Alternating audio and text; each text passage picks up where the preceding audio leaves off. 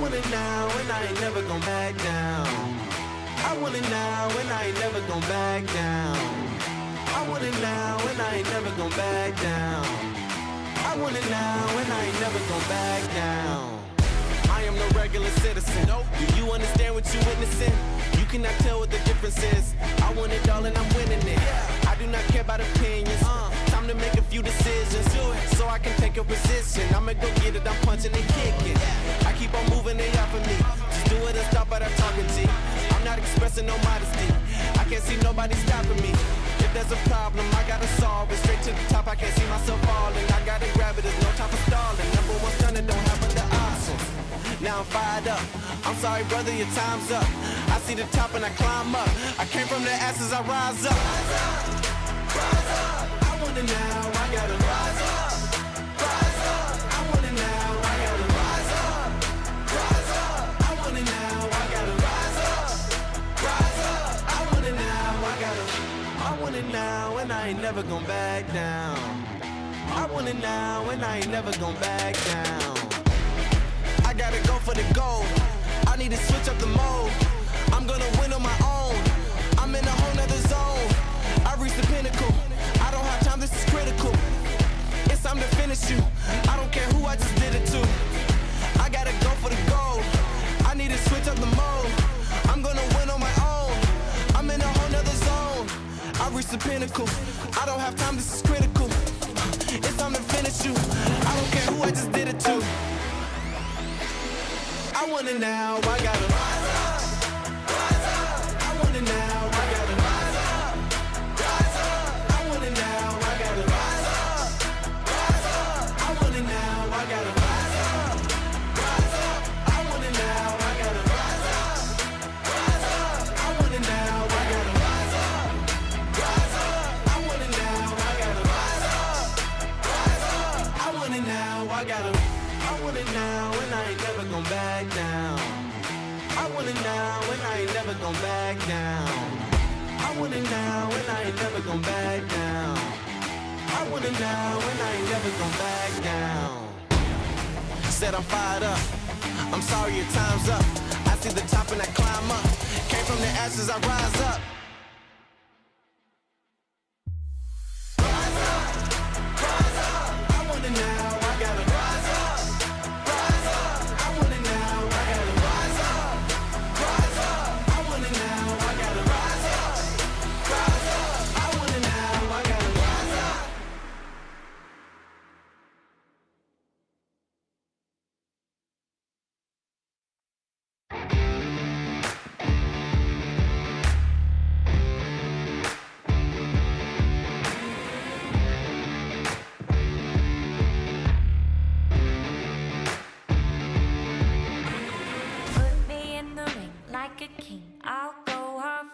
You to the punch, leave you stunned, and I won't stop till I'm the last one standing, and they call me champion.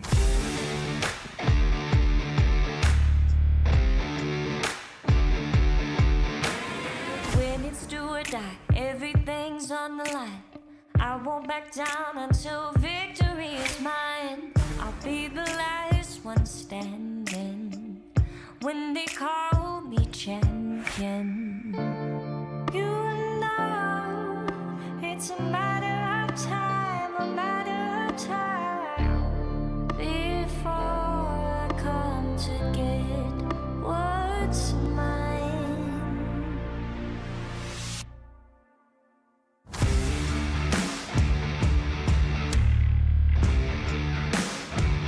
I'm a fighter.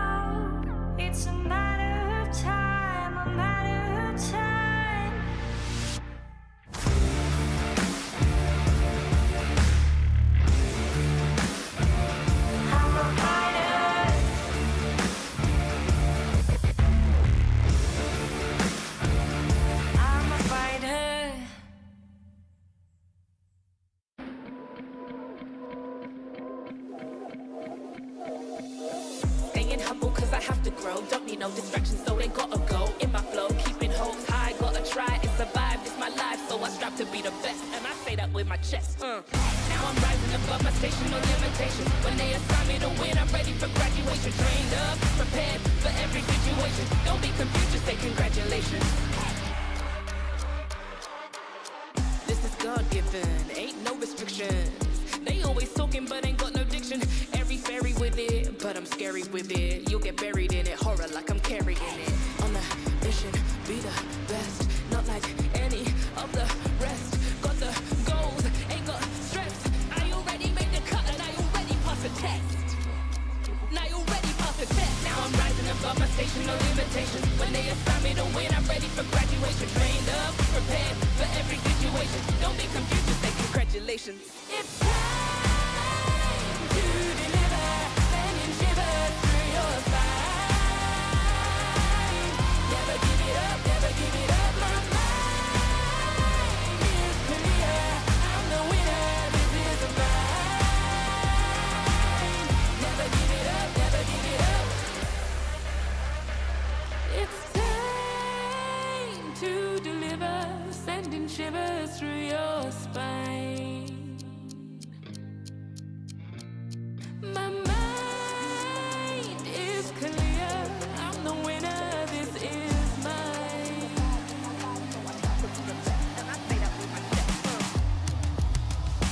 Never give it up. Now I'm rising above my station, no limitations. When they assign me to win, I'm ready for graduation. Trained up, prepared for every situation. Don't be confused, just say congratulations. Never give it up. Now I'm rising above my station, no limitations. When they assign me to win, I'm ready for graduation. Trained up, prepared for every situation. Don't be confused, just say congratulations. To deliver, sending shivers through your spine. Never give it up, never give it up. My mind is clear. I'm the winner, this is mine. Never give it up, never give it up. So I strive to be the best, and I say that with my chest.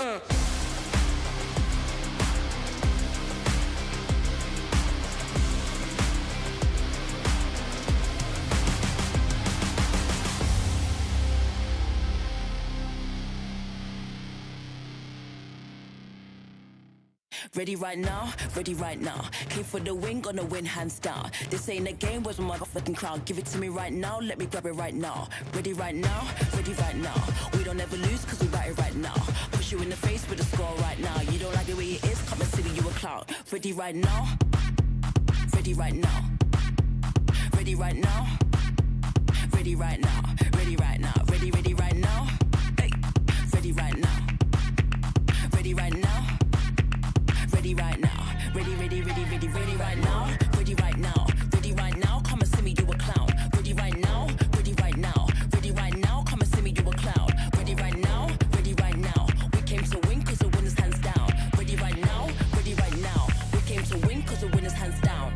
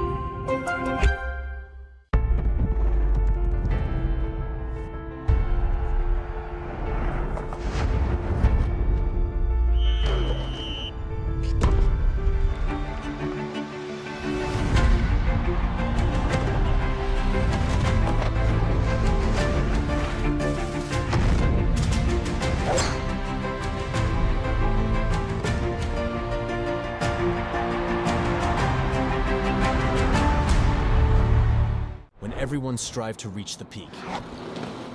Zoe is here, participating in every frame, perfecting the view for every battle. From Seoul to the world, Zoe strives for perfection, knowing that every frame is crucial to victory. As the tournament rages on, Zoe stands with you. Battle. Every frame. Every frame. Every frame. Every frame. Every frame. Welcome to VCT Game Changer Pacific.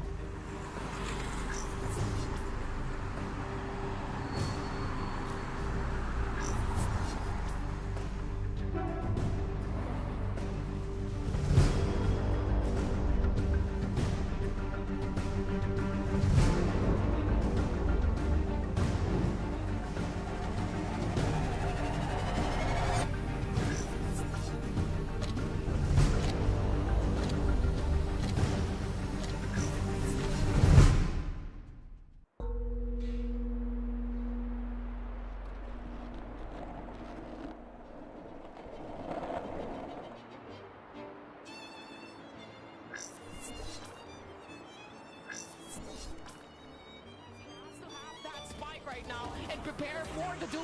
She takes one.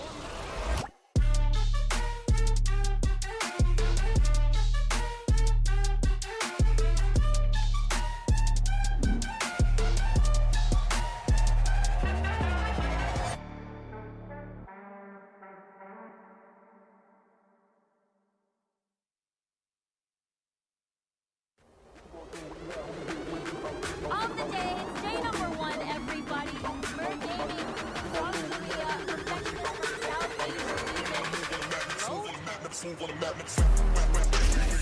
One left over here. We have an idea. Still, we have just yet. And Amy with like with that jumper, cutting the backside, but they're not able to watch it out. Oh, he's still being very patient. Gets the hit, gets the second one with the blade storm to the face. What a map. Thank you, Mika. And it's already starting out to be very spicy. Series 1, MIR Gaming, sort of an upset, but this time around, Swagler 9000. This can be a very good angle here. Gets the first, the second, and the third. Sorry, and Heidi is just cleaning up the player left here. He's gonna get to the corner, and not knowing where to go.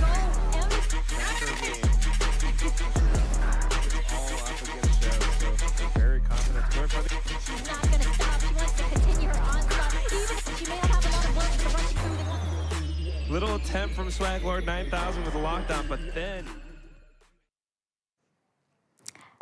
It is day number 2 here at VCT Game Changers Pacific. We had some banger matches yesterday, and today we got some heavy hitters indeed. My name is Mika Fabs, and I am on desk today with Riku and Victoria. Hi. Can I just point out, this never happens.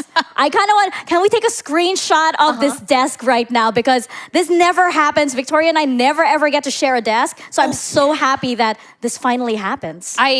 I knew there was only one timeline in which we could ever be together, and it was for me to sit in this seat. What? Thank you for tanking it then for this to happen. I am really, really excited for today, especially since we have full BO3s today. It's gonna be a long day. I'm so glad that I got my Thai massage last night. They're good here. They're so good. They're so good. By the way, for future Masters Bangkok reference, I know everybody's excited about that. Massages are S tier here in Thailand. But yeah, I'm glad that I'm very well rested because it's going to be quite a day today. Yeah. I have a good feeling about today. I don't know why. Like, I woke up and I'm like, wait, I feel like there's a lot of spiciness that's going to be happening today. I don't know what it is, but I just feel it, Mika. Really? I feel like they had spice here and everything. Oh, that's true. we have breakfast and there's like chili. Yeah. Which I like the spice, so I don't complain. So I kind of like that we start things off very, very hot in the morning and everything. Helps wake you up. Yeah. it would. Tingle Exactly. in the tummy. Exactly. Get you prepared for the rest of the day, right? But we do have our schedule, and of course, we do have, group stages the entire week, followed by the playoffs this weekend. It's going to be really exciting, especially since we'll be seeing our Group A teams also. And as we mentioned, yesterday, you have Group B, which is a bit more of a wild card. Group A, though, looks a bit more, how would you say it, divided, maybe? Yeah, it feels like a SEA versus the Japan region at this point for Group A. So again, I'm really excited how that's going to turn out later. Yeah, and we of course have our prize pool here, and the top teams will be taking home the lion's share of a total of $20,000 US. But Victoria, we asked Quack yesterday, of course, which teams he is favoring going into this. I know there's one very obvious one, but are there other teams that you might say are your dark horses for this tournament, or something that maybe could surprise us? Absolutely. And I think those teams, actually, we're going to be seeing them today. They're the two Japanese teams, Fennel and ZETA Division. I really like how they've been playing, at least over in their region. It's very different than SEA. SEA has a style. It's really explosive. They just aim so good. But ZETA and Fennel got that big brain going on. They do have that bit of that Japanese style, and I'm really curious how they're going to match up today. This is the very first time we're really going to see kind of the best of best of these two regions facing off today. And what else is really exciting today too is this is the first time we're going to see who is going to playoffs in our third matchup today. So I think this is really exciting. It's only day 2, and we're going to get to find out a little bit preview of what this weekend's going to look like. Things moving really, really fast, and I'm also expecting, because you have that kind of energy set from yesterday, that these two teams, especially that last match over there with MIR and SISU, they're probably going to ramp things up quite a lot getting into that third match. But of course, we'll be starting out first with sort of a back-to-back SEA versus Japan region, as you mentioned, Victoria. So it's going to be really exciting, especially since you were pointing out the style contrast as well, but we also have such players with, a lot of experience and a lot of background. I mean, you have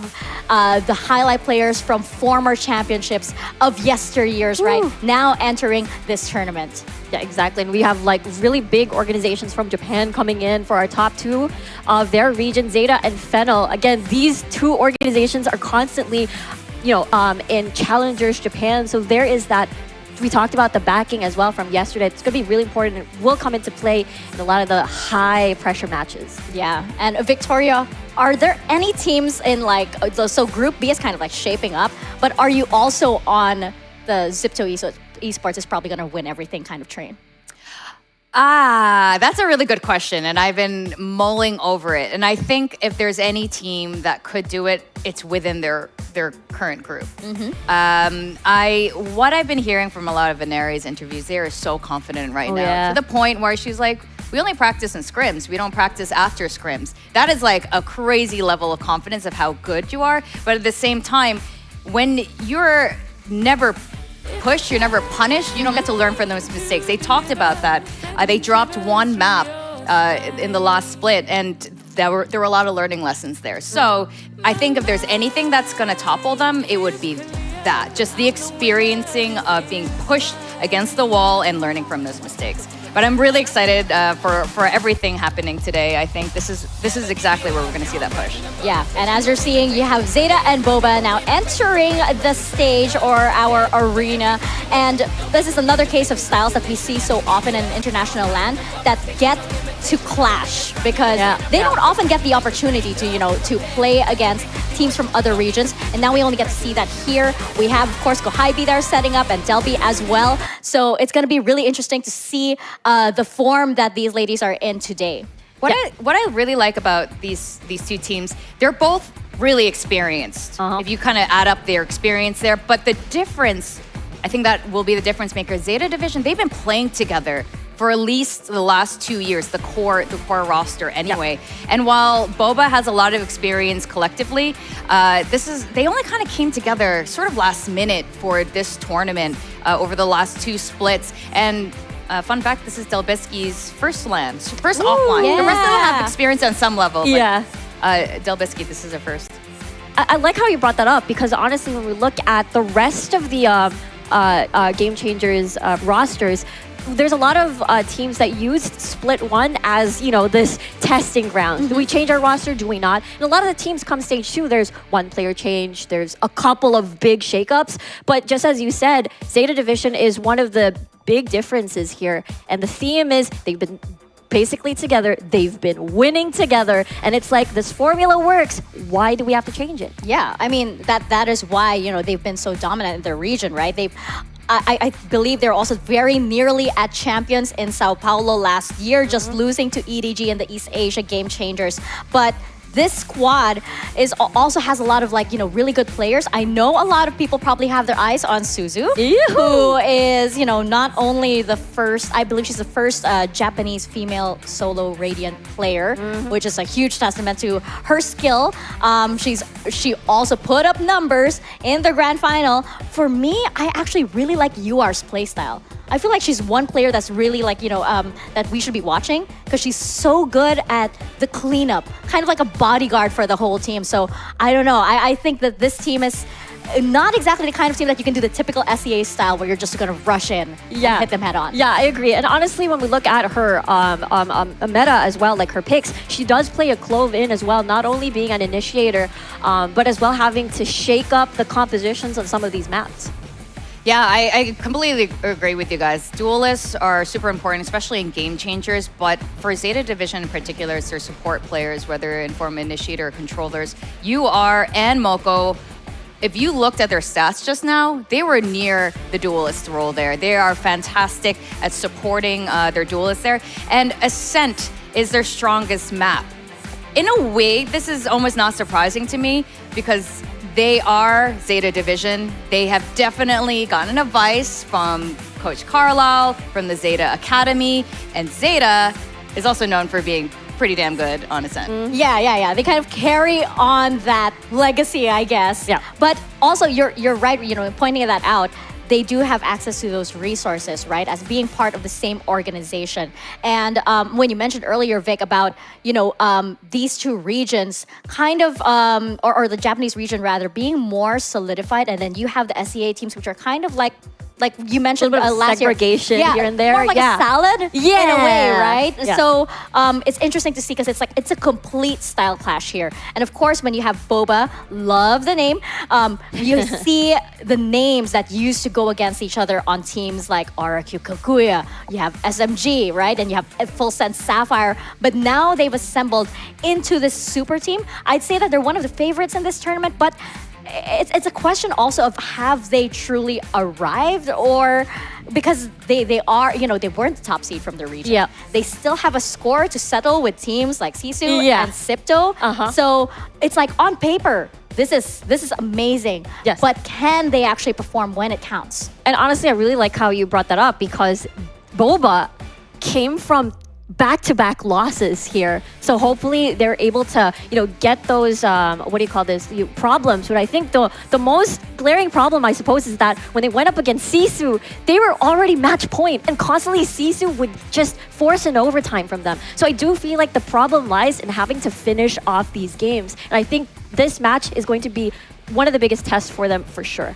Just looking at these numbers right here, they are through the roof. This team has insane firepower across the board. If you compare this to the Zeta page we were looking at just now, on paper, if these girls just push and go full W, if they're just going head-to-head in the Angel, it looks like they should be winning it. Yep. But I think you guys have pointed it out. It's a newer roster in terms of how it's been put together. And have they fixed a lot of those things? There has been a lot of time since we last saw them compete. Yep. We know Kohaibi had a bit of an injury back then.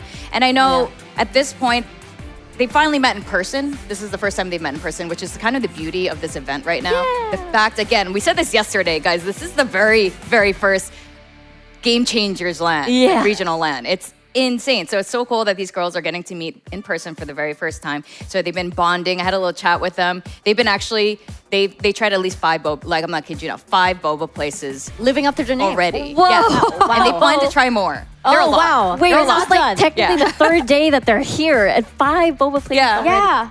I feel it Wonderful. in my bloodstream. I I feel like it, like you know that they are young. They can take it and they can live up to their name, right? Yep. But yeah, I mean, like looking at these players, right? I have my eyes on Aluka and Ayumi just because they were part of that former Alter Ego Celeste team, right? That very nearly made Game Changers Championships way back when. Now they have a chance at it again. And you have Baby Teasy as well, who did qualify for that first championships in Berlin, right? So you have the tenure, you have the experience here, and you have players that are ready and raring to get back onto that international stage already. We can see their map pool over here, but I would say just because, again, it's like the hodgepodge of players coming in here, I'd say they're prepared for every map. The only question mark I have there is that those little 2 dashes over there on the far right side. Yeah. Which is pretty much a question mark for a lot of teams, I feel. Yeah, I think it has been quite consistent so far when we look at the map stats since yesterday. No one dares or tries to play Abyss, even during their qualifiers or challengers run for Game Changers. So, I mean, understandable, you know, if you're very comfortable, if you have better stats in the other maps, I see no reason why you want to try this on such an important day. Why would you throw in Abyss on an important match, Exactly. right? What team does that? Anyway. Sorry. Your laugh, there's some pain in there. Santa Claus for a little There's bit. some pain in there, but Yeah. this matchup between Ayumi and Suzu. I'll just say, just make sure you buy your updraft, and then it'll. Yeah. True though, true. Yeah. We won't name names, but 30 yeah. seconds to go all the way down.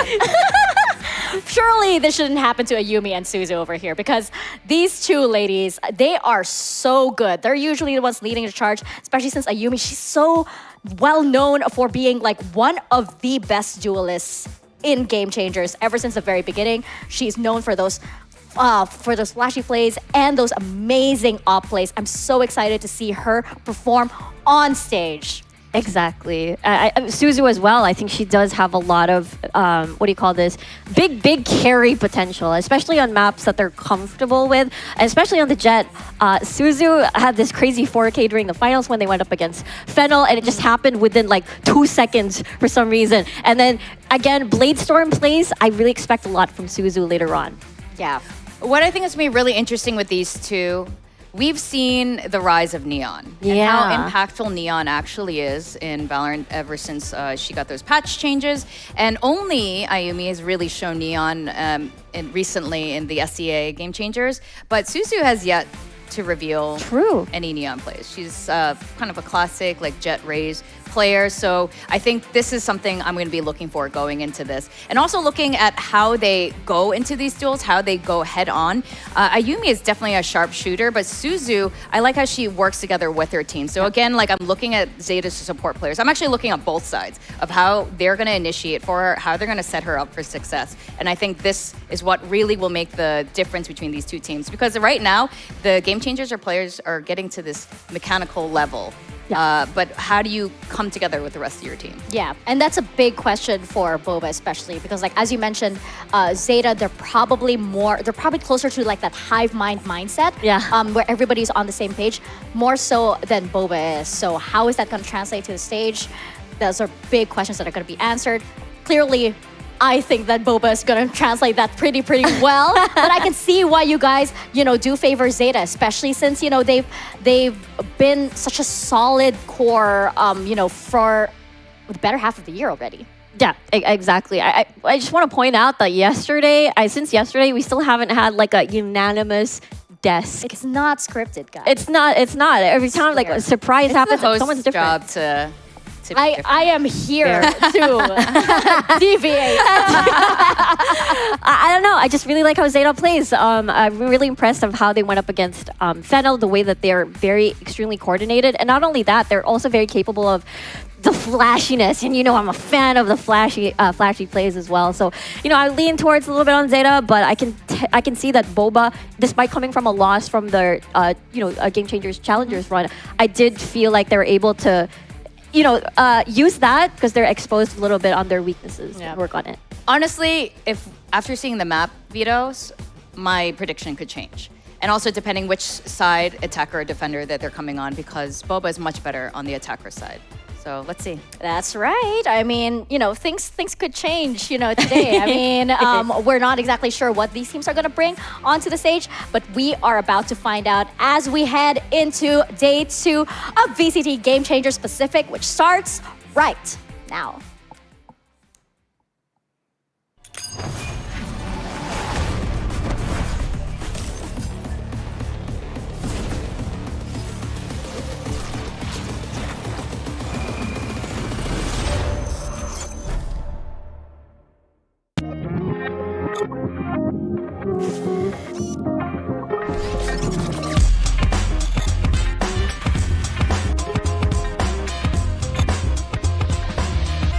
日本では私たちはすでに優勝しています。今日パシフィックの座を勝ち取る準備が私たちにはできています。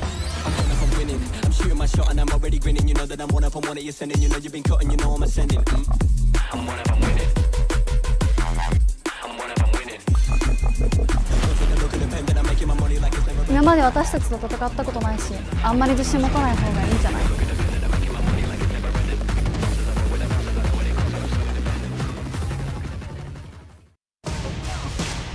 Oh, that video got me hyped. I was just telling Rico that that was some main character energy. Oh, if you haven't faced our team yet, don't be too confident. That's like straight from an anime or something. Tell me about it. I mean, I was able to talk a little bit to Zeta Division earlier and asked how they felt. Like, how are they feeling? And they're like, yeah, we're feeling great today. We feel good today. Do they have a little bit of nervousness? Maybe a little bit, but confidence, they said they're at 100%. Riku speaks Japanese. Just so chat knows, Riku does speak Japanese, but it's also going to be interesting to see how BOBA is feeling. So let's take a closer look at that team. I'm really excited to see BOBA, to see what they've put together.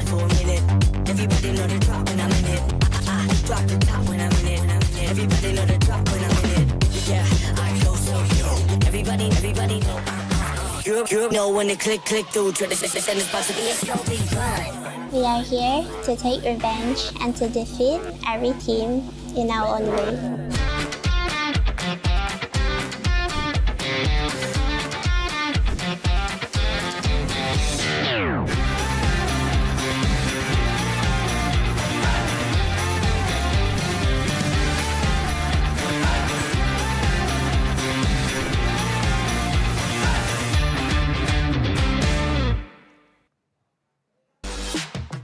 Do not be fooled by the cuteness that is Kohaibi. Do not underestimate her because she has one of the biggest brains here on this Game Changers stage, and I can't wait to see what BOBA's going to bring onto stage. She has so much IGL experience, and obviously we know that she's been on the big stage last year, and she's bringing all that experience here. And don't forget, the coach from last year is the same. Coach Fal is working together with Kohaibi, so you see a lot of that same DNA from SMG follow through in this new team, BOBA.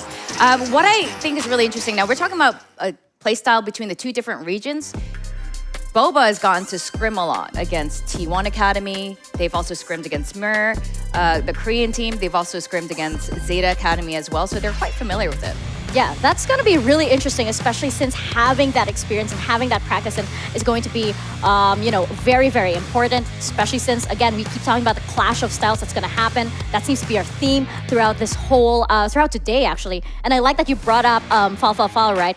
Very familiar name in the MYSG scene since he's been with SMG in the early days. Played alongside some of, the MYSG pride like Zesby and Jing himself. So there is that, that extra punch that kind of comes in. But then going over to Zeta, you also have, all of that resources and support system on the side of the org and the Japanese region, right? So this is like the ultimate clash of styles that we have here. Kind of like, it's basically summarizing what we're gonna have, what we're gonna be in store for this entire tournament. Yeah, that's why I'm like mega super excited about today. The clash of styles, I had to say, I will have to add every single adjective every day, every single day. Why you say it like adjective? Because I wasn't sure if it was an adverb or an adjective. I need to go back to my grammar. I'm sorry, but it was a very pointed thing that you did. Thank you very much.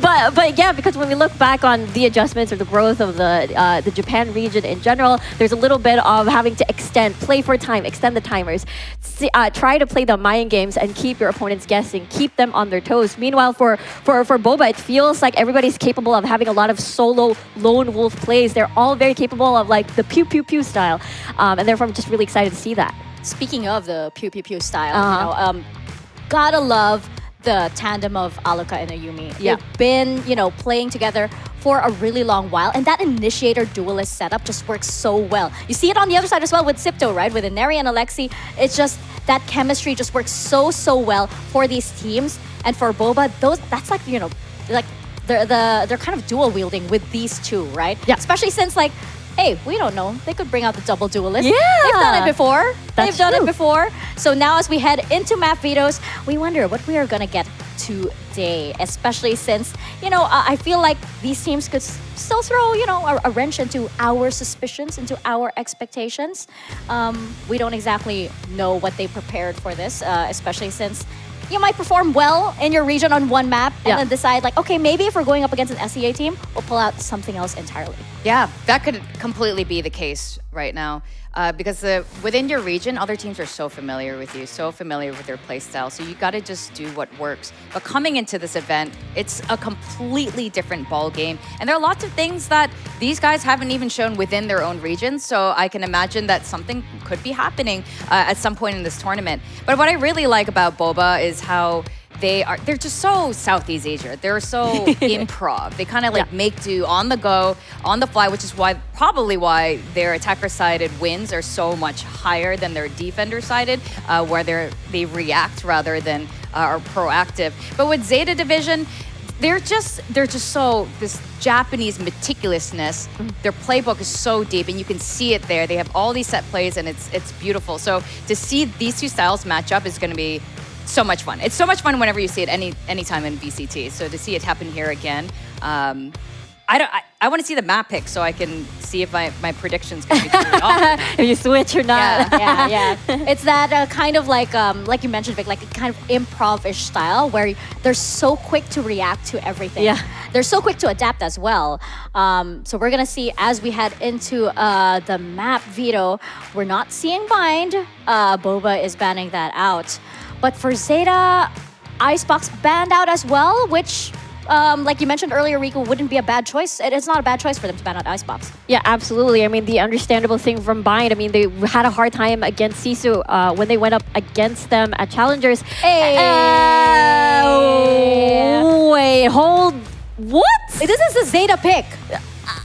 Interesting. I thought we would never see Abyss. ZETA would never pick Abyss unless they had something prepared. Yeah. We were just talking about how deep their playbook is. They would not randomly pick Abyss, which is so interesting because Abyss is such an unknown factor. We were talking about it even at Ascension. We were talking about it in Pacific, that Abyss, the meta hasn't been nailed down yet. True. There is no set comp. You don't really know like what the correct way to play Abyss is. It's not like Ascent at all. Yeah. So I think something's happening here. I think this is going to be really interesting.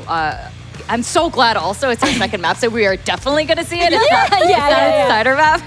Yeah, I mean, the map itself, right?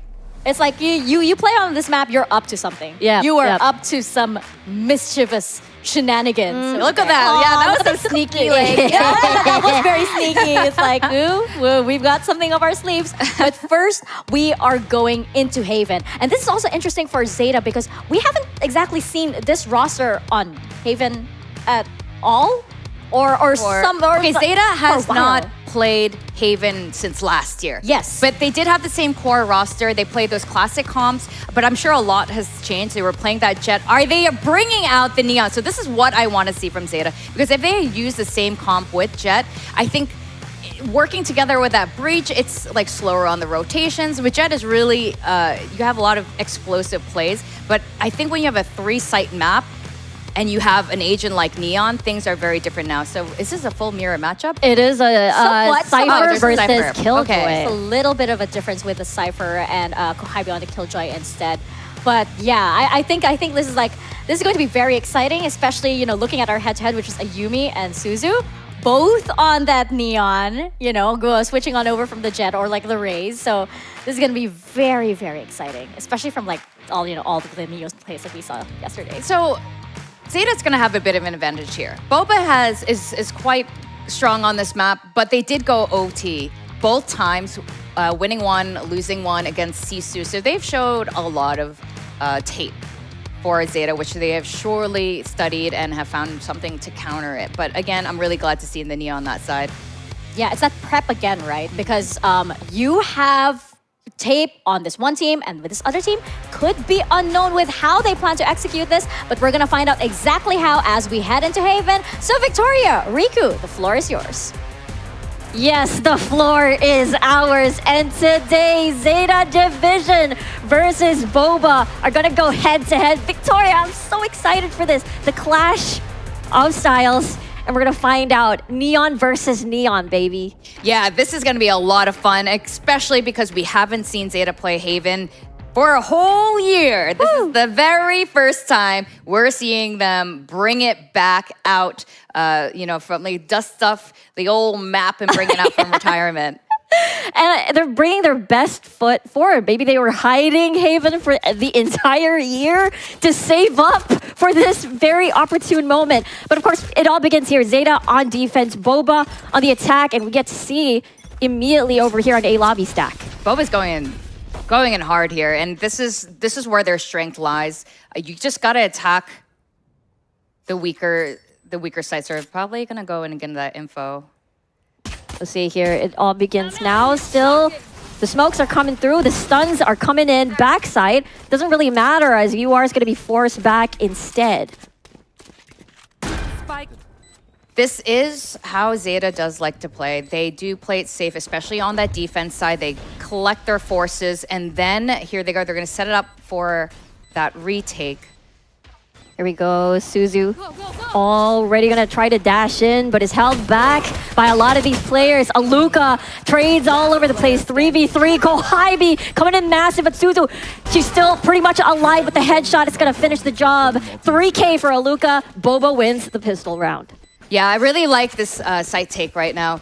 Aluka hiding in hell, getting ready with that breach stun to make sure that where else could they possibly be coming from? Just stunning them all while they gather their forces there. And if you know ZETA, this is what they do. They kind of collect there at the entrance before they execute together. So good play by BOBA. Yeah, it does feel like BOBA has anticipated what they were about to do. They were ready. They knew what angles to look at. Let's see how the anti-eco goes. I feel like it's going to be another clean one, Vic. Revealing area. It should be. Superior gun firepower in their hands. But you know what? In Valorant, ecos are never a sure thing. True. It's wild how that's the case. And you can see ZETA right now is trying to do something exactly to counter that. Playing in close with the classics here. Maybe they're able to find something. Fast lane to sort of stop ZETA from pushing further. But that's a lot of Guardians, so a lot of very long fights here. So that's why they're going to see. I like what BOBA is doing right now. They're not forcing it. They're not pushing it. They can sense this trap play coming in, and they're just rotating. You got 3 sites to work with. Go over to where no one's surely there. So they have a free site. Just getting that bomb down, and they can set up for success here. Let's see if the flank's going to work out for UR. I do feel like Delsky is pretty much there already for the angle. They're just trying to work it out. There's 2 players by the corner. This is going to be rough. Moko and Serena going to be here from Garage. And the headshot of the Classic is going to hit. But Aluka, again, just a massive player. Nayumi's going to finish the job. Only -1 for the next round here. Yeah, really cleanly done. Well done by BOBA. And now I'm starting to think about my predictions because maybe Mika's onto something. So BOBA is looking a lot cleaner this time around. I spoke to Kohaibi yesterday and I was like, what's your sort of team motto? Like, how are you guys vibing this time? She was like, calmness. This is the motto. This is what we're going to going into Game Changers. And this is like the most intense tactic staring contest I've had in my life. I like the zoom in. It's so menacing. and scary. But now this is, I feel like, the true test. Now they have the real guns. But let's see, Ayumi gonna climb in straight up to B, but it's gonna get stalled by the smoke. They're getting as much space as possible. They're playing a bit slower now, knowing that they have rifles in hand. They don't want to make any mistakes here, because if they secure that third round in the bag, this is going to be a really good start to this best of 3. That's true. A 3-0 for BOBA might even sort of deter ZETA, force them into a timeout. But they're playing their time. No one's even carrying the spike. They're still by their defense spawn, trying to see if they can get a pick first. That's right. They are taking it carefully. This is a very different BOBA than what we saw actually a month ago. They're cutting noise. They're cutting noise. They're getting all this intel. And they know at this point, as long as they check their corners, but there it is. UR is able to defend, but only for a minute. Moko, though, from backside with a headshot. Kohaibi trades all over the place. And there's a phantom kill from Akko, trying to tap or plant the spike. No commit, but there it is. Kohaibi deals it down, but SISU gonna come from sewers right here. The dash not gonna work out. Kohaibi with a Guardian headshot with a 3K Nano Swarm kill, by the way. And Serena is gonna fall down into the hands of a 4K Kohaibi. Will you look at that? Fantastic play by Kohaibi there. Rest of your team going down, but this is where that experience comes in. Keeping her calm, keeping her cool, just knowing exactly how they're going to position themselves. I mean, she had the firepower to defend that. So 3 in the bag for BOBA. This is just a testament to why they're better on attack sided. But I like how they're doing it a lot more carefully. They are now just trying to get as much info as possible, not blindly running to site and just counting on their raw firepower. Exactly. It does feel like it's a calculated aggression. It's definitely their approach here. But Ayumi is able to deal first blood once more, and that's going to be important, especially on that defense. Delbisky this is her first LAN, her first offline with her team right now. First time meeting them in person. So this is very exciting. Again, this is a very young roster in terms of not experience, but in terms of how much experience they've had together. So I'm really liking how collected they are, how they're taking their time for a lot of this movement.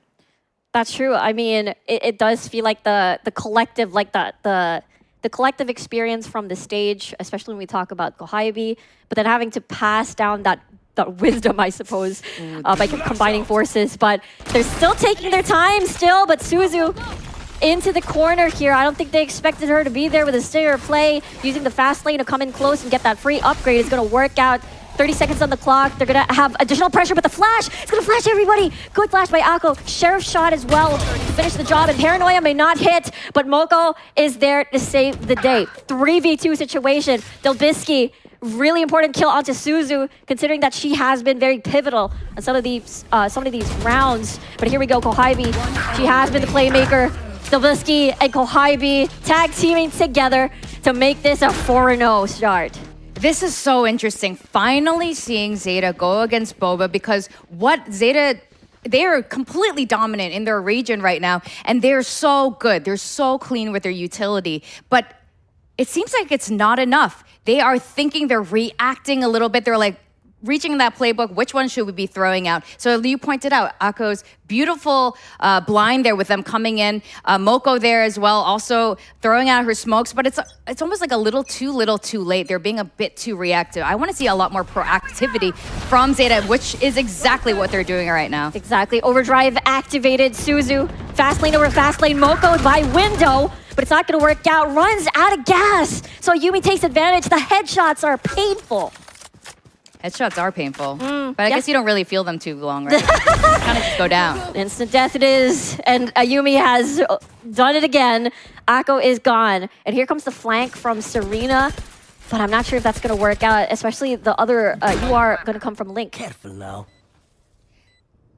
This is looking very much in BOBA's favor right now. This is going to be a really tough situation for Serena and UR. There's not very much they can do at this point unless they can get those isolate those kills, which doesn't seem to be happening right now.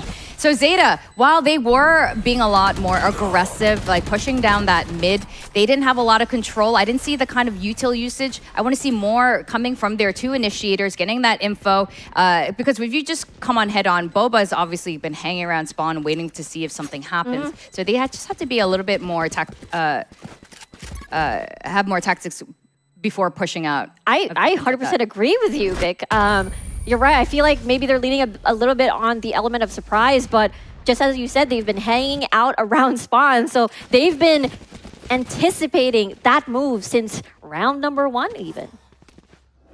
5 in a row. This is the right time for a timeout by ZETA Division. I'm sure they are figuring out a lot of this momentum, a lot of this pacing coming from BOBA's side right now. They aren't just rushing in. I think this is possibly what they've been expecting for them to be very aggressive. They're sort of like in the past, maybe sort of like baby Zipto style. Just very aggressive, very confident, not much swinging from site to site. They just kind of pick a site and go for it. And that's 100% not the case for BOBA. We see a lot of really interesting plays coming from them there, playing default, just getting that info, getting that space slowly, and then quickly rotating to the weaker site when they know there's just one Sova there all by her lonesome, and they get it. They get those sites. And when they come in for those post-plant retakes, it's just coming in a bit too slow, a little bit too predictably here. I want to see more flanks coming in from ZETA. They shouldn't be retaking from that one entrance.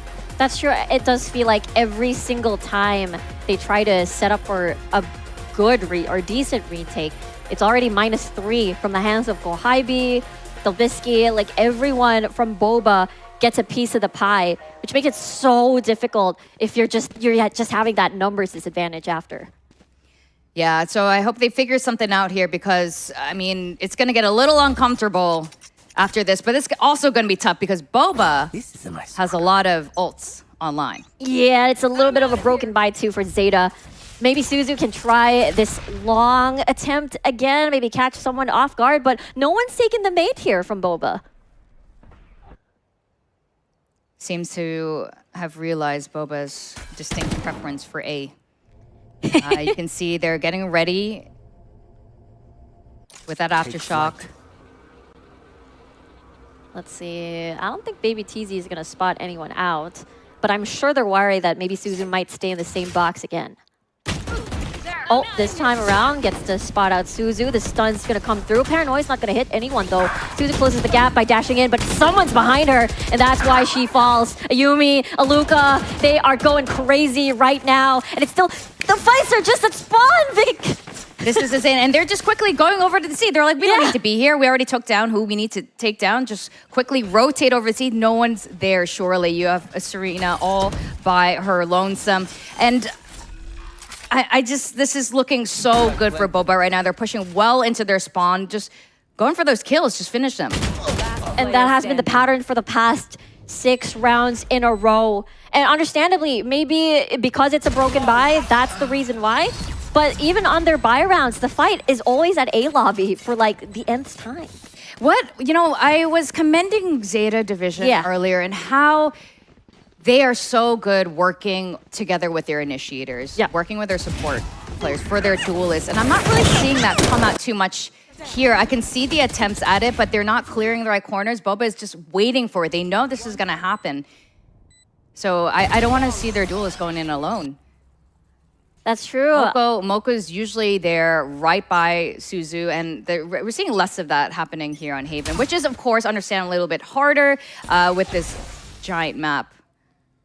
Yeah, it could be just BOBA just being like the puppet master, you know, lying and waiting for this. But let's see, SISU, this different approach this time around, gonna be pushing C. Let's see if Dublisky actually expects this. And there is the From the Shadows teleports from far away actually towards C. Akko now gonna push Garage. I don't think they're ready for this at all. Towards the side, even though stunned, Baby TZ still brings it on the board. Dublisky as well, just clearing every single thing. SISU gonna try to rescue and salvage this round. But the lockdown is now in play. There's the stun, but the smoke is going to block everything away from her. They've taken control of C right now, but this is completely winnable still for Zeta if they can get together.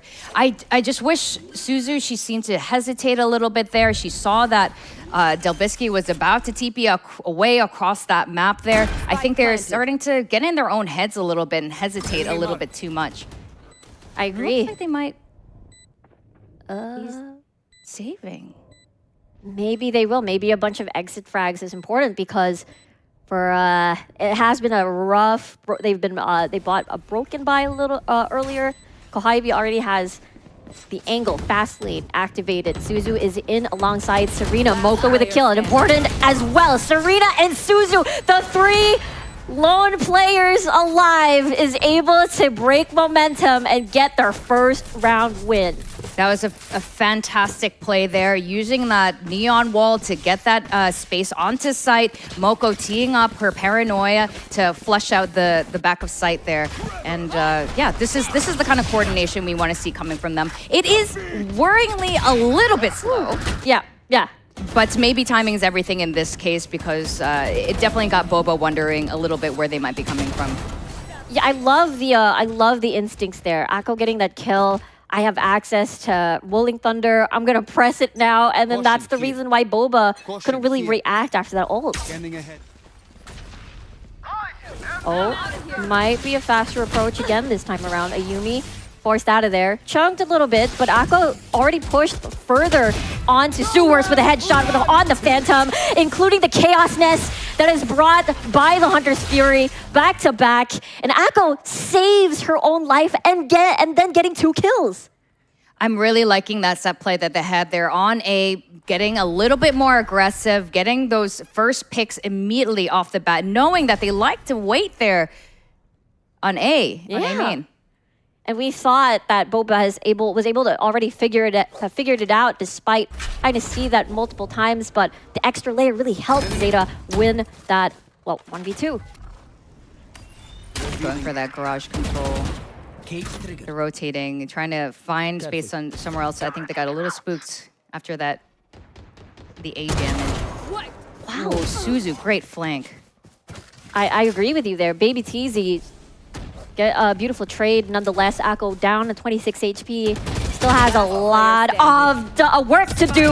And a triple K, make that a 4K even. Akko, the IGL of Zeta Division. Look at her go.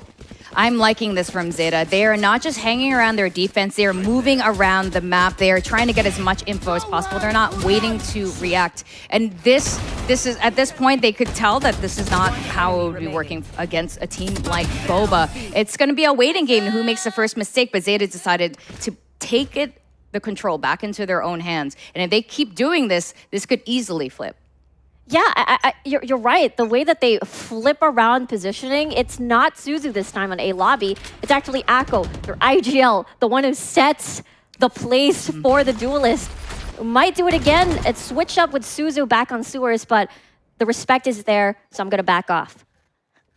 Yeah, but they have the info. They know they're hanging around. They're not going to leave A open for an open site like the first 4 rounds for BOBA.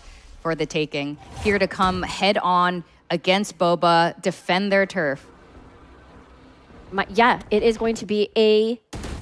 They do have 60 seconds. Fast lane, maybe SISU can succeed. UR though is there for the backup, but Ayumi is ready for that kill. And now towards Long. I thought that was going to be another kill for Akko, but it has been a trade here and there. Delbisky is going to fall in the hands of Serena, and it is going to be a 2v2. TZ, our only other tie player here at Game Changers Pacific. Oh, wait, Paranoia did not hit. And that is the 1v1 now. The isolated fight, yellow health bar for Serena.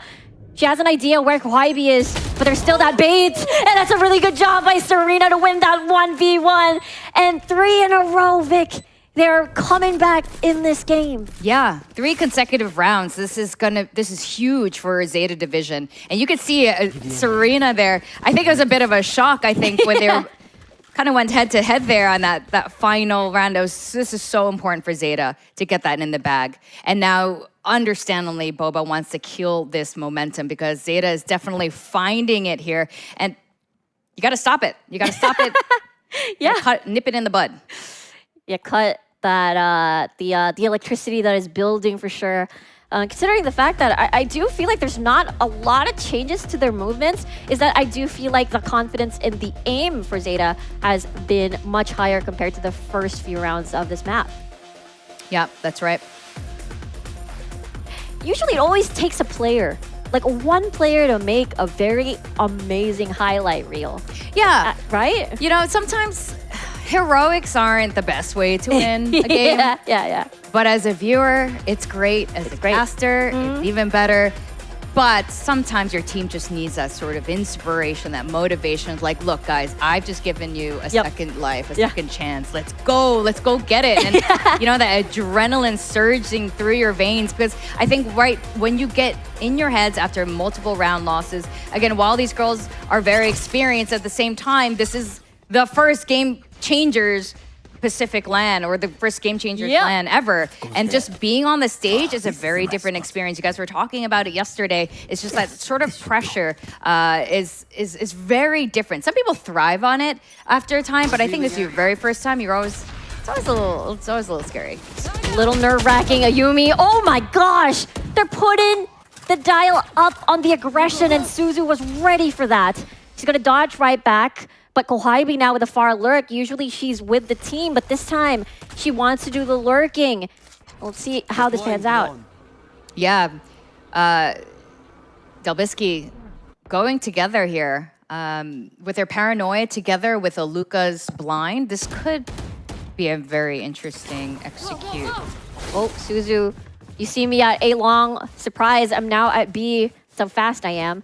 But I don't... well, Kohaibi has concealed her presence already.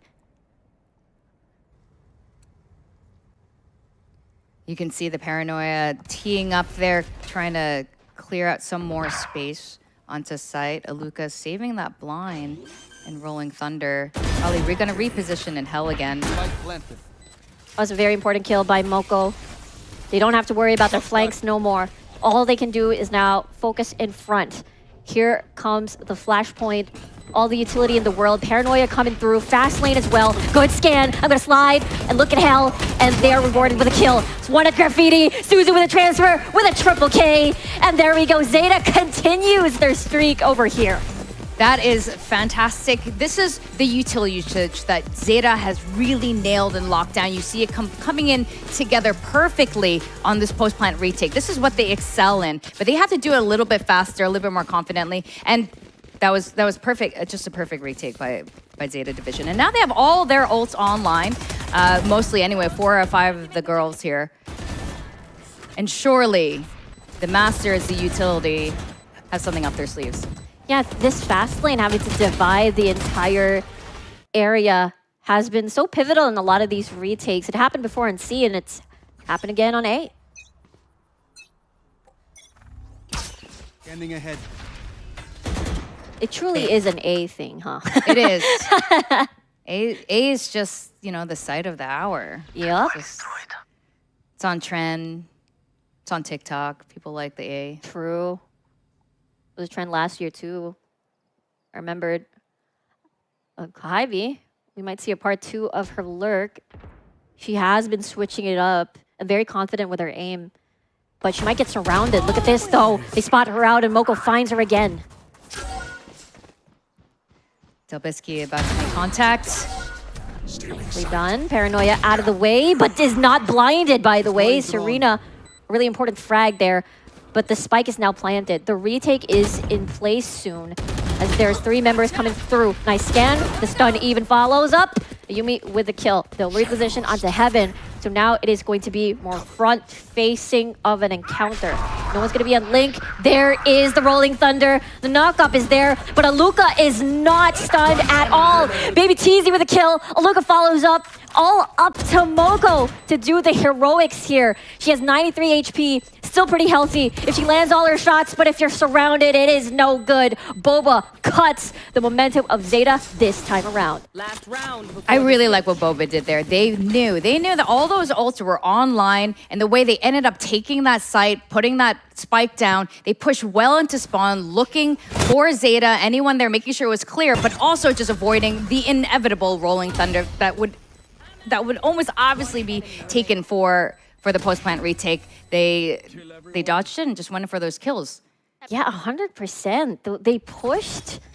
Great response. Link. Yeah, just as you said, it was the correct play, and ZETA was not able to respond in kind. But this time, it's going to be another fast execute towards Garage.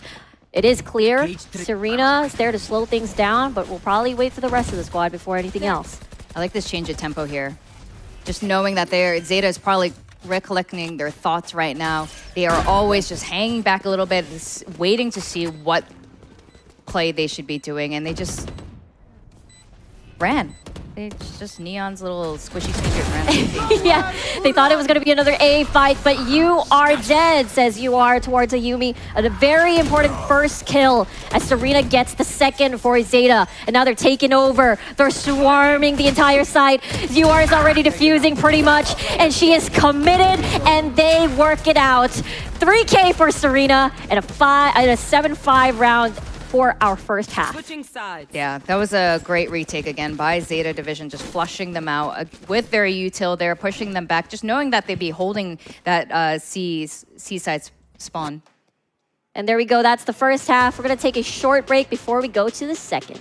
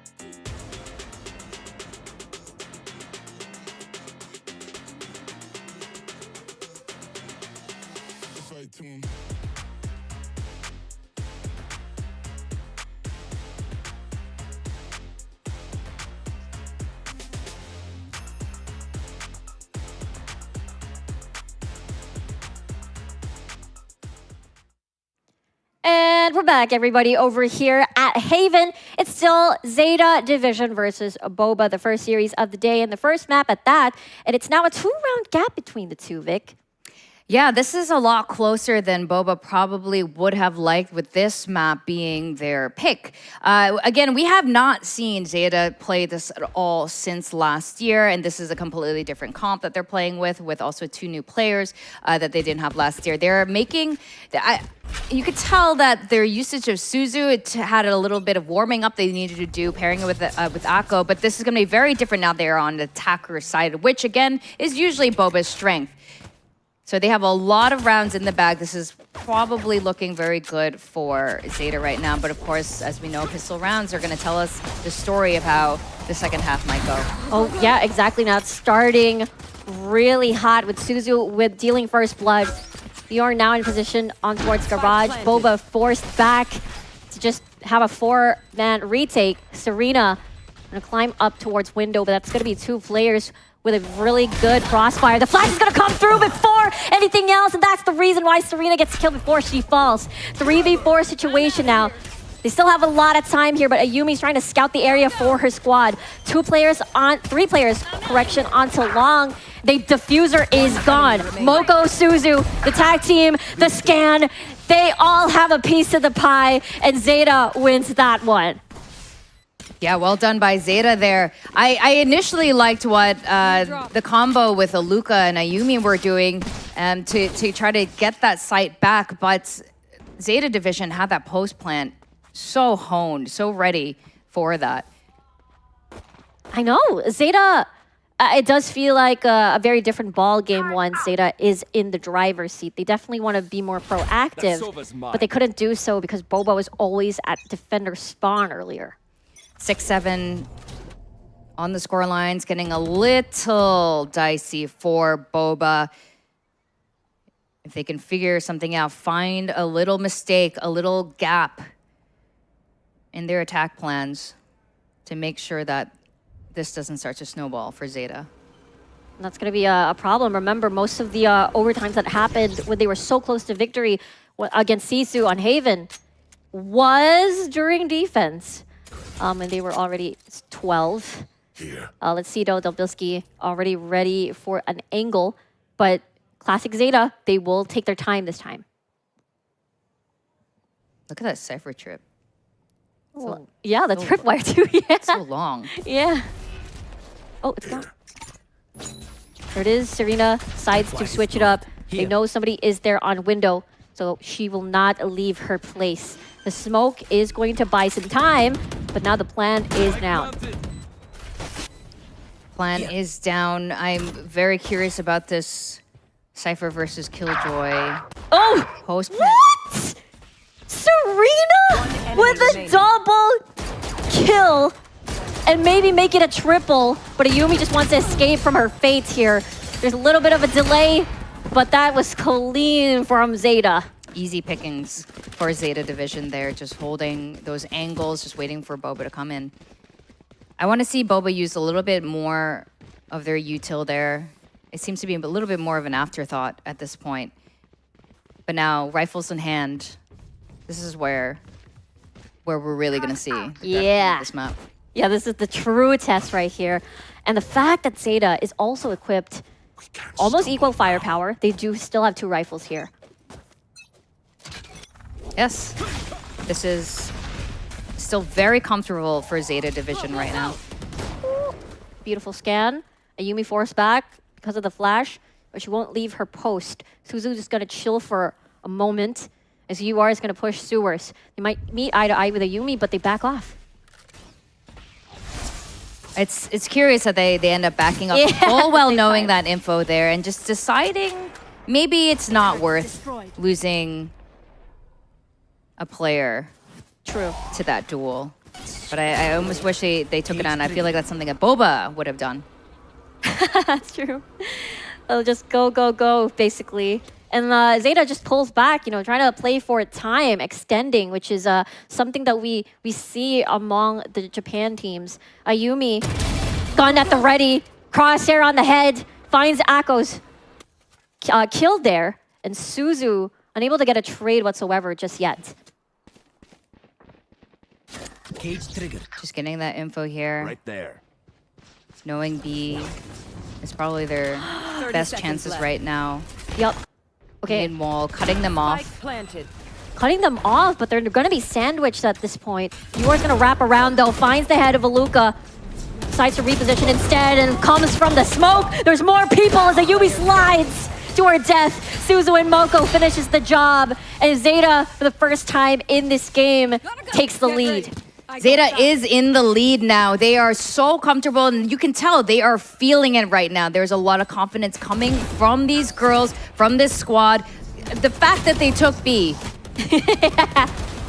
True. Knowing they had, just knowing this is, BOBA's tempo is actually a little bit slow right now. They're a little bit too reactive, and if they have all their set plans running into play, the moment it's going, it's really hard to stop them. That's true. Every single time post-plan happens, it does feel like a secure deal. They're so good at keeping momentum as long as they get the spike down. You could see earlier too, their coach looks pleased. Super happy. Yeah. Following the game plan. They did their homework. Absolutely. And now BOBA forced to this eco. A lot of sheriffs in play. Chip damage a little bit from Suzu. Might even find the second here as Zeldiski is going to fall down. Baby Teasy going to try her best here, but the fast lane is going to cut vision off. Doesn't find anyone at all. The spike's about to go down as UR is going to do some distraction tactics. Suzu gets a kill onto Teasy right here. And Aluka and as well as Kohaibi are going to tag team and enter Garage instead. Serena has eyes on the prize though. Flashpoint at the ready. Moko's going to do a flang, and I don't think they expect this one. Yumi the only one left, and they know where she is. Paranoid's not going to hit at all. But here comes the chase, though. Let's see if Ayumi's able to minus some guns. The slide's gonna come through, and SISU just ends that round with a bang. Great timing by Moko. Again, these rounds, these cleanest rounds are when they're moving around the map. They're not sticking together. They're trying to take as much space as possible. And Moko back on the front lines. This is what we saw happening in Japan Challengers and the Japan Game Changers, that this is how they like to move. Moko should be up there. She just pairs so well. And this is why her stats are honestly insane. True, very impressive showing from Japan Game Changers Challengers, and now showing those numbers up here on their very first game, their very first LAN on against BOBA. Yeah, this is BOBA's second time out.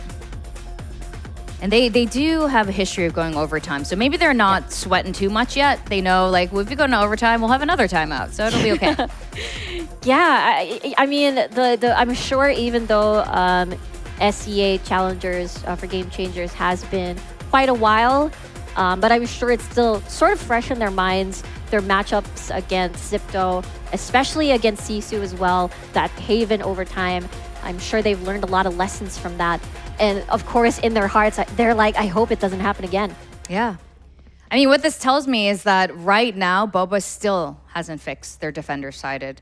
And it costs them so much every time they're playing Haven, and this is why they keep going into overtime. But if ZETA keeps this up, there might not be an overtime this time. Yeah. And now they're digging through. Okay, let's try the operator. I have overdrive. If they come in close, maybe we'll try to find something out.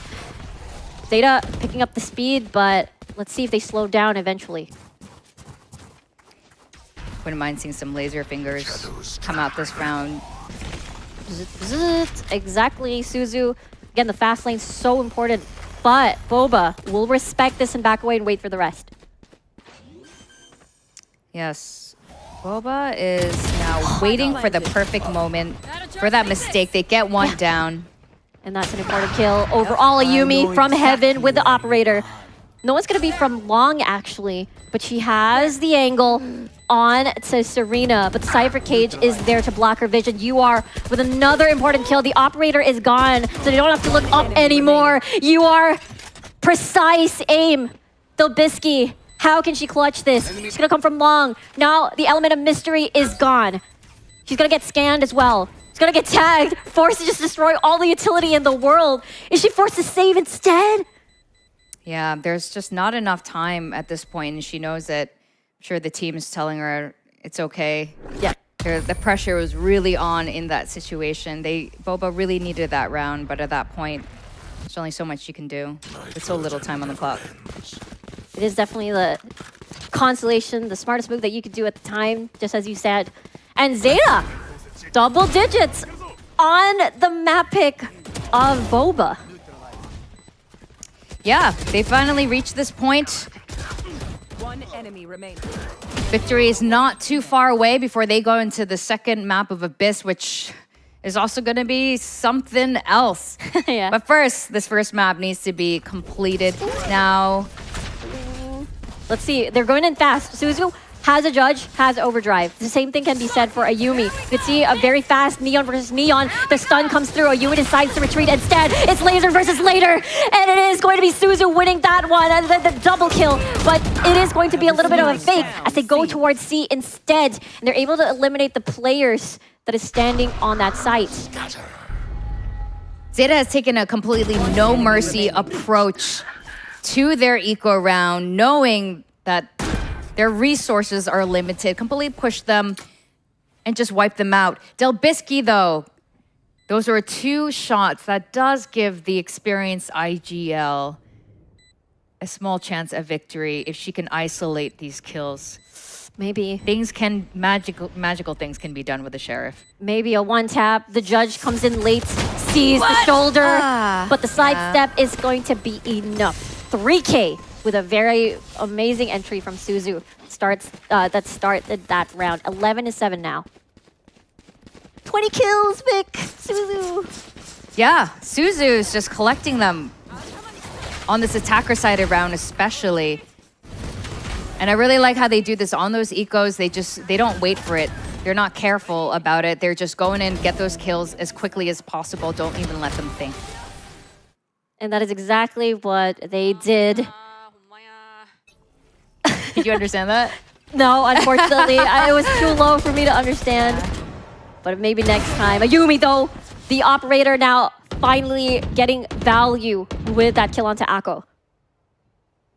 Yeah, Yumi on the op is something a little scary, but I want to see more of it. More repositioning to catch them off guard. Just dwindle their forces one by one.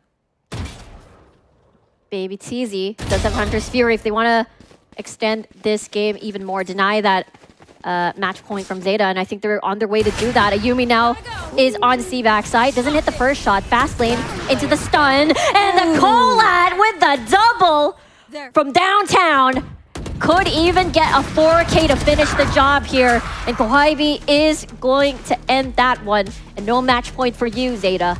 This is huge for BOBA. I mean, besides magnificent op kills by Ayumi there, they have retained most of their guns here. And now with Rolling Thunder online, this is going to be really tough for ZETA. They are this close to match point. But BOBA has all the tools in their hands to stop them. Maybe the theme, Vic, we had game 3s yesterday. We've got our very first ace. The only thing that we have not seen yet is an overtime. And knowing BOBA, this could be a possibility. Yeah, they gotta keep the trend going. The checklist, yeah, it has to be checked. Stu's are coming in fast though onto B. Volley's not gonna stun anyone, but she's trying to just scout for the rest of the squad. Kohaibi though spots her route, even getting a double. Moko and Akko even things out here with Baby TZ on a Hunter's Fury kill. 3v2 situation now, and Moko is full health. Let's see if the shots are gonna land. Let's see if the op shots aren't gonna take flight. Lobisky denying information. Smoke's about to expire. Finds the head. You are with a kill. And Baby TZ has her back. And the match point is still denied. I love how they use that op to push them into that corner, straight into the crosshairs of the Vandal waiting in the corner there. That was just well done by BOBA. So good. BOBA's so good. Kohaibi is so good. Yeah, this is, I think, where you see like individual experience really come into play. And we were talking about on the desk earlier too, this Aluka Ayumi pairing and how familiar they are with each other. And these little glimpses of the hive mind coming in where there's a little bit of improv, but you can tell they've also prepared for these moments. I agree. That crossfire backside into spawn was so important. Ayumi, not gonna be a kill, opening kill just yet, but there it is, the Rolling Thunder to enter the site. It's gonna be a little bit of a sacrifice for that stun on to SISU, but the job is done. They're gonna get the spike down. And I like how ZETA, oof. Oh my god, the Rolling Thunder pushing them back. They were trying to push into that spawn there. Not allowed by the breach. Let's see though, lockdown in place, 3v4 situation, and Ayumi is getting a multi-frags from this operator. She has not been moved in her place, by the way. She comes back in. She's gonna look at long. She has an operator. She's gonna try to stick towards the spike. They don't have a lot of time here, and they're smoked out. Delvisky with a very important kill. Akko's trying to spray some shots, finds the headshot, but they're able to get the defuse down. BOBA catching up, 1 round gap between the two. My gosh, Akko. She did everything humanly possible to try to win that back. But that, I loved how BOBA just swarmed in like a well-coordinated squad, making sure that that defuse was theirs to have. Yeah. It was, just as you said, Akko did everything.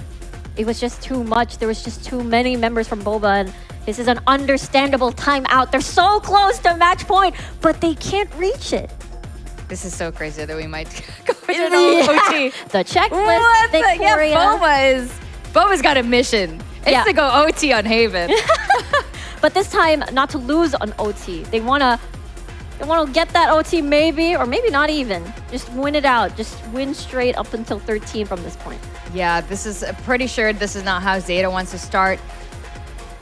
So close to turning it around on the second half. and having it slip away. Oh boy. What's your favorite boba tea? Do you have one yet? Are you still on the hunt for your favorite boba? No, What's your favorite boba on stage so right now? sorry. I don't drink boba. But I would like to try sometime. Maybe I'll learn to love it eventually. My favorite boba are the share. boba on stage. Oh, true. You know what? I only Doesn't like give you one diabetes. boba. Yeah. They're just sweet without the health problems. Very true there. Oh, let's see though. Ayumi's gonna get stunned, but she's gonna back away. Still has the operator in hand. Will get flushed out by this owl drone. She's gonna respect that. Back away. Fast lane from Suzu. Multiple stuns coming through, but Baby TZ finds her head. And there is going to be a trade from Akko on a stinger, by the way. And you are with a follow kill on the Sheriff. This is a broken buy on the side of ZETA, and yet they are still winning. Ayumi still survives, has an overdrive. They're just going to play retake instead. This is huge for ZETA. If they can keep this, they have full guns in hand, except for Serena. But all the utility is in place. Yep. For success right now. Boba just needs to find a way in. And here we go. I know, Ayumi! Yeah, wanted to jump in with an overdrive. You are with a precise aim. Delbisky, though, is trying to match her on that area. Moko looks at Link, but nonetheless, ZETA, there we go. Match points. And they're so close to winning the first game that Boba selected for their map. That was a great timeout call by ZETA. They clearly picked this page 523, line 5. and played it to perfection. Delbisky kept it a little competitive there, though. Yep. Made the Tides almost... had them climbing up to 11 there. But now they're at match point, as you pointed out. Yeah, and they're on the ends of having a broken by themselves. Now they're forced to really force the issue. Delbisky is going to be forced out of there. Question is, will ZETA pick up the pace and just keep doing what they've been doing? And that has been very successful for them. Yeah, it's been fantastic. They're just trying to poke around the sites, get as much intel as possible. Cyphercam is set up there for that info. And it looks like they want to come head-to-head with the other Sentinel, Kohibi. The thing is, Serena, the Aldron's going to spot her out, though, so they're going to try to push her with a flash. Yes. He's able to dodge it, but UR still finds the very important shot. Delbisky, paranoia at the ready. Going to try to get stunned. Or sorry, she's going to be stunned herself. Serena's going to enter in, but Delbisky's still alive after all this time, and now she's finally done and gone. Baby TZ, Ayumi, how can they extend the life of this map? Because it looks a bit dire. It looks really grim at the moment. Here comes the dart. But you are hiding in place. She's gonna get stunned, but she's trying to keep information away. Baby TZ, such an important kill. Serena and the rest are gonna come from C-Long, but someone's gonna do a long flank, but it doesn't even matter. The first map goes to ZETA Division. ZETA Division taking away Haven from Boba. It looked very much in Boba's favor, and then things started changing for the side of ZETA Division. Well honed there, just keeping it together. This is going to be a tough order for Boba as we go into Abyss.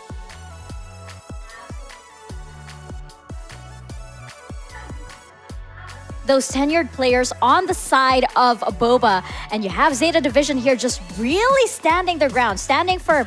I love what we saw from ZETA Division, how they were able to hold and wait for the right moment, because maybe they knew that some aim duels weren't to their favor. They decided to wait it out and actually work together. It was that hive mind that we were talking about that was a bit more solidified on the side of ZETA Division. And unfortunately for Boba, we did see those individual plays just really stick out a bit more, but not exactly in the best way, especially since, you know, you did get some amazing op plays from Ayumi, right? You did get some amazing plays as well from Baby TZ as well, holding, but unfortunately for ZETA, they started to pick it out. They started to realize that, like, okay, if we take them down one by one, they will fall. They will fall like dominoes, and that's exactly what kept happening, especially since, you know, we saw early in the rounds that they realized that, hey, if we get an early grab onto Kohibi, this is kind of going to be easy. And they kept doing that over and over again.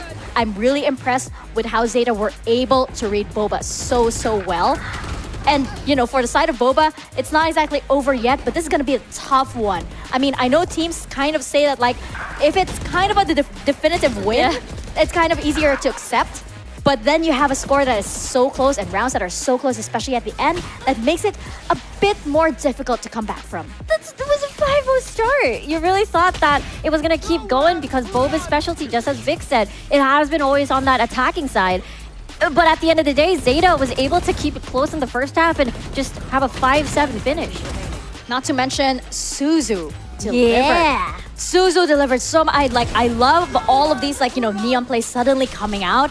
And this was a treat to watch. Of course, you had Ayumi and SISU, and I love that Ayumi had so many good off plays, but I just feel like SISU got a better handle of how exactly to position her neon and how her team was setting her up for it, especially since there were some times wherein she was like, I don't have to go with my team, maybe I just go over to A while you guys are on C, which did happen in one very memorable round, right? Unfortunately for Ayumi, you just felt that maybe she didn't have the support wasn't quite as gelled together than it was on the side of ZETA Division, which I think you pointed out, Vic, that it was just a ZETA Division was just waterfalling and cascading one after the other. Yeah, I really liked that. Was, I think, a large part of SISU's success, getting 21 kills on this map. But if you look at UR and Akko, her initiators, her Sova and Breach, they really supported her, either whether it was one of them or both of them at the same time, or Mocha coming in with that paranoia. And as you were just saying, I think that coordination that was lacking somehow for some reason in the first 5 or 6 rounds, but then it started coming together, and then you just see the success snowball over time for ZETA, and they just had it in the bag there. BOBA hadn't figured it out in time.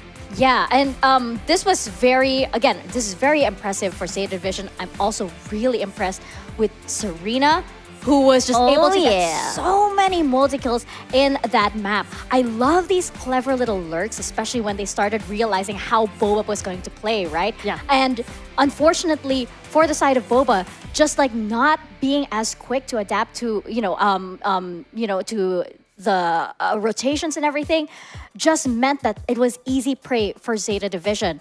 And that's exactly what you saw, especially with plays, from Akko and Mocha, as you mentioned, Vic, because this was stellar for them, especially since they knew that they could be lurkers too so many times. I also want to have a quick look at their 2 Sentinels as well. I feel like Serena just had a lot more usage of her cam there, getting that info, just having those tripwires in the right places to find info as early as possible from BOBA, especially when BOBA was attacking there. Whereas Kohabi seemed to be waiting, saving her swarms for the post plant rather than just getting intel as quickly as possible. And you are my fire. Look for that, 200. Oh, yes. My one desire, because this was a player that we knew we needed to keep our eyes on. And it's not exactly, like the flashy neon or anything. It's more quiet, more subtle kills and plays that come out from UR, but they are the most important ones. They are the ones that win the round. And, you look at the stats, for example, she gets 5 first kills, and that's the most out of the rest of her team, even more so than SISU. So you can just tell, that she is basically just there, just saying, okay, if it doesn't pan out, I'm right here. Yeah, I'm the insurance policy. I'm here to catch you. Yeah, in case, her mid rounds, her late round performances are just so good, and that's the reason why a lot of these post-plant securement has been successful. Yeah, but of course, we are going into a map number 2, and here is where we keep talking about it, the reset comes in, right? So I'm expecting so much more from BOBA. And for ZETA Division, can they close this out? We're gonna find out right after this very quick break. We're gonna head into Abyss. You got this, don't you hesitate, run it up. You can't compete with someone who doesn't play your game. You can't compete. Can't you see we're not the same? My eyes got a different view. Big dreams you cannot subdue. Watch and learn a thing or two. You do. Climb into higher plane. Get smaller with every aim.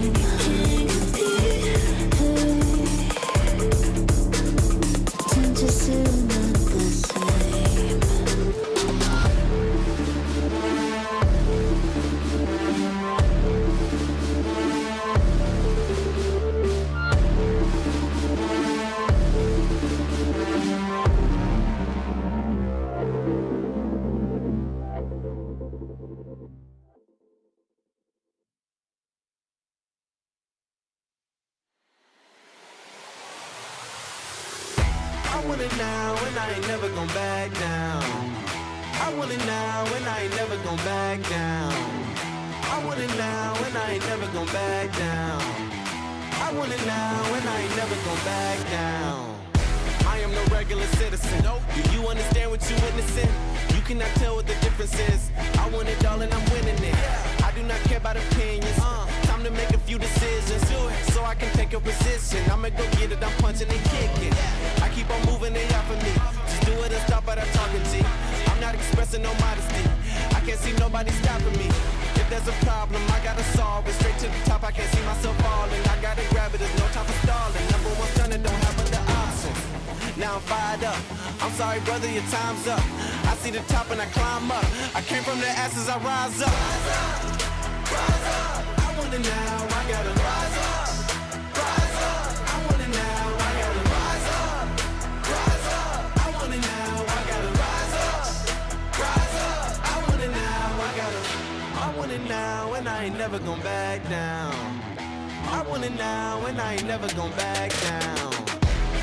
I gotta go for the gold. I need to switch up the mode. I'm gonna win on my own. I'm in a whole nother zone. I reached the pinnacle. I don't have time, this is critical. It's time to finish you. I don't care who I just did it to. I gotta go for the gold. I need to switch up the mode. I'm gonna win on my own. I'm in a whole nother zone. I reached the pinnacle. I don't have time, this is critical. It's time to finish you. I don't care who I just did it to. I want it now, I gotta rise up, rise up. I want it now, I gotta rise up, rise up. I want it now, I gotta rise up, rise up. I want it now, I gotta rise up, rise up. I want it now, I gotta rise up, rise up. I want it now, I gotta rise up, rise up. I want it now, I gotta rise up, rise up. I want it now, I gotta. I want it now and I ain't never gon' back down. I want it now and I ain't never gon' back down. I want it now and I ain't never gon' back down. I want it now and I ain't never gon' back down. Said I'm fired up. I'm sorry your time's up. I see the top and I climb up. Came from the ashes, I rise up. Rise up, rise up. I want it now, I gotta rise up.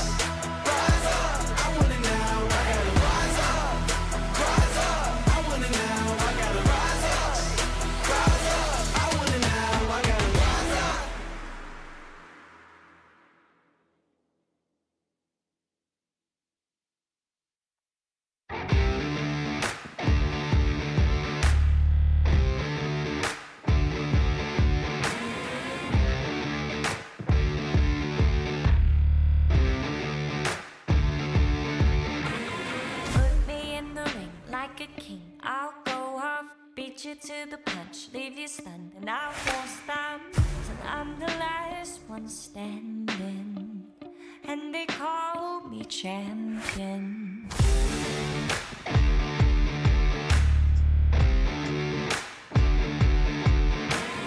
When it's do or die, everything's on the line. I won't back down until victory is mine. I'll be the last one standing when they call me champion. You know it's a matter of time, a matter of time, before I come to get what's mine.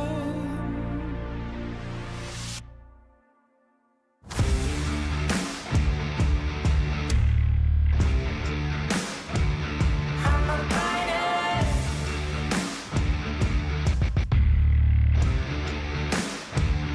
I'm a fighter.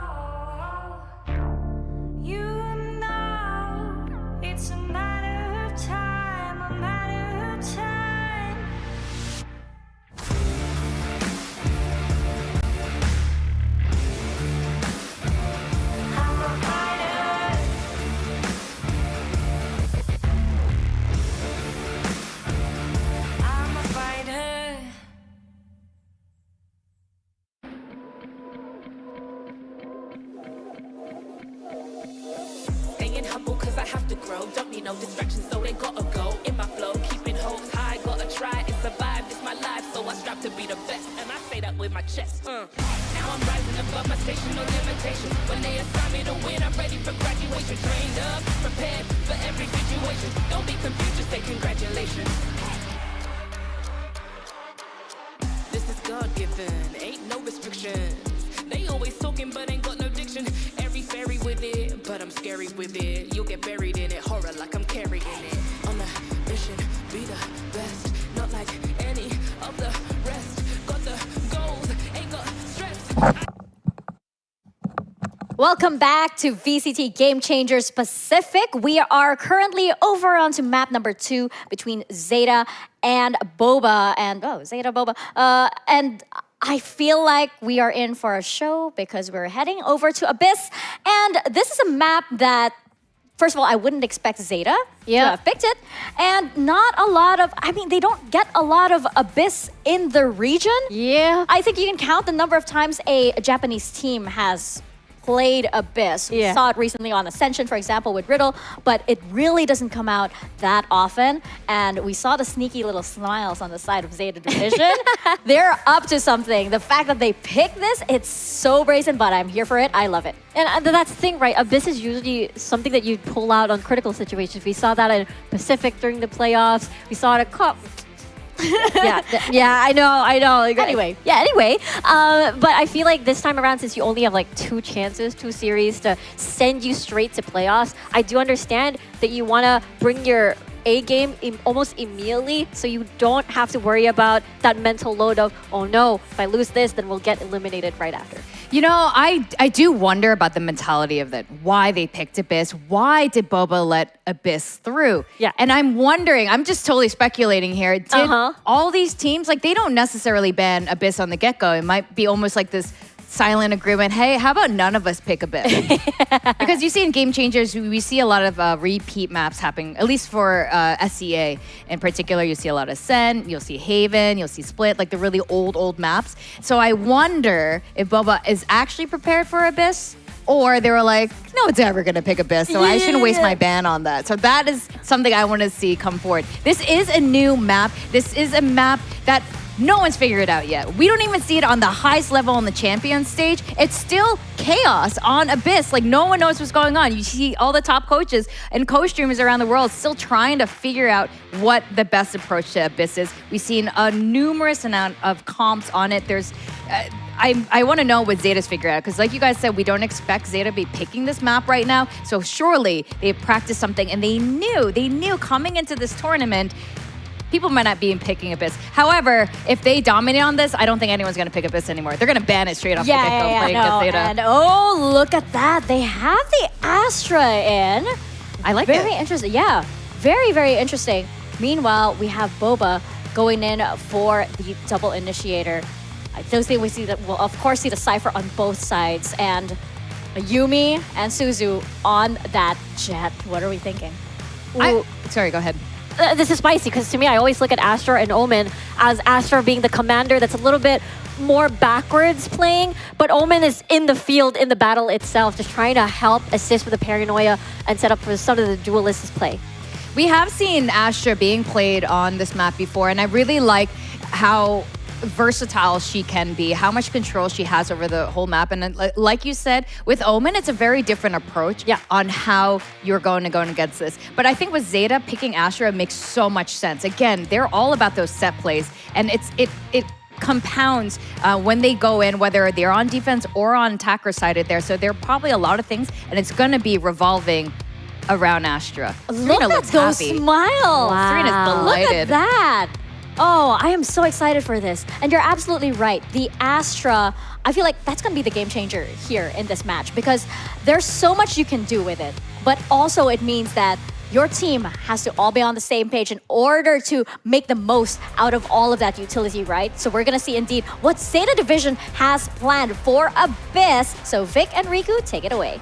Riku's standing up right Woo, now. yeah. So ready for this. I'm so ready, Vic, because already won up on the series ZETA Division, and now possibly finishing this 2-0 with a big surprise as they picked Abyss for the very first time.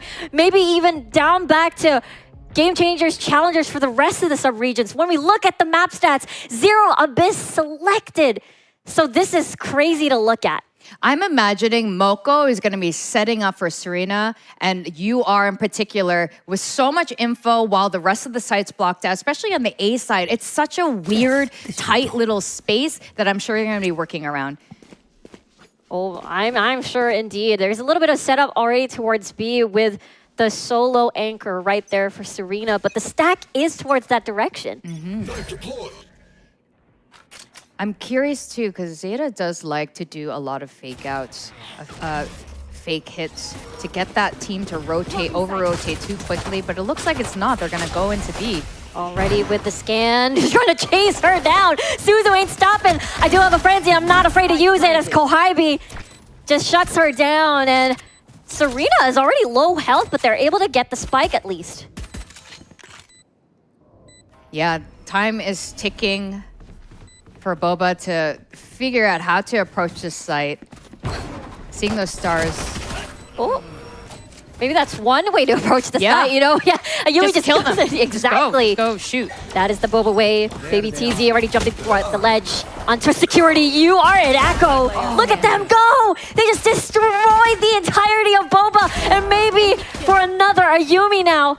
The sole player, they don't have a lot of time. You gotta tap that defuse, but the gravity well is gonna do the job and stall things out. You are Echo.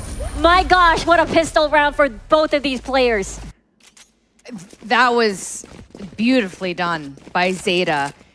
Getting that spike down, you could see Moko is just clear of any trouble to make sure that those stars could prevent any defuse from happening there. Akko throwing out that flash from that corner, knowing, of course, that corner is going to be checked. They knew exactly what was going to happen, and they were prepared for it. Also, like UR's info dart there, coming out and just getting all the info that they needed. This is a really good start for ZETA. But BOBA, surely, with their IGL Kohibi, like you guys keep saying, she's like the big brains of this. If she can figure it out quickly, it won't be too late.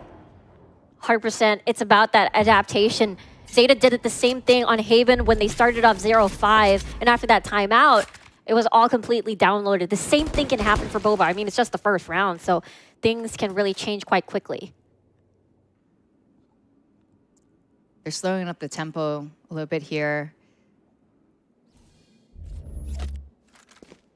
Taking time to get some intel from the two teams.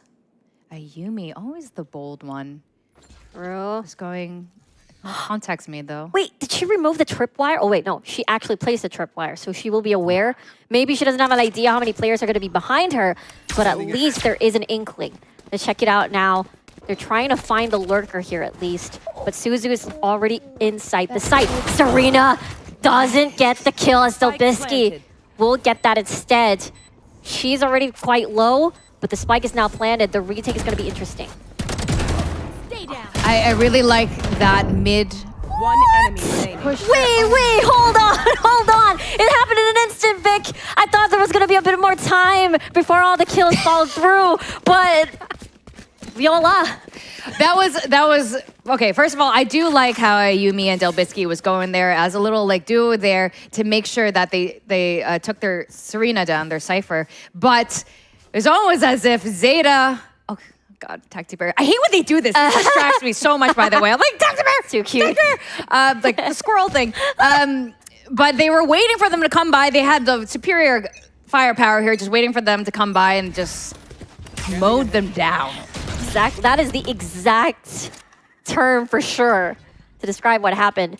But now this is the buy round. BOBA, the true test is now here. But there is a hero rifle in the hands of UR. She has been killing it for this entirety of the series. And the good blind, SISU is unstoppable. 70 HP, still able to make it work. Yeah, they are definitely making it work there, rifle in hand. Here. BOBA's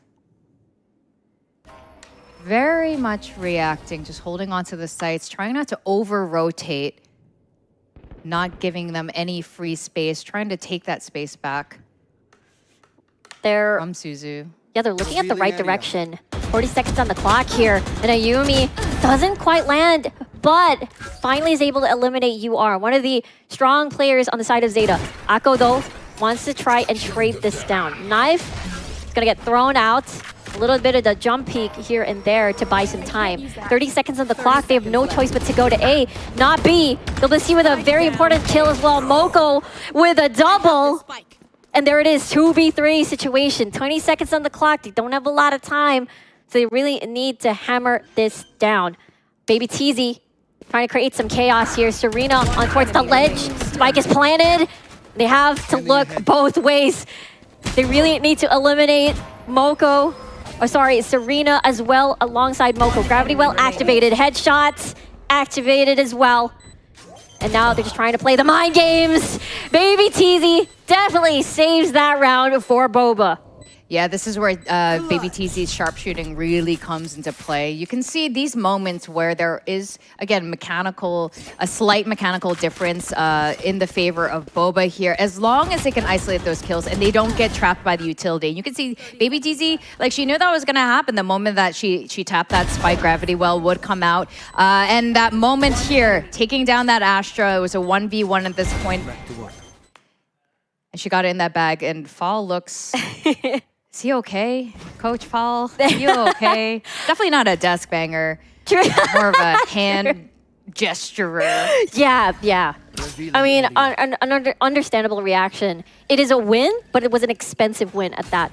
But it feels like Zeta is going back to their roots. We were successful onto B. Let's go back in there and not play it slow. You are ready for the darts. Suzu on top of the platform. Let's go. Hybe's gonna take advantage of that scan.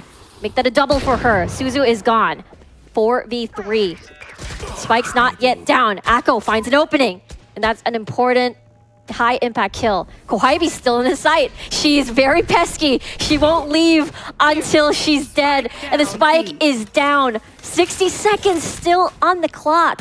And BOBA can still stall this one out to win this round. It's a bye round. Kohybe still unshaken. Moko tries to shut her down. 1v2. Oh. The isolated fights. Will it be in Moko's favor? She knows where she's at. But Ayumi wins the duel in the end. Takes it 2-2. That got really dicey over there. But again, when it comes down to this, when you just leave it to pure firepower, when all their util is gone out of their pockets, what can Zeta do at that point other than come head-to-head with these insane firepower, especially when you have someone like a Yumi TZ as that last woman standing? I know. TZ, when we look back at her Challengers SCA performance on Game Changers, whenever, BOBA would lose, she's still at the top of the standing. She's still very impactful. It doesn't feel like she has an off day at all, Vic. No. This woman is always practicing. She's really definitely one of the best duelists out here in Pacific. And a very crucial member for BOBA's team. Yeah, absolutely. Her shots are precise. Cosmic Divide utilized now across the bridge. Paranoia is going to do a bit of confusion. But the bigger confusion is, of course, the Cosmic Divide. You can see that Suzu is tucked in the corner here. Anyone that passes through is going to get a knife to the face, but the Aldron's going to kill the element of surprise as she switches sides, and Aluka just destroys her. 4v3 now. They have the broken by Zeta. How will they stall this one out? Secure the plant. Post plant has been one of their biggest strengths. And here comes the tap on the spike. All of them onto spawn. Gravity well at least being utilized.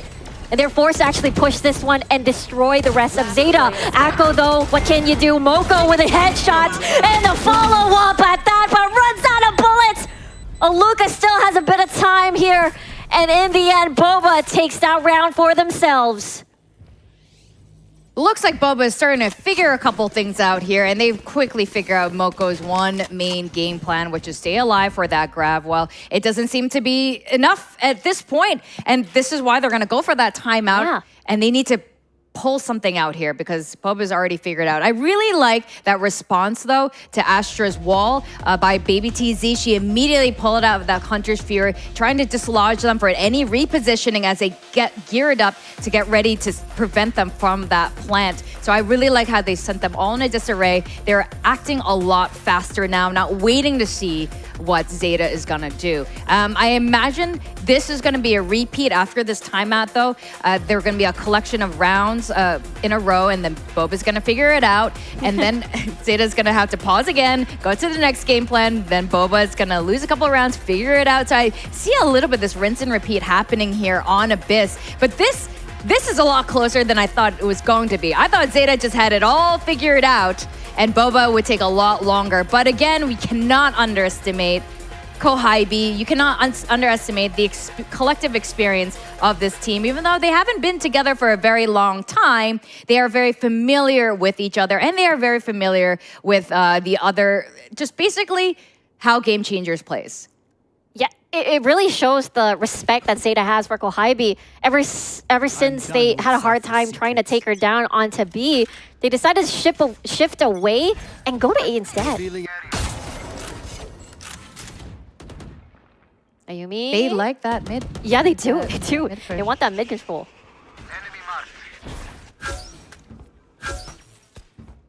Oh, Jet versus Jet here. Here's a couple of footsteps. The Jiggle Peek doesn't know that somebody's right below her, but she just leaves. There's a storm of blades at her feet. She's about to get some major mix. Trigger discipline here coming from Ayumi. Gets a double. Spike down, mid. Precise blade shots right there, and let's see if she's able to recover. And Yumi gets shut down in the end. Serena gets a trade. Kohybe also has her own. Moko and Serena, Neural Theft activated just to spot out where the rest are. And it is going to be a lot of tripwires, and they have an idea that B might be the approach. It is starting to cost ZETA a little bit. They have that info. They have that inkling that somebody is there, but they rather play safe. They pull it back rather than going for that kill, just going against Ayumi head-on. Fighting Ayumi head-on there, they always rather play like, let's pull it back, let's go in with at least a duo, or have some sort of utility to back you up before you shoot. But this may end up costing them a bit, because in the end, Ayumi ended up getting that flank on them, killing 2, and that was huge for them. Yeah, it definitely started with Ayumi's impactful frags there at the very beginning. Especially that was, I believe, a buy round for ZETA, and they're forced back into this eco. And honestly, you can tell how sure BOBA is. They really want no opportunities for ZETA to come back at all, because they use a Neural Theft themselves just for 1 player versus 4. There's still 4 of them earlier. Ayumi with that outlaw. Yo, Ayumi unable to escape, but not... Oh, actually, no, she's able to escape. And Kohybe follows up. Serena, want to even out the numbers here. Make sure that the round is still doable. Aluka getting really close onto spawn. Baby TZ removes the Cypher at the opposite side. Now it's 3v2.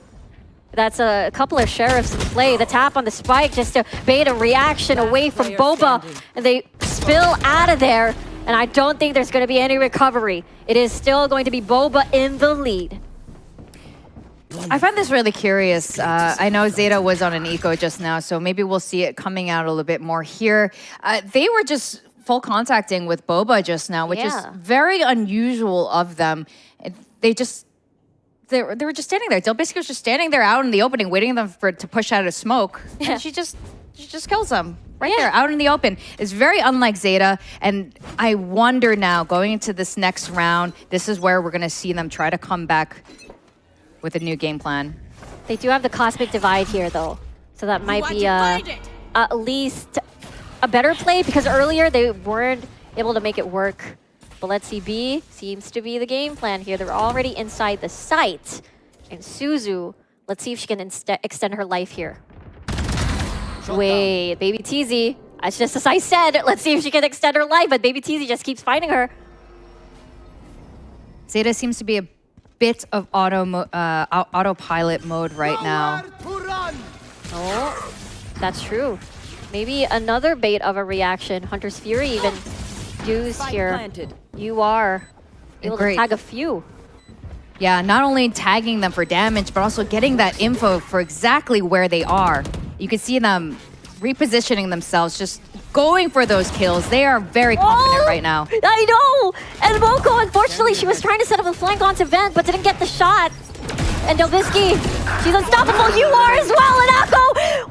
These names are always on our screens! And they're able to salvage that round for ZETA. My goodness, these are the kind of things, though, that seems to happen. So ZETA, at some point, just waits for them to collect. It's almost like a little trap. They do like their trap plays, but right now what they're doing instead is just waiting for them to gather. Why go to you when they will definitely come to me? Boba is always going to be hunting for those kills. So you wait them get together, and they just mow them down. It's always the kill feed is always Akko. You are. Yeah. You are Akko. You are. Exactly. Wow. If they can keep this up, they might do another comeback, the same thing at Haven, but we might see an early fight over here onto mid library. But let's see here, as the operator's already in check, Ayumi revealed herself, her position. SISU climbing on top mid, and Delbisky and the rest, Aluka trying to set up a flank. Serena has to stand toe-to-toe with this 1v2. Does she get the isolated fights? That's gonna be a no. Sheriff is enough to take her down. They didn't break the tripwire, though. They just left it. Just like curious. That's true. Oh, right. It's a firefight over here. And they won't stop until, well, both are dead. Unless the peek from SISU. And every single time, it has always been Baby Teasy taking SISU out of the equation. Kohibi may be low, but that's just 2 members left on the side of ZETA. They're trying to bait a reaction once more. They're trying to get a plan, but in 40 seconds, they still have time. This could be another playmaking opportunity. But Boba, they are ready. They do have some tools in their hands to take this, but this is going to be really difficult, especially with the Luca there on the flank, sandwiching them. They're all getting to position to do exactly that, coming in from all angles. Yeah, it's a bit of a tall order for Akko here. Akko fighting for her life. I know, even has drowning, the flash up. Surrounded. They are swarming. By bubble tea. Yum. So many bobas. So many bobas. Too much sugar. I mean, we're seeing the energy from Boba now after that loss at Haven, and of course they want to take this to map number 3 as we check out that replay. The flank was huge for Boba. Absolutely. Which was the mistake from the previous round, right? It was like just collecting together to be killed in one shot, instead just covering every single angle for that crossfire. Tactibear! It's Tactibear again! Every time we see Tactibear, it's gonna be a moment. I'm it sorry. out. Yeah. Can't ignore a Tactibear. It could be round 2 of the fight at mid. It's like, who is the better shot? Let's take it here, right now. Oh, same play. Oh my god. Yeah, same play from SISU. Boba backing off though. Yeah, the Cloud Burst going to reveal her position here a little bit. Kohibi again once more, constantly a threat on ZETA's maneuver. They're just waiting for that first kill. Yeah, but they actually are able to go through a link, to link and go to B. Yeah, this seems to be ZETA's method. Get as much space on mid before pivoting to one of the sites. But they're going for a B. It's been a while since we had a successful B hit. That's true. Akko does have the null command and have more control onto the site. It hasn't been successful, just as you said, but SISU was able to do the job. Tap of the spike, Sheriff not going to work out. Aluka, a bit of forward facing, looking at security at the moment. The knife is going to be out. Delbisky is going to tap the spike and therefore force the rest of ZETA to take that peek. It is an eco, so it is not going to be easy to actually take this round win. And Ayumi's just going to try to commit, firing shots on towards the smoke, but the diffuser is going to survive. And there we go, 7-3, Boba, a huge lead for them. I just see a lot of hesitation coming from ZETA in that round there. BOBA just confidently standing their ground out in the open. They're not hiding, holding angles. They're just out. They're all there. It's like a full force, like come and get it. And they're winning these duels. I know. There is no opportunity for any sheriff shots at all. Who's here? Oh. Oh, so high these tripwire for the anti-SISU setup. I like it. Okay, let's see what kind of meat it's gonna catch there. That's such an interesting tripwire. Always anticipating the jet to be in that exact same spot, most likely. Exactly. They're definitely going for the kills there, and I like how they're setting up. And you can tell this is sort of the essence of BOBA. While they're trying to be calmer, they're trying to go slower. This is a Cypher that's looking to kill, not just get info. Exactly. Kohive has been the constant threat over here. If she's not dead, then you're going to be dead instead, or you're going to fail the round. But Baby TZ has definitely a lot to do. And look at her go, even Ayumi adding on to the pain. And you are trying to salvage this round. Paranoia not going to hit UR. The operator is going to add that extra pressure. The isolated fight's not going to be given to her. And BOBA, my God, the lead is humongous. Last round in the And BOBA is not going ham right now. True. They're just holding the right angles. They're doing a high-low here. They're not rushing in for those kills. They can just stay in place and just go full contact. Nothing is stopping them. There are no blinds. There's no info. The info is not even helping them very much. Squirrel! And then, oh my God, there's a bunny too. Oh, bunny! And the penguin. Okay. Penguin! You guys, there.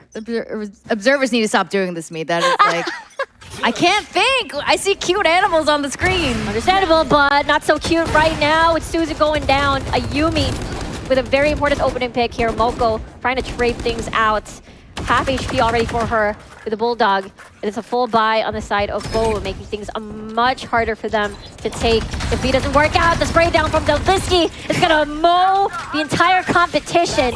Serena, you are out of the equation. Make that a triple for her again. Hunter's Fury to just increase the pain meter. What? Switching sides. Well, switch sides. The W push does not work for ZETA because that is not your playstyle, ZETA division. I hope they collect themselves. Remember, there is a playbook that they have surely prepared for this. Do not go head-to-head with BOBA or you're going to get punished. Maybe it's going to be a better time on the second half. We'll find out after this break.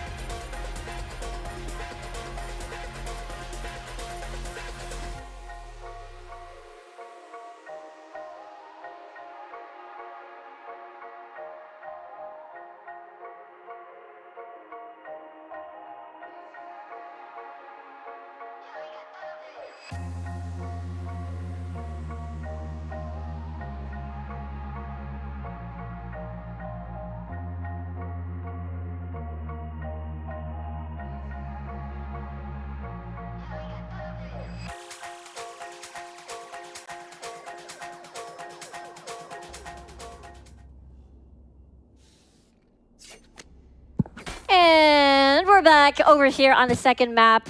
Even though ZETA is 1-0 in this series, BOBA seems to like to force a map over 3 on our first series of day number 2 here at Game Changers Pacific. Now, BOBA hasn't played Abyss, but BOBA likes attack. So, with 9 in the bag, very convincingly in the bag, can they continue this momentum? This pistol round is going to determine a lot. I know what you mean. When we do the math, attacking side for BOBA feels like a sure win already. Let's see if ZETA is able to show some resistance at least, as they have really truly struggled at the first half. Drone spotting, Moko. You are first contact here. Cypher Cage is gonna bail her out, maybe just for a short while. Not down just yet, but Ayumi is not gonna let her live any further. Moko using the smoke as a way to sneak her way onto the 2K. No? Yes? Runs out of bullets. Kohaibi able to take her down at least 3v3. And that's a lot of ghosts in their hands as Kohaibi gets the plant down. Echo does have 2 pop flashes she can use together with her teammates here. SISU gets ready for that dash into sight. Yup, for... Let's see. Her. She gets a knife instead. Oh my word! Kohaibi's still in the same spot even though it's already attack! They still can't deal with her after the switching of sides! Activating kill mode. That's a joke. Kill mode is default. I just don't know what happened. Their util was so flawless. And at this point, it's like they've forgotten about it, and now they're trying to play like BOBA, which is definitely not going to work out because BOBA does BOBA best. True. The headshots are just so clean on the side of BOBA. Yeah. And you really have to match that if they really want to take this game back. Back to Bear! Back to Bear! Standing ahead. What do bears sound like? I don't know what tactical bears sound like. Bear. When they get tactical, what do they sound like? Do you remember this whenever a jet hangs on the rope? Do you guys remember certain Filipino player? Yeah, cannot forget about that iconic moment. Not sure if we're going to see deja vu at this point onto a platform, but Ayumi starting things off with the updraft here. Very, very advanced into this position. Finds Akko, maybe additional kill, but trades all over the place. 3v2, still very doable for Zeta Division, but it all comes down to the mid-round decision-making is where they kind of fumble. And BOBA has that big of a lead still. No spike plant down. They have a lot of time. There's 50 seconds on the clock. Kohaibi so low. She has been one of the #1 threatening members over here on Abyss. Let's see, Zeta is surrounding them. They're gonna get sandwiched potentially. Kohaibi has the crosshair at the ready. You are sneaking through with his flag. They're both crouched, and the headshot of the classic is going to save Zeta. And finally, after rounds, Zeta gets a win. That was well done by Zeta there, baiting them to look in the wrong direction. And again, this is where Zeta wins these maps, is when they split up and fake them out for these kills.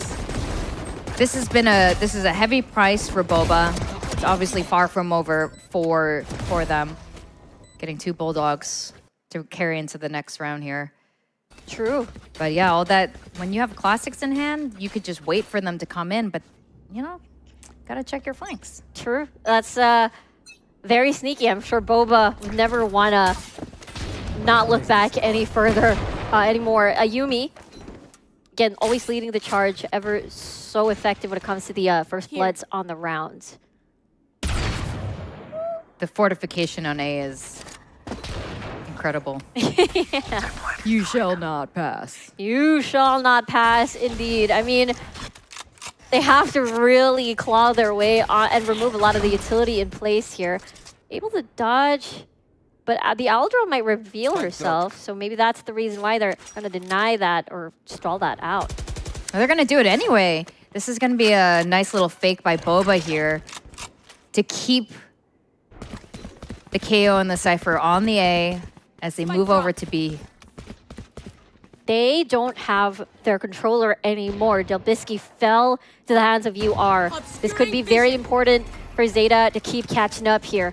Ayumi will on Sheriff at hand. Knife unleashed. Scans someone. Gravity well. She dashes right through. Spike is out, by the way, onto the bridge. This might be a bit of a tricky situation. They just have to watch that spike. And Moko destroys Kohaibi, and that's going to be another round win. 5 rounds more to go before Zeta catches up. I do like the idea that BOBA had there. If they just had the right guns in hands, that could have gone the other way, but Moko definitely stood her ground while the rest of her teammates caught up. And it was just enough time for them to close this out and start to climb back. Let's see. The free upgrades that they got earlier, winning that Thrifty, is showing its effectiveness. Neural Theft available for Kohaibi, and she can be deadly with the information given to her team.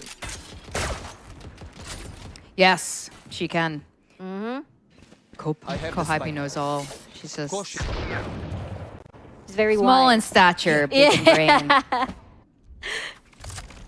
Now, BOBA reeling it in a little bit, but Kohaibi falls into the hands of SISU with the Outlaw. Yeah. Jetson and Outlaw. Yo. Can still be very effective. Hey. Easy calling the rest of her teammates. Yeah. I think they're doing the same plan that ultimately failed earlier too, except that Delbisky is the one that survives this time around. It doesn't fall too early. Yeah, they know the site is theirs for the taking, while ZETA collect themselves, trying to figure out if this is going to be a B hit. Delbisky is about to look in the wrong direction, that timing. Yeah, there's just too many angles to look at. Maybe Baby Teasy can salvage this round. Perhaps SISU dash activated, gets a kill. Make that a double for her. Aluka wants to even out the numbers, but trips on a tripwire, and Serena traps you just like that. And ZETA is really catching up here. Yeah, they are. I have money if you need. And they're on their comfort ground of defense here. This looks like this is what they're more prepared for. But you know, earlier, before we got into this map, I was wondering if BOBA let this map through because they didn't think it would be picked, or they let it through because they had to prepare it anyway. And it looks like they did have it prepared. True. It really is very obvious. But in with, true BOBA fashion, it's only half prepared. True. I mean, the attack has always been, just as he said, their big element. Hunter's Fury now, Ayumi is going to die from the Hunter's Fury, dashes to her death. Yeah, you are just brought that Hunter's Fury up. And Ayumi, their star duelist, is down. Oh my gosh, things are... They did. This always happens. It is always, yeah. They're like, nah, nope, no, I don't really want to face that by myself. Yeah, they don't want to get the timing wrong.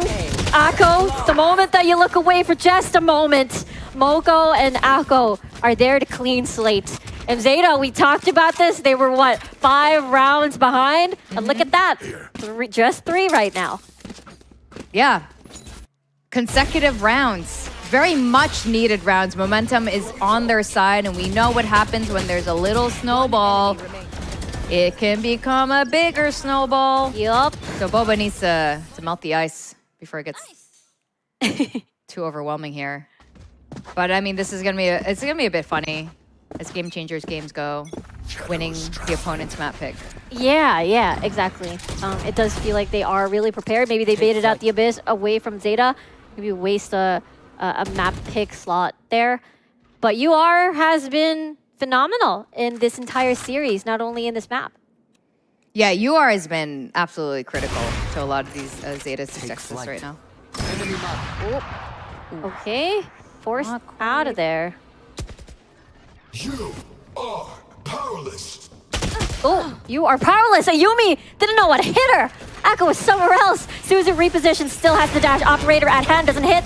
The shot, maybe it is very crucial there, but Baby Teasy will not waste any more time. He's gonna get the spike down here. SISU still is pretty much alive. Blade Storm at the ready still, so she's still A-okay. They find her, they hunted for her, and Kohaibi is rewarded, maybe even getting a second kill at that. Serena, the scans, the tags, they're everywhere. Where do you look at this point? Because Akko is gonna fall down. Kohaibi, the IGL, Moko, the leader. Where is this going? 1v2 situation, and it is going to be Moko isolating the fights here. Cosmic Divide used for the big 1v1, but the Hunter's Fury can penetrate through all of that. Tapping through the spike, he's gonna come from far away, tanking the last Hunter's Fury shot, sticking the defuse. She has no idea, and he's gonna clutch it! Baby Teasy! She does it again! What do you say, drones? That was incredible. That came so close. Yep. If Baby TZ was just a little bit further away, that could have ended very differently. And then I'm getting a little bit of like flashback from the recent Ascension game where there was a very, half a second defuse difference there. And I don't know if Baby TZ even meant to fall off the edge of the end. I think that was more of a relief. Like, oh my God, just keep running. Just keep running. Defuse, defuse. Stop the defuse. I know. It was just so close. Cosmic Divide, you really have no information. You got to take the risk at one point.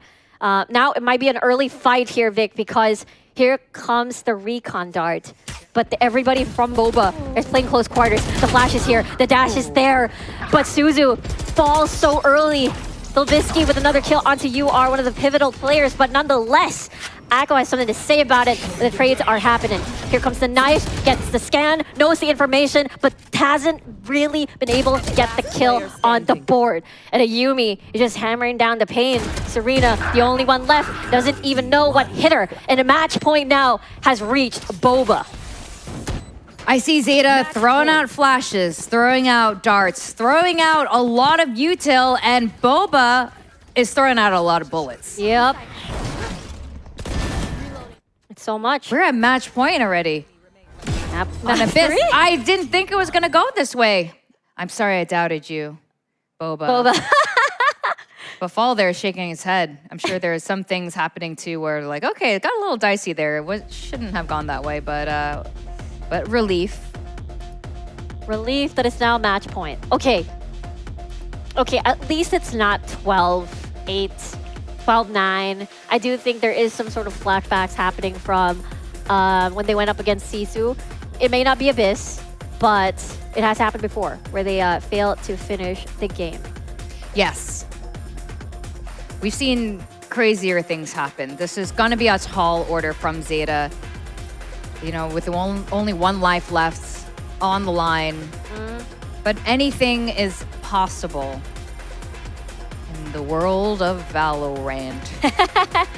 Yeah, just because you see that 12 doesn't mean it'll magically turn into a 13. But we're back from that timeout. Let's see what ZETA has in store here for their defense. Yeah. This round, obviously, if they get it, they win, but if they don't, sure, you can have a couple more chances. Yep. But it could quickly go into an overtime. Yeah, you have no room for mistake. Look at this, though, from Catwalk. SISU, at least, is able to take it 1-1. And here on out, constantly, SISU, she had a phenomenal performance on Haven, but maybe not so much here on Abyss. She struggled to find the opening picks, and constantly she has been found. And now at least it's a 1-1. Yeah, that's right. Oh. Four ladies still standing on both sides. Deploying drone. BOBA pushing up mid, trying to get that space, possibly going through doors. Events now open. Ayumi just firing a couple of shots. Spike going towards the direction of B. Yeah. I mean, it has worked out for them as long as ZETA is not set up for success there. As long as they can take Moko down. Control over the site is very difficult for ZETA. True. There is a star planted already, so as soon as Ayumi dashes in, Gravity Well might... Actually, it is going to be a smoke instead. No plant heard. Maybe now it is there. And here comes the retake. Null command activated over here. The knife just to scan, just to suppress. They're trying to back away, but Delbisky and Aluka just ends it now. Then they say, let's go to map number 3. And it's a 1-1. It looks like we are heading into Ascent as BOBA tie the score between ZETA. It's now 1-1, and I think on Abyss, it feels like ZETA, they did have a plan, but it feels like one just got picked before they could put that plan into action. You missed a lot of the potential combinations that they could do, especially when it came down to them, executing on attack. I missed SISU quite a lot. Yeah. There were a lot of times wherein, you could see that she would go in for the first kill, but couldn't quite, deliver. And for BOBA, this just felt like, okay, you guys want to play Abyss? Well, we're going to have some fun. We're definitely going to have some fun. So I like what I saw a lot from BOBA, but at the same time from ZETA, this wasn't terrible. They were in the middle of a slight comeback there. And I just feel like this could have easily gone ZETA's way. It's just that BOBA, they're starting to get that momentum. They're starting to understand how they need to play against this team. I know.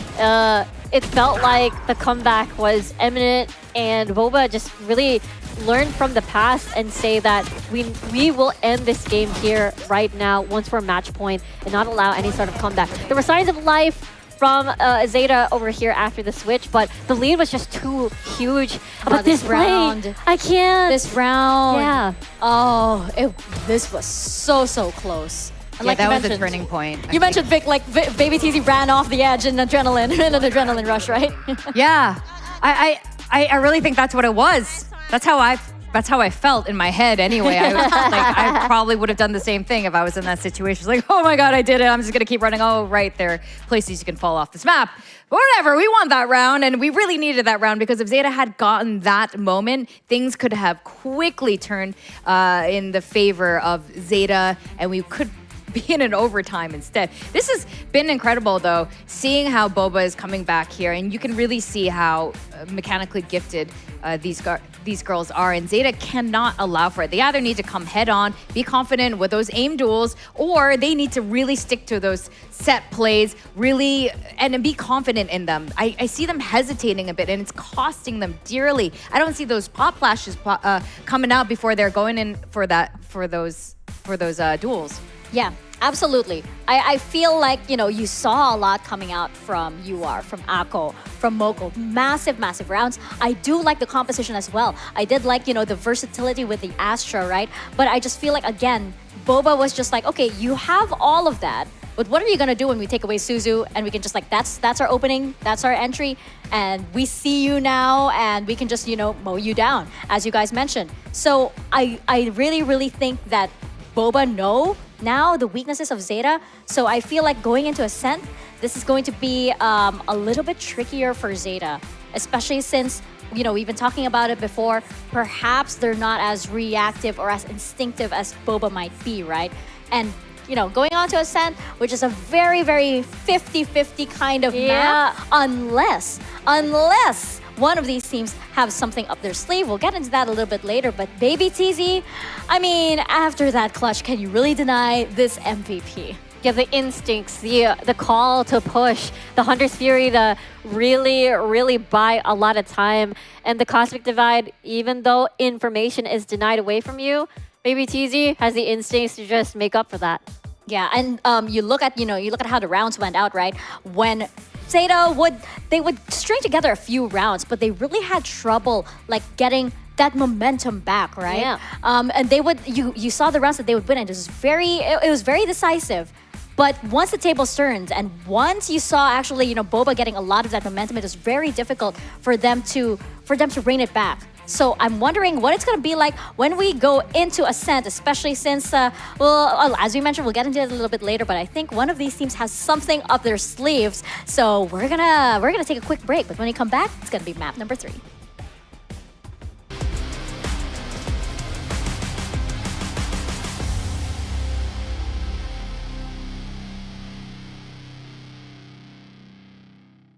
Ready right now, ready right now. Came for the win, gonna win hands down. This ain't a game, where's my motherfucking crown? Give it to me right now, let me grab it right now. Ready right now, ready right now. We don't ever lose, cause we got it right now.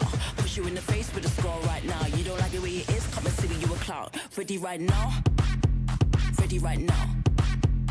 Ready right now, ready right now. Ready right now, ready right now. Hey, ready right now, ready right now. Ready right now, ready right now, ready right now, ready right now, come and see me, you a clown. Ready right now, ready right now, ready right now, come and see me, you a clown. Ready right now, we came to win cause the winners hands down. Ready right now, we came to win cause the winners hands down.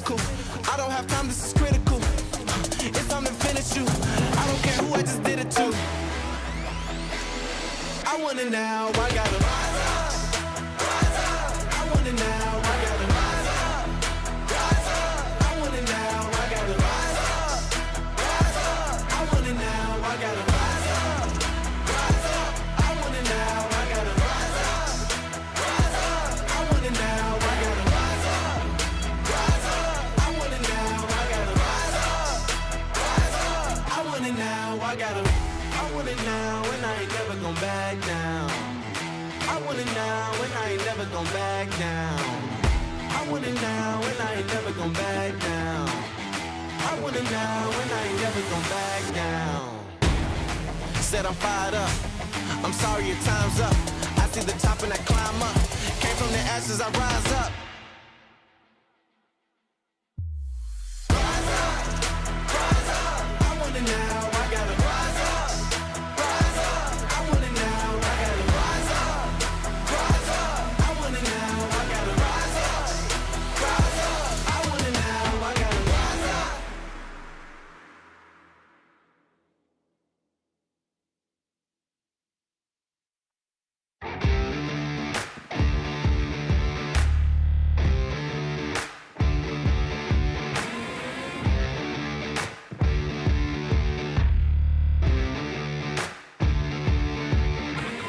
Put me in the ring like a king. I'll go hard. Map number 3 now between ZETA Division and BOBA. And I feel like, this could be a very long one, especially since both teams have had very strong showings. We did see the first map. We did see how ZETA Division was able to bring it so close. And then we saw that, cheeky little abyss, but wherein BOBA got the better of them. But I feel like Ascent is going to be very, very close.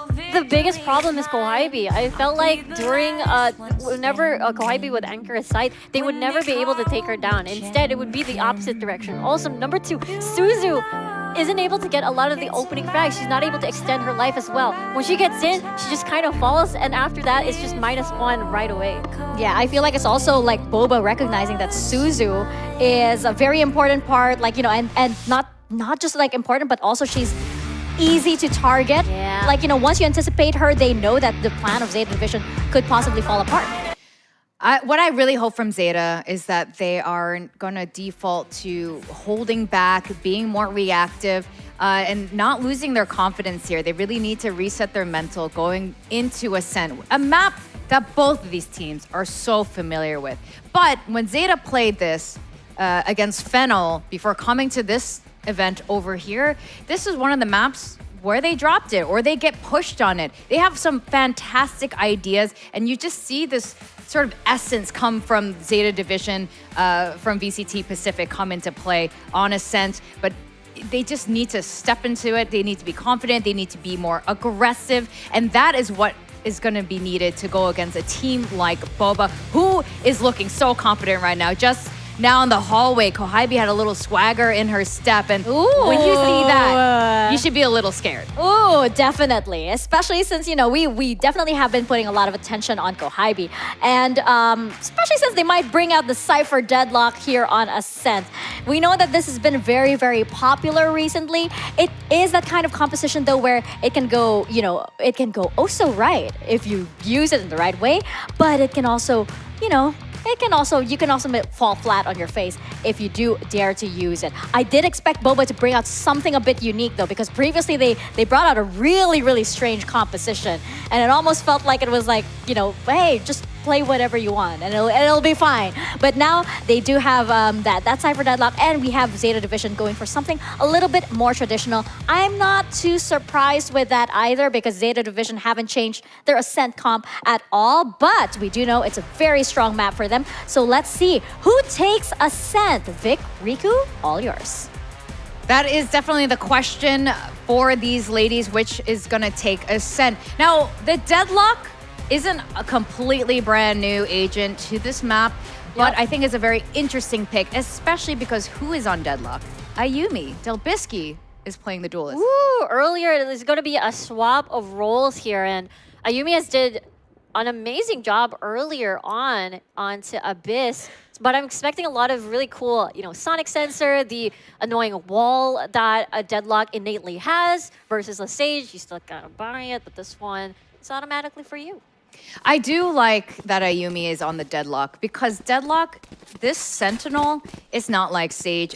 Yes, she has that barrier that just stays up forever, but with the grav net, it's a very overwhelming sort of Sentinel. So I like to see that because that's what Ayumi does best, even when she's on a duelist. Yeah, there is a couple of lineups here, but they're on straight to market. The grav net's gonna drop in, but instead, they're dropping in like flies. BOBA just annihilating mid, and ZETA unable to reply. Moko at the moment gets a kill at least. You are with a follow-up, and now Alucasi is a little lost, but still able to recover. You are full health.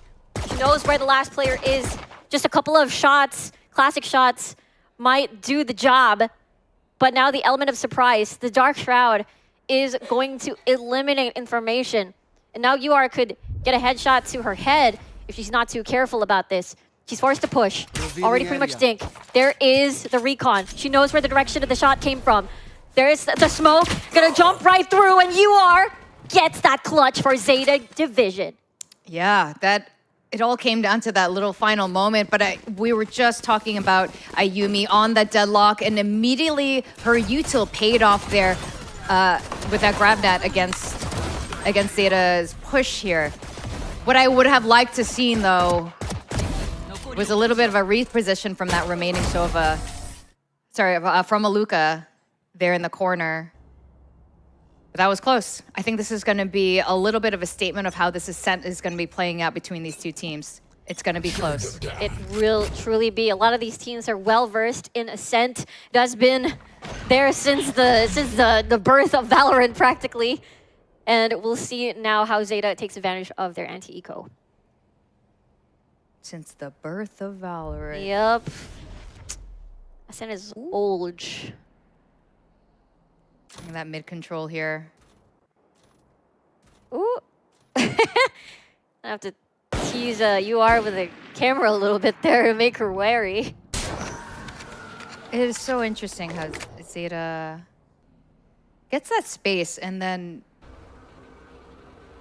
they reposition here at trees. This is definitely an execute they like to do. They've been doing this a lot throughout Japan Game Changers. Yep. And Serena, first blood. Let's see where they decide to attack because they have sliced the map now. Mid to B seems to be the answer. Someone's at logs. Do they check this is the answer? Because honestly, the trigger discipline from Baby TZ could spell disaster for ZETA here. They're just gonna ignore that for a little bit as SISU jumps on top of her and gets the classic shots to finish the job.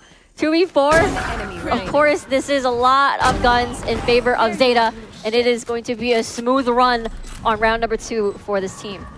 That was a fantastic rotate from ZETA. They looked like they're gonna push through trees into A, which is probably one of their favorite set plays, and they decided to completely pivot and go through B. Once they got that Kohai B down at market, they knew it was for the taking to go straight into B.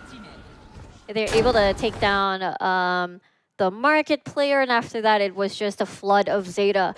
This is a true test, though. Again, this is important, the rifle round for BOBA. See how they're able to defend from this one. Darts across the board. Bit of a chip damage for both sides. Or only for ZETA, rather. Ooh, a little bit more. Chipping away. Yep. A little bit. Shoulder a little bit there. Just punching for walls. Yeah, and it is going to be a default for now. Finding picks across for ZETA. Still unable to find any opening, however. Yeah.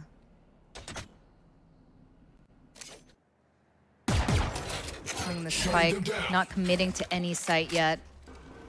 Trying to get any info that they can to try to push them in the wrong direction.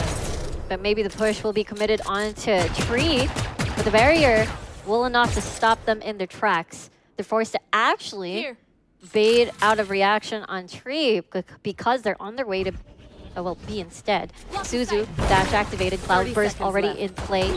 Forced to actually just hide under her own smoke as Kohaibi is lingering around the corner. Doesn't get a kill though, but trades all over the place. 3v4.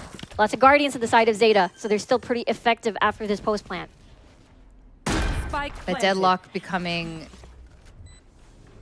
getting a lot of info, slowing them down, but not quite enough as they push full onto B. Oh, here we go. Here comes contact. Aluka trying her best here, and Delbisky will follow through as Serena and Akko again. A 3-0 start this time for Zeta. Zeta's doing a great job keeping this team split up, making sure that rotate doesn't happen too quickly. They're doing a lot of fake outs here. You saw them try to break that deadlock wall at Trees, just keeping them holding 3 of them on A while they walked over to B. They're able to get some free upgrades on the rifles too, so economy-wise, it's a smooth transition over to round number 4. Squirrel! Yay! There we go. Can't get over that fake. Sorry. No, do not apologize. My attention span is kind of just like that. But now you're thinking about it too. Yeah, I know. It has entered my system, and now I'm fully aware. Let's see here, though. 3-0 start. Not so good for Boba. Let's see how they recover from this. Delbisky enjoying those fine wines. Timing. The timing is quite unfortunate here. They try to peek all together, but the rifles are just too much. They'll still try to press the issue here. Aluka quite low already. She's going to fall anyways. Maybe TZ, Kohaibi, maybe they're just going to try to defend from this. Maybe deny some sort of weapons as it looks a little dire for round 4. Yeah, this is looking not too great for the side of Boba right now. I think they're going to have to rethink their Sentinels and how they're using them at the moment. They're getting that info with the deadlock, with the deadlock's util early on, but it's not really slowing them down or stopping them. I feel like she should be setting this up deeper into sight where they can actually go for those kills. Yeah, that's true. Every time a sonic sensor would hit SISU, she just cloud burst herself. It's not as... They're not punished for it. They're not getting punished hit by for it and nothing happens. Exactly. So I think this is what I want to see coming from Boba. They have the tools to defend the site.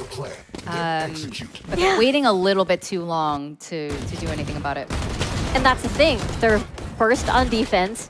They have picked this composition for this exact purpose. I mean, you can still use it for post plant, but you know, defense is still very important for this composition.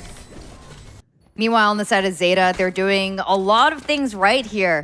They do have the firepower in their advantage, true, in the last round. So this round 5, we're going to see how this goes and see if this is Zeta's map to keep. And an Odin already in the hands of Ayumi, really focusing on... Wait, am I blind? All of a sudden I can't see. Oh, there she is. She's at tree. I'm silly sometimes. My eyesight. It's okay. Thank you. It's all right. It's okay. SISU gets a huge amount of damage there through the smoke.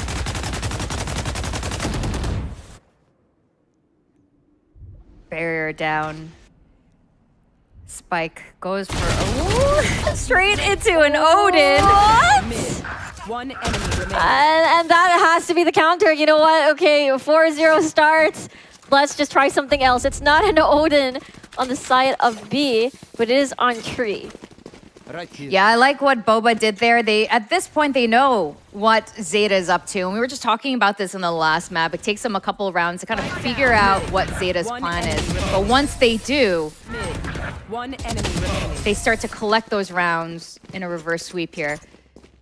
It's nice to see it. Holding that angle at trees with an Odin was just the absolute correct move at that point. Yeah, right out in the open. No need for any sort of collab to happen. Just using it as just a gun. Anyway, Zeta already received chip damage onto Akko, but they're gonna force this one out. There we go, flying across the sky. SISU only gets the one as Kohaibi shuts her down again. We're getting deja vu moments from from the memories of Abyss, and it feels like they're reeling them all down. 2v1. Let's see if Moko is able to make this work, but no, the Bisky is actually coming right behind her. Yeah, and this is exactly it, right? BOBA has sort of figured out what ZETA is up to at this point with their defaults, with that usual tree hit as they rotate into B, but this time they were completely prepared for it. Now, the question is, does ZETA switch things up, or do they stick to the same game plan? I mean, I get it. Why fix it if it ain't broke? But at this point, it's looking broken, so it's time for a new play. The new play? And it looks like it. Yeah, it looks like this is what they're going for. They're going to switch it up. We're going to switch it up. If you have an Odin, I have an Odin too. But we're going to see where that's going to pan out. SISU is going to get Sonic censored, but not inside the Cloudburst, so she is out of the open, seen. And Ayumi's just going to spray things down. The better Odin wins, and that's going to be Akko. But it's a switch up. They're actually going to A. They really are fantastic at the fakes. Yeah. Just right under their noses, it looks like all the action was going to happen to B. They lose their jets, and then they were gone. By that point, they were already just walking into A. Exactly, and they even placed the lockdown. Are you forced to use your own Hunter's Fury to destroy that? Or are you confident about the remaining time, and then you just retake as a squad? I like their positioning here. They've got all their angles covered for the squad that's coming in for that retake. Yep, they definitely know. Moko, even though information was given, the reposition now, she's surrounded as Baby TZ takes her down. 3v3, Odin still in place. Hunter's Fury actually used at the moment to destroy this defuse. It's on to half though, so it's still a possibility. One tick left, Baby TZ gonna commit. She's gonna fall down though. Aluka, the only one left to destroy this one out, but no time at all. And ZETA keeps the lead going. Yeah, we were talking about switching up the play, turning the page in the playbook and getting something out of the bag, and they completely did it there. Reversing their, faking a B hit. And it worked in their favor here. It really did. But you know what? We're gonna see it again, Riku. It's gonna be a couple of rounds and Boba's like, wait, I got this. Okay, there's a hero rifle from Kohaibi, and then they've got Annihilation available. Ayumi has been holding on to that ult for quite some time now. So maybe this might be the opportune moment. If they see an opening, then maybe they'll use it to secure a round win. There's something about Deadlock's ult that's so oppressive, and yeah, just seeing your teammate getting carried away in the cocoon of doom. You gotta definitely unseal your member once that happens. Serena, though, with having to be the sole guardian of any sort of funny flanks. Lubisky is ready with the knives out already. They're still planning to win this round, nonetheless, and try to catch up. But the slow-paced game has been denying sort of information away from BOBA. Ooh. Oh! Okay, Hunter's Fury activated now. They have access towards the site. Lubisky now trying to find an opportune moment, maybe find a pick whatsoever. Doesn't find Serena, still playing far back. No! Lubisky. ZETA read them so well in that moment. Oh, whoa. I did not know that Gelato had faces. That looked like something from an anime that we really love. Did you guys know that? I didn't know that. I didn't know they had faces. Yeah, like Jujutsu Kaisen. You watch that, right? Yeah, I do. Yeah, it looks like I do.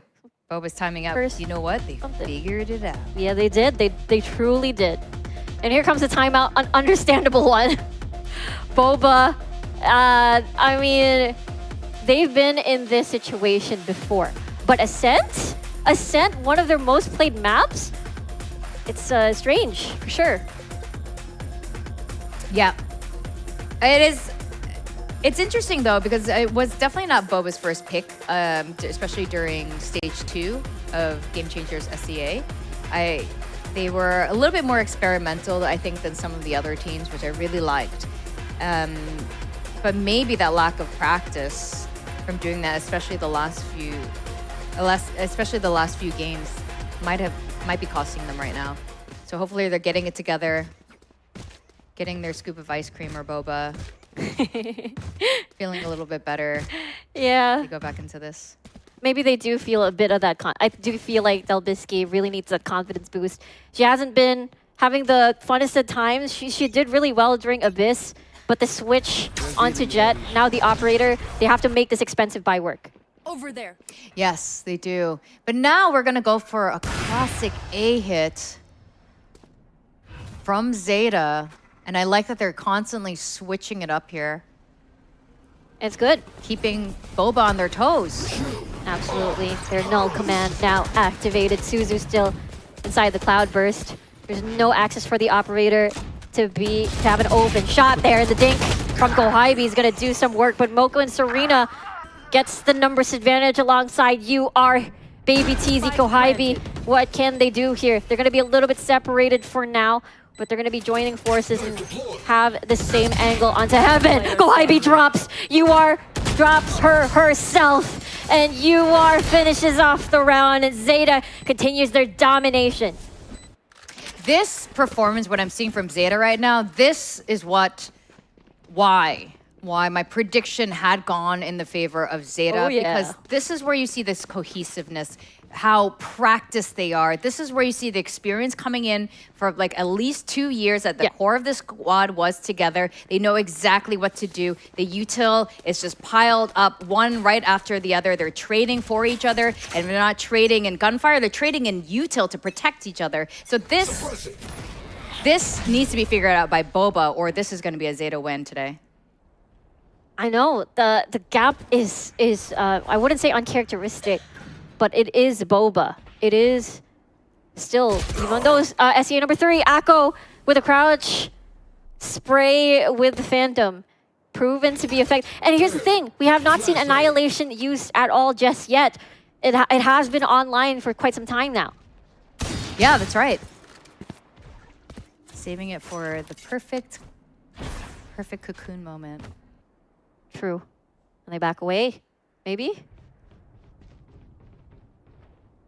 Yeah, at this point, Moko does have her ult.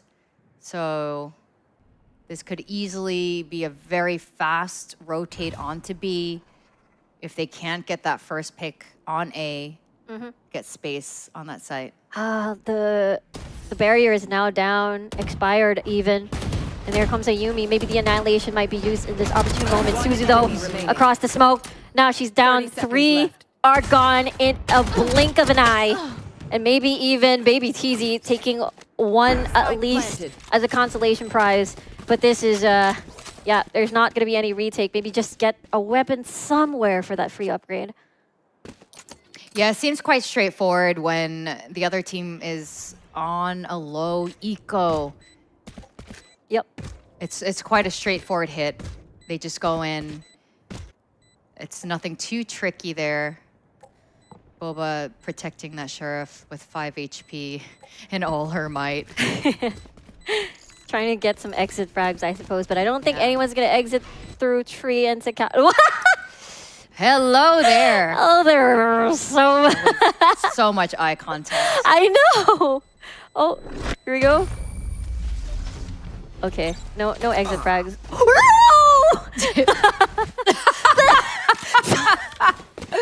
Oh no, Timmy! Timmy gets a kill today. Congratulations, Timmy. The turret on your first kill. Yeah. I don't know, I have tears in my eyes. I just did not expect the timing of everything. It's just cinema.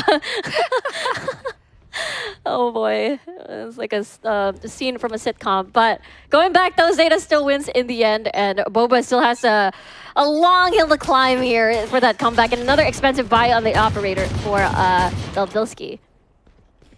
BOBA needs at least one more win in their pockets to at least go into the second half being a bit more comfortable. Delbisky taking a bold pick with the op. This is a good start. UR, who is so crucial. And that's important. Yeah, that's what they've been waiting for here. And maybe it might be another bait and switch. You see us at B, maybe we'll go to A again. Oh, up and down, setup. Aluka ready with the paranoia. Ayumi, sorry, Delvisky can swing off from this. And there it is, it has happened. SISU is down. Aluka spraying alongside with her. The Nanoswarm's not going to deter any sort of action whatsoever. And this is effective against ZETA. Yeah, it shoos them away, but they have plenty of time to rotate back onto B into the arms of baby TZ. There is a couple of setups right there. Wait, what a surprise. It was an off angle. Akko has won that one. Nonetheless, Tripwire is going to be gone. Doors are closed. And the plant is going to go down soon. 4v3, still very doable despite a lot of low health members. That's right, Moko and Akko have plenty in their hands here. Null command, gonna slow down BOBA. But you know BOBA, yep, they're okay without their util. Of course, absolutely. Oh my gosh, what is happening? All of a sudden, it just all disappeared. All in front of BOBA. It is ZETA in a humongous lead at the moment. That hesitation with the null command completely cost BOBA there. Yep. And ZETA just going full force. Remembering this is an FPS. Getting and collecting those kills with that really well-timed flash. Hitting 3 of them at the same time. Yeah. And Serena just absorbed all of the distraction. They were all looking at B main, and they didn't know somebody was climbing onto stairs already. Here we go. This is the last round you get to use Annihilation. The null command stopped Ayumi, but maybe this time around it is going to work. Instead, Ayumi lands a bulldog kill onto SISU. Maybe Akko has something to say about it. Is that going to be an Annihilation use? I don't think just yet. They're waiting for the right timing. I don't know, I just really like that ultimate. You are is going to plant the spike. I just really like it. Yeah, I just really like it, okay? Please. Please. Please, we love your aim, but we want to see your ult. It's gonna be the next round already. The headshot from Moko. And going to get Shrouded Step underneath the grab net though. Might give some time. She's gonna drop from heaven and still she falls! Moko! She is crazy. 2v3. They can still end this 10-2. Serena with another kill, and they are surrounded. The first half ends with a dominating lead from ZETA Division. Switching sides. Dominating indeed. Very convincingly here, and this is just such coordinated gameplay by this team. I'm just so impressed with this right now, and this is the factor. This is the thing that is good up against SEA teams and their firepower. If you have this util, if you know have all these set plays to trap them, this is going to be swapping though, and we do know BOBA likes to attack. Mm-hmm. It is incredibly coordinated. I'm excited to see what the second half looks like. But first, let's take a break.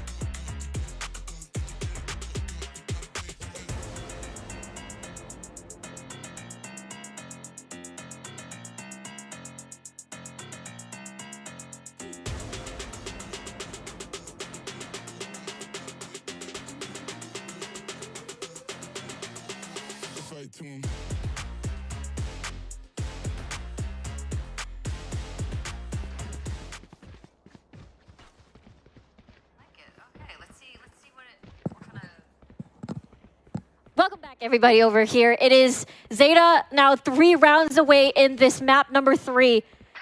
The predictions of me and Vic could be right at any moment, but BOBA, they have came back from very big deficits before.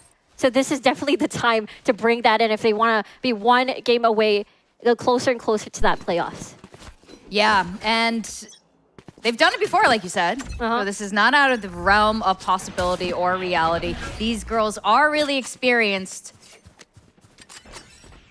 So I have faith in their confidence to persevere. This is not an elimination though. Yep. But still, you want every advantage you can have going through this tournament. GravNet captures them. Beautiful lineup there coming from Ayumi. Suzu stuck at a very tough place, but the trigger discipline might actually save her there. Get the kill first before taking out the GravNet. Ayumi already at the ready with a headshot on the classic. 3v2, Serena, Moko, pretty much healthy at this point, as Elbisky will try to trade that off. Moko has clutched things before. If she's ready for this, then there is a possibility to get that clutch on the bank. Delbisky, jump peek, she knows where she's gonna be coming from. Every single corner trying to be cleared. Moko can do the heroic thing, but Delbisky denies that away from her. Valiant effort on the pistol round. Again, you don't want momentum from the side of BOBA, but it is a tall hill to climb. But if BOBA can keep this up, just keep their aim real sharp. But it's always going to be a different story once full guns, full buys are in both of their hands. Absolutely. It's like BOBA, no room for error as much. ZETA, I mean, they can't lower their guard down, but they have a little bit of leeway.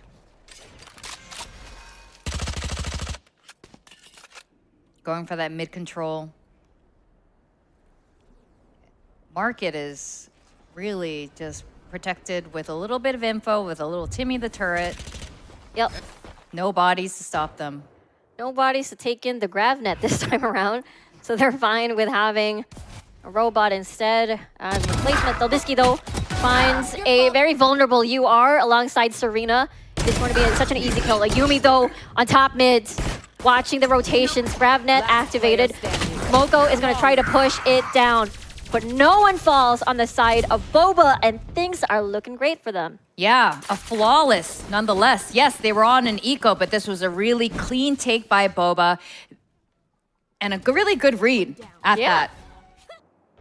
It is that anti-eco, so it's going to be a difficult for them. Now, the test is the rifle round. How will ZETA Division clean this up? Because a catch-up, we talked about it, is not out of the question. Oh, it's not. It's already happening. Oh. It's already happening. Oh, gosh, Odins are already out. UR is not gonna give them any space at all for this. They definitely want to keep this going. We don't want this game to go on too long, says ZETA. They're doing the same hit again, going through that for that mid control. Alarm bots here. Yeah. Going through mid, and then the rest of the other Sentinels are going to be lurking, trying to cut any sort of escape and rotation. But they switch it up. They're going to A. They're going to see eye to eye. Moko, first contact. Ohaibi with a headshot. Akko follows through. Gonna get paranoid, so no escape at all. 4v3, and they have to rotate from all around the map. That entry was it was just full contact, just going in. Paranoid didn't stop them at all, but I like this repositioning. If they can take a Yumi down, this will not be it. This is going to be that much harder now. Yep, they gotta wait for... With Serena and UR. Exactly. Let's see though, UR, Serena, they've had plays before. But BOBA, once they got the post land, they just don't give any avenues whatsoever for a potential comeback. They're raining fire onto the door. UR is just gonna save this Odin. Yeah, this Odin is gonna be really precious for ZETA. ZETA has done monstrous things, especially when in the hands of UR. And again, ZETA has trained with ZETA Academy. They have got some insights from Coach Carlisle, and there are moments in their set plays that are echoing how Laz and Depp play on this map. Oh yeah, for sure. It's having to be able to download at least after the second half here. Unfortunately, they aren't able to prevent any sort of a spike plant. It does feel like it is around secure whenever BOBA has secured the perimeter on any site. That's right. ZETA Division besides the Odin, weaker guns in hand. They're doing the Vision Strikers right here, pushing out through mid. But BOBA is ready. They had to look through different directions here. Akko on the Marshall. Little damage here. Delbisky is going to just rush through this entire area. Moko and UR, they still have precious guns on the Odin, but it is going to be a very difficult retake here if they are going to make an attempt. Light planted. Oh my word. Hey, look what ult's up. Yeah. Oh, Annihilation. I can't That's wait right. to see my favorite ult in the game. This is a great time, It is a great time. Come on. It is. Give it to Maybe they us. want to save it for the next round because it is a 4v2 after all. I feel like it's just, you know? Yeah. You get I one. know. You fish for one, you're gonna find the other one. It's like Exactly. a little bit of a bait. Are you gonna protect your teammate? Player standing. Well, this could be the time. This could be the time. Could be the time. But they definitely want to But save it for the next four. doesn't go for it. Yeah, just gonna try to run away, save the Odin for the second time around. And this is the scary part. If you're unable to even penetrate from 10 to 11 after what? 4 rounds in a row, that's when you start to get nervous. Yeah, the scoreline's getting a little closer now. Yep.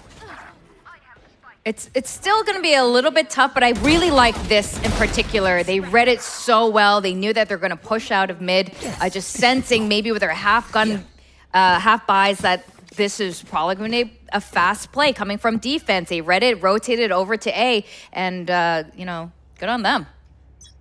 Even ZETA tried to create a proactive approach there and has been denied with what you said, the good read. They might try it for the second time around. Baby TZ removes the controller of ZETA Division. It is still a full buy, so this might really hurt them if they lose this round. That's right. This round is going to determine a fair bit. BOBA is quite comfortable in their economy right now. So if ZETA lose these guns, lose this round, I could see BOBA full catching up. Yeah, maybe a 2-round gap, 8 to 10. Without the controller, this will really not deter any of the BOBA attack whatsoever. This is going to be a mid to B. Shutting down the doors now. 57 HP onto Delbisky, leading the charge. Annihilation! Where did it go? It is on towards Delbisky now, able to get a kill onto Akko. I wanted to see who actually got the Annihilation, but it is really the numbers advantage that is winning across the board for BOBA. UR and SISU has no choice but to slow things down and come from different directions. Barrier, sonic sensor all throughout the side of defender spawn. And UR at least is able to get a kill onto Ayumi. And the Owl Drone just to spot things out. Wait for the right timing. Delbisky with the off angle here, finds the head. And now it is such a tough situation, unless a spray transfers happen, but it is denied. Baby TZ. An Annihilation right there on B main. That's right. ZETA now forced onto a low buy and eco. Yes, and the timeout. This is a good time for that timeout. You want to stop that momentum. Figure out what BOBA is doing right. And they're just getting a lot of that mid control over the last 2-3 rounds here. That's true. They've been trying every single approach. They're like, okay, let's extend our space. Let's actually attack mid, ZETA says, but they were so ready. Top mid is covered. Tiles is covered. Every single angle. Crazy. Yeah, what I want to see more from ZETA too is, again, less reactive here. They do have a game plan, but it's coming into play a little bit too late. And we saw this happening against Fennel. Even though they won that tournament overall, this is one of their weaknesses here. And this is something that hopefully that can be adjusted before BOBA gains too much momentum on them. Yeah, we haven't really seen the SISU highlight reel. The way that they won against Fennel was when SISU was just going ham, just being a jet. Yeah, just be a jet. Yep. Live in your full jet glory. Exactly. She can get those orbs, actually. Which it looks like she's gone for, frankly speaking. Yep. Paranoia paired with an aggressive peek, maybe. That is a full stack of BOBA. Yeah, that's a lot of BOBA. And a lot of Boba pings. Things are about to go down. Ooh, but the Cypher cage though is going to slow things down. Maybe even destroy the angle that they want to build up. Back to triple. Moko goes. She is going to be surrounded. The grab net is going to make her vulnerable. And SISU can't even join the fight. All onto the Colab. The scan is beautiful, but there's no follow-up because, again, they don't have the Eternal to actually take advantage of this. And now they just want to get sprayed off of the sides. All these scans, all this information, but no firepower. That's right. Boba has all the information. Oh, they're going to jump right in. Hold on, Serena, Aluka, you are trying her best in as well. There is an Ares at least on the side. But still, one player left. They're just going to clean up Slate here, and it's a 2-round gap now, which what we said, Vic. Valiant attempt by ZETA. But Boba's push into A was well executed there. They were ready for that push, knowing that they didn't really have any guns at their disposal. Usage of the utility was great. The way they threw that grab net and Delbitsky's dash straight onto site and finding that kill on Moko. That was a really clean hit, and they did not have to be penalized at all on their economy. They are rich. They do have a lot of money and resources in the bag here. But SISU, I think this is the first time we're seeing the operator being brought out, this time onto mid. It has been one of their weak points. Hopefully they're able to defend through that. Shock dart finds nothing.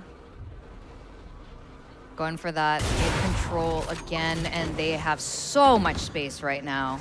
Exactly. After missing the first shot, and at the end of the day, SISU is the one that gets damaged down to red health, actually. And UR is going to try to press the issue. And this time around, all attacks from all sides of BOBA. They are everywhere.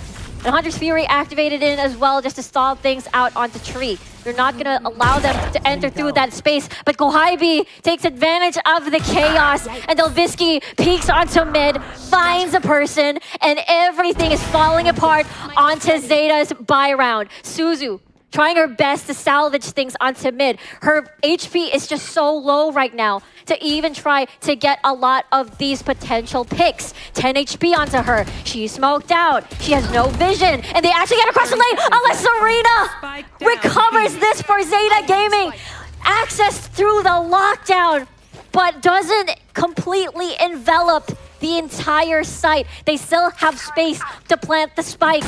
SISU, operator, and a rifle for this retake. Aluka finally takes her out of the equation. They have to guess, where is she gonna be coming from? The other player, they have covered each other's sides. Sonic Sensor is able to sense her out. Now they're looking at the right direction, and Aluka just ends the clutch potential of ZETA Gaming. 1 round away now, Vic. It is just 1 round away before we are tied between these two teams when it was very much in ZETA's favor. It was a 2-10 coming into the second half now. And now BOBA is in full control, full command of this map. You can see it happening across the board, and ZETA is just constantly reacting here. They did have 2 great shots by Serena. Things could have quickly turned in the other tide, but BOBA just stood their ground. I know. It is so recoverable. The lockdown was not as effective, and they aren't able to bring that into the succeeding rounds. They have to build through that again. Delbitsky, still so super effective on this jet, and you can tell that SISU is having a hard time matching that. Util in hand, ready for that pop flash, knowing that they like to come down mid. Ooh. All right, they're backing off. They're back. SISU with a dash activated. Updraft doesn't find the play at all, and things are just falling apart everywhere. Arco wants to make things even at least, but she eventually falls in the hands of BOBA, and it's now 10-10. It's happening, Riku. BOBA brings it back, not deterred by their first half performance, knowing that their strength lies on the attacker side, lies in their confidence of control of the map, finding these weaknesses over the complete lack of mid control by ZETA, and fully taking advantage of that. Round after round. Look how many rounds they've strung together. It's a lot of consecutive wins in a row, and it takes a lot of skill, considering that a lot of buy rounds have passed already onto Zeta Gaming and unable to convert any of that into a victory. Now, whoever breaks through this 10 to 11 could mean the winner for this series. That's right. And Zeta, once again, just giving that mid control over to them, but I think they just wanted to take Kohibi down because she had such a thorn in their side. Exactly. And now it's a -2. This will make things very difficult for BOBA. SISU repositions, gets paranoid. He's going to back away right now. Dolbisky wants to press through it, off angle for Moko, but she falls in the hands of Ayumi. Look at this. This sneaky jet position right here, waiting for somebody to push, and in close quarters, and gets a triple at that before she falls. Akko at least is there for the trade. There is the fragment, but I don't think it was intended to be in that direction. Spike is now planted. All they have to do is find the isolated fights, but I don't think they're going to give that away too easily. They can swing off of each other, jumping back and forth, making noise. Akko, can you be the hero? But someone's right behind you, and there it is. Somebody breaks through that 10 score, and that is BOBA. BOBA now in the lead. This has completely turned around. They have, again, full map control, full confidence, and full firepower.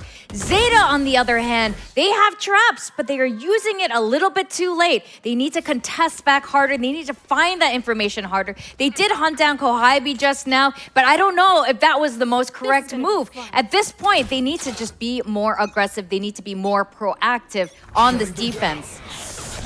Hasn't been working out. Yeah, Vic, even though they're just trying their best, the shots, the initial peaks, the first contact, every single time it feels like SISU hasn't been finding the right opportunities.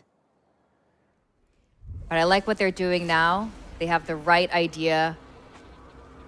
Jet and Killjoy. Oh, waiting by mid.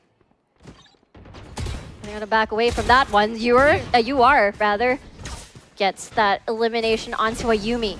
SISU with the off angle onto Pizza. Gets the dink. It is going to be a crossfire. Just a couple of shots left. Dashes through to market. Gets an upgrade. Kohibi, though, has other plans. 3v1. She still has a rifle. She still can clutch this for her team to take it to match point. Deny a Thrifty away from them. She's going to get smoked out, but we'll see the last shadow that is going to kill her. Thrifty for Zeta. And that's exactly what we were looking for, Vic. Exactly. I really like that they got that together. They know at this point, all the telltale signs are there. They're just doing the same things over and over again. What do you do to stop that? You know what they're going to do. You know Kohibi is going to be waiting there at B, trying to get that pick. You know they're going to push down mid. What do you do from there? So with just nothing but pistols in hand, they managed to have them figure it out.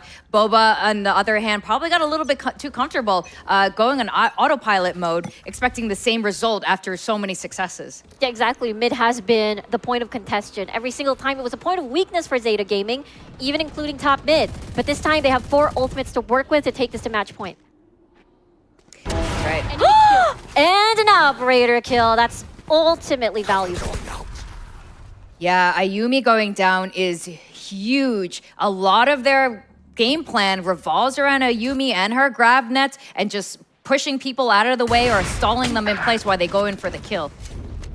It's a good thing that we get to see SISU escape from danger. Moko, though, on towards Wine.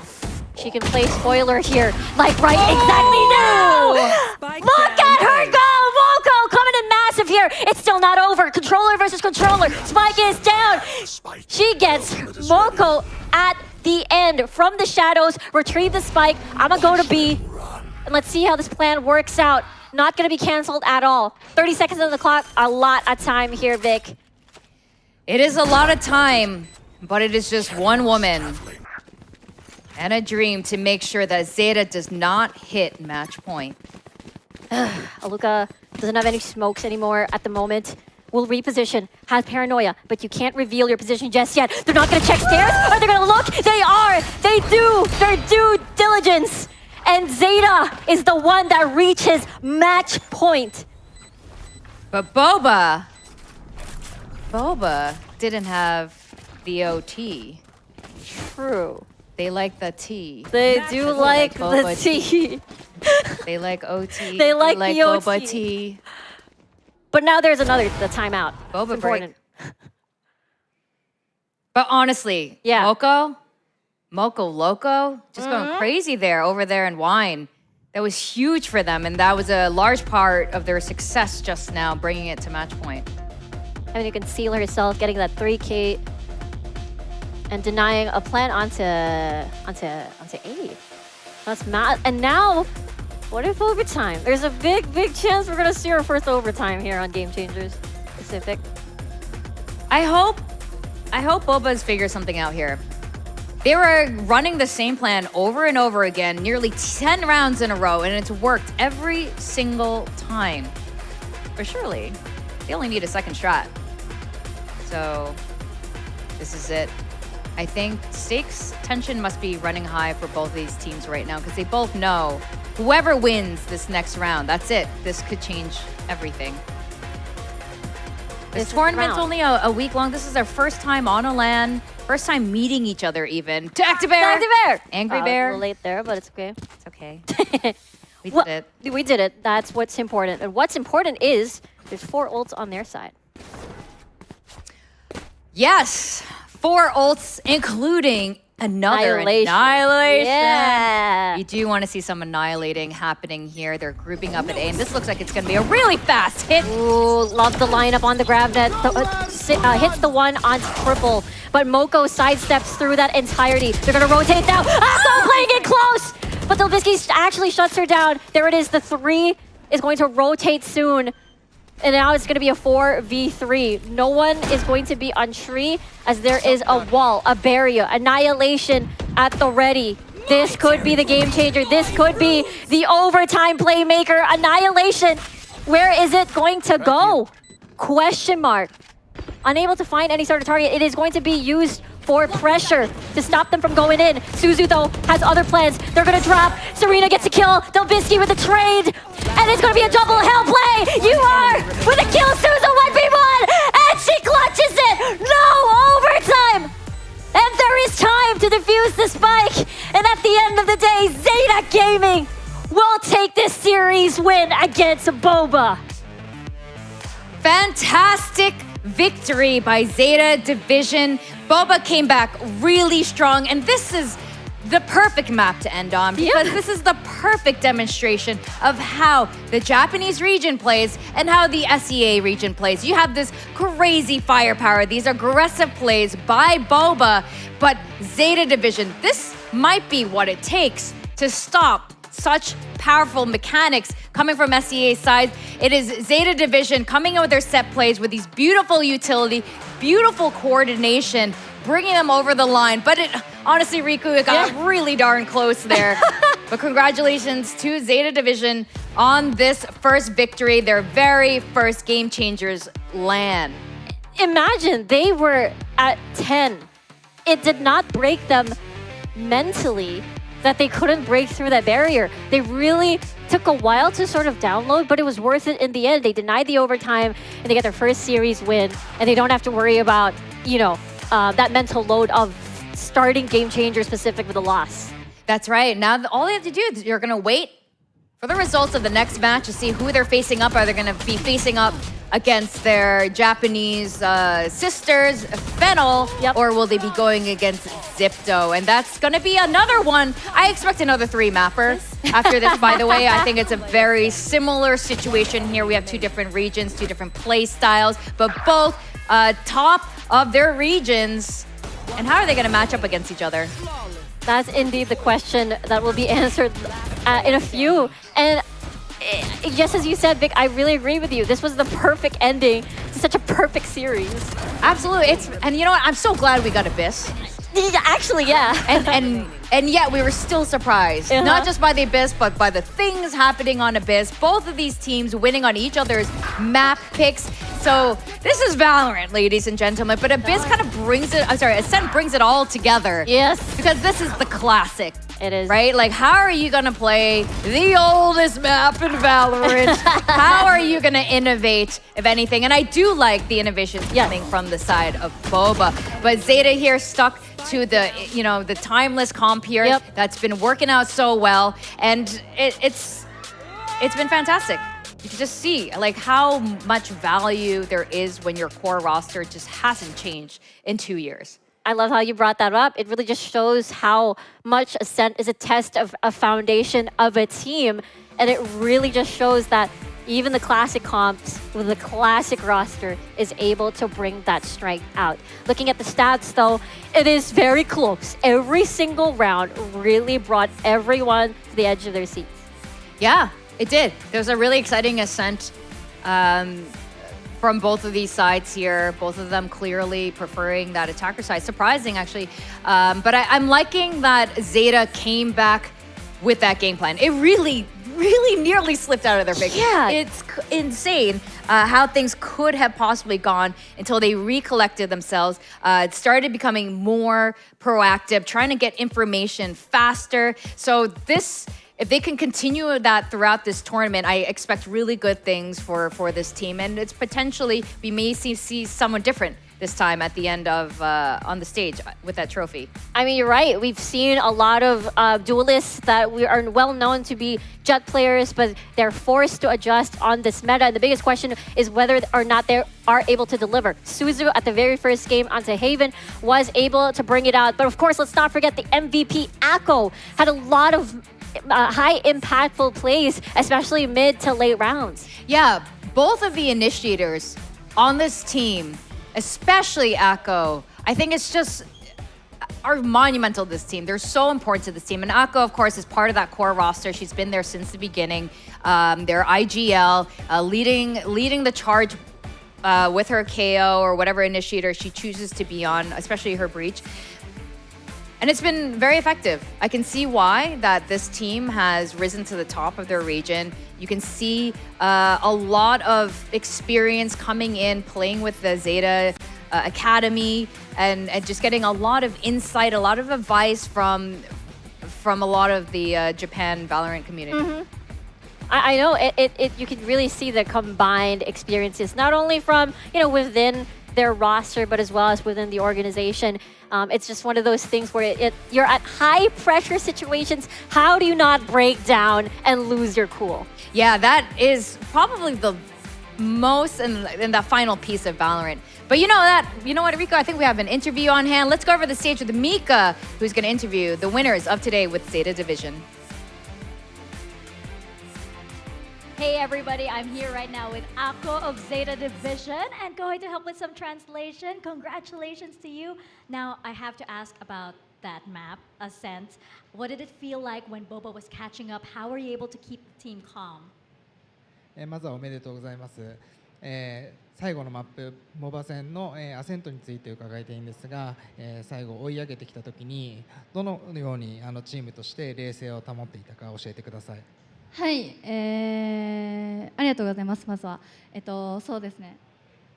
もういつもの経験じゃないですけど、スクリームとかを通してやっぱり負けても巻き返せるっていう自信とかがあったので、まず恐れないことが大事かなと思いました。So first of all, thank you. And we, through our scrims, we're pretty used to all the comebacks. So we had confidence in coming back. So we just keep ourselves confident and think that even when they're coming back, just stay calm and play calm. And then release all the energy in that scream at the end of the map, right? Now, I have to ask about Abyss, because it was a very, very strange pick. Can you tell us like how the team feels about this map? アビスの、ピックについてちょっと教えていただきたいんですけれども、とても普段はないようなピックなので、チームとしてこのピックが、決まった時にどういうふうにリアクションがありましたか？そうですね。今まで戦ってきた大会で戦ったことがなかったので、最初は、予定通りでもなかったので、みたいな感じでなんかそうだな。最初は驚きでした。はい。So it wasn't a map that we've played in competitions before, and it was definitely not a planned pick. So we were definitely surprised by it. Oh, wow, that's very interesting. So final question, how did the team prepare against BOBA? Because Southeast Asia plays very differently from the Japanese region. 最後にこのボバ戦に向けてSEA リージョンのチームは日本のチームとはすごく戦術が異なると思うんですが、どのように準備してきたかについて教えてください。はい、まず、ラインをすごい合わせてくるなっていう、戦うラインを合わせてくるなっていうのがまず大きな印象で、フラッシュイニシエーターやデュエリストだけで戦うのではなく、センチネルだったりとか、なんかラインを合わせてその攻めの時に戦ってくるなっていう印象が強かったので、こちらもリテイクの時などにラインを合わせて一緒に戦おうみたいな意識や声掛けを常にしていました。So I feel like SEA region always keep the line together, not just initiator and duelist, but also the sentinels and everybody together. So we made sure to create callouts that just don't fight alone, but to have everybody group up together for the fight. Teamwork makes the dream work for Zeta Division. Congratulations to you guys, and thank you very much for your time. Don't go anywhere. When we come back, we're still going to have Zipto and Fennel.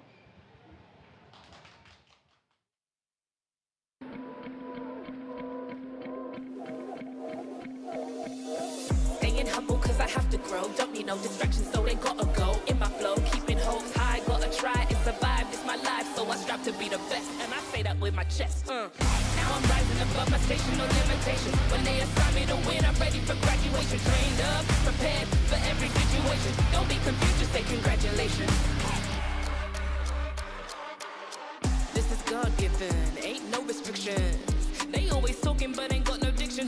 Every fairy with it, but I'm scary with it. You'll get buried in it, horror like I'm carrying it. On the mission, be the best, not like any of the rest. Got the goals, ain't got stress.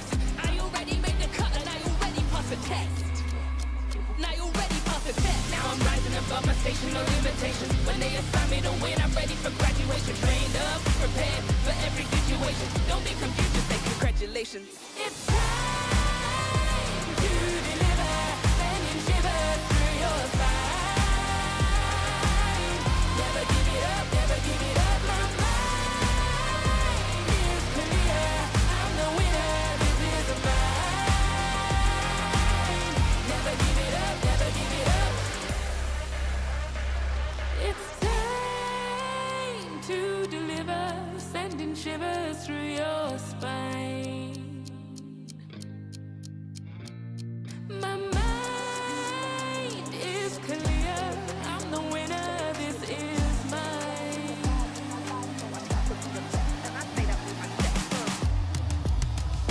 Never give it up, now I'm rising above my station, no limitations. When they assign me to win, I'm ready for graduation. Trained up, prepared for every situation. Don't be confused, just say congratulations. Never give it up, now I'm rising above my station, no limitations. When they assign me to win, I'm ready for graduation. Trained up, prepared for every situation. Don't be confused, just say congratulations. It's time to deliver, sending shivers through your spine. Never give it up, never give it up. My mind is clear, I'm the winner, this is mine. Never give it up, never give it up. So I strive to be the best, and I say that with my chest.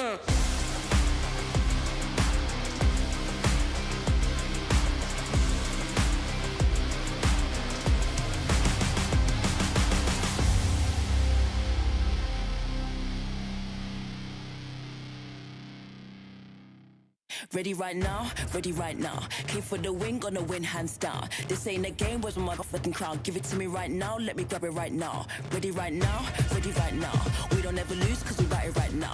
Push you in the face with a score right now. You don't like it where it is, come and see me, you a clown. Ready right now, ready right now. Ready right now, ready right now.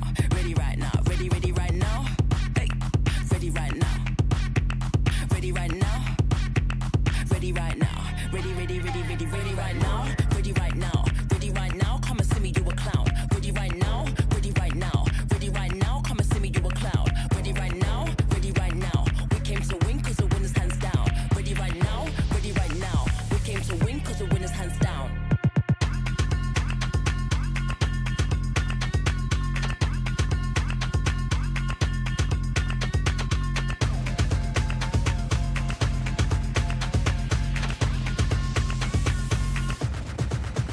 Ready right now, ready right now.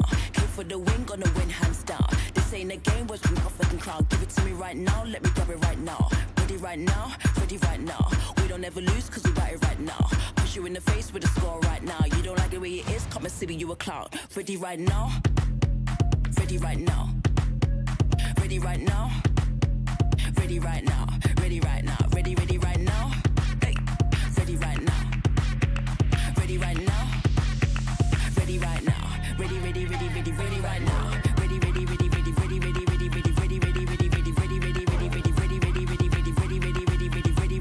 Ready right now.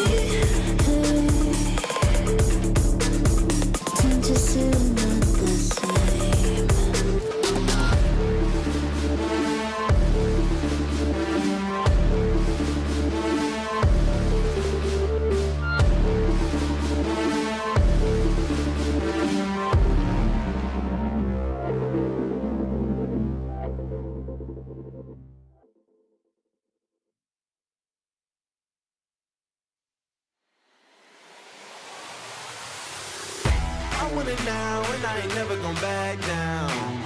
I want it now and I ain't never gon' back down. I want it now and I ain't never gon' back down. I want it now and I ain't never gon' back down. I am no regular citizen. Nope. Do you understand what you're witnessing? You cannot tell what the difference is. I want it all and I'm winning it.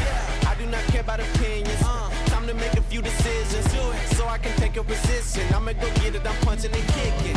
I keep on moving, they off of me. Just do it and stop without talking to. I'm not expressing no modesty. I can't see nobody stopping me. If there's a problem, I gotta solve it. Straight to the top, I can't see myself falling. I gotta grab it, there's no time for stalling. Number one stunning, don't have other options. Now I'm fired up. I'm sorry, brother, your time's up. I see the top and I climb up. I came from the ashes, I rise up. Rise up, rise up. I want it now, I gotta rise up. Rise up. I want it now, I gotta rise up. Rise up. I want it now, I gotta rise up. Rise up. I want it now, I want it now, and I ain't never gon' back down. I want it now, and I ain't never gon' back down. I gotta go for the gold. I need to switch up the mode. I'm gonna win on my own. I'm in a whole nother zone. I reached the pinnacle. I don't have time, this is critical. It's time to finish you. I don't care who I just did it to. I gotta go for the gold. I need to switch up the mode. I'm gonna win on my own. I'm in a whole nother zone. I reached the pinnacle. I don't have time, this is critical. It's time to finish you. I don't care want it now, I gotta rise up, rise up. I want it now, I gotta rise up, rise up. I want it now, I gotta rise up, rise up. I want it now, I gotta rise up, rise up. I want it now, I gotta rise up, rise up. I want it now, I gotta rise up, rise up. I want it now, I gotta rise up, rise up. I want it now, I gotta. I want it now and I ain't never gon' back down. I want it now and I ain't never gon' back down. I want it now and I ain't never gon' back down. I want it now and I ain't never gon' back down. Said I'm fired up, I'm sorry your time's up. I see the top and I climb up. Came from the ashes, I rise up. Rise up, rise up. I want it now, I gotta rise up. Rise up, I want it now, I gotta rise up. Rise up, I want it now, I gotta rise up. Rise up, I want it now, I gotta rise up.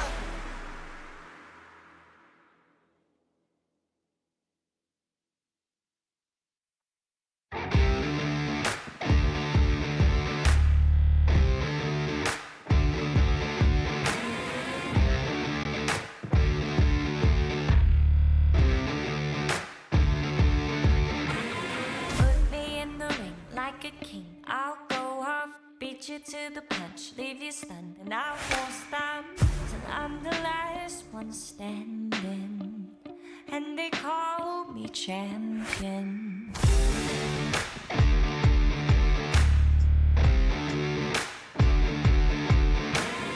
When it's do or die, everything's on the line. I won't back down until victory is mine. I'll be the last one standing when they call me champion. You know it's a matter of time, a matter of time before I come to get what's mine.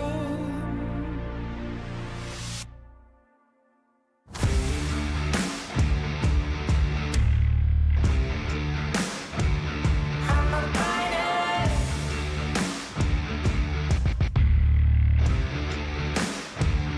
I'm a fighter.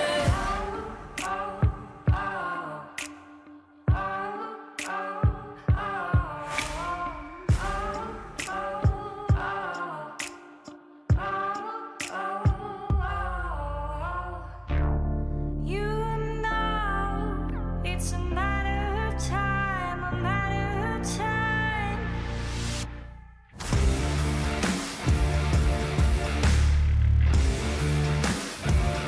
I'm a fighter.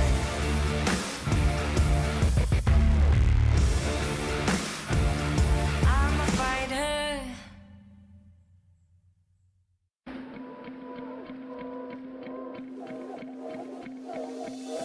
Staying humble cause I have to grow. Don't need no distractions, so they gotta go. In my flow, keeping hopes high. Gotta try and survive, it's my life. So I strive to be the best, and I say that with my chest. Now I'm rising above my station, no limitations. When they assign me to win, I'm ready for graduation. Trained up, prepared for every situation. Don't be confused, just say congratulations. This is God-given, ain't no restrictions. They always talking but ain't got no diction. Airy fairy with it, but I'm scary with it. You'll get buried in it, horror like I'm carrying it. On a mission, be the best, not like any of the rest. Got the goals, ain't got stress. I already made the cut and I already passed the test. Now you already passed the test. Now I'm rising above my station, no limitations. When they assign me to win, I'm ready for graduation. Trained up, prepared for every situation. Don't be confused, just say congratulations. It's time to deliver, sending shivers through your spine. Never give it up, never give it up. My mind is clear. I'm the winner, this is mine. Never give it up, never give it up. It's time to deliver, sending shivers through your spine. My mind is clear. I'm the winner. This is mine.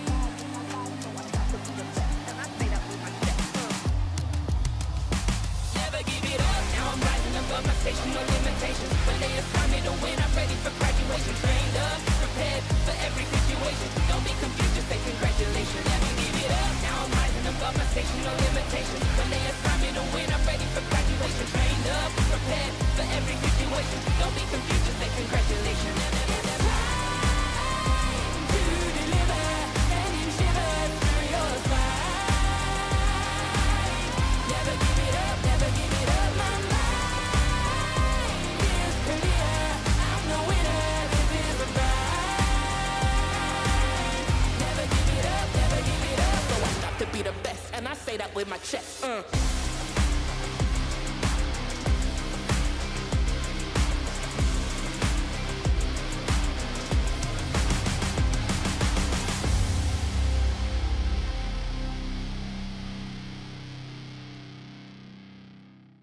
Ready right now, ready right now. Came for the win, gonna win hands down. This ain't a game, where's my motherfucking crown? Give it to me right now, let me grab it right now. Ready right now, ready right now. We don't ever lose, cause we got it right now. Push you in the face with a score right now. You don't like the way it is, come and see me, you a clown. Ready right now, ready right now. Ready right now, ready right now. Ready right now, ready, ready right now. Hey, ready right now. Ready right now. Ready right now, ready, ready, ready, ready, ready right now, ready right now, ready right now, come and see me, you a clown. Ready right now, ready right now, ready right now, come and see me, you a clown. Ready right now, ready right now, we came to win cause the winners hands down. Ready right now, ready right now, we came to win cause the winners hands down.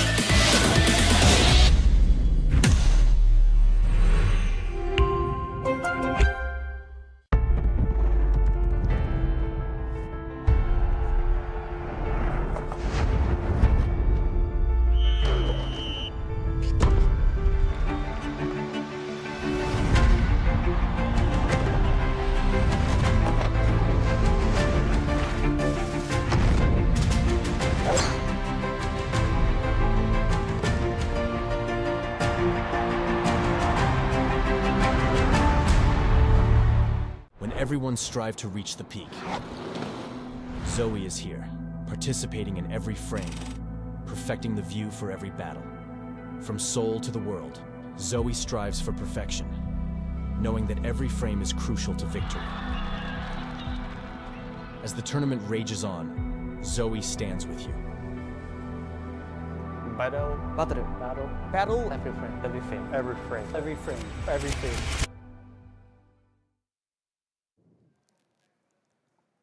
A very close series to start off the day, and the second one seems to be poised to be the complete opposite.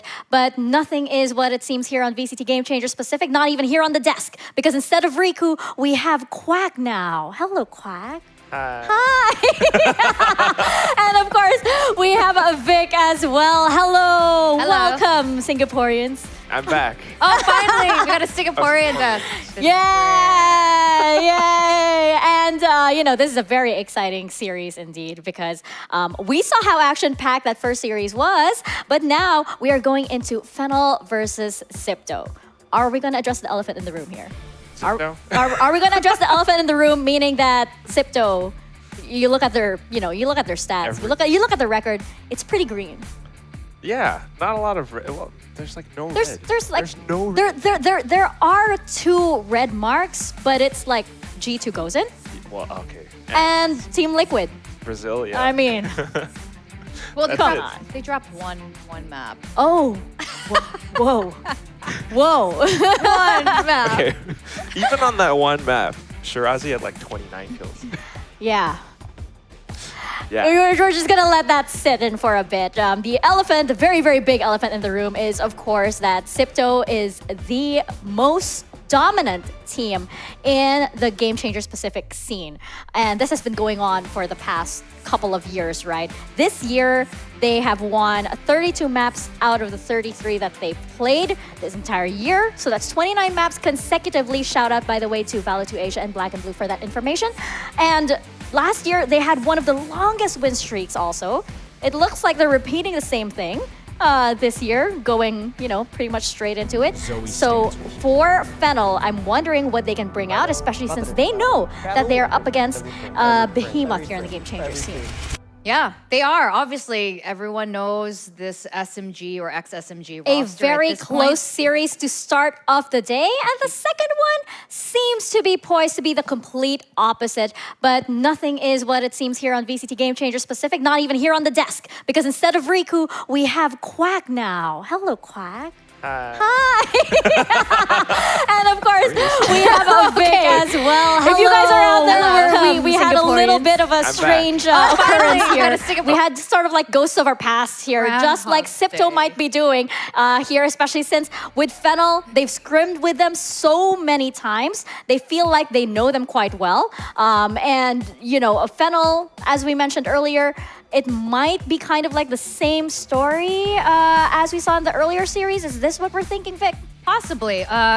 Quick shout out Romeo there. She actually used to be on ZETA Division before she switched over this team. And this team also has 2 Korean players, Mint and Yamzi. We'll dive more into them because they're so interesting, actually. But Fennel, I think they're a very good team, personally. They've always been stopped in their tracks by ZETA Division, but they have very similar play styles. They do it, obviously there'll be some differences there, but there are a lot of echoes of ZETA Division in how they play. And that might be a good counter against ZIPTO Esports, who we know to be one of like the strongest firepower. You can just look at these stats across the board. Everyone on the squad can shoot. Everyone in the squad has that duelist base. So I think this team, obviously, they're really scary. They don't allow you to think. And this is like a large part of why they've been so successful. I agree that Fennel are similar to ZETA Division. Actually, a lot of the Japanese teams have a very similar style, and then it's a very structured approach. I don't necessarily agree that they can do a lot of damage to ZIPTO. I mean, it's very, very scary to look at how ZIPTO plays because, yes, the stats, the KDA, I mean, they just haven't really had much of a challenge. I think in almost all of Pacific, you're talking about scrims, you're talking about also official match performances, then that's why, I don't even really want to look at their map stats. It's like, what are we going to talk about? They win almost everything. Yeah. Yes, maybe the map veto can inform you a little bit, but otherwise, it's just the fact that there isn't really a team right now that has challenged them yet, at least that we know of. Severely, the only thing that challenged them was, the international teams like G2 Goes and Team Liquid. Well, these perfect marks would make any Asian parent satisfied. Yeah. They wouldn't be ecstatic. It's like, drop why are one you map. not winning every single, why are you not winning every single map is the criticism that will come in here, right? Exactly. Especially since, it's difficult. Fennel are up against a team that hasn't dropped a series on Pacific soil, on Pacific sea. Pacific soil. Soil. Sea. It's like it's because we're in water, right? On Pacific Ocean. But Yes. I do think that there are some players to look out for here on Fennel, right? I do see that Mint is, she's poised to be like that duelist. I think she's like the best player on the team. She also got really emotional during like their post finals interview, and you can tell how much it means to her. I also think Kuromi has that experience and has that veteranship to be able to lead the team because she was part of that Fennel roster that went to the Game Changers Championships in Berlin way back in 2022. That's right. Now, Mint is a phenomenal duelist. I think all eyes are on her for this particular matchup. And she's very different. She brings a very different flavor to this team. So I was just talking about some comparisons to ZETA Division just now, but what Mint does is very different. She plays I would argue, slightly closer to that SEA style of just raw firepower, no fear as she goes in. And you rightfully pointed out Kuromi also. I think the way that Breach sets up for Mint's success is going to be really important. That could be the factor that helps push ZETA to the limit. Of course, we've got to compare Inari and Mint. This is definitely going to be the highlight. I don't think the duelists were my highlights for the last matchup, but this one, This one you won. This is going to be fun. I mean, it's always been an area as far as Of we know, course. and of course in Pacific or APAC or Southeast Asia. I think she's started to grow a little bit more, though. It's a little bit different this time because she has to play alongside her team, especially someone like Alexi. And they are very good friends. I see them together almost all the time. But for someone like Mint, where Fennel, they go for a lot of that structured approach, it's very, I wouldn't say individual, but she's always set up by her teammates and they have a very set plan in mind. It's a very methodical approach. And when she is set up correctly, it can be very devastating. Because, for example, in their lower final against Reignite Lily, I think, she had almost 30 kills in their very first map. It was Haven. They won out 13-3. 28 kills exactly as a Jet. I mean, everybody has been saying that Inari is pretty much the best Game Changers player in Pacific. She is up there, and she's had so many eyes on her from the very beginning. Even across internationally, people have been hearing about her name and hearing about this amazing duelist out of Southeast Asia. She is her. She's her. She is her, right?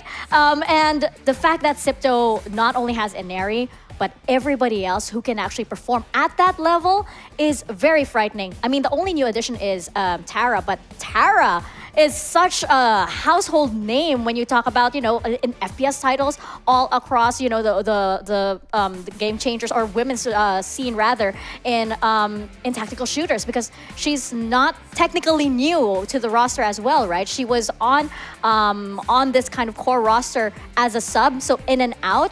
So I don't really think that this is like a shocking change to this team. Not too much. It's almost like a blast in the past. But then she, stopped for a while and came back. And I think she's still able to perform for the team, with the team. And the main thing is they all have such good chemistry together. And that's one of the reasons why they're able to kind of flow across the map. They don't really stop at any point in time. Yeah, that's right. I want to shout out to Alexi as well. She's, if you want to say who else besides Inari is the sharpest shooter on this LAN, it's Alexi, and they're on the same team. That's frightening. And Alexi isn't even the duelist player on this squad. I think it was really hard to predict anything other than Zipto for this particular matchup, as good as Fennel has been looking on certain maps. But how do you vote against Fennel other than for any bias? But on paper, paper, this team is so dominant. It's pretty hard to deny, that very, very green record, right? And I think that, with Fennel, the best thing that they can do is really just to, kind of approach the first map, maybe potentially as feeling everything, and then really reel it back together for the second. I kind of feel like they have to bunker up in a way, and then kind of kind of see where they could probably match up against Sipto. I don't know. I feel like it's there's a massive storm, and they're kind of just preparing for what's about to come. It's just everything's brewing. Yeah, yeah. Kind of getting used to getting ready for it. I mean, that's what the whole, Game Changers Pacific LAN is all about. I feel like it's really such a big celebration. I mean, they all have a lot of experience competing online. They've always known, scrimmed against each other and everything. But coming here, it's always kind of a bit of a new experience playing on stage in front of fans and everyone cheering for you. Yes, SMG, back when they were SMG, they've had that experience, but they also kind of got reverse swept in that lower final. So there's always a bit of a chance. We're going to be seeing this. It's probably going to be a high energy series. So let's take it to the stage for Sipto versus Fennel.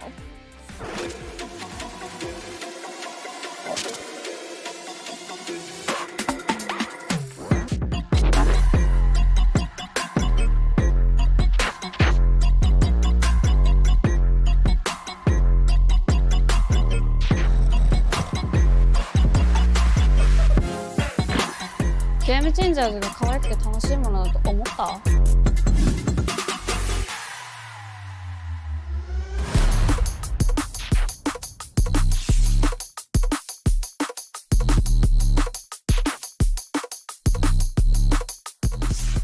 is coming. Watch me. Big bad bass for your head top. I love the confidence, and that's really, how you have to put your best foot forward here in your stunning tracksuits, by the way. I'm a big fan of those, but you gotta love this, and you see this energy coming out. This is exactly what I wanted to see from this team. Yeah, like no sense of fear whatsoever. They don't seem to be afraid. You just look at them, like, especially the player right in the center. Yeah, gotta love it. And you know what? With regards to energy, I'm looking at Pingsong because I really like how energetic she is, how positive she is. But then on the other side, right, you have SMG and you have somebody like Alexi. I'm expecting those screams. I'm expecting a lot out of this team, so let's check out their roster.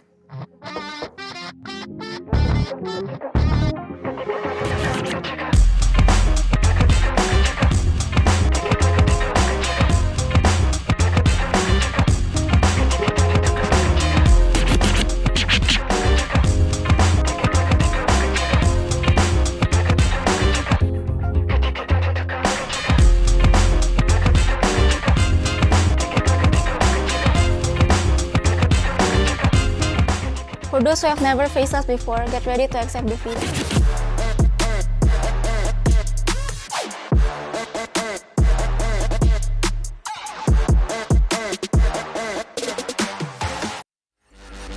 Get ready to accept defeat from Aneri herself. I mean, no, it kind of feels like no truer words have been said, and it's such a frightening declaration, especially to all of the other teams here, because this team is like, they're not only just confident, it's like they know for a fact that they're winning this. The interviews with Aneri have been really interesting. I mentioned it to her just now. I was like, hey, you in your interview, you're confident. You're like, yeah, we're gonna win. I barely need to practice outside of the scrim. Yeah, there's no team that can challenge us. She literally said that. But then she did clarify just now. She was like, I was just kidding. I was just kidding. But it's hard to tell she's kidding because it's kind of true. It's hard to see that there's the joke in there because it's like, well, I kind of believe you when you say it because you're so damn good.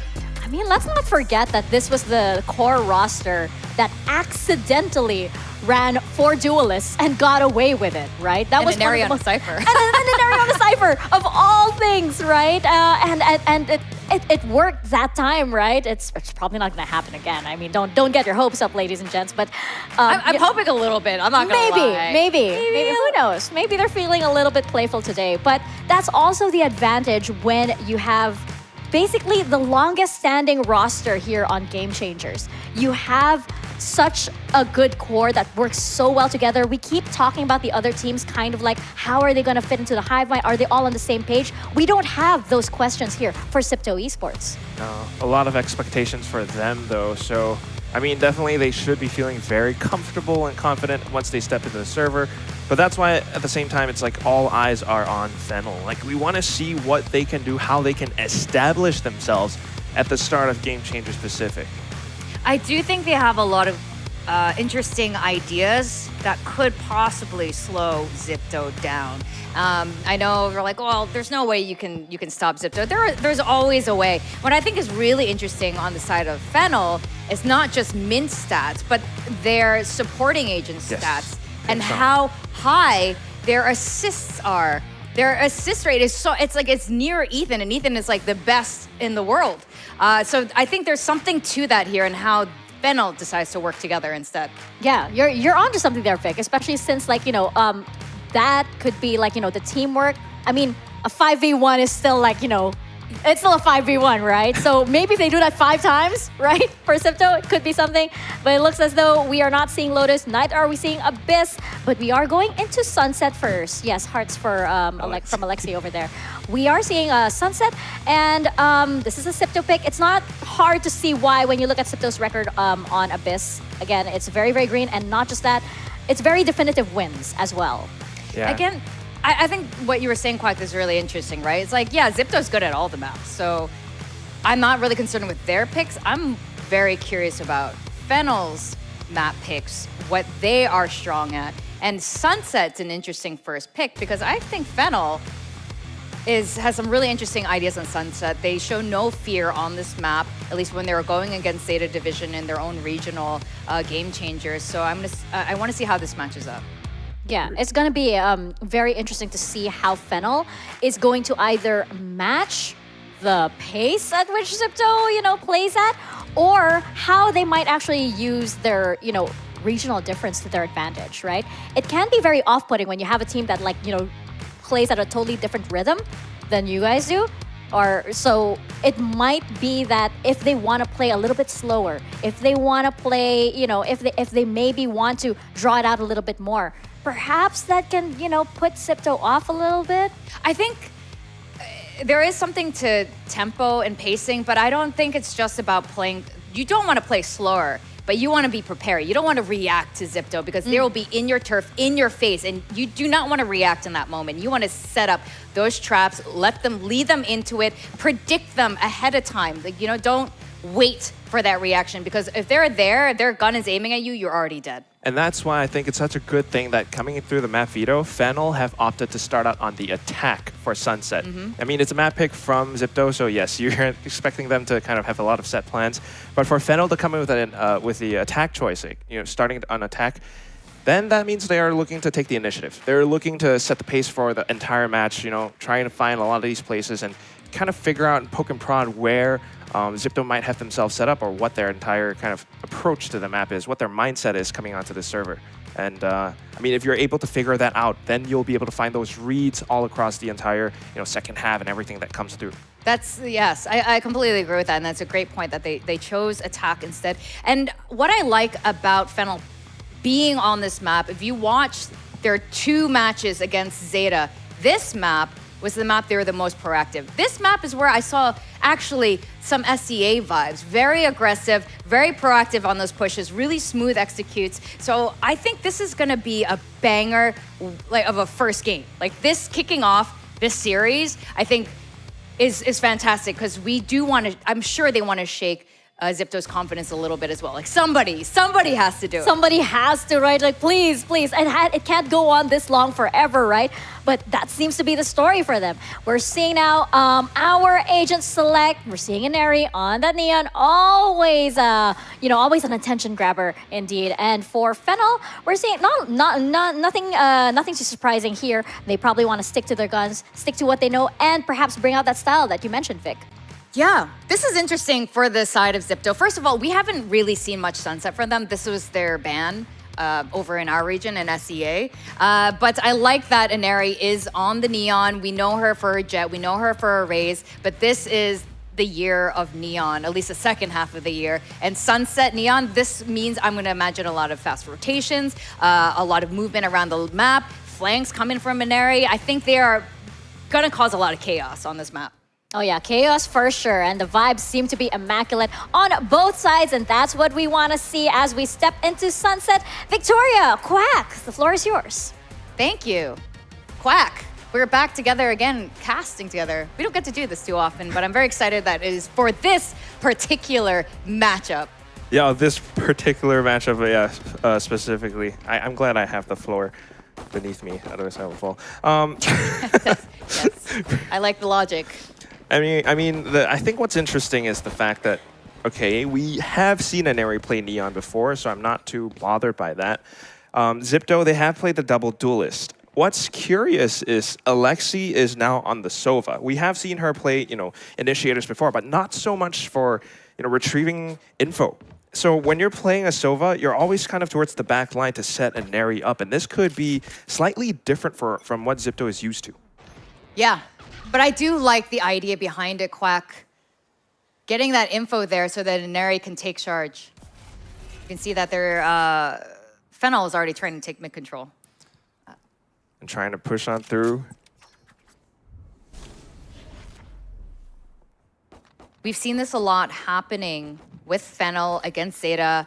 A lot of A executes, clearing those corners. And they are going to silently walk in. Shirazi, though, just so far back, Vic.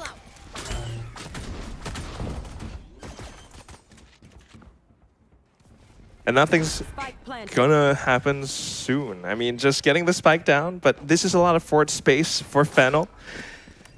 And from the one-way, they're gonna actually take control over this spawn side push. So trying to deny the retake and force ZIPTO to just push out from the drop instead. And that's where mid will be able to find a couple of kills now. The rest of them hiding up behind Jenny. It's going to be Pingsong with a couple more.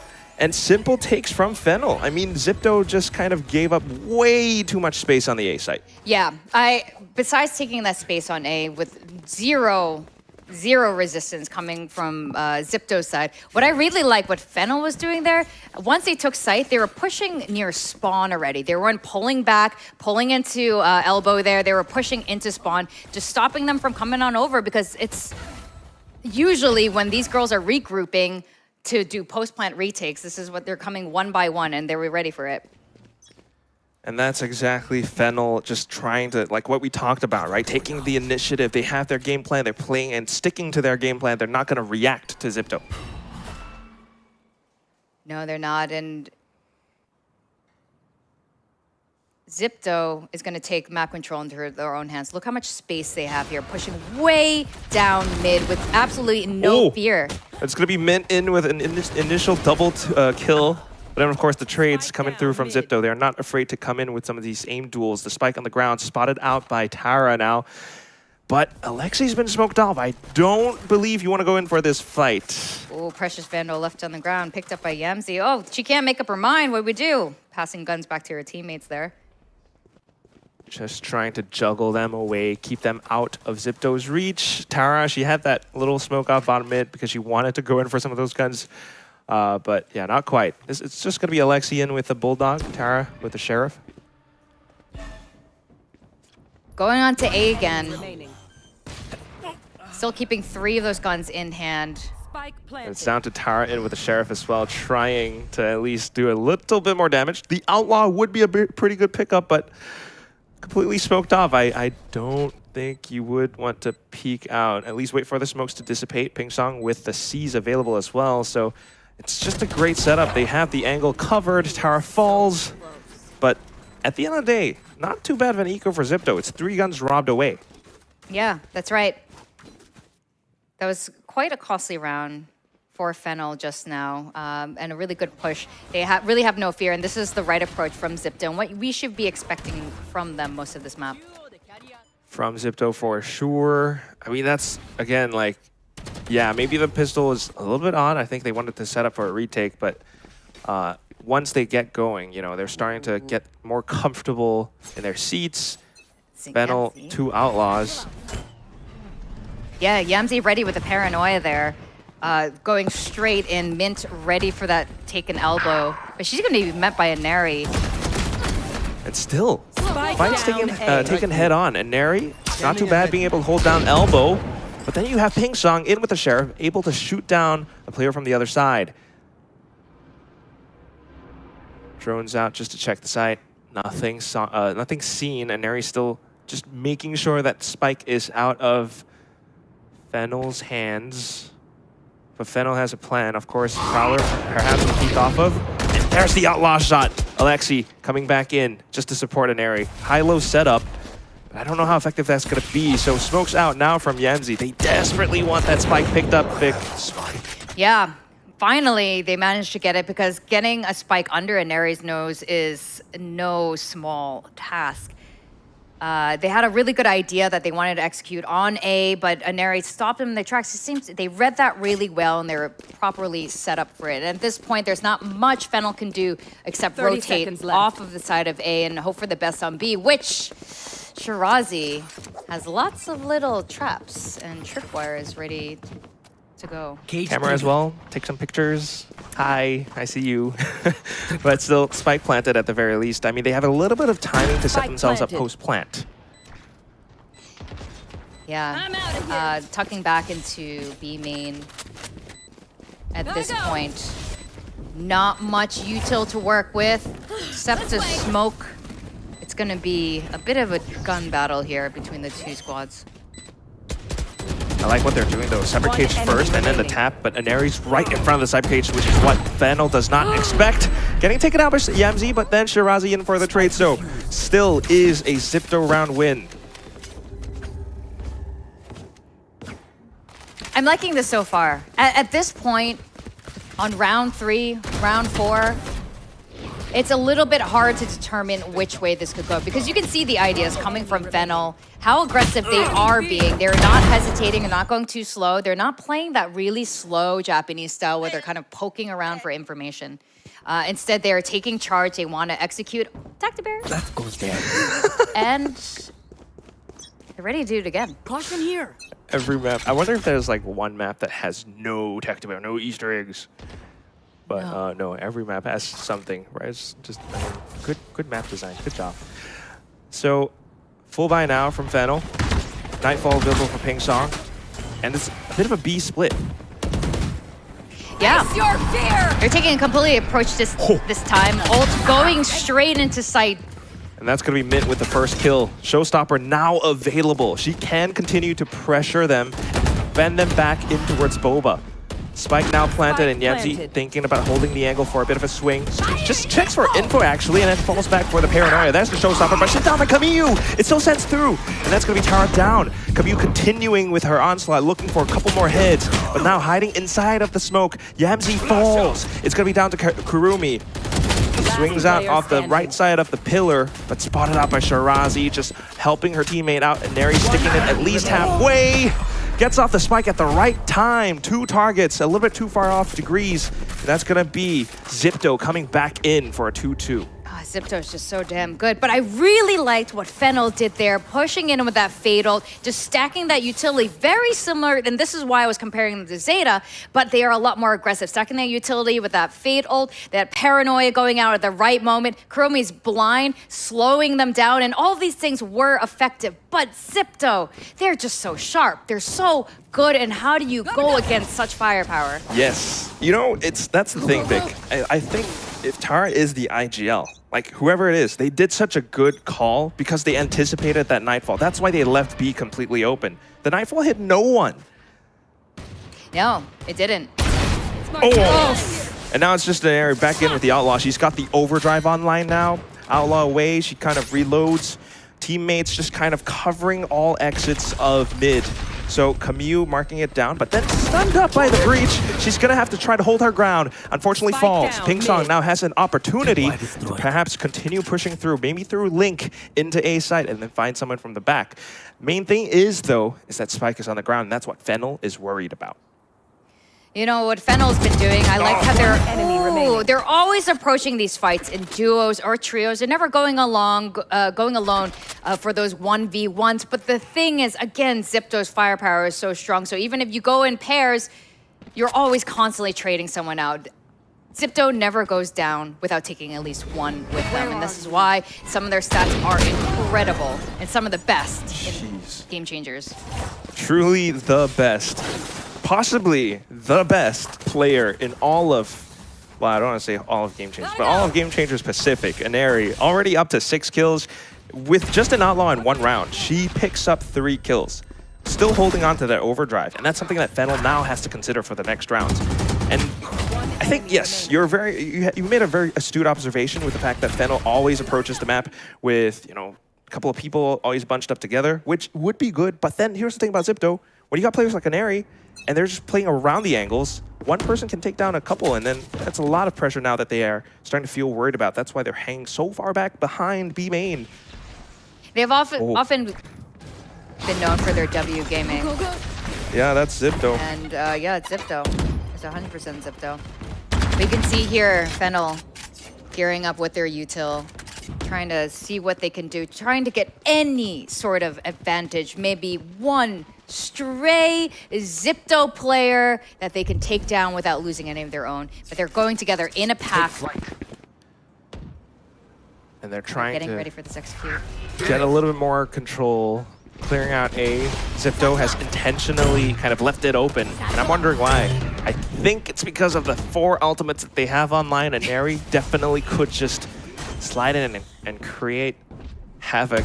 Exactly. There's no need to go in and do their usual gunplay when they have all of these ults online for a very easy breezy. Oh.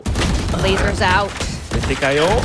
And that's going to be 1 and 2. Now continuing to sprint forward, but then shut down by Romia. Now if you take a look at the minimap though, Yamzi on a bit of a flank. However, 3 targets on the site. 1 gets taken down. Tara has to get off of the spike, but then comes Kamiyu back in from elbow. Instant reaction from Zipto. They will take the lead 4-2. The trust that you see happening with Zipto there on that spike. Kamiyu wasn't even worried. Just got out of the spike, got out of the way a bit. She's like, Tara's got my back. And she did. It's incredible seeing how this team is put together. And again, you can see why they are the favorites to win this entire tournament. But crazier things have happened, you know? For sure. I mean, just looking at how, the past few rounds have played out, right, Vic? Fennel, that last round was kind of reminiscent of what we saw in Pistol, right? A site was completely left open. They wanted to continue to push through to spawn. But the difference is now, Zipto has the guns, they have the ultimates, so they are able to kind of just explode into the site. And I think that's something that Fennel doesn't quite expect. Because when they're always playing against Japanese teams in their own Game Changers region, it's always that methodical approach. It's always structured. You have, the setups, then you have the duelists trying to come in, and they need to set up around spawn to do that. So that's why their game plan is to cut them off around spawn. But when you have a team like Zipto, who's already I know you're trying to cut me off around spawn. So I'm going to set up a little bit further back, and I'm going to slide in and explode in your face, and you have no idea that I'm going to do that. Yeah, there's absolutely no need for them to stay on that site. They do not use trap plays. They don't need to. They just need to get all their forces together and come back as a group and just kill everyone. But this is, again, a pinnacle of improvisation. A team that loves to improvise on the go. They're very adaptable on the fly versus very coordinated plays from Fennel. And again, the problem with coordination and playing by the book is that you have to follow the rules, and Zipto doesn't play by the rules. Yeah, so we kind of want to see Fennel be a little bit more flexible sometimes, but I don't know if the Japanese teams are known for that. Right now, they have a couple of ultimates to work with. But you have 2 Koreans. Oh, that's true. But the Koreans are also quite perfectionists. Still, this round, Aneri pulling out the operator. A lot of map control for Fennel up towards mid. I like how they're changing it up Fennel after their timeout here and going as a group. Well, this is just like the same round from before. Aneri in with another sniper instead of the Outlaw. And now it's going to be Alexi. They're all marking out the top of mid, which is where Fennel has pressured in before. So everything kind of falls apart, Vic. It does, again and again. It's really tough. They had those first 2 rounds, and it looked like they had some really good, effective ideas. Oh, don't peek that corner. Don't look there. Do it. That's not what you want to see. It's going to traumatize you. Hey. Well, it's going to be applause. Can you imagine just peeking that corner? 4 Zipto players looking at you from every possible angle. Just shoot down at least one so they don't get the flawless round. Yeah. Break their mental. That's the game plan. Sure that would break their mental, losing one for Nah, they're like, whatever. they'll be like, haha, Alexi, you died. I wonder if they have bets amongst themselves, like, who's going to die first? And whoever dies first has to set up all the computers for the next practice. Yeah, they have to buy the next round of ice cream for everyone. Well, still, it's going to be that operator that I'm keeping my eyes on, because look at how they're approaching B. Yeah, that's right. Aneri, if there's anything that makes Aneri scarier, let's put an operator in her hands. And she's pushing up. But that util pushes her back, forces her back. She might lose that up. Yeah. Oh, but those fast feet get her out of harm's way. Almost lost it. And that's the Rolling Thunder now sent in. The Catalyst into the site. Yamzi has to fall. And that's going to be Aneri, unfortunately, losing that op. So yes, they have quite a bit of bank, but I don't know if you want to continue pushing in, at the very least, just to check around the site if they can see, maybe get a couple of picks. They got a couple of ultimates on their own for the side of Zipto, but look at how Mitz is just holding them back up around BOBA. No dessert for you, and it's all down to Alexi. Up off the side of Market, slowly creeping out. She's looking for mid, at the very least, just to get that 1 kill. Off the other side of the map, though, it's going to be Romeo all the way, trying to set up big flank. Alexi is going to go in to check out B main instead, but she's not going to find anyone. If she does continue to push out, it's going to be so many players, a bit of fire range. So unfortunately, losing her weapon to the spike. Yeah, that's going to be it. How many Game Changer players does it take to take down 1 Alexi? 4. It takes 4. But I like what they did there. They didn't hide from Alexi. They went to prepare for her exit there, and they just want to make sure they have every advantage possible. Now, normally Fennel would push way into spawn after getting that spike down, but this is a very different team than anyone they've faced before. This is not Zeta Division, whom they faced over and over again. This is ZIPTO, so you don't want to push down that spawn and meet them face to face. I think they've learned from that lesson there, and they have a lot of ults up on both sides. I expect Mint here with their showstopper to be doing some partying. Yeah, right off the rip, she wants to bring the party to Market, maybe even Boba. Boba party sounds nice. But unfortunately, the bubbles are not the things that will pop. Nothing found. So ZIPTO just kind of holding back from it because they have some ultimates to work with as well. Ooh, operator spot out once more. Self inside of Market. Once again, the paranoia sent through now. ZIPTO desperately trying to fight for this little bit of space. But unfortunately, it's not quite going to happen. Got Romia as well as Mint trying to hold it down. Hop through though, it's gonna be a Neri. She might be able to find a bit of an angle, but look at how Fennel are positioning themselves. Yeah, that's right. They're spreading themselves out and they're surrounding them, making sure they have every possible angle covered here instead of grouping in one spot and being easy to find. So a bit of a tap on the spike, but still ultimately surrounded. You're right, Vic. Alexi has no choice but to press for it, at least find a kill, but it's not gonna be found. Yamzi instead finds her. And that's going to be another round for Fennel. That was a fantastic play by Fennel, spreading themselves out immediately like that. These girls, ZIPTO, are sharp shooters, but if you are hard to find, if they can't cover every possible angle, it doesn't matter how high your sends are, it's going to be really difficult to keep turning around to spot every single Fennel player coming at you. And that's just how one of the ways that Fennel can play with expectations as well. I don't think ZIPTO were thinking about that showstopper all the way from mid to Market. Cover going out. So ultimate's starting to run out now, as well as economy for ZIPTO. And ZIPTO is about to come head to head. Really? At A. Stunned up though, that's gonna be painful. Tara in with the Spectre, trying to fight at point blank range, but has to ultimately fall back. At the very least, it's just a bit of presence made just to tell Fennel, hey, shoo, go away.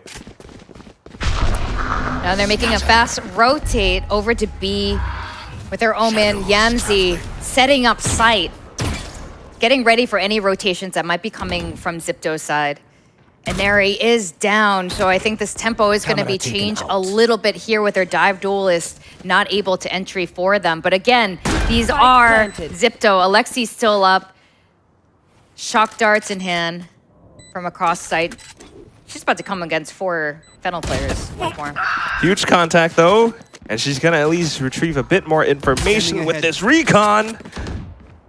Ultimately shot down, but still spots out at least one. Now she knows there's a second as well because of that Prowler. Here's the footsteps, and she's just continuing to buy their attention away. Look at the sight. Her teammates have arrived, and now they're starting to stick it down. Yamzi has to watch out for her back as well, so a lot of pressure, and that's when Tara will continue to push through. ZIPTO picking up the 6th win. You know, you were mentioning Alexi on the Sova, and you were a little bit curious how she would fare. Of course, she fared great. That was a fantastic recon dart there, playing with them, drawing their attention away, taking them one by one. Now, that's the first time you see Fennel kind of split up there, and they had no other choice. What ZIPTO ended up doing is exactly what Fennel did to them the round before, surrounding them, making them look at every possible angle and dividing them. Alexi just easily took them down one by one. Definitely happy about that. And that was a half-buy round that ZIPTO just won, by the way. ZIPTO doing ZIPTO things. They could do these things with pistols, but you know what? I like the fight that Fennel is putting up there, challenging them with a lot of their ideas. Now they're gonna go for either a B hit or a B fake, but it looks like the whole full force is here. Guns out. Just trying to clear. Oh, that breach. They're trying to take things slow, Vic, because so far it's always been a lot of these Cypher traps towards the site. At the very least, trying to clear it and then push in. Nobody's found. No one's home. So they continue to knock on all the doors all throughout. Alexi, though, continuing to spray through from Market, will at least find one. And here comes Mid. Takes down Shirazi, but Neri trades. There's your dive duelist, Vic. Continuing to push through. That's the stun as well. And off to the 3rd kill. Camille will be able to provide that additional support as well. And ZIPTO comes away with this round rather clean. Yeah, very clean, in fact. At this point, I do like that Fennel is trying to adapt here. They're not throwing all their util in. They know that no one might be on that site. At most, it's just one while they wait for the rest of their players to come and collect onto the site. But still, it's a little, too late. There's not much you can do. Look at that. That's just straight up. Slide and shoot, slide and shoot, slide and shoot. Slide and shoot. It's just that neon. It's very smart. Even something says something about the because she had like the relay, you know, into the side of the pillar, and then she slides it. That renders, you know, her opponent useless. Like she can't really react. Double ops. They are comfortable. Come on. Now. Just no mercy. Okay. They have a little bit of a second chance here. Mint getting a lot of space. That's like kind of the same execute from before. It's that Nightfall through market again. Doesn't find anyone. At least they should be able to stick the spike down pretty soon. Kurumi trying to do just that. Yanzi holding off from mid. Will be able to catch Tara off on the rotations. That means no more smokes for Zipto in this round. They know exactly where they are. Except for perhaps Camille, but now footsteps heard by Yamzi. Oh, even with the cam spot out though, Camille takes her down. And Aries slides in with the overdrive. Havoc caused on towards market. Kurumi trying to stay alive, but to no avail. Zipto. Despite losing the site, they will be able to come up big in this final round of the first half, 8-4. There are these moments where Fennel is set up for success. They're in all the right places, but for a different team. For any team, except Zipto. I mean, once again, it's the post plant kind of not quite successfully being held. Sometimes when, you know, when they have a clear advantage and Mint is just holding off on the other side, then she's able to land a lot of the frags. But when they're kind of forced back, that's when Zipto continues to push them even further back. Yeah. It's not tough at all for this team, but you know what? 8-4 is not a horrible scoreline to go into the second half. But we're going to go on a really quick break. I can't wait for the second half of this map.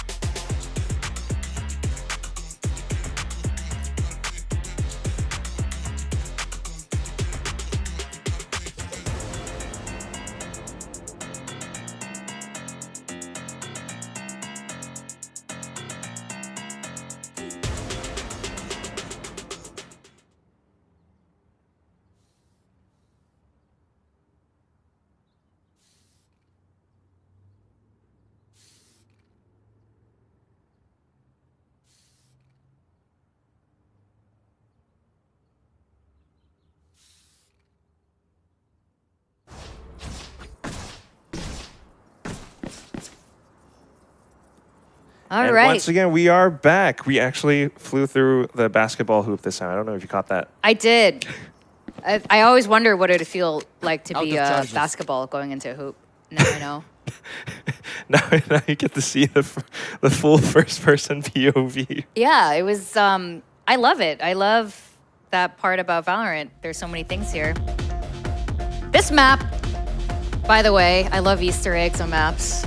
I win all the map. Where on? You do. Which map is this? Whenever we have those games, like on desk segments. It's like the geolocator of Valorant maps. I have a weird Sixth sense. Yeah, weird, a disturbing knowledge of these maps. Of the useless information. And it's so funny because I say useless because we ask Coach Ewok, Coach Alex from Paper Rex as well. I'm sure Fall from XSMG. Same thing. They don't know this. This is not what they're looking at. Mini hearts. Best buds. Yeah. But these girls, I wonder, do you think they're going to drop any maps? I might even say Who, matches. Zipto, like at all? Any maps this tournament. Because again, they haven't really faced off some of these teams. Yeah. So, And on stage 2. is raw firepower enough? Is full W enough? Is being the baby Rex of Game Changers enough? No. I would say it's not enough. I want to say they will at least lose one map because so far the competition, I mean, yeah, okay, to be fair, we haven't really seen Zipto play, but I have so much respect for every other team that comes here just because, I mean, they've made it all the way through from the top of their region. And some of them look really, really good. ZETA being one of them for sure. They were tested in that previous series. I want to see them go all the way. I want to believe that they will be able to take at least 1 or 2 maps off of Zipto. Yeah. ZETA, though, it's so interesting that you bring up ZETA. ZETA is definitely the strongest in the Japan region by far, but at the same time, I'm seeing Fennel do things that ZETA hasn't done, which has shown a lot of aggression during their attack side, during that post plant. And this is that aggression that you're talking about. But look at how they're pushing into B main. A lot of info gained as well. And now they're falling back after taking down Camille. So initial line of support getting taken out from Zipto's side. They already rotate through to A. Yeah, here they go again. Oh. On to A. That is for the taking, but they have the info as they gather the rest of their troops here. What? Romia! This was very interesting. She had the camera up and then the cage just to hide behind it and spray through with a ghost. She catches 2 players down. Now Tara's the lone survivor. Has to frantically look for a safe hiding spot. Back into the site she goes. Managing to take down Romeo. Has to fall back now. Paranoid completely connects. Continues to peek out. Look at this. Classic. Swapped on over to the Ghost, but it's only 1 bullet left, so going back in for the reload. She has to kind of position around Generator, and unfortunately, that's where she falls. The Pink Song. Very close attempt, but still a Fennel round win. Try open their mind. With a Fennel round win, this scoreline is looking promising for the side of Fennel, and I like what they did there. They could have waited for her to put the spike down. They decided not to. I feel like a lot of these teams, a lot of the Japanese teams, they would have waited for that, allowing that plan, but they just didn't. They pushed, they were aggressive about it. They were probably a little scared in the process. Yes. It's like, oh. It's so funny though. The girls weren't scared, but the coaches were like, oh my God. Yeah, Romeo's just like stone face, like, I got this. That was actually, honestly, a very clear game plan from Fennel. They flushed them all the way over to A, where Romeo was just ready as spring. Yeah. So I'm liking this from the side of Fennel right now, but Zipto, it's very hard to shake them at all. And they're going to try to do it one more time. No. I think if this keeps up, Vic, they should be shaken. They should fear Fennel a little bit. Fennel, I like what you're saying about them, Vic, because they definitely have these game plans. Look at the trips. Look at how she's positioned, Romeo. Yeah. Grenade! She set up for success here. Ooh! Oh, Spike down my goodness. You tried to clear the trip. I have pit shells for you. Welcome. Now your spike is on the ground. Thank you for that. The rest of them trying to fall back. Camille spotted out from the other side thanks to the other trip from Romeo. And now Mint continues to push forward. Just holds the angle, spots them out from the other side. Zipto trying to retrieve the spike from elbow. I think they know that they can't really pick it up. You have to at least find contact. The only piece of utility they have is Tara's smoke. So just dry peeks through. 1 shot, but then Kurumi in for the spray. They were on an eco. But again, this is Zipto, so I really like what Fennel is doing. They're not taking any chances here, but they aren't afraid either. They're positioned to protect that spike, that stranded spike on the ground, that paranoia ready to go out at a moment's notice if they try to get that spike. Very clear game plans.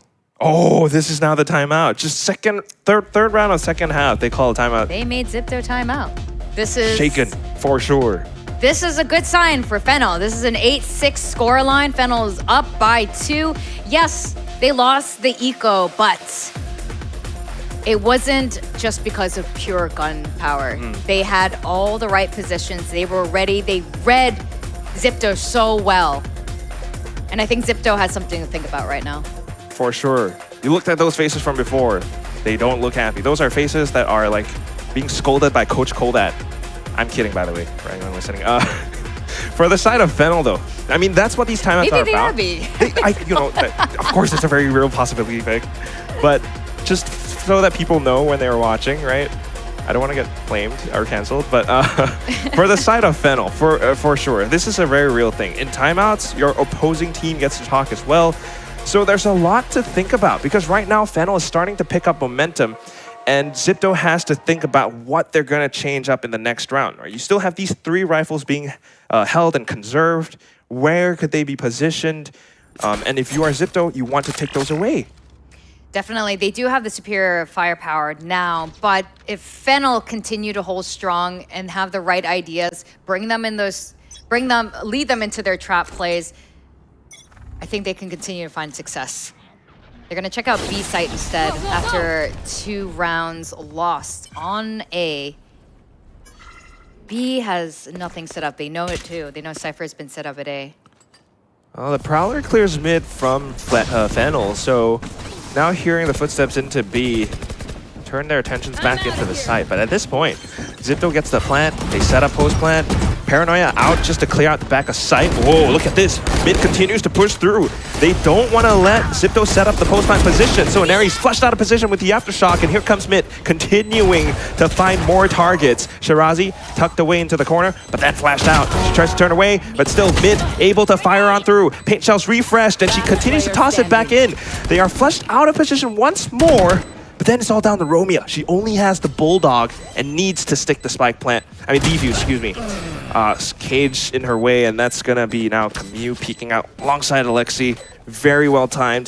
ZETA picks up the 3rd round. Yeah, you see these micro movements from the side of ZETA that just really shows their experience there. Alexi just ducking underneath, raises nades to prepare for that kill. But I like what Fennel was doing here. They almost had it in the bag. They almost had that post-plant retake. As you pointed out, flushing them out of sight, making sure they can't get into position. And if they continue doing this, this could full well be a very close first map. Yeah, very quick reactions, and that's what you really have to respect from Fennel. They're not too passive, but off to the next round now. I must wait a moment. Oh, spotted out by Romeo. Reed's great though. Cypher setting up. Tripwire.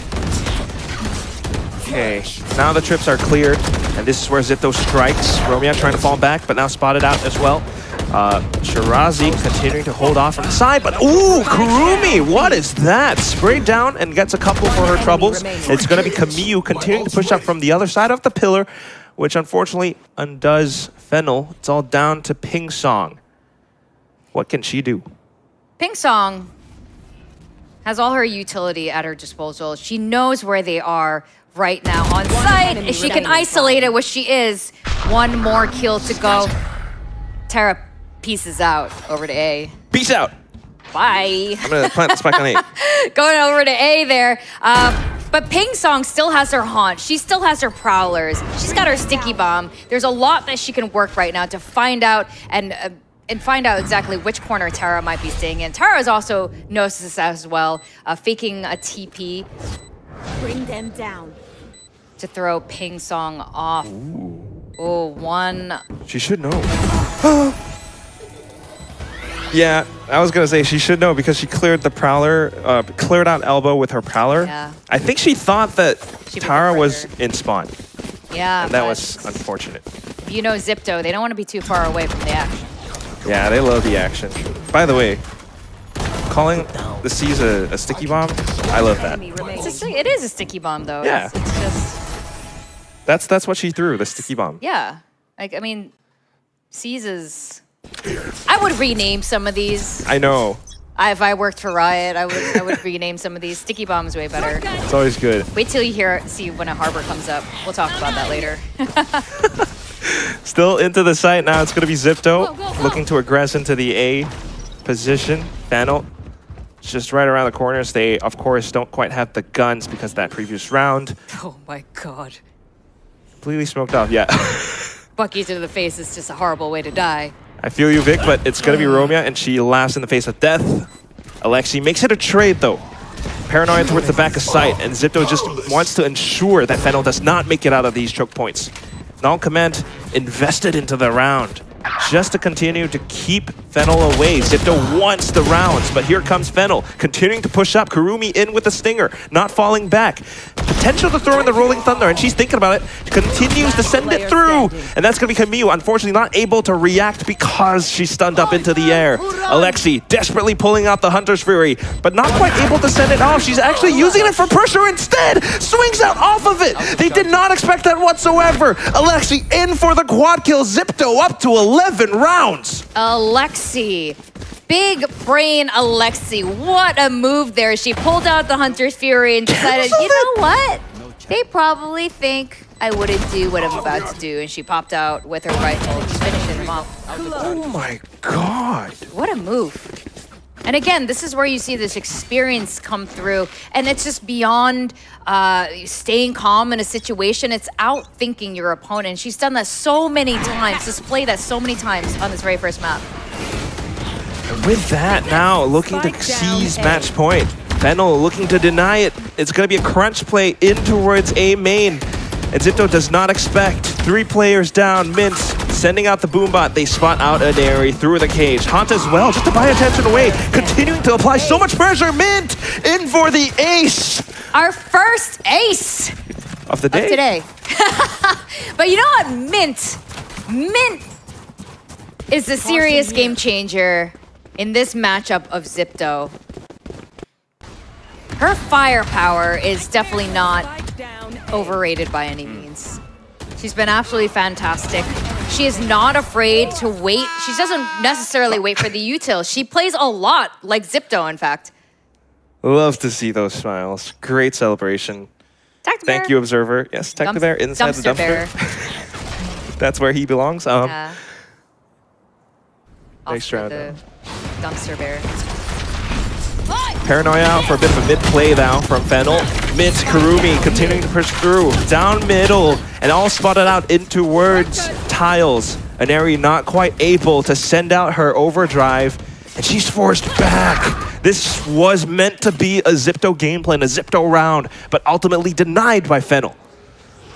Fennel's push out of mid was a really great play there, reading ZETA's mind really well, getting a lot of really crucial kills, but it's still just 3 versus 2. And these two, Aneri and Alexi, about to pick up a gun. Tides could be turning here.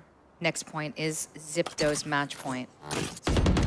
Still dangerous though. I mean, it's Aneri with the Vandal and she's down to about half HP. She breaks market door, so it kind of forces Fennel to reinforce that area. It's all a ruse though, Vic. It is. It's all a 30 ruse. seconds left. A Cypher is set up on the side of A. The info is about to be given to them. And then they're going to have to move really quickly after that. Not too tough for Neon to move quickly. Alexi down. Aneri all by herself with nothing but a Sheriff. What can she do? 10 seconds left on the clock. Spike is not quite down yet. No way! She just taps and then swings out for the kills again. Spike now planted, slides back into cover. Oh my god! Aneri! 1 on 3, and she turns the tables completely around on Fennel. Again, what? These big brain plays here, not putting the spike down, not doing the usual. It's like, I'm gonna plant, nope, not gonna plant, I'm gonna kill you first. Am I gonna plant? Nope, I'm gonna kill you too.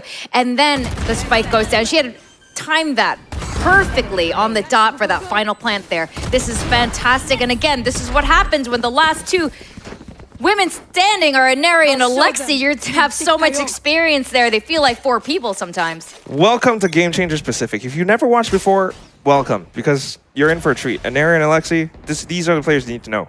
100%. Still though, not counting Fennel out. It might be 12-7, but they have 3 ultimates, Vic. Yeah, they do. A lot of things you can be doing with those ults. I'm actually going to start Mint with a showstopper. Hopefully can find some value here. Waiting for them to push in. Caught by the traps. Oh, but they just spray in the general direction of where they expect Romeo to be. This is the adjustment from Zipto. Now, yeah, they might have the ultimates, but not quite able to make use of them. Neural Theft instead from Shirazi, so they know where Fennel completely are. Evade the Nightfall. Showstopper pulled out. She has to send it, at least connect into someone. Finds Tara off of the Shrouded Step, unfortunate. But look at how the paint shells will continue to push through. Mint holding off for the other side. Market, not quite expected, but a couple of whiffs from Alexi. Okay, not quite expected. Still, Spike managing to stick at least halfway. Kurumi needs to stick this Spike for the round. Shirazi swings out. Kurumi in for the headshot. Alexi continuing to swing, but then Kurumi hears the footsteps and takes her down into the depths of Sunset. Oh my goodness. That reposition from Alexi was brilliant and almost effective, but Kurumi standing her ground there, getting those kills, returning a bit of that Zipto flavor back on them. Mint, though, I have to say Mint has been absolutely critical. Because Zipto, one of their scariest strengths is definitely their firepower, and Fennel has one of their own. And that definitely has to be Mint. Oh my god, she's 27 kills. I had no idea. That's incredible. It's just incredible. I'm so impressed by Mint right now as well. I think these two teams, we're going to see them again. They're going to be here at the end of this week. What I want to see is more of the other players step up as well. We need more clutches from players like Kurumi, but still Zipto clearing out the trips now into the site.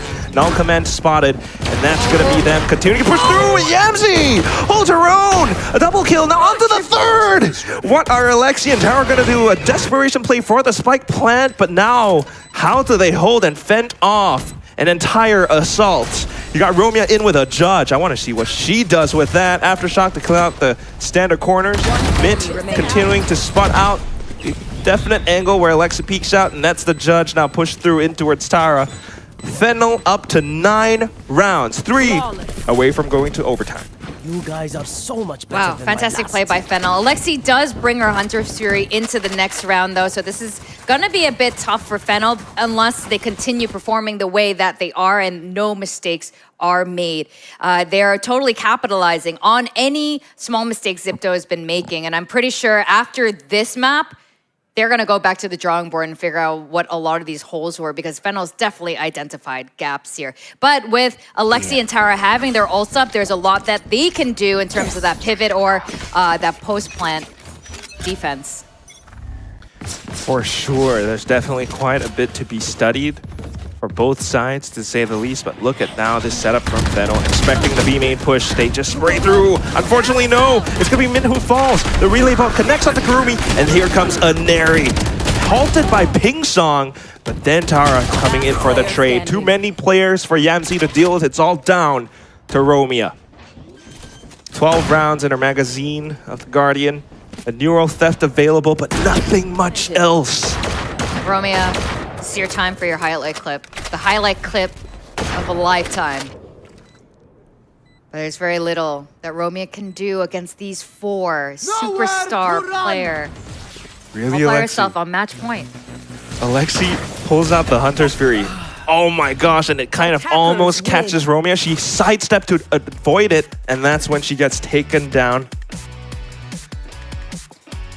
Big, big, big surprise. Zipto wins yet another map, but I think what was even more surprising was just how much Fennel was able to bring the fight to Zipto. You had so many rounds that went so well for them, including that ace from Mint.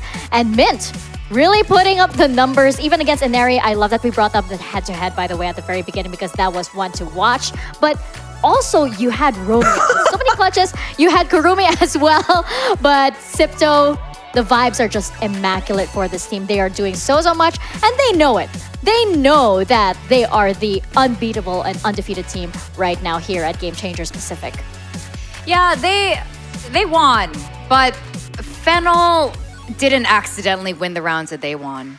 They had a very sure game plan, executed very well, very clean. So I think this is very promising for the side of Fennel. If anything, I stand by what I said. I expect to see Fennel go pretty deep into this tournament. I'm really impressed with their gameplay here. And this is only their first time they're going up against ZETA. Hopefully they'll have figured a couple things out as they move into the second map. Yeah, I totally agree. I am very impressed with what they showed here, especially since, you know, they kind of drew the short straw and, you know, went up against ZETA in their very first match here, right? But this wasn't a bad match at all for Fennel. They, as you mentioned, Vic, they were playing the rounds right.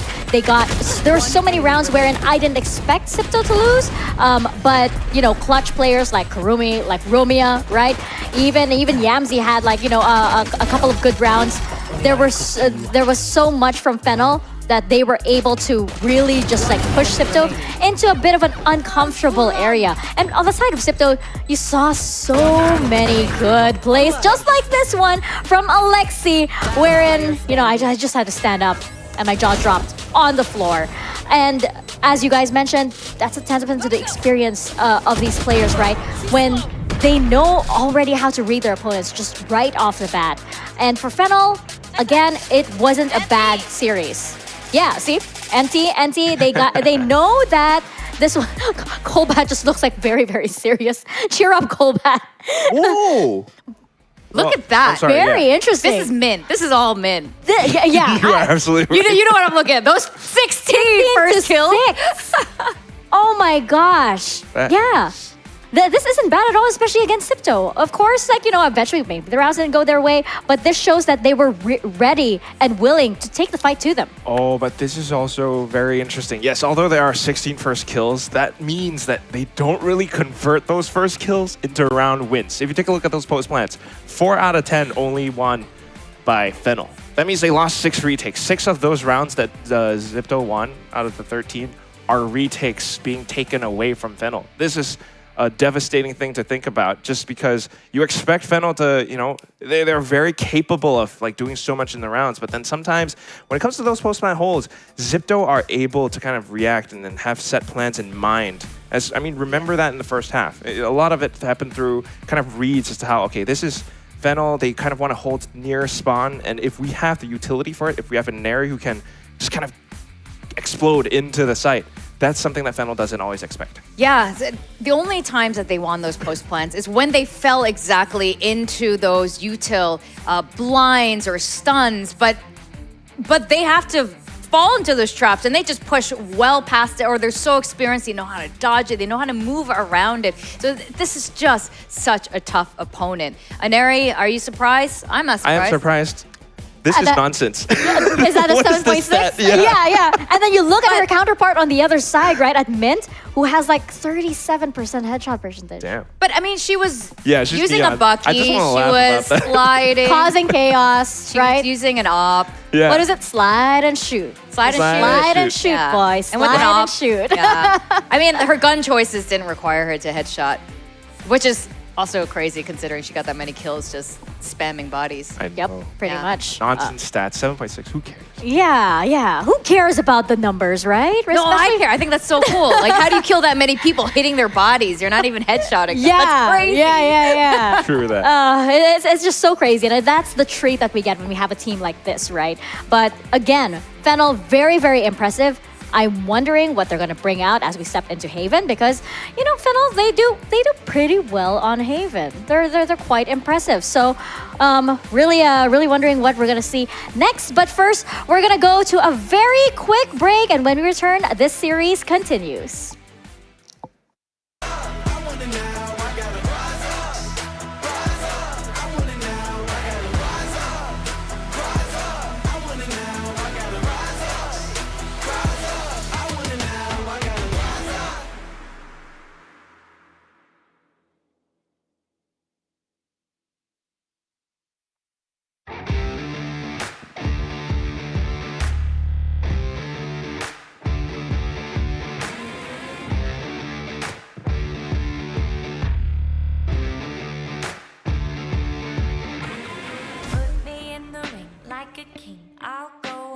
Beat you to the punch, leave you stunned, and I won't stop till I'm the last one standing.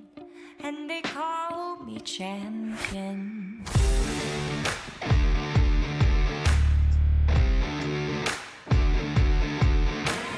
When it's do or die, everything's on the line.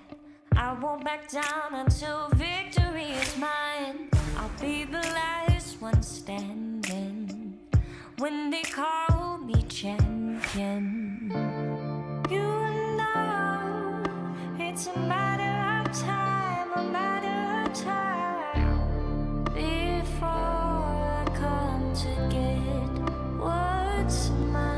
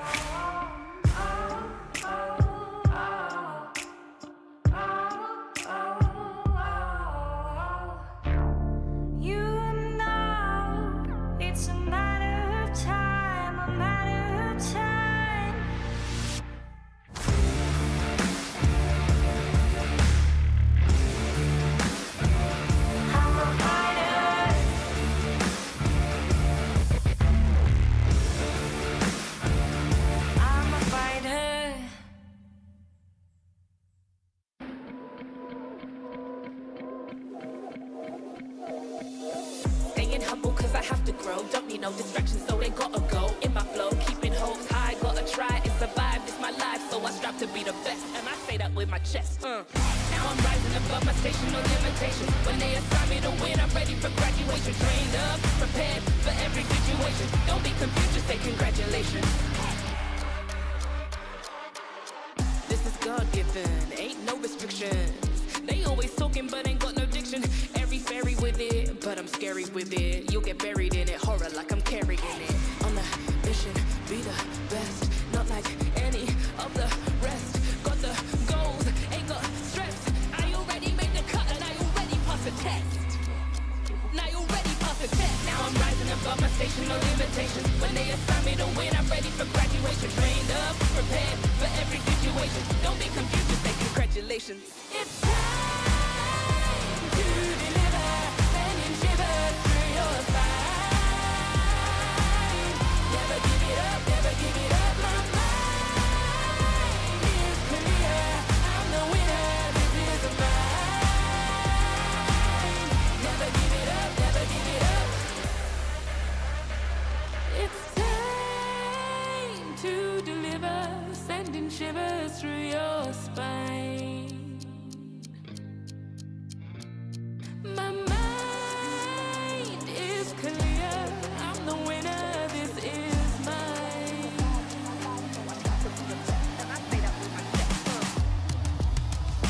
Never give it up. Now I'm rising above my station, no limitations. When they assign me to win, I'm ready for graduation. Trained up, prepared for every situation. Don't be confused, just say congratulations. Never give it up. Now I'm rising above my station, no limitations. When they assign me to win, I'm ready for graduation. Trained up, prepared for every situation. Don't be confused, just say congratulations. To deliver, sending shivers through your spine. Never give it up, never give it up. My mind is clear. I'm the winner, this is mine. Never give it up, never give it up. So I strive to be the best, and I say that with my chest.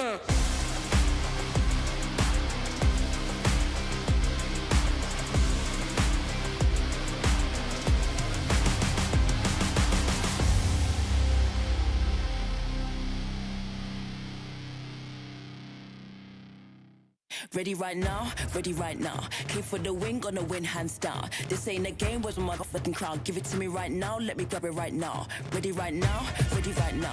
We don't ever lose cause we write it right now. Push you in the face with a score right now. You don't like it where it is, come and see me, you a clown. Ready right now, ready right now. Ready right now, ready right now. Ready right now, ready right now. Hey, ready right now. Ready right now. Ready right now, ready right now, ready right now, ready right now, come and see me, you a clown.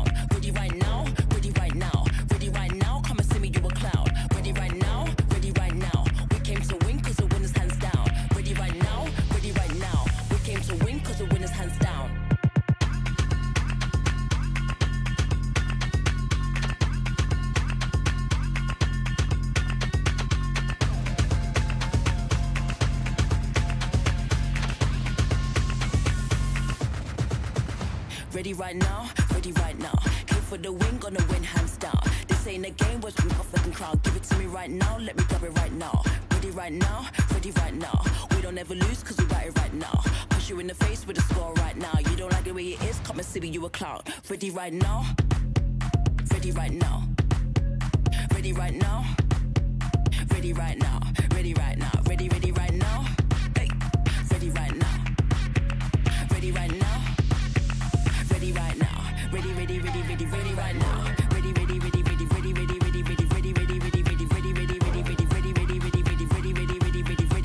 now, ready right now.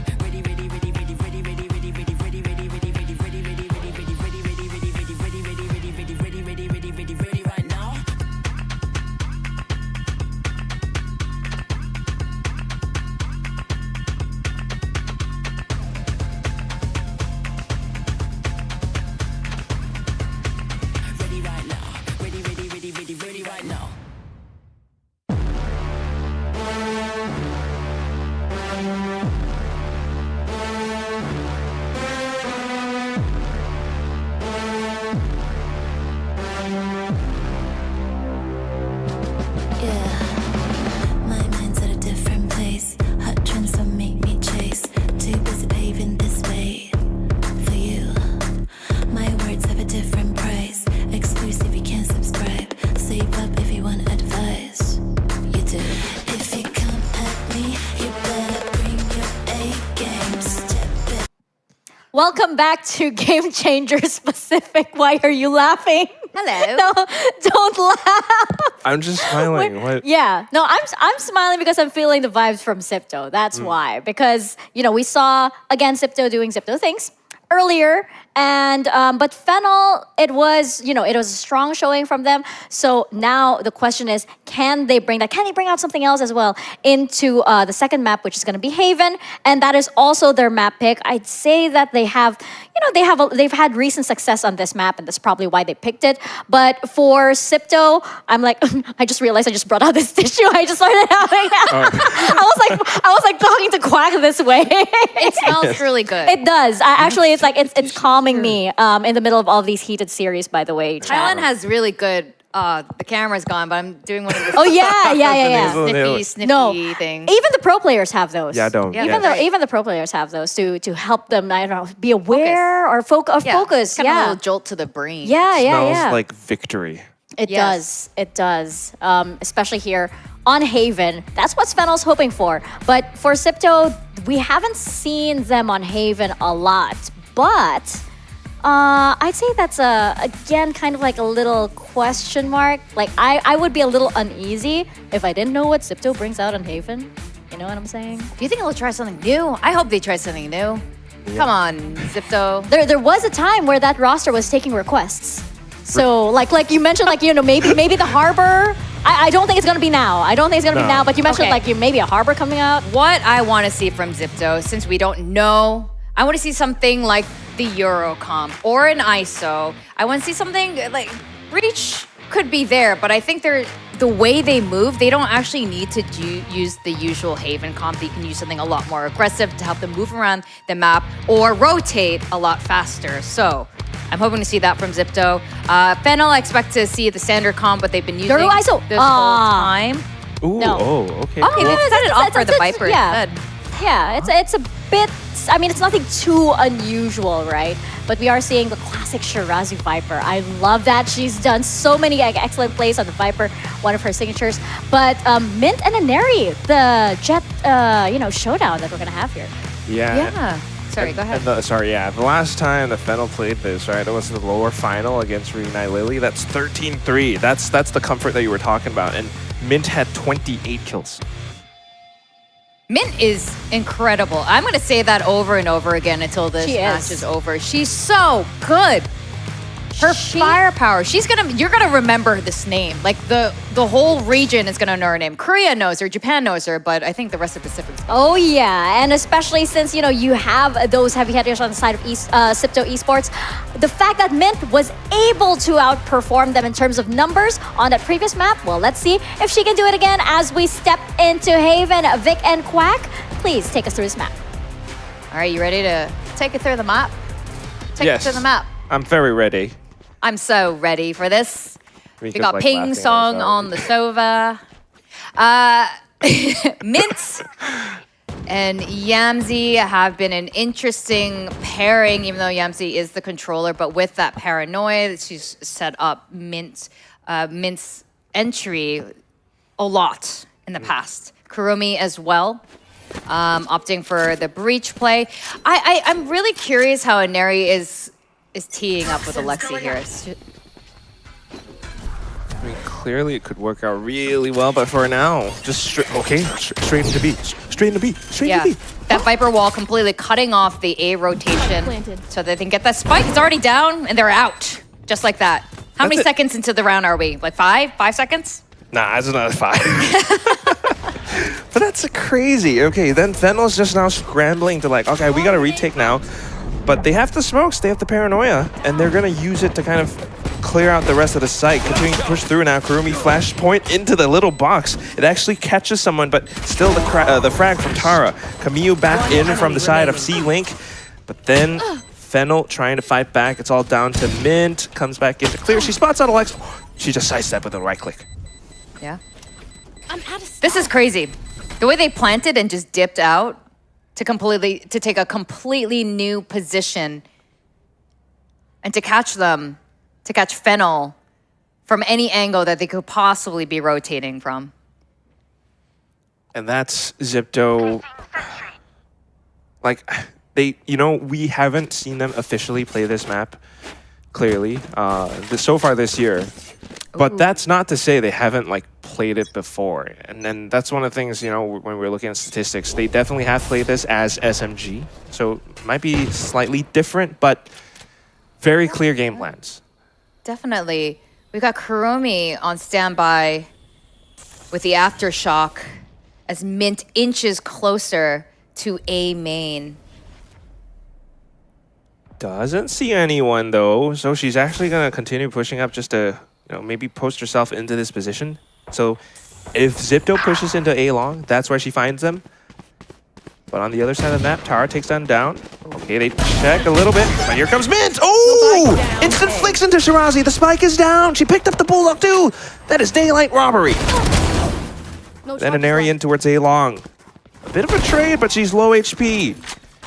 This is now a very possibly doable round for Fennel.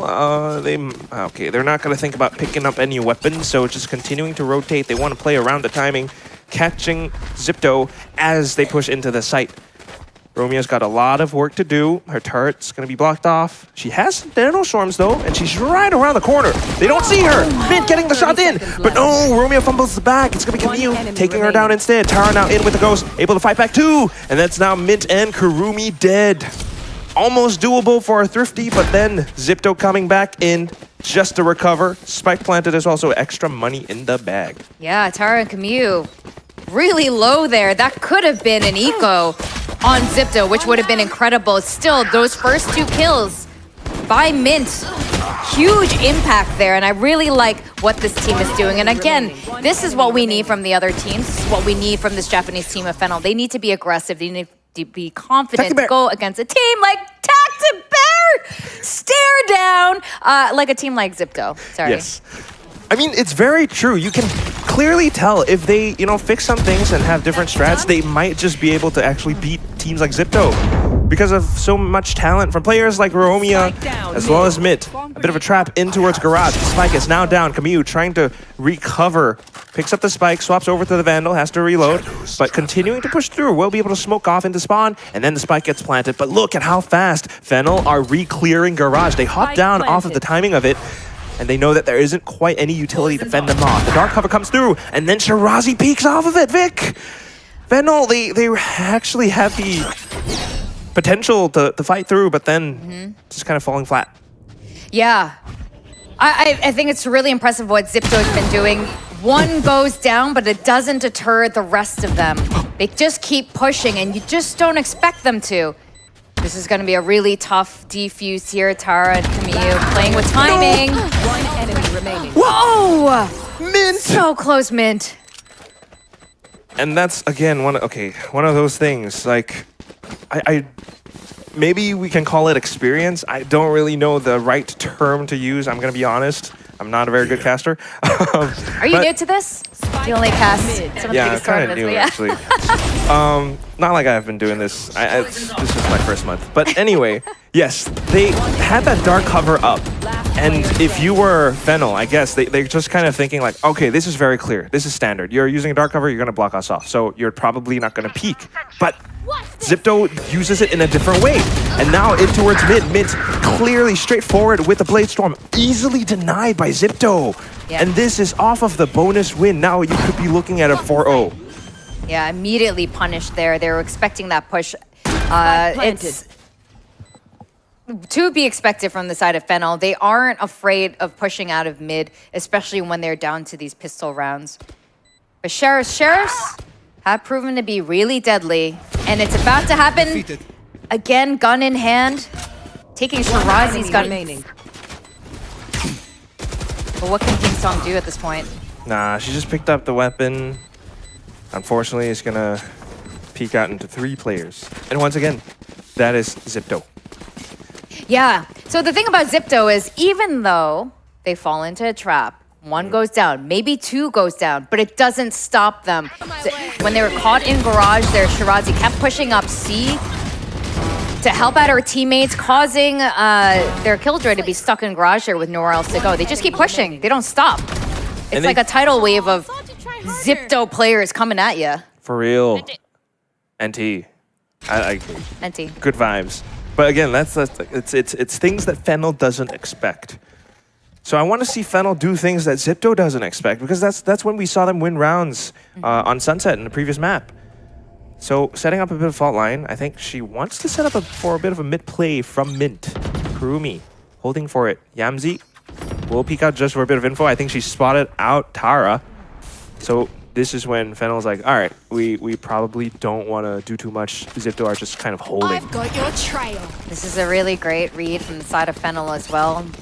Shifting off after realizing, getting as much info as possible early on, pushing out, and this is why they're over on A and setting up for this plan by ZIPTO. The Seekers, though, it actually held some of the Fennel players from rotations up around C-Link. So Fennel are a little bit slow to the site, but at least the shock darts from Pink Song will be able to keep Alexi off the spike plant for a couple of seconds.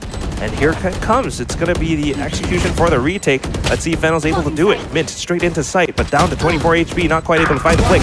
Romeo and her teammates trying to play off of Mint, but not quite able to do it. And that is ZIPTO picking up 5 rounds straight in a row. Those trades back and forth, you can almost smell the success for Fennel, but it's always ZIPTO that ends up closing it out. And then again, there are these small movements from Alexi, the way she moves around their utility, so experienced. And it's so hard to go against a player who's this smart at this game and so experienced at it. It's hard for them. Fennel works around their utility besides Mint, who just charges in with her amazing aim. Absolutely. I think like ZIPTO plays this game just so damn much. And it's not just that they play this game a lot. They play this game a lot together. Alexi and Ari, they're such good friends, and we see that on social media all the time. So they're very used to each other's timings. And when you look at a team like Fennel, yeah, that retake, okay, casters say this all the time. The idea was there, haha. But you can tell like they wanted to use Mint as the initial approach to kind of draw the attention away so that your crosshairs would be like, oh, Mint dashed into closer to A long, and that's what I'm going to look at. And then Romeo and Kurumi would peek out from like Heaven, from Spawn, and that's when they will be able to find some more trades. But it doesn't quite happen for Fennel that way. They don't quite find the success because Mint unfortunately took a bit of damage, and ZIPTO was expecting that push. And at the same time, the rest of the team, not everyone is just focused on Mint. The rest of them knows that this is what Fennel's about to do. So some of the very minute timings are a little bit off of Fennel, and ZIPTO is just able to kind of play around all of this. This is like very bread and butter stuff for ZIPTO. Oh yeah, absolutely. Ping Song, meanwhile, is just 1 point away from her Hunter's Fury. But they have Sheriffs. Yeah, nothing but Sheriffs in hand. It's gonna be really tough for this, but surely they're gonna try something else. Spike play. Retune to that strap book. At least one kill. Different game plan. Oh, but Vic, they can hear, Zipto can hear the footsteps all the way through grass. And here's the contact play from Tara as well. Shirazi, Ping Song. Oh, she actually manages to get a kill with support from Kurumi. That's the Hunter's Fury that you were talking about. I'm really surprised there that Ping Song ended up getting that there. We got a flank coming in. This timing from Camille could be everything. Yeah, Fennel doesn't know. Vic, here it is. That's the spray. Oh, but inside the smoke, Camille can't see it. Yamzi trying to stick, but Aneri, with the blades, just in point blank range. Down to the last one, and no more time for Ping Song. She will just find as many kills as she can. And that's Camille now taking the kill. It's always so close, Quack, for Fennel. Just seconds away or 1 kill away, just one last thing that they need to do. Give me those. But what this tells me is that, again, there are still holes in what Zipto is doing. I know it's a 0-6 score right now, but every round has come pretty close. Fennel at some point is going to figure out what works. You can see also the clear contrast in the faces of the players. I feel like, I don't know, maybe call another timeout. I mean, the coaches will always think about these. Operator now out from mid. They're definitely going to try to get that op out of her hand. She's blinded. Op is dropped. Yamzi trying to make a play inside the dark cover, but instantly dealt with by Alexi. If you are Fennel right now, this does not feel good. Trying to go in for the retake with the Hunter's Fury, but Ping Song does not find anyone. Aneri in for yet another kill. This is just so relentless.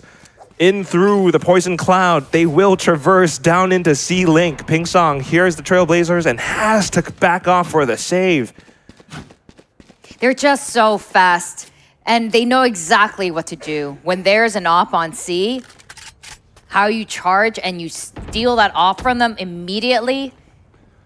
Min could barely get out of the way before Aneri came and took it out of her hands. And I feel like if this was not 0-6, Mint would have at least gotten 1 kill. But because it's 0-6, she's feeling that kind of like... The pressure is high. Yeah, the pressure. I need to get a kill. I want to get a kill. But I don't, I feel like a little bit dejected. And that's why, coaching and mental fortitude is so important in these games. The operator on the ground. Definitely no reinvestment for the next round from Fennel. This is not a great feeling to be had. And at the same time, like for the LAN environment, right? What we're hearing or what we're being told is like Alexi loves to shout. And we saw that at GCC last year. If you are some of the Fennel players and you don't have like Japanese fans around you to cheer you on, you're like, what is that? Oh my God. War cry. Now, have you ever heard of Xena, the warrior princess? Is this before your time? No, I am aware of the show. Alexi is basically Xena. She has this war cry. With the interesting circle-shaped weapon. But Mint not missing this time. Well, at least getting 1. Alexi down. So not too bad. Fennel not dissuaded from any of those previous losses. They will fight fire with fire. At least 1 pickup. You should run. Then the attacking lockdown from Zipto gives them the A site. If you are Fennel, how do you retake? You have the numbers. You have a lockdown and Rolling Thunder as well. Yeah, I imagine this is what they're waiting for. They have all these tools at their disposal right now. Rolling Thunder, a return lockdown to push them out, flush them out. At this point, they could have the advantage on the defuse. Ooh, look at that. Nanostorm lineups too. Specifically for that little corner around A long, but instead, yes, it's just gonna be them pushing into the site. Zipto unfortunately taken out. It's all down to Tara. Her own Nanostorm. Okay, burns away at Kurumi. But I don't think you have enough vision to spray down. Look at them desperately going for the body block. Romeo swaps over to the Classic, saves her teammate from extinction. It's gonna be Fennel, the first round on the board. First round on the board, it did take a lot. At least 2 different utils from the side of Fennel to retake there. But as you pointed out, those swarm grenades, their util usage is just so precise. It's really good, but it's just so hard because Zipto is so fast. And it took so much. They used that Rolling Thunder for just Tara. True. They knew she was the last one there, and they used it anyway. So that maybe she couldn't put her swarm grenades off. But still, this is how they know how high the stakes are, and you cannot mess around with ZETA at all. If you have something at your disposal, use it. And Eri... Kuromi! She saw the shoulder! Come on! Yamzi smoked off like A lobby. You see that smoke up around the top? And that is meant to dissuade ZETA from pushing into A long. And Eri's just like, okay, I'm gonna go in. Thankfully though, Mint will be able to tuck herself in the corner, finds an Eri. That's the operator gone. Bromia manages to hold her own outside of garage. Now ZETA trying to play off of back foot. Camille pushing up C long, something that Fennel did not read. So this is the side being taken by Camille, but then Yamzi, having plans of her own, will be able to use the edge of the dark smoke to fight back. But then Shirazi in with the Viper's Pit. Oh no, Shirazi and her pits. Here we go. This is gonna be a lot harder now for this team to go in, but Yamzi does have her paranoia. We do have the recon dart from Ping Song. They have a lot of things they can use, and they are using it. One down, one left to go. Just Shirazi, all by her lonesome. They get two. They're pocketing two, Quack. This is a good sign for the side of Fennel. Finding a couple things here, a couple weaknesses for ZETA. But you know what? This is the second time that Mint has caught ZETA off guard, just being tucked in a little corner and waiting for them to creep forward, and she catches them. I don't think that's going to happen a third time. But still, those were two really high impact kills from Mint. Yeah, you love to see this from Fennel. You have to admire how Romia is able to anchor as well, Yamzi, and being able to play and read some of ZETA's movements. Shirazi's pit, dealt with. Fennel is capable, and then that's what we're all saying. After a round win like that, you want them to, shout and let those emotions out. Find a confidence boost back into the game, and they're trying to hold. But look at this toxic screen from Shirazi again. Yeah. Very clear into A. Now, clearly, this toxic screen is very intentional here as they try to take control of A or B, depending where they can get that first kill. Scout destroyed. And because of that, Fennel keeps 3 players on the A side. Take a look at Romia's position, but oh my gosh, through the aftershock, and Eri finds a kill. Romia able to hold down Sewers, and that's 2 kills each for her and Ping Song. A site is now denied. You're the last one left, Tara. This trading of the util is fantastic from Fennel there. The moment that Sky's Bird came in, Kuromi immediately threw back her own util, stopping them in their tracks while the rest of her teams got those kills. So this is where Fennel's strengths really lie above ZETA.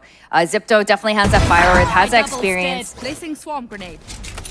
But Fennel, really clean skill usage. Yes. I love how it's just like you're glazing up, ZETA or Fennel, and then the opposite happens. Yep. But now, last player, Tara. Good for 1 kill, but she's running out of time. And look at the setup from Yamzi as well. Definitely not expecting a player on top of her. So 3-7 for Fennel. Dude, I really like this, Vic. Fennel is a very capable team. Yes, absolutely. I do like this. Mint. A lot of this is Mint's firepower as well. And honestly, when it comes to this point, like, how do you go against a team like this? You just need, at base minimum, that firepower. But then when you have all this really good coordinated plays, all these good util usage, this is the stuff that will slow ZETA down at some point. I want to look at players like Romia more too. But here comes Mint in with the Blade Storm. ZETA makes a good read for it, so they just hold a little bit more default towards C. Ping Song in with the operator kill, but then ZETA, off of the initial frags, instantly rotates into the B side, recognizing that more players are towards C. And that's going to be the spike now planted closer towards A link, where Camille goes off on their journey of her own. She is in a prime position to set up some kind of a flank. Yeah, Kuromi still has her flashpoint as well. And Eri kind of expecting it there, throwing up her smoke just in case. Kuromi still getting that kill. But then Tara trades. Ping Song trying to retake with an op. Able to get at least 1 kill, but then not quite much else. Shirazi trades. A lot of trades, but main thing is, this is now the last round of the first half. it could either be 8-4 or 9-3. Yeah. Both not the worst situation for Fennel. This could go into a longer game here. But I do want to take a look at Fennel's economy for this last round. Not too bad. Not too bad. You know, 2 Guardians. Yeah, doable. Hunter's Fury will come in quite handy as well. 1 kill away from the lockdown. But this is where, you know, if you were Fennel, probably you want to take a little bit more early control and find some kind of an opening pick. And that's what they're trying to do up around mid. ZETA kind of reading this as well, though. That's why they're all positioned around it. Camille just waiting for them and strikes it while the iron is hot. Yamzi back in, through from Garage, but shut down by Shirazi. This is an exchange that favors ZETA. Romia, she's been good so far in some of these anchors, but nowhere to be found in the exchange. She's 1 point away from the lockdown, but her teammates are all gone.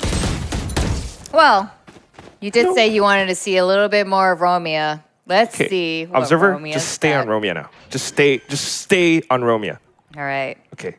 This Spike planted. The hero play from Romia. This could be Romia's moment. Oh my god. If she gets 1, she will have the lockdown. True. And then, you know, maybe you place it closer to Garage up around here. It blocks off C-Long. Oh no, but Aneri! Come on, Aneri. The hopes were there. There's definitely a timeline where that worked out for Romia. Still a very good attempt nonetheless by Fennel, I think. I mean, they were close to those ultimates. They wanted to take down a player towards mid, but then this is, again, that experience speaking from the side of ZETA. They were reading a lot of this. They're always 1 or 2 steps ahead. And yeah, once more, the vibes are good, Vic. They look very comfortable sipping their cups. So we're going to go in for a quick little break at halftime, and we'll come back, Fennel on the attacking side.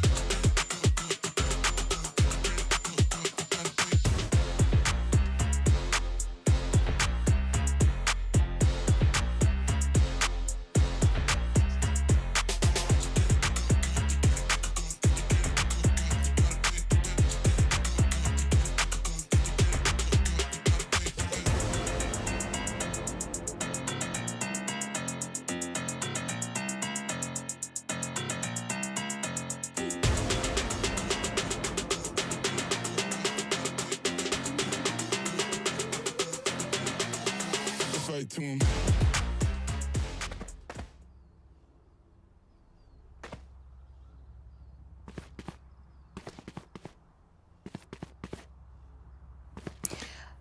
And this is the second half of map 2. If ZETA continue on this trend, this series will end here on Haven. But Fennel has shown a lot of resilience and a lot of really good ideas, as they like to say. And honestly, they are good ideas.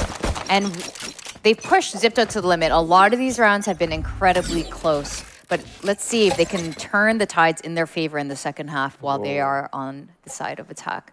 ZETA has good ideas too. Look at this toxic screen, Vic.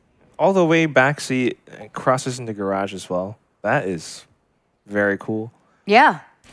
Especially Shirazi on the Viper is something we like to see. Yeah.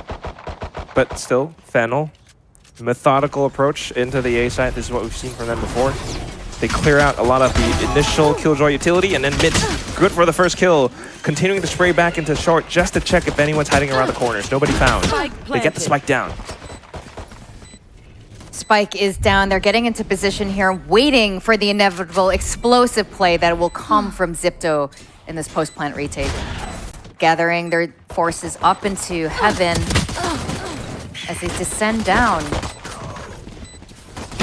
One enemy trying remaining. to find some kills. They managed to do it. It's all down to Romeo. And just completely blocked off.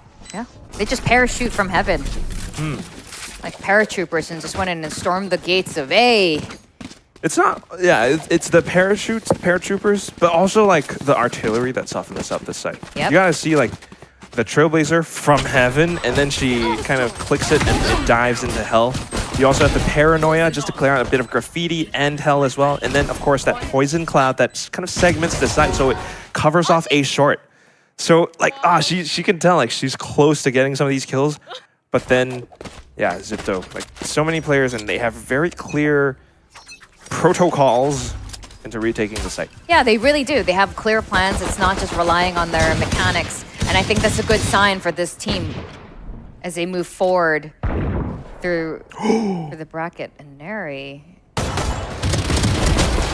Yeah, she gets to do that now because she's like just so much more confident. She knows that they are double digits now, buys up everything, and just looks for these kills. Yamzi spotted out all the way from the back too. Can't do nothing because Trailblazer, you know, bit you, and you're like, I can't imagine what was going through Yamzi's mind. She just was standing there.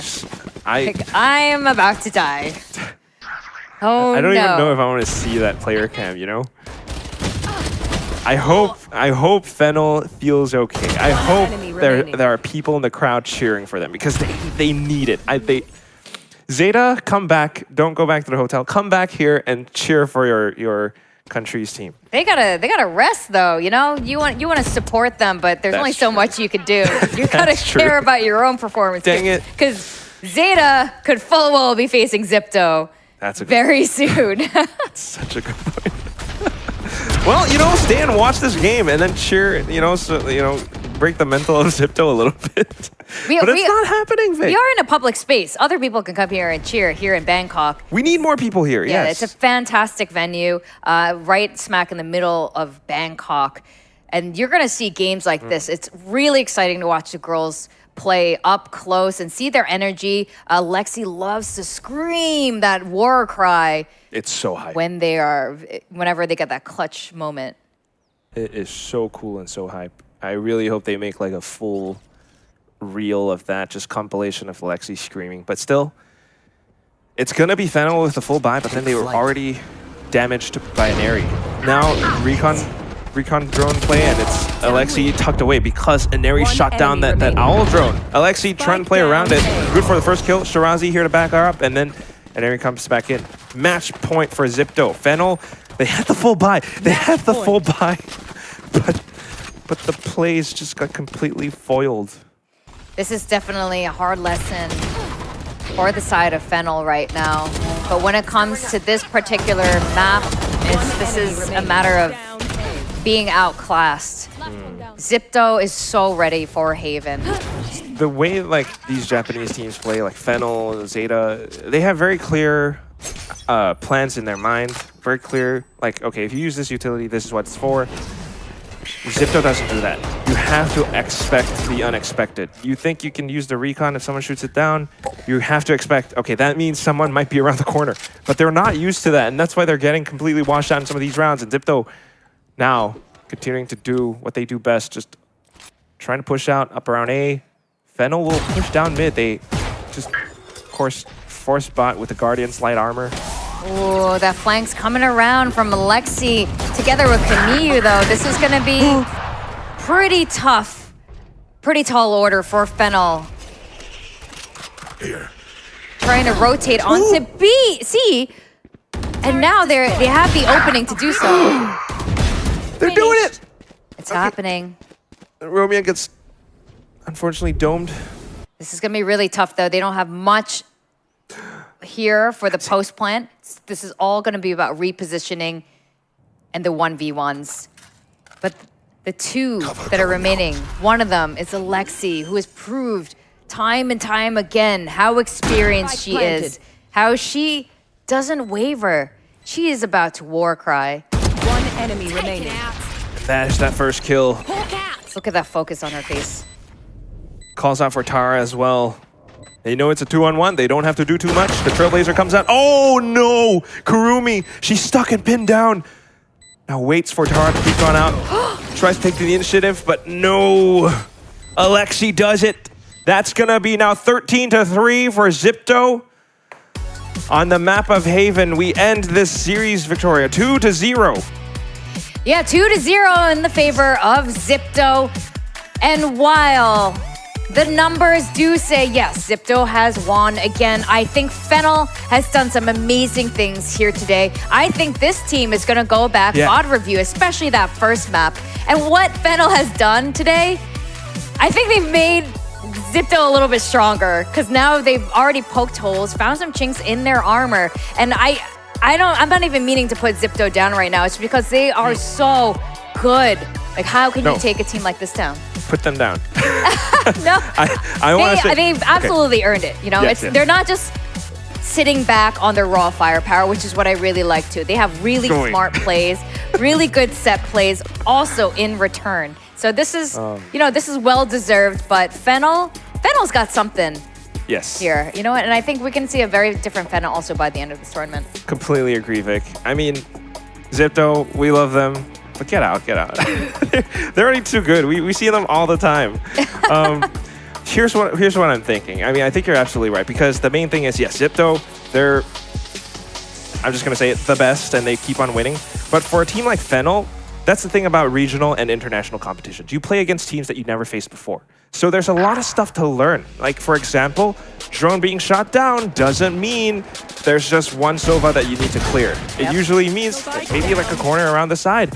And maybe they were trying to check it, but then just not quite quick enough because ZETA is just that fast and that reactive and that, they got good reflexes. So you always want to kind of anticipate some of these plays that are possibly a little bit unorthodox, right? There's just so many layers to how ZETA performs. And if you are Fennel, you are now seeing that, okay, these are things that I can employ as well as a team because they have good players. They have very sharp players such as Mint, and sometimes Yamzi, Romia with some of the anchoring potentials, but also, I think Ping Song when she had that little Sheriff 2K up around C-Long. It's things like that you always, think that, okay, Fennel, these are players who can play. Romia at the same time, right, like towards A when she had that little retake plans to lock down, has Nanostorm lineups towards that little corner around A long. So they have a lot of these clear plans in mind, but they need that extra step, that extra X factor to go up against a team like ZETA. Definitely. I think with Yamzi as their IGL and together with Mint, who doesn't wait for that perfect flash before she goes in, before she makes that kill. She's pushing way up there. I think if this sort of mentality and skill set and the confidence can bleed into the rest of the team, I think this could hold a very promising future for Fennel. ZETA, on the other hand, I mean, this is just really impressive stuff by them. They are definitely the favorites to win, and you can see why in their performance today. It's not just in SEA, it's not just last year. They are continuing on this performance. They continue to grow and improve constantly, and it's up to the rest of the teams to also catch up with it. Now, Mint here, obviously she's going to be the MVP on the side of Fennel, but we saw some really impressive things come from Romia as well, and I think, again, this is something that they're going to have to collectively improve as a squad. I like it. I definitely agree. A lot of the first kills picked up from Inari. That's due to that's got to be some kind of the wrong statistic. Okay, no way her headshot odd. is 8.2. Yeah, no freaking way. Just viewers at home, forget about that. Just maybe actually screenshot that and then tag Inari on X or Twitter. Maybe and they then meant like 82%. That's the highest insane. headshot percentage of all time. Or it just means that you only shot like 10 shots, 10 bullets the whole game. You landed 8 of those. But anyway, the thing about Inari, those first kills, she got them with the Outlaw or the Operator. And that's something that future teams will have to think about for the rest of this tournament. She's a very capable player, and you always want to watch out for these, especially like what we saw on the map of Sunset. For a team like Fennel, though, I mean, yes, we saw players like Romia. We need to see more of that. Not just Romia, we need to see Kurumi, we need to see Ping Song as well. All of them are very capable, but they need that confidence sometimes to be able to play for some of these moments. Yeah. So I'm curious now how Fennel is actually going to perform against BOBA and vice versa between Zipto and Zeta. Those are definitely going to be the games to watch. And maybe Miko will be asking our winners of today what their thoughts are on that. And that's going to be on to Mika with the interview on the stage. I think it's the commitment they give into the team, like the time they put into grinding and stuff, their aim training, aim routine, everything is so consistent. Like we spend at least 10 hours a day just playing Valorant and like watching bots, watching everything. So like I think it's just like their commitment into it that makes them very consistent also. Wow, 10 hours, the dedication. And you guys get to keep most of the roster from last year and even your coach, Colbat. So are you guys more relaxed this time around, or do you feel like there's more pressure now because you have to repeat the success of last year? I think for me, it's more pressure because I have to, I mean, I came into a team that reached top 4 in the world, you know, like it's quite pressure, you know. But then they are also kind to me and like they help me go through everything. And then I feel like even themselves, they have more pressure because they really want to reach a higher level. So yeah, it's more pressure. And top 4 is already pretty up there, right? Yeah. But it looks like you guys are on the right track. Now finally, I think everybody here heard Alexi. I just wanted to know how it feels like for you as part of the team when she gives those battle cries. I think at first it was only her, right? But I think after a while, all of us just shouted, especially after the Energy Clutch, you know, the 1v3, the one is very amazing. So I think we all get hyped up because of her also. Oh, everybody else gets hyped. Yeah. And the whole crowd gets hyped as well. Oh, really? Yeah. Tara, thank you so much for your you. time. And we are very hyped for our final series of the day. But first, we're going to go to a quick break and we'll be right back.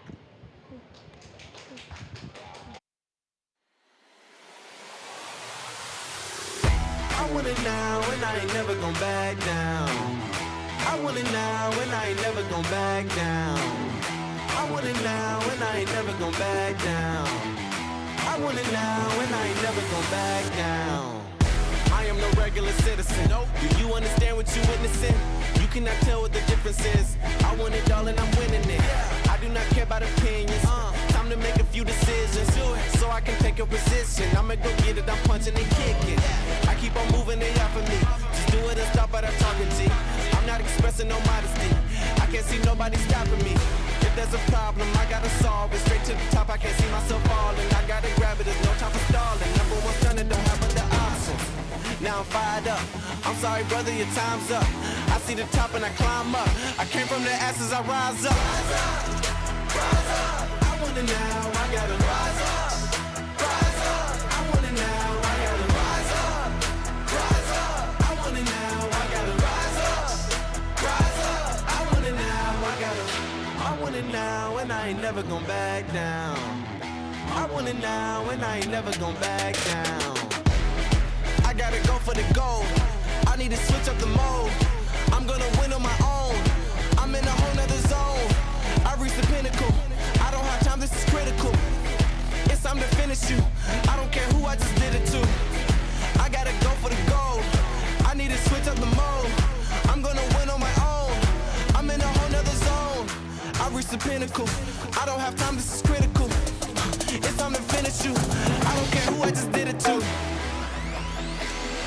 I want it now, I gotta rise up, rise up. I want it now, I gotta rise up, rise up. I want it now, I gotta rise up, rise up. I want it now, I gotta rise up, rise up. I want it now, I gotta rise up, rise up. I want it now, I gotta rise up, rise up. I want it now, I gotta rise up, rise up. I want it now, I gotta. I want it now and I ain't never gon' back down. I want it now and I ain't never gon' back down. I want it now and I ain't never gon' back down. I want it now and I ain't never gon' back down. Said I'm fired up. I'm sorry your time's up. I see the top and I climb up. Came from the ashes, I rise up. Rise up, rise up. I want it now, I gotta rise up. I want it now, I gotta rise up. Rise up. I want it now.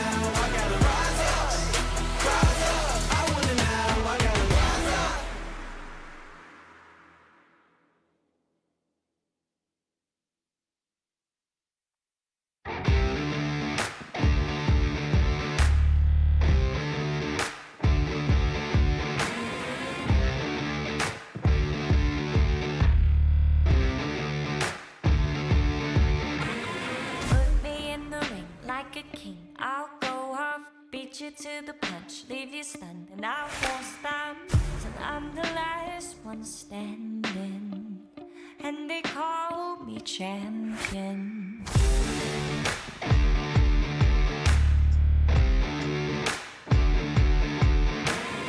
When it's do or die, everything's on the line. I won't back down until victory is mine. I'll be the last one standing when they call me champion. You know it's a matter of time, a matter of time before I come to get what's mine.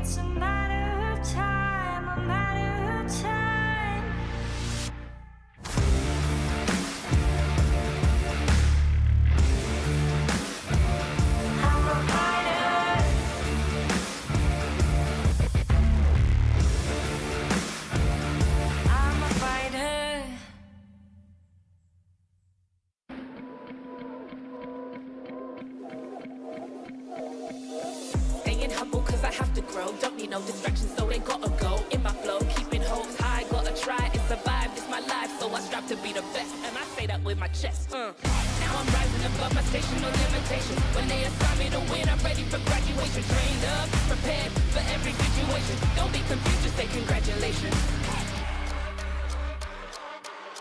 This is God-given, ain't no restrictions. They always talking, but ain't got no diction.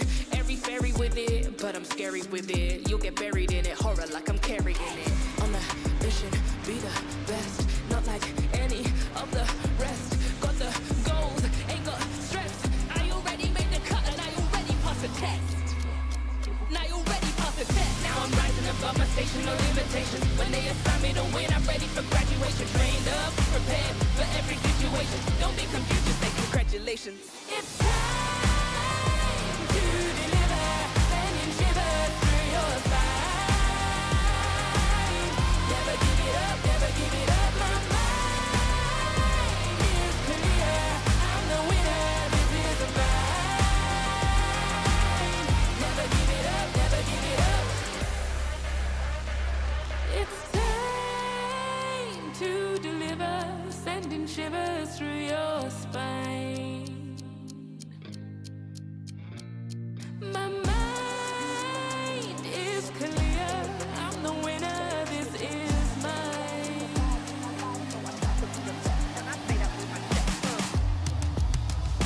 Never give it up. Now I'm rising above my station, no limitations. When they assign me to win, I'm ready for graduation. Trained up, prepared for every situation. Don't be confused, just say congratulations. Never give it up. Now I'm rising above my station, no limitations. When they assign me to win, I'm ready for graduation. Trained up, prepared for every situation. Don't be confused, just say congratulations. Time to deliver, sending shivers through your spine. Never give it up, never give it up. My mind is clear. I'm the winner, this is mine. Never give it up, never give it up. So I strive to be the best, and I say that with my chest.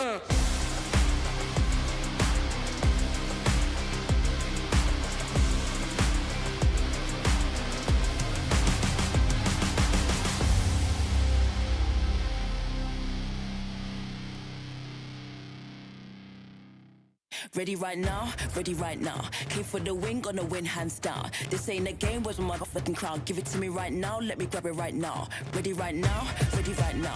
We don't ever lose, cause we got it right now. Push you in the face with a score right now. You don't like the way it is, come and see me, you a clown. Ready right now, ready right now.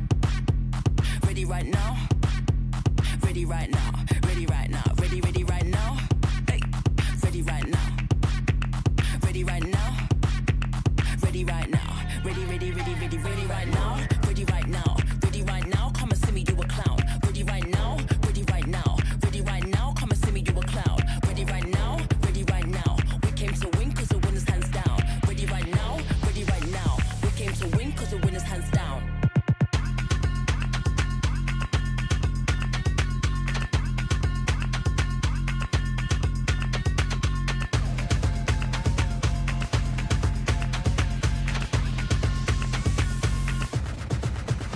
Ready right now, ready right now. Came for the win, gonna win hands down. This ain't a game, was we got fucking crown. Give it to me right now, let me grab it right now. Ready right now, ready right now. We don't ever lose cause we got it right now. Push you in the face with a score right now. You don't like the way it is, come and see me, you a clown. Ready right now, ready right now. Ready right now, ready right now. Ready right now, ready right now. Hey, ready right now. Ready right now. Ready right now. Ready right now.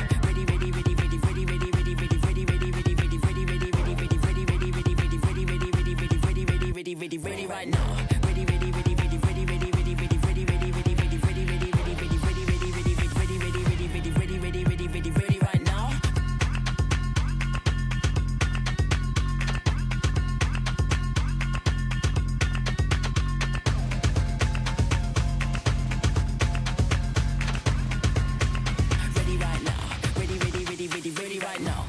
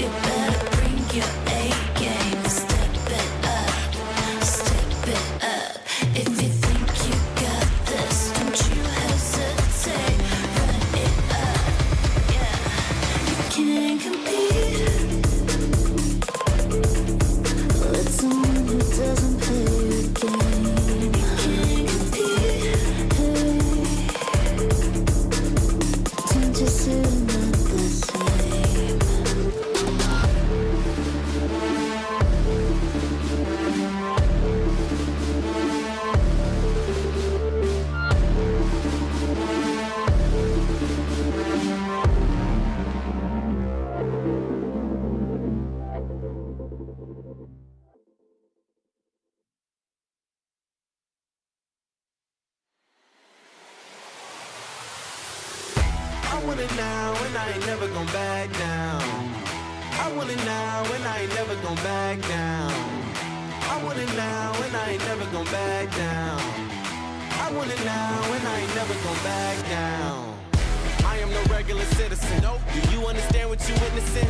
You cannot tell what the difference is. I want it all and I'm winning it. I do not care about opinions. Time to make a few decisions so I can take a position. I'ma go get it, I'm punching and kicking. I keep on moving, they off of me. Just do it and stop at I'm talking G. I'm not expressing no modesty. I can't see nobody stopping me. If there's a problem, I gotta solve it. Straight to the top, I can't see myself falling. I gotta grab it, there's no time for stalling. Number one stunner, don't have other options. Now I'm fired up. I'm sorry, brother, your time's up. I see the top and I climb up. I came from the ashes, I rise up. Rise up, rise up. I want it now, I gotta rise up. Rise up. I want it now, I gotta rise up. Rise up. I want it now, I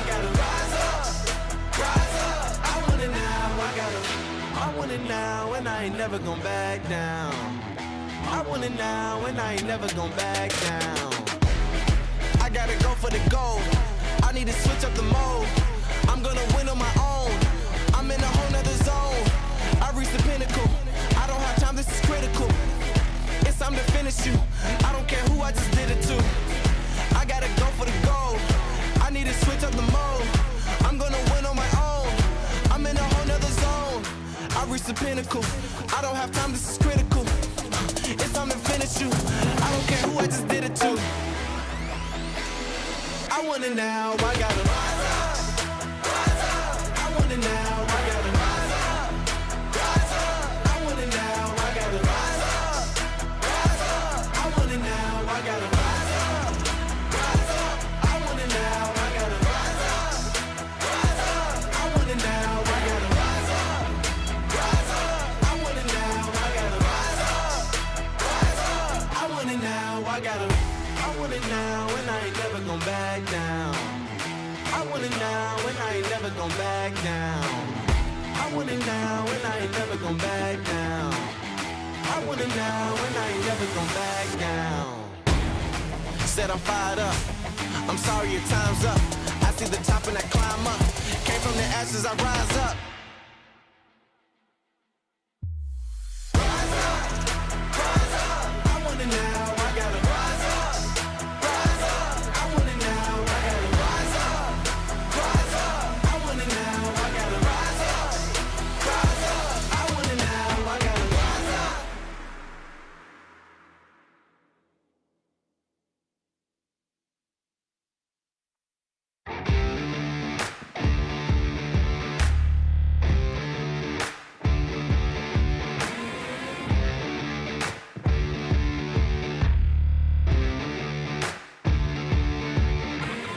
Put me in the ring like a king. I'll go off, beat you to the punch, leave you stunned, and I won't stop till I'm the last one standing. And they call me champion.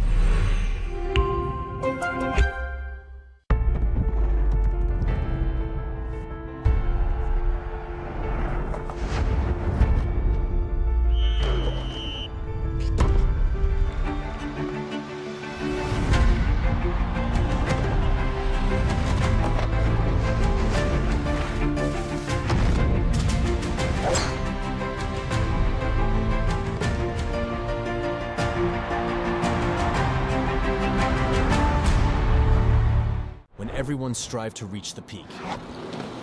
Zoe is here, participating in every frame, perfecting the view for every battle. From soul to the world, Zoe strives for perfection, knowing that every frame is crucial to victory. As the tournament rages on, Zoe stands with you. Battle. Battle. Every frame. Every frame. Every frame. Every frame. Every frame. Welcome back to VCT Game Changers Pacific. You are back here, and we have Riku back as well with Quack. Victoria's on a quick break. Enjoy your dinner, Vic. Oh, I hope you have a lot of fun. Enjoy. Bye. But we are into our final series of the day, and it's going to be MIR versus SISU. And I think we learned a lot about these teams yesterday, but now we get to see that consistency come in a little bit more, right? We get to see what they learned, how they're going to apply it, and how they're going to apply it immediately into a match that is very important because this is qualification into the playoffs. Yeah, exactly, right? When we look back at their matches yesterday, it was very close. It wasn't comfortable. They're already pushed out of their comfort zones immediately. So they have at least maybe the entire night to adjust, come in here for such an important playoffs match. I just can't wait to see how it looks. Yeah, I think like this is the grind that not a lot of people get to see, right? This is you just played a match yesterday and you have less than 24 hours to come up with a game plan to do it all over again the next day against a much tougher opponent. This is the grind that, we see all of the tier 1 teams do, and they do it day in and day out, and now these teams will have to do it again. How will they adapt? Especially since, both of these teams, I think, like you mentioned, Riku, they didn't exactly have very comfortable matches yesterday. They were pushed quite a bit. And plus, I think that, they were still going through some adjustment period, just a little bit. So now that they know what to expect on that stage, what are we going to be seeing? I mean, hopefully we're seeing, the teams getting used to each other or getting used to playing on the stage. This is, of course, like we're talking about Game Changers. There's like not a lot of turnaround time because it's like 5 or 6 straight days of competition, and the stakes are high too because this one, gets you playoffs. So you definitely want that, but then you also need to just shake everything off. You played a game, it might have ended early or late, or it's a 2-1, but you still need to come back in with a fresh mindset. And that's where I think the coaches have a little bit of responsibility as well, because watching some of the next games, you kind of see, all right, this is what my opponent plays. Maybe there's a little weakness here, or maybe I'm more comfortable on this map than my opponent. And that's kind of what you want to think about coming into this matchup. Yeah, and how comfortable are you doing whatever adjustment you made right now, right? It might be totally contradictory to what you usually do, but if it's necessary up against this kind of opponent, then you have to do it if you want to be able to win this series. Now, for MIR Gaming, I think actually for both teams, right? It's the first time for a lot of these players to compete in a LAN setting, right? Especially counting Polly aside, who's already quite experienced in that. I feel like now they can come in and know that they can shake off everything that maybe was new to them yesterday. So for example, from MIR, you got a lot of good plays from them yesterday. Yeah. You got a lot of they recovered really well at a numbers disadvantage, but can they actually show something else, especially up against SISU here, who had really good momentum yesterday, right? They managed to get that. Oh, wow. Whoa, that's some energy. That's some energy for Sawamura. No wonder she's on the duelist role. She's doing some jumping jacks there, getting me hyped too. But yeah, I mean, they were the team that got 13 rounds in a row yesterday. Yeah, it's just such a good momentum starter for them to take it to the following days of Game Changers. And honestly, the fact that you have Sawamura as well trying to create a lot of these openings for the team, but Polly, oh my god, that's another threat that I feel like MIR Gaming really has to watch out for. Oh yeah, definitely. She is, of course, we've been saying that she's one of the most experienced players that we have here, and she has. She does have a little bit of that home crowd buff going on. I mean, yesterday, I did see that she did have some fans in the audience. Yep. Taking very proud videos of her as well. So I think that Polly definitely is coming in very comfortable, right? Because she knows that she is at home, and it does affect players as well, right? When you go from one city into somewhere totally different, it can affect you mentally too. So Polly can perform without that kind of stress, right? And I believe it, cascades over to her teammates too, because you saw how comfortable they got, especially, on their series yesterday. We saw how Sawamura, for example, had a headshot percentage of 69% on the first map in Haven. That is pretty high. 0 first kills. But but this was on the Neon too. So it was kind of like that, I'm going to cause a lot of chaos and stuff. We're seeing Sisu's map pool right now. But again, I feel like this is all up in the air. This could give us a lay of the land. But I would say that no map is entirely safe for any particular team at the moment. Yeah, after what happened with Abyss, earlier, like Abyss was never picked, and it has been picked for the first time over here. I'm really excited to see because there's a lot of weaknesses. For example, Icebox. When we looked at SISU, even though Haven was amazing, Icebox was not as clean as that.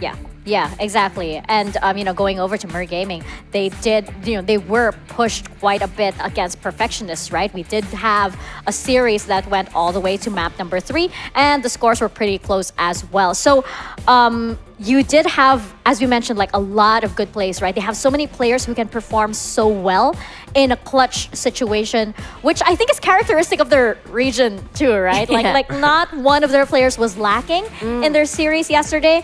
And we had 3-3-2 Samsamil with their first ace of the tournament as well. So they have a core that's gelled together a lot more. I mean, in this series, you have 2 rosters that are so familiar with each other versus like when MIR Gaming was up against Perfectionists yesterday, our question was, they're up against a team that is kind of like a salad mix thing of Southeast Asia or all over South Asia and Southeast Asia rather. And now you're dealing with a core that is pretty much solidified already. Yep, exactly. I really like the way that they blend well together.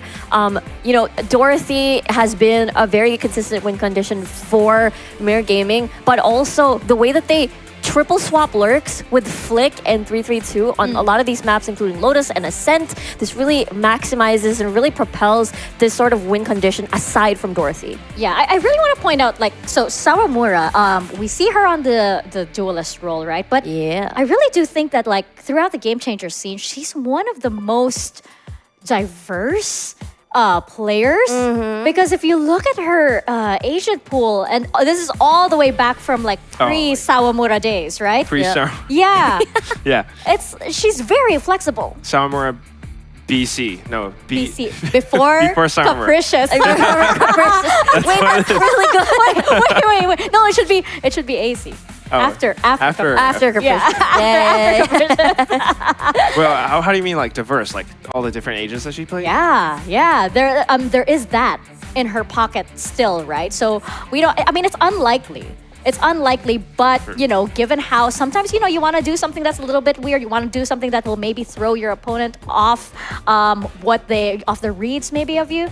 It's something that's there, and she might be the most likely to do something a little bit out there. Could put that in there. Yeah. I do, I'm going to be honest, I don't really know her that well. I mean, we only see her online and we watch her plays. But I will say I like it. I like if she plays with different agents. I like that she's on the duelist. I like that she doesn't have lots of first kills. And hear me out, because when she goes in on her own to try to look for first kills, which is something that she's done before, sometimes it's a little bit too much. Sometimes it's a little bit too wild. And we saw a glimpse of that on Icebox, and that's when you have her dying a little bit often, and that's I think first stats were it's not too high, but it makes your team have to play in a 4v5 situation round after round. You don't want that. It's the distraction, It's like I'm gesturing as if I'm throwing something over to Quack. Please being distracted. You did see our predictions over there, and again, I'm the one who deviates from everybody else. Deviate. Yes, that's how I deviate. Your Quack. insight, Mika. That's me deviating. Okay. But yeah, I mean, I still gotta stand by my biases. I still got stand by the Pinoy bias. And with good reason, especially with how they performed yesterday. And with MIR Gaming, I am just so excited for this clash of styles once again. But I can see why, the majority would favor MIR Gaming. Yeah, this was one of the hardest decisions to make, I guess, today. Because we saw how because Sawamura and Dorothy, there is a little bit of that parallel where there is some sort of this win condition going on, especially during the first few seconds of when the barrier breaks already, when the round begins. But I do feel like Poly's such a big factor as well in how they're able to win. Poly power, exactly. PP. Especially on the Astra, on Haven, on some of these maps that MIR Gaming also likes to shine through. But For me, I really like the flick 3-3-2 Dorothy swapping around, moving around the maps, and that's why I do have that bias over there. Always the flick. Always the flick. Going back to flick. It's easy to see why. Yeah. She creates so much pressure. Yeah, it doesn't show in her stats, but her presence is enough for the people to overuse utility on a single area just to make sure that they catch her. Yeah. And there was so much of that, especially in the series against like Perfectionist, right? Yeah. Because, like you also had like a player like Twirly, Yeah. who was also kind of like, you know, hovering around, and everybody would be like, oh, we got to deal with her first. Yeah, right? yeah. Flick is very, very similar, but also I like that Flick is also not just a lurker. Sometimes like if say that she plays a Killjoy, she will be like actually right up in front and getting a 3. Exactly. I think that's the main thing, because you know when you have a team like MIR Gaming, whatever it is that they work out with their coach, they have a very distinctive way of playing around the map. You got players like Flick and 3-3-2. 3-3-2? You're right. Sometimes. Yes. Sometimes I'm in. I was like, am I saying 3-2-2? But yeah, they do kind of control the map, or at least like lurk around the map very, very well. And that's something that opposing teams will always have to play around and consider. So coming into this matchup, if MIR Gaming is able to play their game on the map and cause a lot of that paranoia all across, and players like Polly are not quite able to read this for the team, that's going to be quite troublesome for the side of SISU, of course. But if you have a lot of PP, if you have big PP, Poly power, then that's going to be very, very useful. Why is you cracking up? What did I Sorry, say? I couldn't hold it. You need big PP. You need a whole lot of poly Because power. she's the one, the controller, and she reads everything. Yeah, and not to mention like how vocal she is as an IGL. Yes. When you look at the player cam, she's really like she's the one who's like yelling the most, and you can see that she's like rapping. Timeouts, yes. She's rapping. You can English just see her. is not her first language, but she's doing that. That's very impressive. Yeah, it's amazing. And again, she is one of she has been to that championship already in the past. So she does have that, she does have all that experience. She knows how to lead this team as well. And they looked as though like, they're very, very much willing to have her as her IGL because, it's doing wonders for the team. Yeah, like every time I imagine Polly, especially if she's on the Astra, especially performance yesterday. Yeah, the Haven game. I imagine her like a commander, in a spaceship in the middle of the... You know this, Mika. What do you call the bridge? Panel. The bridge, yeah, the bridge of the spaceship, and she's in the middle, Mika and then knows she's this. commanding. Yeah, I wanted to. Yeah, good job, Ricky. It's like a Yeah. Star Trek thing. What's going on? Any spaceship It's thing. any space. Quack, have you never been on a spaceship? Oh my gosh. L. I'm sorry. L. I couldn't afford to. Be on a spaceship. It's okay. You'll get there someday. Are you gonna? You have a spaceship that I can? Yes, I do. Yeah, I'll take you there someday, and then We'll set it up. I'll show you the ropes. But aside from Polly, I also do want to point out Con, who was shining on Icebox. This is a player that MIR Gaming also needs to look out for. I do remember her being a standout Sova on Zolmeraki. But yeah, all of our questions are going to be answered as we step into this final series of the day. And it's going to be for qualifications to playoffs. It's going to be MIR Gaming versus SISU.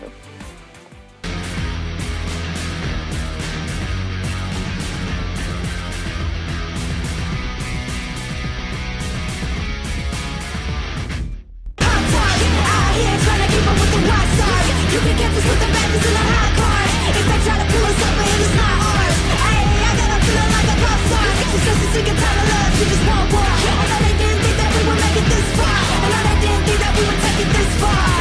Your boys spinning in pop tarts. Out here trying to keep up with the rock stars. You can catch us with the badges in the hot cars. Before coming here, we trained hard to compete fiercely against every team, and we believe we will surpass them all. I know they didn't think that we would make it this far. I know they didn't think that we would take it this far. They look so cool. I mean, just looking at the video, they look so cool. I mean, how do you say it in English? How do you say it? Like, I have to say it. Yes, teach us. Maangas. Maangas. I mean, that's like swag in general, right? I guess. Yeah. Yeah, the coolness, like the aura. It's a Aura? really kind of... Yeah, it's aura. Yeah. Maangas. No, not really. No? But, okay, maybe a little bit later. But whatever SISU were exuding, that was it. That was definitely it. But they will be up against MIR Gaming, so let's see what they have to say.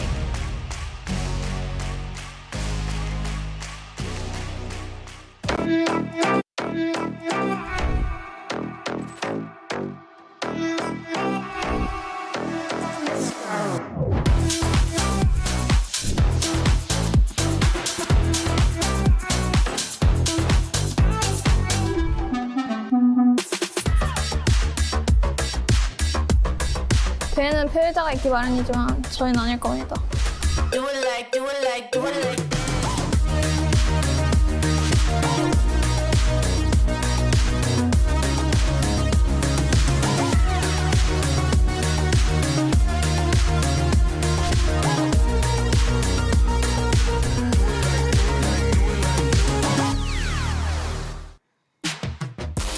MIR Gaming up against SISU, and I feel like both teams here, they are definitely ready to show that they can step up, because I feel like, you know, the additional level now of needing to qualify for playoffs is on the table. So now there is that, you know, I don't want to go to the lower bracket. Yeah. I don't want to have to, you know, fight with my back against the wall. Yeah. I want that extra security, knowing that I've qualified immediately and been like, you know, kind of like the first to qualify out of their groups. Yeah, exactly. That mental weight at the back of your head is always going to haunt you. And Sorry. What's happening? Wait, what happened? Are you okay, They got Quack? confused, like where they're gonna sit and everything. Well, hopefully that is like they've got that out of their system and they Yeah. won't be doing that in the map. Yeah, Right? absolutely. Yeah, they won't be confused. They're like, Got it out of the way. rotations are IRL are confusing. But put me in Valorant and I'm like, I'm the goddess. Yeah. And that's, we've got a little bit of hype, no pun intended with the coach's name, coming out from MIR Gaming. And a very quick huddle too. Yeah. They just decided like 1, 2, 3, let's go. 1, 2, Or 3, something go. like that. Yeah. Something like that. I kind of got that kind of like The vibe. yeah. More maangas. More maangas. Angas. Yeah. It's basically like cool and swag at the same time. Yeah. With aura. Yeah. I think I'm combining everything, Gen Alpha, Gen Z, into millennial terms. Yes. All in yes, one. Yep. Yes. I think so. Yeah. I'm like still like question mark, but yeah, I think that will do for Quack. But yes, I mean, SISU here, again, a lot of standout players that we saw from yesterday, but we could say the same of MIR Gaming too. So right now, oh wow, it's gonna be a lot of pressure on the IGLs to call this.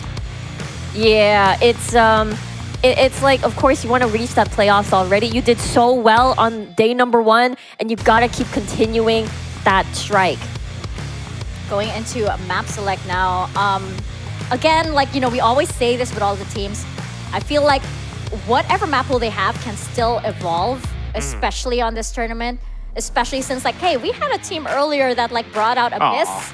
And then yes, and then MIR Bandit. Yeah.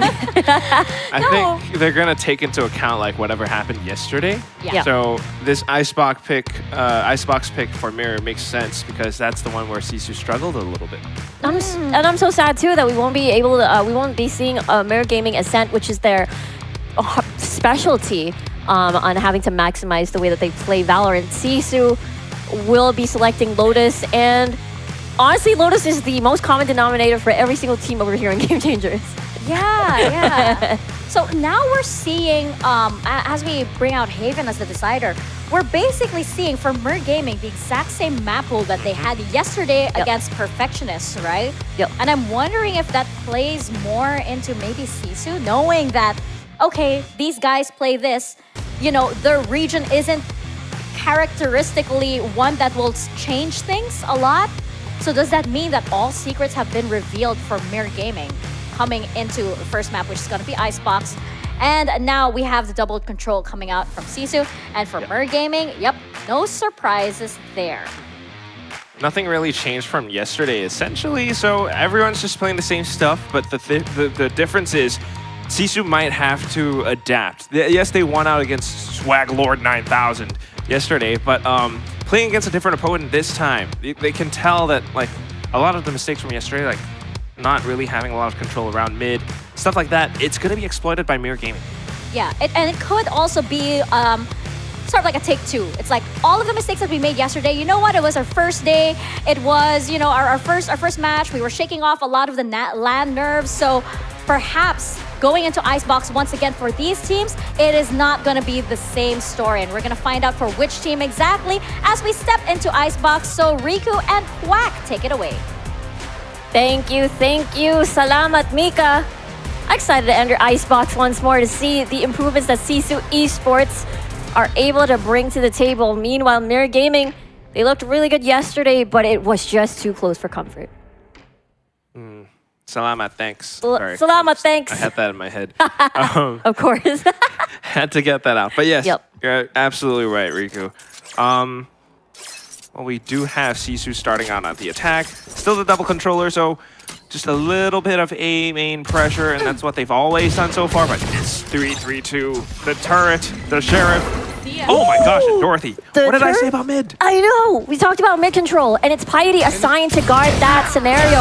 And the headshots, back to back, baby. Piety starting this off with the heat on Icebox. Sawamura, the dash is about to expire. No way. Has an inkling that somebody might be creeping slowly onto this area. Flick already has the crosshair at the ready, but Sawamura is much, much faster. So prepared. A little bit of damage taken. You know, Khan was felled towards mid, but then still, the quick adjustments and the shots from Sawamura now into the site.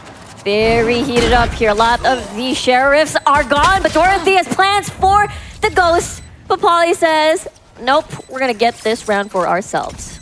Yeah, a little bit of an adjustment from SISU, and they do a very good job at it. I mean, once again, these players are very capable of fragging out. MIR, on the other hand, it's like a slightly slower approach. They have that mid control, but then instantly dealt with, and that's Piety. I mean, I can't believe she did that right off the bat. The owl drone kind of canceled off, and now, of course, Sawamura into Flick as well. I can't count how many times in the tournament that we've seen where an owl drone's going to be coming from a very close corner and getting pushed constantly. Really good instincts there for a lot of these players to take advantage of that. Well, let's see how this goes. Same plan. We have that little bit of A main pressure with the cascade. It blocks off anyone who might be standing up around the little box on the site, especially if it's a jet, but nothing seen. And also just a check for mid because they are expecting MIR to do just that. So very good like awareness from SISU. Of course, they got the gun, so they don't want to lose them. That's why starting out the first 30 seconds, maybe they will just hold. MIR, though, on the other hand, not a lot of info being gained. They're trying to hold a lot of these linear angles and try to gather information as much as possible, listen for footsteps. Nothing seen. So they have to kind of make a bit of an educated guess. The owl drone keeps the 4 players on the A site, though, and that could be a little bit risky, Riku. The 4 of them now going up tube. Yeah, it's great. I like the fact that MIR isn't giving in too much. And the fact that SISU is forced to actually move around to gain information. The fact that they don't have a lot of time now. 3-3-2 does have an idea. Sees Polly. They have crossed. And now 30 seconds on the clock. Left. Wow. It might be a bit of a rush in here. They have to plant immediately. They do have the cove, so don't even have to use it at all. Marshall will not hit anyone. It's just a free fire. Kondo on the Bulldog. Knives out, staffs out, whatever you call it. Piety and Polly just ramming through this entire anti-eco. There's nothing much that MIR Gaming can do. Yeah, very nice mid to B play. MIR Gaming, I mean, not too bad. They managed to take Han down. The Guardian was gone. I mean, the Bulldog, excuse me. But yes, it's once again just not having the information that they wanted to gain early on.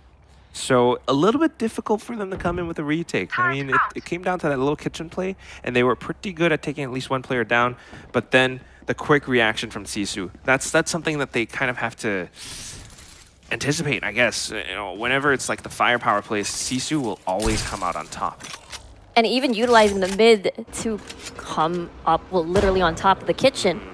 But this time around, they're investing more members onto that area, which is a good call, knowing that they might do it again. So just checking. But no, this time we're not going to do it again. Nope. We're trying different things. We had that early A pressure into, well, A. But this time, we're going in towards B. So is Flick and BB prepared for it? Oh, we'll see though. Yellow's always a house of a lot of these controllers. And now Khan, oh, sorry. It is Flick now gone. 3v3. Still anyone's game. 60 seconds. I do think SISU has a lot of time here, so they don't need to hurry too much. Code now in place. They can get the plant much safely, but less firepower as they're busy trying to find someone onto Nest. 3-3-2. The shots are precise. Now it's all up to Piety to salvage this round. She has her own Vandal, so it is very doable. There's a little bit of a crossfire, a V fire, if you will, of a shape. I don't think 30 Dorothy seconds can left. play off from that. She might be forced to push through Snowman. Or she's just gonna hold. I mean, True. Piety has to kind of cross back into green if she wants to, you know, try something different. Oh, So, there it is. angle's being held. She spots it, manages to get the burst. Nicely done. Expensive, but at least they're able to make it happen. Yeah, I think I even caught like a little smirk on the player cam at 332. Like, she's got so much personality, dude. She does. She got those 2 kills up on top of Heaven on the B site, and she's just like, yo, I got this. And she manages to play up around the cove as well. So it's kind of how MIR Gaming plays around the angles this time and anticipating the movements and the hit from SISU. So if they keep this up, you know, definitely getting some more rounds in. But it happens because they had early information as to where SISU was about to approach. This time, a lot of pressure into mid. And that's the reason why 332 is going to be pressured to stay there. Make sure that everything is in order. Alongside Salamura, though, trying her best to find a pick. The utilities are gone, and the wave is going to cover the turret, so they have no information. Although, 332 is using the enemy's line of sight denier, and there it is. The curtain has fallen, and 332 is able to get a kill onto Khan. I gotcha. That's Gotcha. Khan, unfortunately, down. Yeah. No more Viper for Sisu. Okay, they still got Grams, so not too bad, but now they have to think more about how they want to hit the site. I mean, you got mid being locked down by 332, and you're starting to lose out in terms of numbers. Yep. Might be spotted out as well. I know. Even on the other side of the spectrum, Hayes is able to get a kill. They're losing a lot of these members, but they're able to creep right in onto B. 332 in the same spot once more on top. Scanning the entire area, information has been gathered at least before she falls. It's still a 3v3. Graham's getting the plant down. Then you got Haste on a bit of flank. Ooh, making a lot of noise also, using the wingman to scan. Even the mosh spit being dropped. There's a lot of deniers of sight over here. It's hard to see, but it doesn't really matter because BB and Haste, they've got this in the bag. Yeah, the flank, other players coming out from Snowman. It's just a little bit too much for Sisu to cover. They did a pretty good job at anticipating where 332 would be marking, so able to take her down. They got the spike in, but then off to the post plants. Not really expecting Haste to be showing up from behind. That's one of the down points in this round. So Sisu is trying to find different ways to get into sights. They're trying, you know, pistol round, it was A. Third round, it was just straight up B pressure. This time it was more mid, and it's something that, okay, yes, good job, coach. But something that 332 did a very good job of holding. So now Sisu needing to play a little bit more tapered back. If they keep pushing up, that's what's gonna happen. Don't need to reel it in. We can just keep pushing further. Dorothy with the outlaw kill, and unafraid at all. Yeah, you got the outlaw. Your opponents don't really have shields. Oh, wow. Just keep peeking. They are very brave right now. Top of the pipes, Spike down A. with a bonus kill as well. Polly and Piety. We'll see if they're able to -1 some of the weapons at least. I'll take anything at this point. Polly's trying to call for it too. She's telling her teammate to mark these angles because she anticipates that there is a player on the other side. And she's right. Absolutely. Haste though. Come from the side, it's kind of hard to spot. And amongst the chaos, it is a flawless round. They get to keep everything. Yeah. On paper, it seems like it's just normal, like flawless round and all right, yes, but I really like what Haste and 332 did, or maybe not just that. I think it was BB. I'm not too sure, but yes, it's the players who were positioned around A main because they saw that recon. Yes, Polly was trying to mark someone, but that means that Haste knows. All right, that's where the recon came from. Yeah, I'm gonna get it. I love the energy. They got 3 rounds in a row. Of course, Yep. they're feeling good, but And yeah, MIR Gaming, their pattern is that their pistol rounds are not that strong. They really win through these rifle rounds. yeah, they haven't really won pistol so far. Yep. But still, look at this hold from Yellow. Whoa, 3 players. Ooh, no, it's expired. Unfortunately, you're gonna get scanned. Forces Haste to push. Is able to find War, just the one. Grams and Salamura gets 2. Dorothy though with the Blade Storm gets the last hit on top of the sky on Yellow. Updrafts. Doesn't finish the job. At the ready with the crosshair to the face. And And Dorothy, she is flying. Fly some more. It's still not over. There could still be 4K, but Khan denies that. It's gonna be a bit tricky here because this still could be one. Khan is confident. Khan can clutch, but someone is to the side and will deny any sort of clutch factor. Khan got deconstructed. Oh. Oh. Nah, I'm just playing. But yes. Mika just walked in and you're like, what is going on?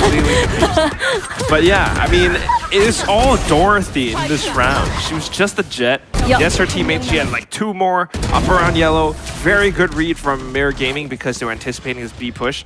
And they were absolutely right. Because of that Blaze Storm as well from Dorothy and subsequent kills off of it, SISU were completely halted in their tracks. So Khan was the only one left. So it's really tough. But now you got this operator. I know. Now you got 3 players on A. That's crazy. Dorothy's operator is going to be enough. Now they decide, okay, we won through going mid. Maybe we can do it again. They're going to get spotted by the turret. But here it is. It is 3-3-2 actually trying to escape. Dashes to the crosshair. The aims are just so strong from 3-3-2. Very impressive. Again, it's all down to this map control. They're getting information off of 3-3-2. Oh dear. If it, Bibi will fall. Khan, again, sometimes she's the win condition. Nice. Yeah, I know. Well, Must be gone. So a bit of information, but now SISU makes the mid-round adaptation into the A site. But then you got the Thrash! Haste! They're not stopping at all. 1 or 2 gets detained there. Haste actually has the mosh pit out, caught out of utility. The good thing Flick is there on the side to rescue that area. And now it just won't stop. The firing won't stop. And MIR Gaming, what a set of rounds for them. 4 kills for 3-3-2. Wow, that's 4-3-2. That's a lot of numbers. I swear, this name, I really wonder why she picked this. But yeah. It's the way that they play around the map, and whatever SISU tries to do, wherever they try to approach, unless they're able to, delete some of this utility, delete some of these players, they're gonna have a tough time, and that's why Coach CA calling the timeout now, desperately needing some kind of a different approach, because if they just keep running head on to, yes, I know they can hear the turret is there, but if they just expect to, shoot it normally or try to catch 3-3-2 off, it's not quite gonna happen. She's just very, very prepared for it. She's doing such a good job right now, 3-3-2. Yeah, they're on fire at the moment. All of the win conditions are there. All of the puzzle pieces, basically. You got Dorothy with a Blade Storm, almost highlight reel into an operator. That is literally what happened during their match at the grand finals of their Game Changers Korea. So it's just one of those things where everything is set in place, and SISU is probably pressing the panic button, because when we look back at their match against SL9 yesterday, they had a hard time during defense. What? But now it's the complete opposite. They really need to come together this time. Yeah, Icebox, I mean, they left it open. Yeah. Clearly they are, comfortable on it, but still, now playing against an opponent like MIR, they have to think about different approaches. And look at this. You got the operator pulled out, you got the recon. MIR Gaming are trying to take a little bit more forward space, especially up around pipes, up around the bottom of the nest, because they want to catch SISU. I really do, but instead Haste finds them first. Polly is gone. One of the pivotal players, but sees the head, the beanie, the green beanie standing out, and Haste, another dash to Haste, to a player from MIR, and again death just awaits her. Okay, at the very least you got the lockdown to give you the site plan. And then the Viper spit up around screens. Oh, this is really good for SISU. If they can just hold down Rafters now, that would be even better. Oh, but they have a lot of utility. Even the recon just to spot out anyone. And the wingman says, hello, I see the Viper and the scan. BB fires off from that. Grahams is going to get an escape away from the lockdown. Khan is still by the side, but that's the snake bite. She's underneath, and she might fall soon, and that is exactly what happened. MIR Gaming, they are on a roll. Yeah, I mean, very clear plans. I don't know if they anticipated the Viper's pit, but definitely kept that lockdown in place. And once again, it's 3-3-2, quick decision-making, knew exactly what to do. And the team as well, they kind of left the site a little bit open just to let SISU come in, and they just came in with that retake. They had complete utility for that Viper. The wingman, the recon dart, the owl drone. It was just completely negated. Yay! Oh my god. Because it's like playoffs is on the line, Yep. and they are just like 6 rounds in a row. Like, yo, we got this. Yeah, exactly. It's all, again, the puzzle pieces are intact. SISU now really has to scramble around. They need to find Dorothy first. Sees towards her right, the peripheral vision. And actually, Piety was tagged. So a little bit low. I have to reconsider, but then back into this A position where Haste is. Haste has fallen, and maybe they have already seen that coming, and they were ready for that aggressive play over there. Oh, but 3-3-2 though. Look at her go. Might be a second kill afterwards. Good thing it is trade. Dorothy on the other side gets an op shot, and it will not stop. She is still fine. SISU needing to recover. I mean, a little bit of positioning for Piety at the bottom of B now.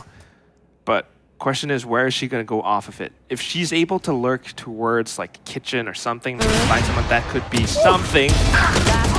And that is exactly the moment that they've been waiting for. Snakebite though, trapped, cannot leave the cove just yet. On towards the side, 55 HP. Graham's using the cove, but it's going to expire. It is broken now, but still BB playing off from that vision onto Ness, and once again, they just keep winning. Yeah, back into these rounds where it starts off so well for MIR Gaming, Riku. Yeah. They have these players to where it's like A pipes, bottom of mid as well, 3-3-2. And then even onto the B side, they're just reading everything that SISU are trying to do. Where whenever you got these players from SISU with a bit of a slow approach, it's always kind of getting blocked off. Yep. And then once they try to rotate off to another site, 3-3-2 is like, I know you're gonna have to cross through mid, so I'll wait here for you.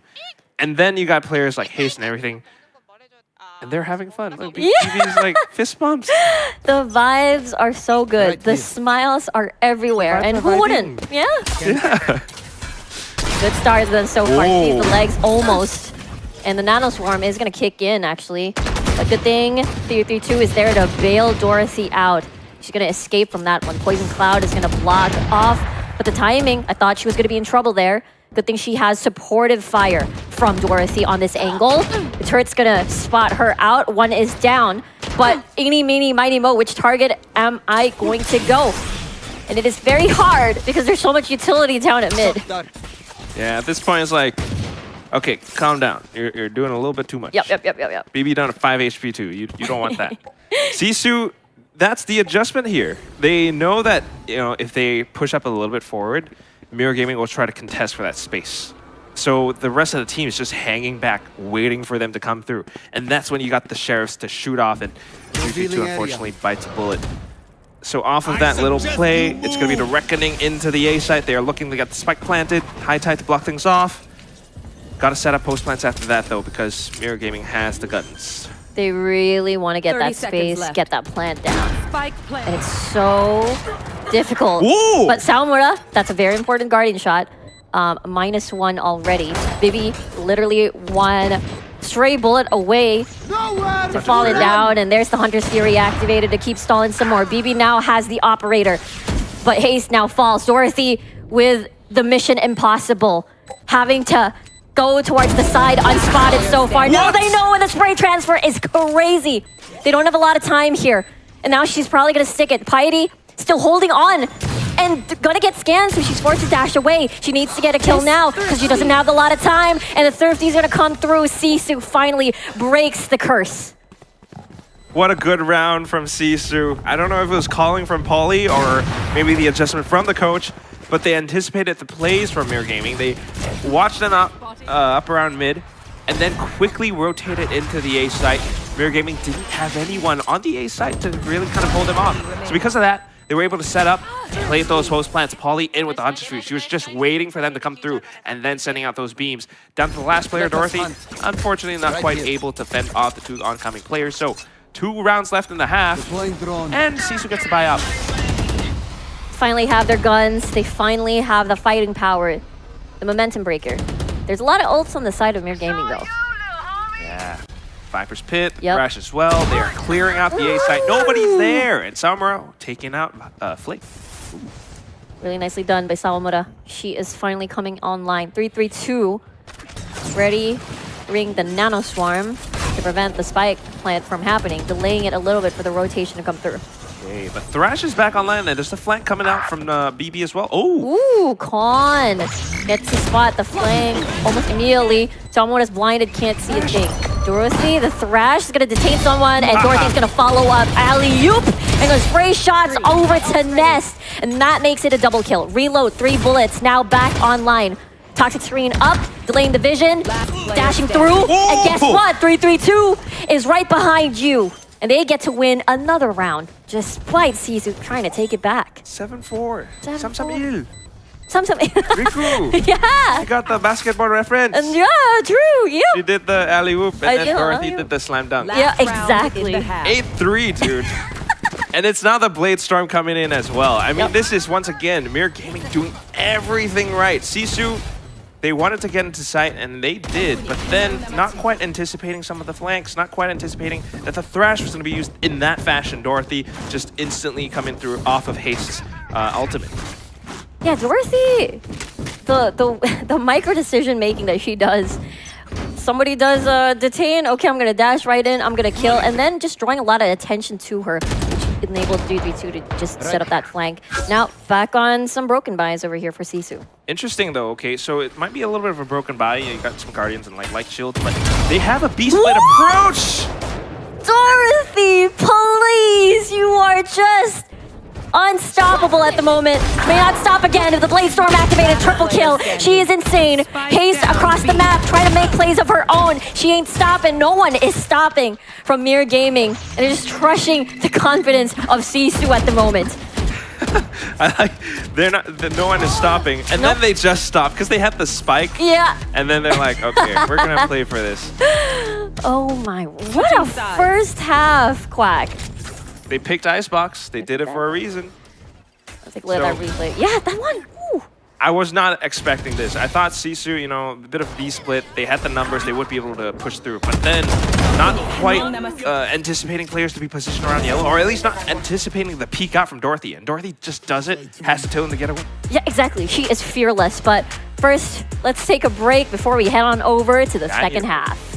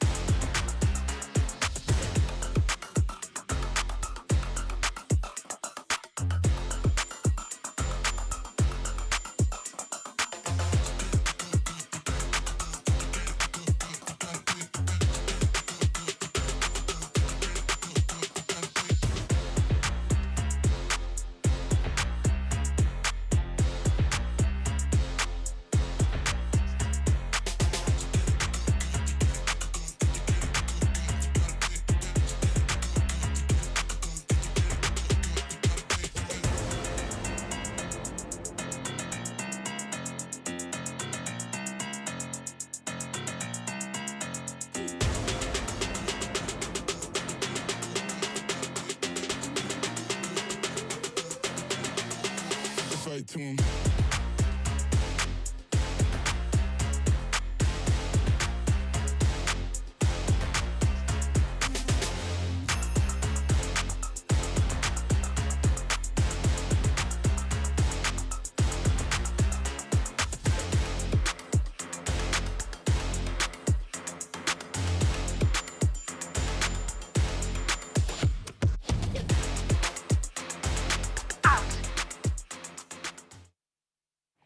And we're back here at Icebox. MIR Gaming in the lead. 9-3. Maybe there's a curse. We'll find out over here at the second half. No curse. No curse. I like numbers. 9-3 is a nice number for MIR Gaming.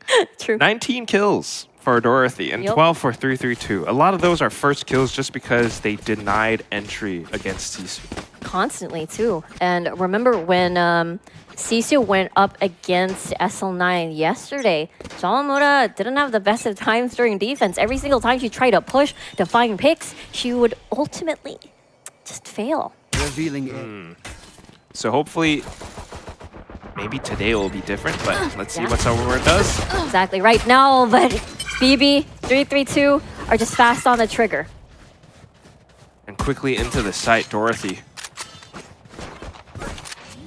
Trying to catch him on the rotations. At the very least, a very good position to play off of. Oh, Polly can recover, but 332 on the flank here towards mid. Heidi towards kitchen is able to fell BB, but with the only person left here, they just play off of each other's swings, and Flick gets a double. Double digits, Quack. Yeah, very, very tricky spot for SISU to be in. This double digits off the rip in second half essentially means you're very likely going to make it to at least 11 rounds. If you convert the bonus, that's already match point, and at that point, maybe. One enemy remaining. But yeah, this is one of those things where you... Coach Hype is hype, dude. This dude is just... okay, good name, good name. Good name, it lives up to it. Yeah. This is what happens for MIR Gaming on Icebox when they played it yesterday. They left this intentionally open, and they clearly have game plans on the attacking side. They really do. They have a lot of practice over at this map, especially, again, keep talking about the win conditions of this team. Dorothy, everything is pretty much online and on the table. And in position as well, looking to take over green. Polly, a lot of responsibility on her shoulders. I mean, that's what we've been talking about from pre-show. She needs to read MIR Gaming. Ult 332 looking at Nest, actually.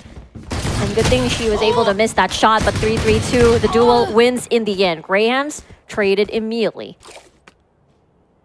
You're thinking it's A, but then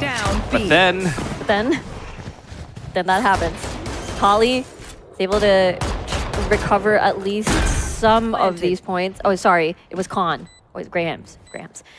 Let's see now, with the Sheriff in hand, will the retake happen here? Dorothy, the biggest threat on MIR Gaming alongside 332. There is a lot of screens happening right now. The arena is much smaller, and an even smaller circle is within their grasp. Dorothy firing shots, pre-firing the jump peek. She anticipates this. The headshot is in play, and Flick tag teaming alongside with her. MIR Gaming just one round away from match point. So precise. And as casters, we love this word. Protocol on the side of MIR Gaming. I mean, it's almost as if they kind of read this play. Yep. I was hoping that the high tide and the cove from Graham's would give SISU a little bit more breathing room into the round. But as soon as it came up, was it Flick? I think Flick had the Vandal. So she just instantly sprayed into the cove just to break it. And that's when you got players like 332 just to snipe down the player who's trying to defuse that spike. So on to the next round now. And it's going to be the full buys coming up from SISU, but they kind of have to back off a little bit. There's so much pressure from MIR into the A side already. You can hear all the footsteps. They know what is up. No one's going to try to push beyond that point, and they're going to rotate instead. Good thing they have 332. Wait, was that her? No, that was the enemy's alarm bot. What? It didn't go up. Graham, though, good shot. Yeah, instantly reacting to it, the call from Piety. But now she should be able to tell there's a potential hit into the B side, so she's repositioning around it, trying to maybe catch them off, or at least wait for teammates to come in for rotations. But Dorothy stays patiently. Good read. Graham's again with an additional kill. She's been doing a lot of work on to these rounds. BV getting a recon, but not able to spot out anyone. Samura says surprise away from her cloudburst. Someone's on top though, and Graham's with a triple at the moment, but they are overwhelmed, and finally they're able to break and breathe a little bit. Very nice. Good adjustments from SISU, especially in the retakes. This time it's MIR Gaming not quite able to have the positions that they wanted. So off of the high tide, they couldn't really find any angle into shooting down some players. And this is all credit to Graham's and the way that she held down the site as well. I mean, MIR Gaming had some game plans as to how they wanted to head on into the site, but they felt a lot of contact, a lot of contests. And at the same time, once again, it's Graham's and her high tide, and she is leading the pack for SISU right now. Yeah. She's got the Reckoning. So potential retakes for the next round, and this is a possible way for SISU to find their way back into the game. Yeah, she's definitely feeling it. Dorothy going through a different access to B this time, alongside Haste. Reckoning not going to be used for retake, but instead slow things down, gain information. BB dealing first blood. Rams again being a huge factor, but got taken out almost immediately. 3-3-2 again, another pivotal player to guard that flank. Spike still not down. They need to clear the sites. And that is one step to do that. Polly, Sawamura, how are you going to clutch this one for your team? Toxic screen up and trying to run away, but of course Sawamura is there. It's getting a little messy here, Quack, and Sawamura ain't stopping the pressure. Able to cross, and I don't know if 332 is able to spot that one out. Maybe. Should follow the instincts. If she wraps around, that might spell trouble. And they reposition 1v2 now, and it's not going to work out. MIR Gaming now at match point. Can't use that yet. Yeah, now is the time to show us Coach Hype. Coach Cam. Because he must be like shouting and stuff. Ooh. But what a good round. I mean, from MIR Gaming, they had a great start into the B site. It's a lot of that pressure down mid, and it's effectively creating a bit of B split, which turns the attention away from SISU. And then when you had a player like Khan, who was in a pretty good... Wow, look at that. That's what I was talking about. You were just waiting to see it. This guy is... You gotta love him. Yeah, it's such a good vibe. Map point timeout from SISU now. Very interesting. The last hour. You know, this has to be something where you're thinking about the upcoming map as well. Oh, once again, Graham's in without the mouse pad. I always love to point that out. But SISU, you know, I think sometimes the players are maybe not fully on the same page, or sometimes they're kind of confident in their individual ability, but then not quite expecting like players from MIR Gaming up around the site. Khan, she was in a pretty good spot up around, you know, like kitchen or labs, and she wanted to push out to find someone trying to plant the spike, get a couple of kills, and maybe do a little bit more damage. But she was doing it all by herself. So when someone from MIR Gaming was just like right underneath her, and she peeked out when Khan wasn't expecting it, that's when the whole round kind of fell apart. So SISU kind of needing to work on some of these things. Meanwhile, MIR Gaming, just everyone is flowing together. They are all on the same page. Definitely. They really want to end this here and now. Polly playing more of a forward position, and I mean, it's broken by two people who have rifles. They're gonna try to scan someone, but it's immediately destroyed. Instead, they are the ones that get scanned. Lockdown very early. It's gonna push away SISU away from the site. Okay, not a lot of guns on the side of SISU, but at least they started off with one kill. Khan needs to do as much damage as possible. Got two players from mid, but MIR Gaming are anticipating this. Oh! Spike's not planted yet! The timing of the lockdown and the spike plant of Wingman did not coincide with each other. Could have been Poli's shock darts, but still, needing to play around these positions, SISU, they have to cover the spike, because if MIR gets the spike down, they have the guns to play against it. Yep, might be game over. Now they're guarding the spike like a treasure. Ooh. And they are not able to penetrate through their toxic screens as they reposition and the guessing game. Samsamil! Samsamil! The flank! Nobody's looking at you! I think Piety feels it! She senses it! I gotcha! Haha! Now on to Flick and Haste. Last player Still not over here. Khan falling down like flies one by one. Triple Khan and SISU, they get to live another round. Much better. That's the confidence again. Yeah! Woo! So, being able to anchor the side, being able to watch the spike, everyone's just doing everything a lot better this time. I mean, the initial kill, watching mid, Piety watching the flank. This is one of those rounds where MIR Gaming feels like they are a fish out of water. And that's very, very uncommon so far in this map. So, definitely have a lot more rounds to climb back up. But otherwise, good morale boost for the team. Very important to break through that. Sawamura, though, gonna try her luck at... Actually, we'll decide to back away instead. Maybe baiting a sound. But so far, nothing. And MIR Gaming, they are on the pistols, so this is when they are always bunched up together and very, very careful. Because if SISU peeks into them, that's potentially a trade, that's potentially a rifle dropped. And that is why SISU is also reading this. They are all so far back in the site. I love Sawamura's position. This is one that they probably won't expect. They got some lineups though, trying to at least get into sight, maybe steal away a spike plant. Perhaps that could be the key here. Now, somebody deals first blood in the utility game. Here comes the rest of the pets of Haste, and she is gone. Sawamura's positioning is perfect. Kwon follows up. 3v4, the dash is activated. Will retreat for now, but that's a stack. Dorothy has already penetrated through the side. She's gonna climb up. Polly finds the head. I'm gonna zipline through this, and we're gonna be extra aggressive, and now it's 6 more points until they catch up. Not too shabby. You got the Hunter's Fury up now. Sawamura has the blades. Did I see a Gecko too? Not too sure, but either way, MIR Gaming, their whole game plan was to try to sneak into sight, but they definitely were not expecting Sawamura up on top of 410. I mean, who the hell holds an angle like that? No one. You don't expect it at all. But then she gets a kill and instantly like backs off, re-peeks again. Polly here to back her up. So great stuff coming out from SISU. Okay, so it's the Viper split from Khan. Oh my god, yeah, what exactly. Okay, Dorothy, hello?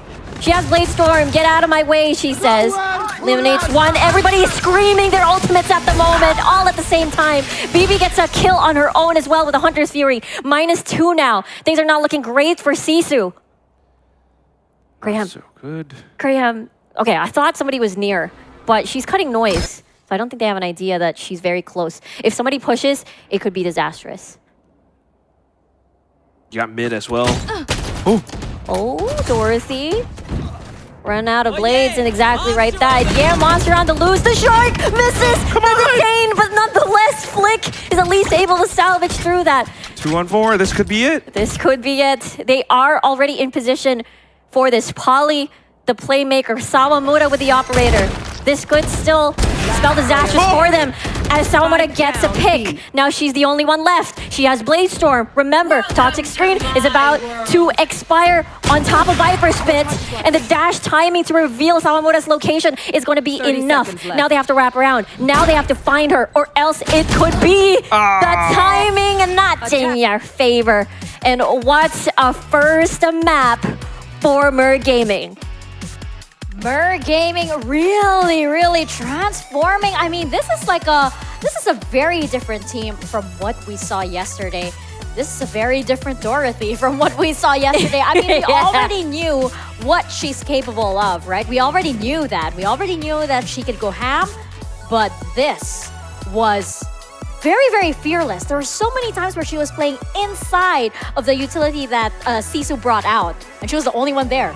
And for some reason, she gets a double or a triple. There were so many rounds that were like that. And then you have so many of MIR Gaming just coming up to, clean up, basically. SISU here was just so disjointed so many times. I feel like maybe they were caught off guard by Dorothy. Maybe she incited a bit of panic into SISU and had them suddenly doubting themselves or looking over their shoulders way too much. Like they were shook. And then also, of course, this is what you're talking about. The one up by Yellow, she's here by herself, and then she gets like 3 kills off the. There's a double wall there too, and she's like, "It's okay. My They're just walls." Favorite play is the MIR Gaming, the alley-oop basketball. This is the one. Oh yeah. Basketball. Basketball. And you could tell that those were the vibes on MIR Gaming as well, right? Especially with the coaches. Coach. I think my favorite coach cam so far. You could see the coaches were incredibly hyped with what this team was, doing. Especially since, they had all of the corners checked. They had every angle covered. Yes, there were some rounds wherein SISU maybe slowed it down, suddenly decided to zone in, and they managed to get those important picks. But it just felt like when Dorothy would just ramp up, the rest of MIR Gaming, they just decided to follow in on her. What is this? Relief. It's the last round and he didn't shout. It's relief. Okay. It's like, oh my gosh. Yes, it's done. Map 1 is done. Yeah, oh my god, we did it. But maybe that makes me think, right? With an expression like that, was this their more difficult map? Was this the map that they were actually dreading? And now that we go into Lotus or Haven, they're just like, it's okay. mind games. It's fine. It's fine. Maybe. Maybe this was the one that they were like, okay, we have to set the tone. We have to win this first map. And if we win this first map, we win the entire series. Even if, say, they lose map 2. And that's just MIR gaming for you. I mean, you always have to wonder about this because they're always like, I guess kind of a prep-heavy team. They have a lot of set plans in mind as to how they want to play around the map. And that's why you're looking at this 14 first kills. Yes, a lot of it is Dorothy. A lot of it is some ew also. Yeah, true. But then, like, the post plans, 4 out of 5 of them were won. So it's very, like, textbook plays. Everything has to go according to plan, and they do, and then everything goes right. It's just crazy. Like Dorothy and 332, the way that they just play off of each other, and the way that they don't stay in the same spot for too long. You always have to keep guessing. Yeah, look at that 375 ACS, her favorite stat in the world. It's it definitely shows that, you know, Prepare to receive a text from yeah. No, it's your my favorite favorite coach. stat in the world. It definitely shows a lot, doesn't it, Quack? But I mean, maybe in this context it does. You know, just wondering about the comparison to her teammates. It just shows, like, yes, it's I guess, you know, a lot of kills, but ACS is also affected by, you know, average damage done in a round. It's also multi-kills that she picks up. So that's why 375 is a really big number for her. And it really speaks volumes as to how much impact she had all throughout the map. yes, let's defend that stat a bit further. Yes. Especially since, you know, for Dorothy, we saw just how zoned in she was, right? I think she was on the edge of her seat, or maybe she was even standing up just a little bit. I don't know. She was kind of like, okay, now that the camera's there, she's kind of like this. She was kind of playing this way. I got that energy from her, especially in her gameplay too. I mean, that's kind of like how fearless she was. Converse to that, though, Sawamura was like, you know, like locked in that last round. But then when she got killed by Dorothy, she's like, ah! Oh, yeah. And then you have, like, you know, 332, right? Chilling in the back like this. But delivering definitely when it needed to be, you know, making sure that nobody gets in through the back door. But we're gonna see if this is still the game plan for MIR Gaming as we head into map number 2. Can they close this out, or is this the start of a comeback for SISU? We'll find out right after this break. If you want advice, you do. If you come at me, you better bring your A game. Step it up, step it up. If you think you got this, don't you hesitate. Run it up. You can't compete with someone who doesn't play your game. You can't compete.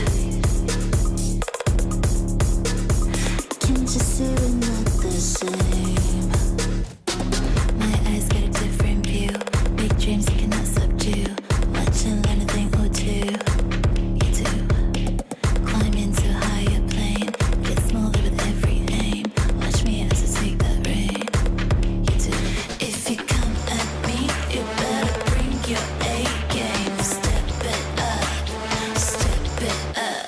If you think you got this, don't you hesitate. Run it up, yeah. You can't compete with someone who doesn't play your game. You can't compete, don't you see we're not the same?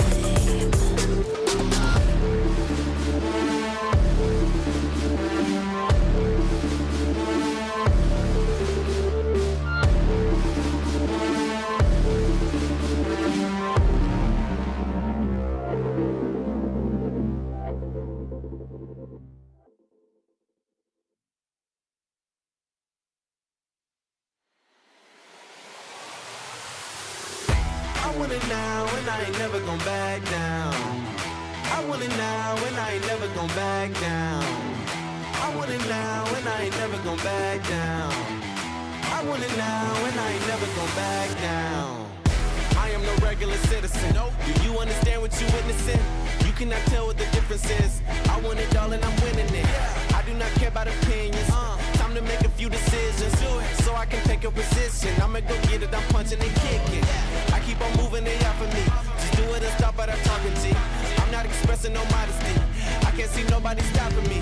If there's a problem, I gotta solve it. Straight to the top, I can't see myself falling. I gotta grab it, there's no time for stalling. Number one stunner, don't have other options. Now I'm fired up. I'm sorry, brother, your time's up. I see the top and I climb up. I came from the ashes, I rise up. Rise up, rise up. want it now, I gotta rise up, rise up. I want it now, I gotta rise up, rise up. I want it now, I gotta rise up, rise up. I want it now, I want it now, and I ain't never gonna back down. I want it now, and I ain't never gonna back down. I gotta go for the gold. I need to switch up the mode. I'm gonna win on my own. I'm in a whole nother zone. I reached the pinnacle. I don't have time, this is critical. It's time to finish you. I don't care who I just did it to. I gotta go for the gold. I need to switch up the mode. I'm gonna win on my own. I'm in a whole nother zone. I reached the pinnacle. I don't have time, this is critical. It's time to finish you. I don't care who I just did it to. I want it now, I gotta rise up, rise up. I want it now, I gotta rise up, rise up. I want it now, I gotta rise up, rise up. I want it now, I gotta rise up, rise up. I want it now, I gotta rise up, rise up. I want it now, I gotta rise up, rise up. I want it now, I gotta rise up, rise up. I want it now, I want it now, and I ain't never gonna back down. I want it now, and I ain't never gonna back down. I want it now, and I ain't never gonna back down. I want it now, and I ain't never gonna back down. Said I'm fired up. I'm sorry your time's up. I see the top and I climb up. Came from the ashes, I rise up. Rise up, rise up. I want it now, I gotta rise up, rise up. I want it now, I gotta rise up, rise up. I want it now, I gotta rise up, rise up. I want it now, I gotta rise up.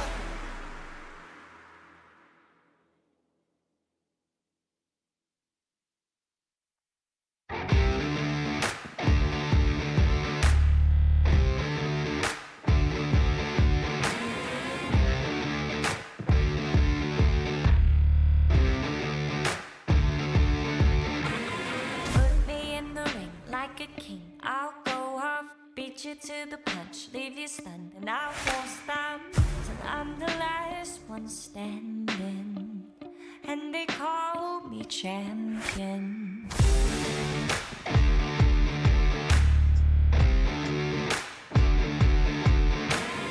When it's do or die, everything's on the line.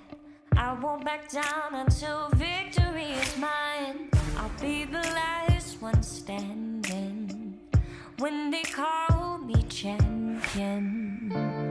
You know it's a matter of time, a matter of time before I come to get what's mine.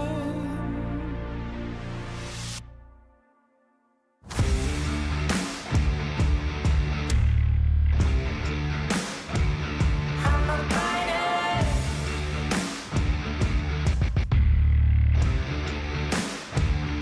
I'm a fighter.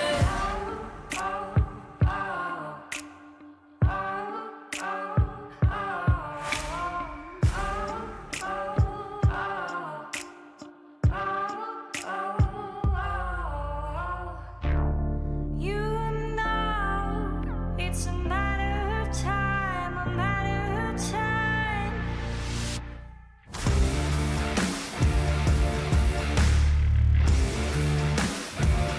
I'm a fighter.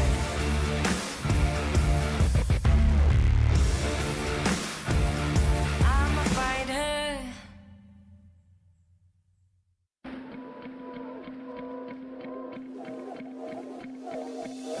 Staying humble cause I have to grow. Don't need no distractions, so they gotta go. In my flow, keeping hopes high. Gotta try and survive, it's my life. So I strive to be the best, and I say that with my chest. Now I'm rising above my station, no limitations. When they assign me to win, I'm ready for graduation. Trained up, prepared for every situation. Don't be confused, just say congratulations. This is God-given, ain't no restrictions. They always talking but ain't got no diction. Every fairy with it, but I'm scary with it. You'll get buried in it, horror like I'm carrying it. On the mission, be the best, not like any of the rest. Got the goals, ain't got stress. I already made the cut and I already passed the test.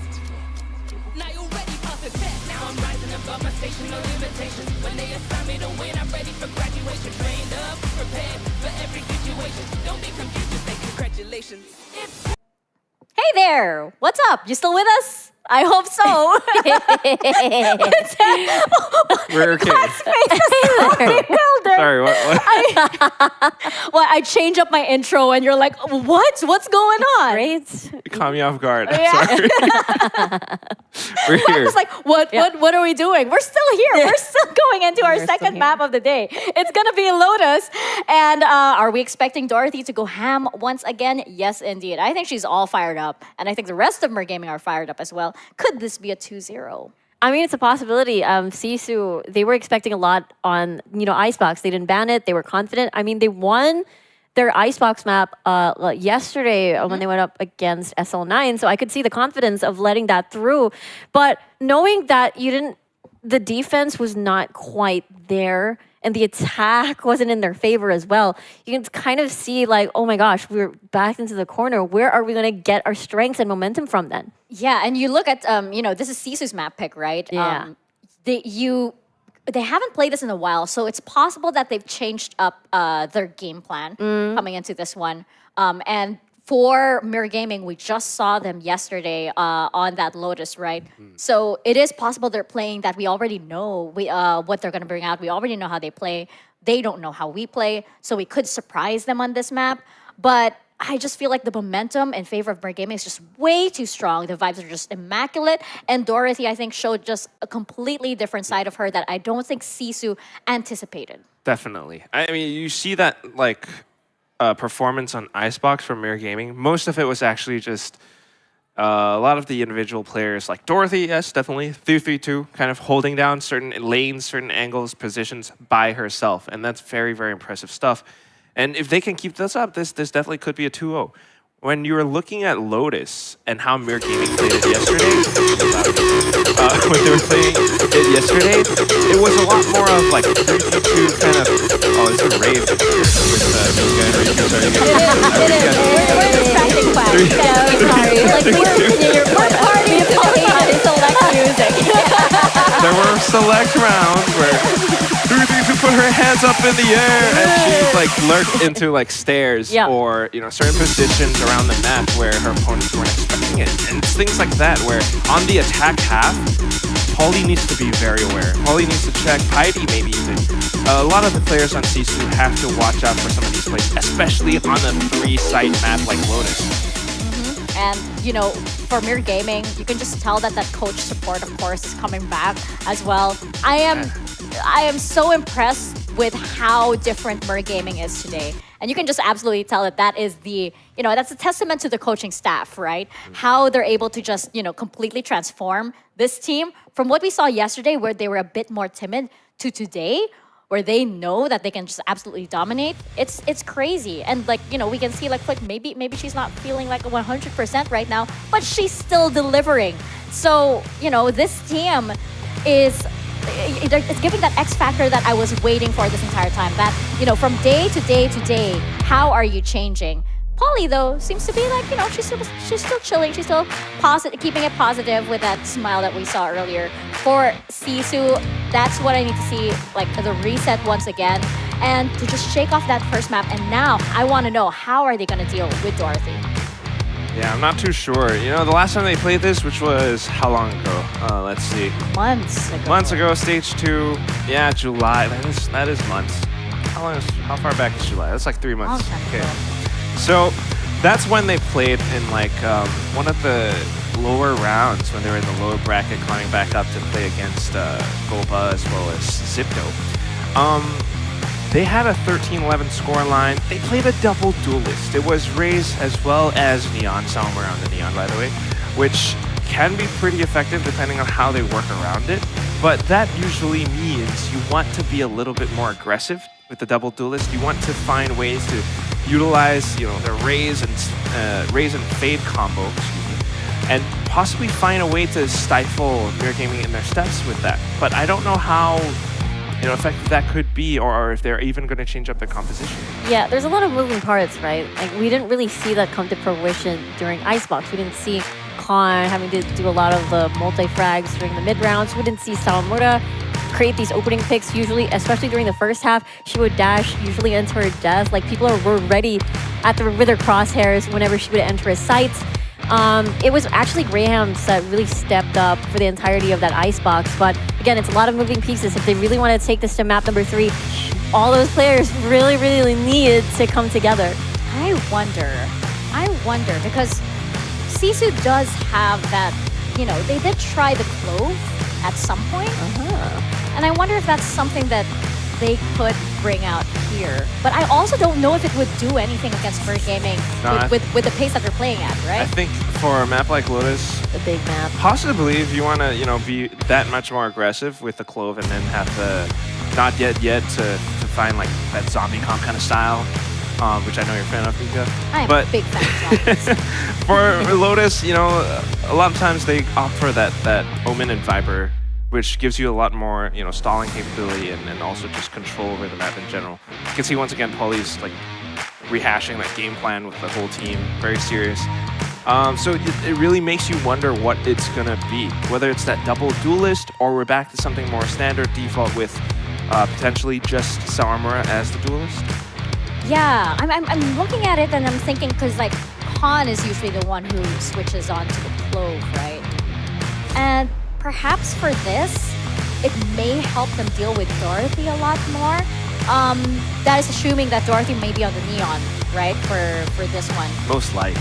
Most likely, especially like, you know, since that's what you brought out the other day. Assuming they're running the same composition, like how much stopping power do you need? Clove help with that more than, you know, what they've traditionally brought out. I think that, you know, going into this map, it's going to be massive. It's going to be even more important to see just how the team can rally together, because that's exactly what happened for MIR Gaming. No matter what composition they might bring out, whether they want to throw a wrench into MIR Gaming's plans or not, you know, who knows? Yeah, I just want to see the 3-3-2 Flick and Dorothy sort of Bermuda triangle pressure onto Lotus. It's definitely one of the maps where they can just keep swapping around who gets to lurk this time around, so that they can, you know, increase pressure on some of these sites, especially A. Again, we talked about the stairs thing from Flick, and I'm excited to see that. That's right. Well, let's find out exactly what we have in store on Lotus. So Riku and Quack, I'm going to pass it over to you guys. Okie dokie, thank you for the pass, Mika. Oh, I thought we were going to get to listen to more like rock music. Yeah, I thought so too. But here we go. MIR Gaming 1-0 already onto the series. SISU, let's see if they're able to create a comeback despite a tough round over there on Icebox.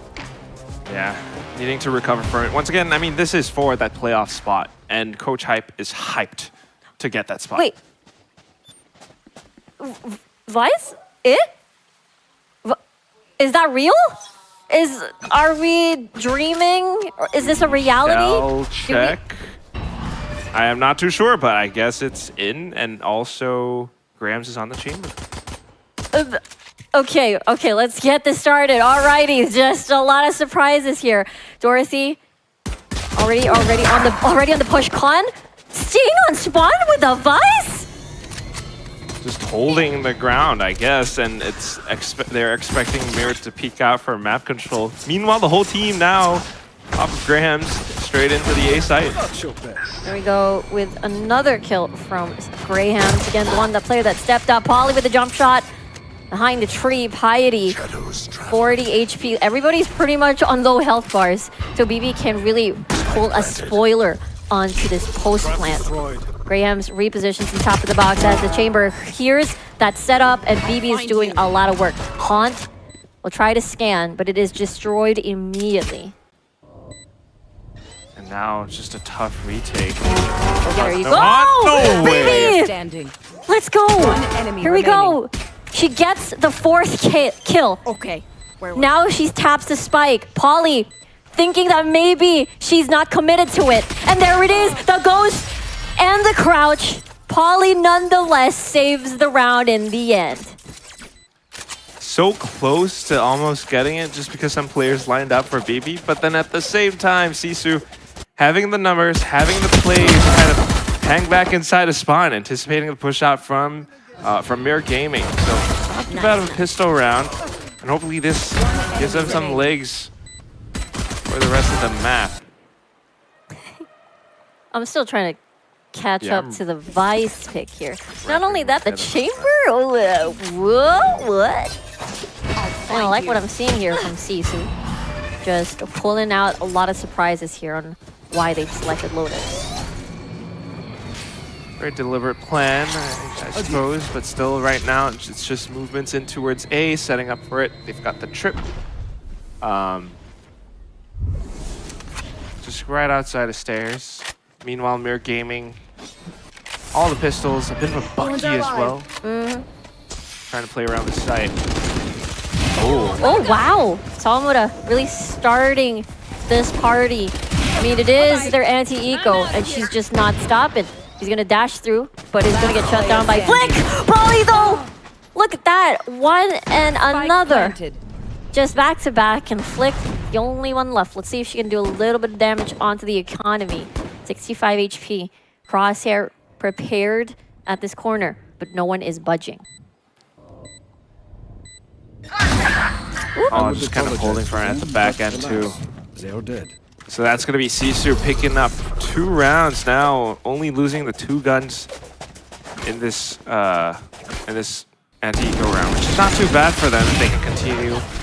Very good mid-round adaptation into the B site, something that even with a short, I think MIR Gaming wasn't quite expecting. Piece of shit. It's round number 3 and I still can't get over it. We were expecting the Clove to be here at some point, but instead it is a big surprise to see the Vice. Yeah, can't wait to see how they utilize it, but actually I didn't realize. But here comes Dorothy. The scan is massive! And they immediately played off of that. Spike is out in the open. Grahams and Khan, they need to recover this. 3-3-2, guarding the flank alongside Flick. Every single corner is covered. So Spike definitely They found my trap. out of reach. Oh, it's the trademark being spotted out the back as well. So SISU now having to at least watch every single exit. What? Sorry, I'm... right now, it is going to be a normal script of Valorant. You know, okay, I win our bonus. And we talked about it, that MIR Gaming is not really the best when it comes to pistol rounds. They're okay, constantly losing this. It is a work in progress. But at the end of the day, MIR Gaming, when they have the rifles, they have the upgrades, they make it count. Yeah. I mean, just... Okay, don't know what she said, but it seems like there's something there. I mean, once they have the guns, it's like very clear plans into going more aggressive with some set plays, especially with that rubble control. Completely threw SISU off, just like how this Vice pick threw us off. I really wonder how they're going to utilize it, though. I mean, now this is exciting because we're seeing the first Vice pick in Game Changers Pacific. Yeah, absolutely. And on attack, too. You'd think that if they start on defense first, that maybe this would be the setup. But it's not going to be that. Wow. And they're using this all aggressively, and Graham steals first blood. Yeah, a lot of presence made outside of pillars as well as A, and it just baits out MIR's peaks. But once again, 3-3-2. 3-3-2 does it again. Very clean shot, makes it even across the board. 60 seconds on the clock. They have selected an area already, and that's going to be C. Yeah, and they kind of avoided that haunt as well. So MIR Gaming doesn't really know about this. They're still kind of watching for that potential B push, but now that the utilities come through. Oh, Nightfall, though, it hits everyone. Wow. Now they have prime information here. Khan, Arc Rose destroyed. No flash is going to be activated anytime soon. Flick with a headshot. Important kill. Khan is able to trade off of that. And here comes, they try to escape as much as they can, but they're not letting them out of the door. Shrouded Step's going to be used to increase that gap, but there's no time. You really need to go somewhere. Wow. 10 seconds left. B Last player is not standing. free because Dorothy takes the spike carrier down, and 3-3-2 ends with a kill onto Grant. Oh, Dorothy. No, that was 3-3-2. She had the spray with the neon. And that's exactly, once again, MIR Gaming doing a very good job of just controlling, playing around the map. 3-3-2 is very precise with a lot of these sudden kills, sudden peaks. But also, once they read the push coming through, you had that Nightfall. You had SISU trying to adapt around it straight into B, but then Dorothy was just already prepared. They were reading the rotations. So as SISU, you cannot afford to let that happen. They really do need to find a lot of these opening picks. Unfortunately, it only happened in the pistol round when they were holding back in back of spawn, but this time, once again, 3-2 with the Outlaw. The Outlaw and the up and down, but in the end, Grams finds her mark, and it counts. She pull out her tour de force as well. But they're not there anymore. Probably don't want to challenge it. I think they just spotted her on the minimap off of it. Ooh, BB. She got hit down to 50 HP. That's a lot of pain, considering that is their bye round. And this is Grams really taking advantage of the tour de force.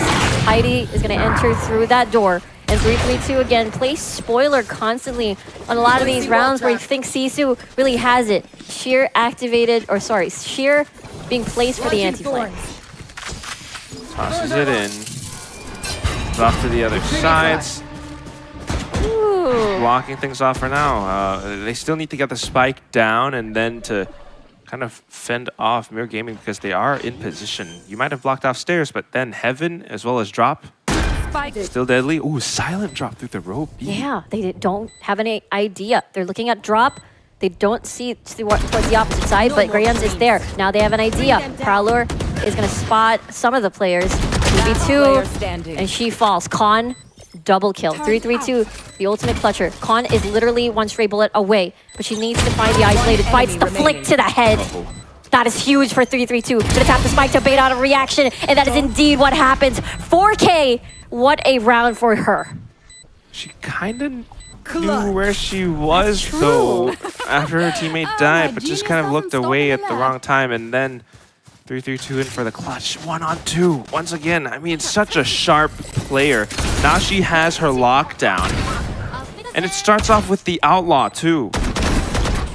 She's everywhere. 3-3-2 is everywhere. And that's precisely what we're seeing. I mean, I wasn't even thinking about it just because 2-on-1. Yeah, it might be just round 5, right? But you want to use that Vi's ultimate just to, force 3-3-2's hand. And then from there, maybe you secure the round. But nah. I mean, she was 5 HP, so... It might be a little bit too off as the Haunt not be able to spot anyone else. Steel Garden could possibly be in play here, especially they're stacked onto a mound. It's going to be 1-for-1. Polly follows up with a kill, and Khan as well. And now it's up to the operator and Haste to try and take this back. They're all positioned very far away from each other, so it might be difficult to try and clutch this one out. Yeah, Riku, this time it was like basically the whole squad, the whole SISU squad, and everybody's just up around mound. They were reading that MIR Gaming has been peeking or pushing out around this spot so far. And if they are able to punish it, then they have the numbers advantage, then they can take down the site. So that's what they did exactly. Now everything's planted. MIR Gaming looking for a couple of picks on the outside here, on the outskirts.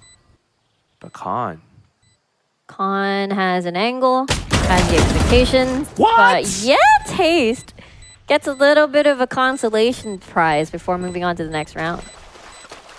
I can't. Riku's doing it. She's got the con puns. You know what's funny? It's consolation prize. Consolation prize, yeah. What's funny is that I didn't even realize until you pointed it out. She's flexing. Yeah, I'm flexing. No. It's automatic. Oh my gosh. But it is 3-3, and that's the score right now. So good little recovery from SISU. And MIR Gaming, they get to hold on to the operator. So we have to watch out for this little weapon or tool that they're going to employ into the next round. Where's it going to be set up? Probably, or possibly at least, not the C site. Or maybe it is the C site, because that is where SISU has aggressed before. And we haven't seen the sandwich yet, like through the door onto C mound control. Not yet, at least. A lot of it's focused over here onto A, and they're just exchanging a lot of these stuns. Good thing they get to see, what do you call this? Haste get to escape. BB, ready with the Bucky. They open the door. They're gonna get welcomed with loving arms. Just calling it out to your team. There it is. What? That's a little risky. Yeah, it goes into check, but manages to get away very quickly. Very, very quickly. Still very curious about how Khan is going to use this Vise, though. So far, we've only seen her use the Razor Vine a little bit, just to deny a bit of area control. But she has not used the Steel Garden. She's been holding on to it for like 3 rounds now. Yeah, this would be the perfect use for it, knowing that it's the buy round of MIR Gaming. They're still cutting a lot of noise, a lot of utility, but the entryway onto B. 3-3-2. A big player on MIR, still alive and kicking. But no information just yet. Here comes the dash. Yeah, no information, but there was like an over-rotation to the C site from MIR, so I'm a little bit curious as to why that happened. Meanwhile, 30 seconds left. all the players from SISU just bunched up outside of B. They're looking to crunch into this spot. Yep, there it is. There's the Thorns. Able to block off that link. Piety trying to bait out a reaction, but this is the full committal. Lockdown in place. They're going to be forced out of there. And they're basically surrounded, but no one's making any movements just yet. They don't find anyone, but here comes the utility to block off Baby Door. Now they push in. Have to watch out for the angles. Wow, everybody's going to be coming from A link at this point. And here comes the Steel Garden. You have no weapons. Jester Classics and Software and Piety. The tag team, look at their names all over your screen. They're just basically trapped in this small confinement. Oh my god. I keep doing it. She did it again. I don't know how to do it. Confinement. But it's so apt as well as to how the round played out. I can't believe. I mean, this is how you use the Steel Garden. I see now. Just when your opponents are about to retake, you pop that off, and then, you basically have the post plant secured. That's all it is. It's a trade as well. Lockdown versus Steel Garden, and it seems to be the most effective one. Here we go! Is that ult, and Dorothy just presses the go button. Here we go. We're to attack the spawn alongside Flick with a Sheriff. We're to push in all sides, but it's not going to work. Polly, Piety, and Grahams, they're just wrecking everyone, and they're just picking up the pace throughout this round. Sawamura, gonna just dive into B, but I feel like it's just all over because it's just the classic for 3-3-2. Yeah, very unfortunate for MIR. They had an idea as to how they wanted to use that overdrive, but once more, it's now SISU in the driver's seat. They are reading these plays. They anticipated it, and they were just waiting, and as soon as Dorothy popped out, they managed to shut her down. So MIR Gaming needing an adjustment. Timeout being called by Coach Hype, who really, really wants them to head into playoffs. So this is what happened within the 3-month training period. It is the Vice, it is the Chamber, it's the Neon. Really good job there, surprising everyone. Yeah, the double Sentinel. Very, very curious as to what else they're gonna do. I mean, we've seen a little bit with the Steel Garden so far. But then for the Chamber, it's also just them kind of locking down a lot of these angles. If they are actually able to come away with a pretty significant lead at the end of this first half, you would foresee SISU closing out this second map very, very effectively and efficiently. Because once they swap over onto the defensive half, that's where these two Sentinels will shine. Exactly. It's really a lot of pressure onto MIR Gaming to really catch up and make sure that it's 6-6. I mean, when they went up against Perfectionists, I do think it was that score. Yeah, but they have to think of these things on the fly now. Yeah. Because no way they've played against teams who employ Vice, unless it's in scrims, right? Yeah. So very, very tricky for MIR Gaming. I mean, everything that they're seeing is completely fresh to them. Oh, look at that. Rubble Control, Dorothy with the double. No. And she ain't stopping. She's gonna keep this pressure. Meanwhile, Piety tries her best to get something out of there. But she might just keep pushing alongside with the Prowler and the slide, and the round is over just like that. Huh? I know, my reaction is wow. I can't believe it. We just came in off of timeout, and the round is already over. MIR Gaming, you really have to wonder what the call was or what happened, but it's Dorothy sending everything in towards Rebel she goes, and yes, please applaud yourself for that. Yep. Pat on the back. She managed to do all of it with the little flicks that she had. 2 kills initially, and then also continuing to push out of the little area. So SISU now having to readjust. I mean, they succeeded at C Mound. They might try to force the issue again. Yeah, and it was 3-3-2 with the operator being forced off of that info line now. So not going to be able to tell all too much about what's happening outside of Mound. Ooh. Crispy shots. Black. Yeah, it's going to be Dorothy still able to hold down B. So at the very least, we have so much information on the side of MIR Gaming. Rubble, clear. C-Mound, maybe we don't really know, but we have enough utility to kind of control it. B is definitely blocked off after that initial kill from Dorothy. Exactly. SISU regressing slowly into C-side because that's the only one where they haven't been spotted yet.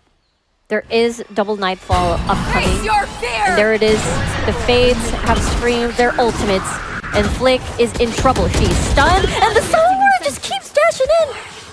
And that's going to be much value. Dorothy's still pretty much alive here. Bumps into the wall, but good thing Polly is there to sort of bail her out. Sawamura versus two players from MIR Gaming. And now she gets that beautiful headshot. 70 HP, forced to reload. I don't think she sees the beanie or the head. At least she gets the spike! 3-3-2! That was a moving neon! Moving neon, mid-air shot with the operator, and she hit it. She hit it, Riku. I want to see the replays because I have to know if it was a flick or if she just kind of thought about that angle. Just kind of got it. Yeah, if she predicted it. Okay, that's the kill. I want to see this because she's moving. Wow. She spotted it out initially and then went on to the angle where Sawamura would have shown up. Sawamura almost made that clutch happen, but very impressive stuff from MIR Gaming, and once again, 3-3-2. Dorothy. Deja vu, I have been in this place before, but good thing they decided to back away because, well, they gotta. Yeah, the streets are high on this one. So you're gonna kind of have to back off. SISU trying to pull off some antics of their own. Yep, exactly. On opening the door now, and 3-3-2 has eyes on the prize. Doesn't get the shot, though. Sawamura's, she's gonna have to go gas pretty soon, though. Riku, I mean, look at this 3-3-2. She's watching a lot of these lines, and she's getting a lot of information for the team, blocking a lot off with the operator as well. But she's gonna watch out, Sawamura. Oh my word! Fast on the trigger, Sawamura. 60 seconds. They have a lot of time to keep rotating on. Now, back into the A site.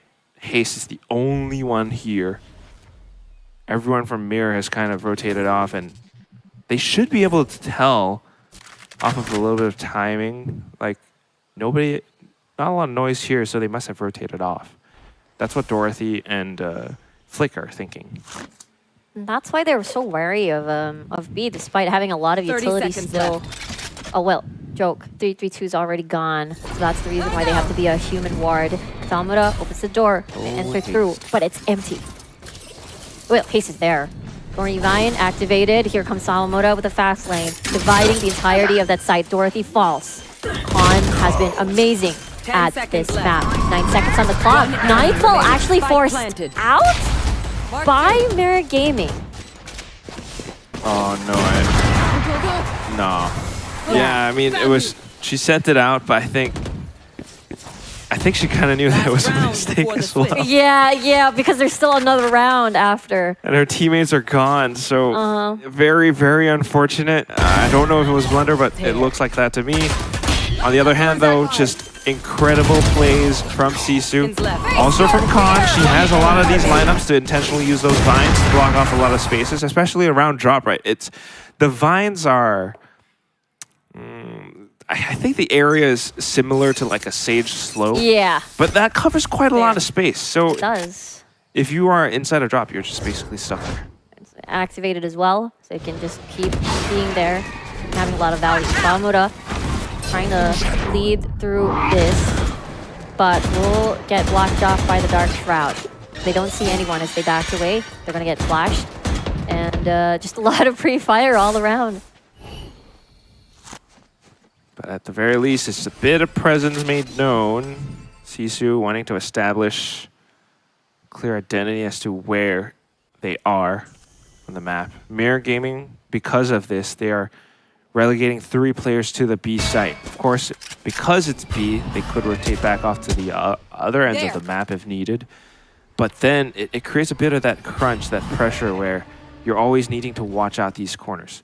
You still have Flick in with the, possible Viper's Pit or Toxic Screen though. So just kind of waiting for whichever site it's gonna be. But sometimes you don't really want that. Sometimes you want to funnel your opponents in. Regardless, SISU, they've managed to push a little bit further into A now and still have the option to rotate over onto B.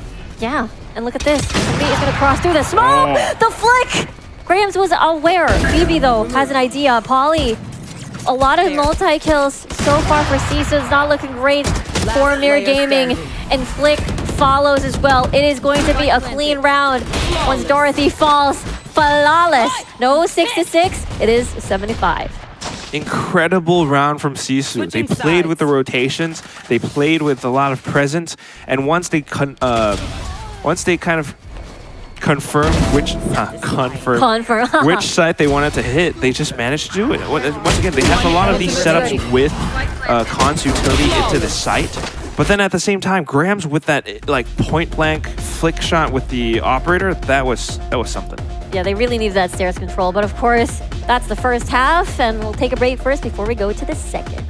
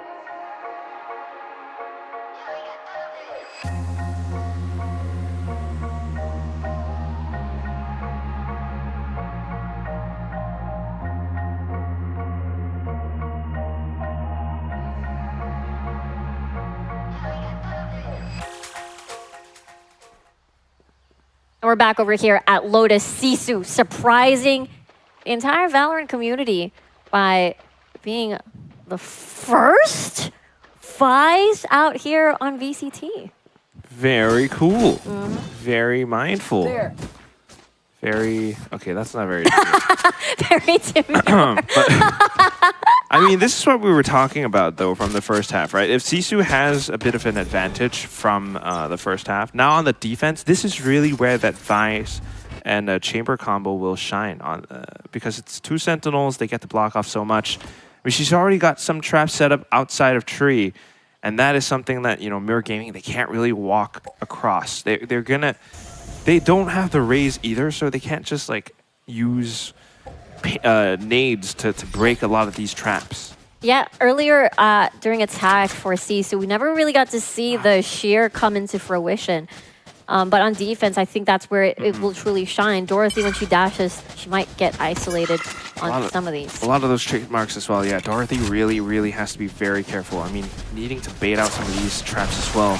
But at the very least, you got 3-3-2 on the back line. Oh no. Oh no, 13 HP. And that's gonna do it. But they are able to get the spike down. Okay, so she was surrounded. Now you got the spike. Now you should know that your opponents are wrapping around from behind, and that is what you want to see from MIR Gaming, continuing to push into Waterfall. Woo! Beautiful first shot by Polly here. Salmoda ain't stopping the speed, but still gets a kill onto Dorothy. And Haste and Flick, they're all tagged up, but they're still able to do a lot of damage. That's insane, but the defuse kicks in, and SISU still wins the round.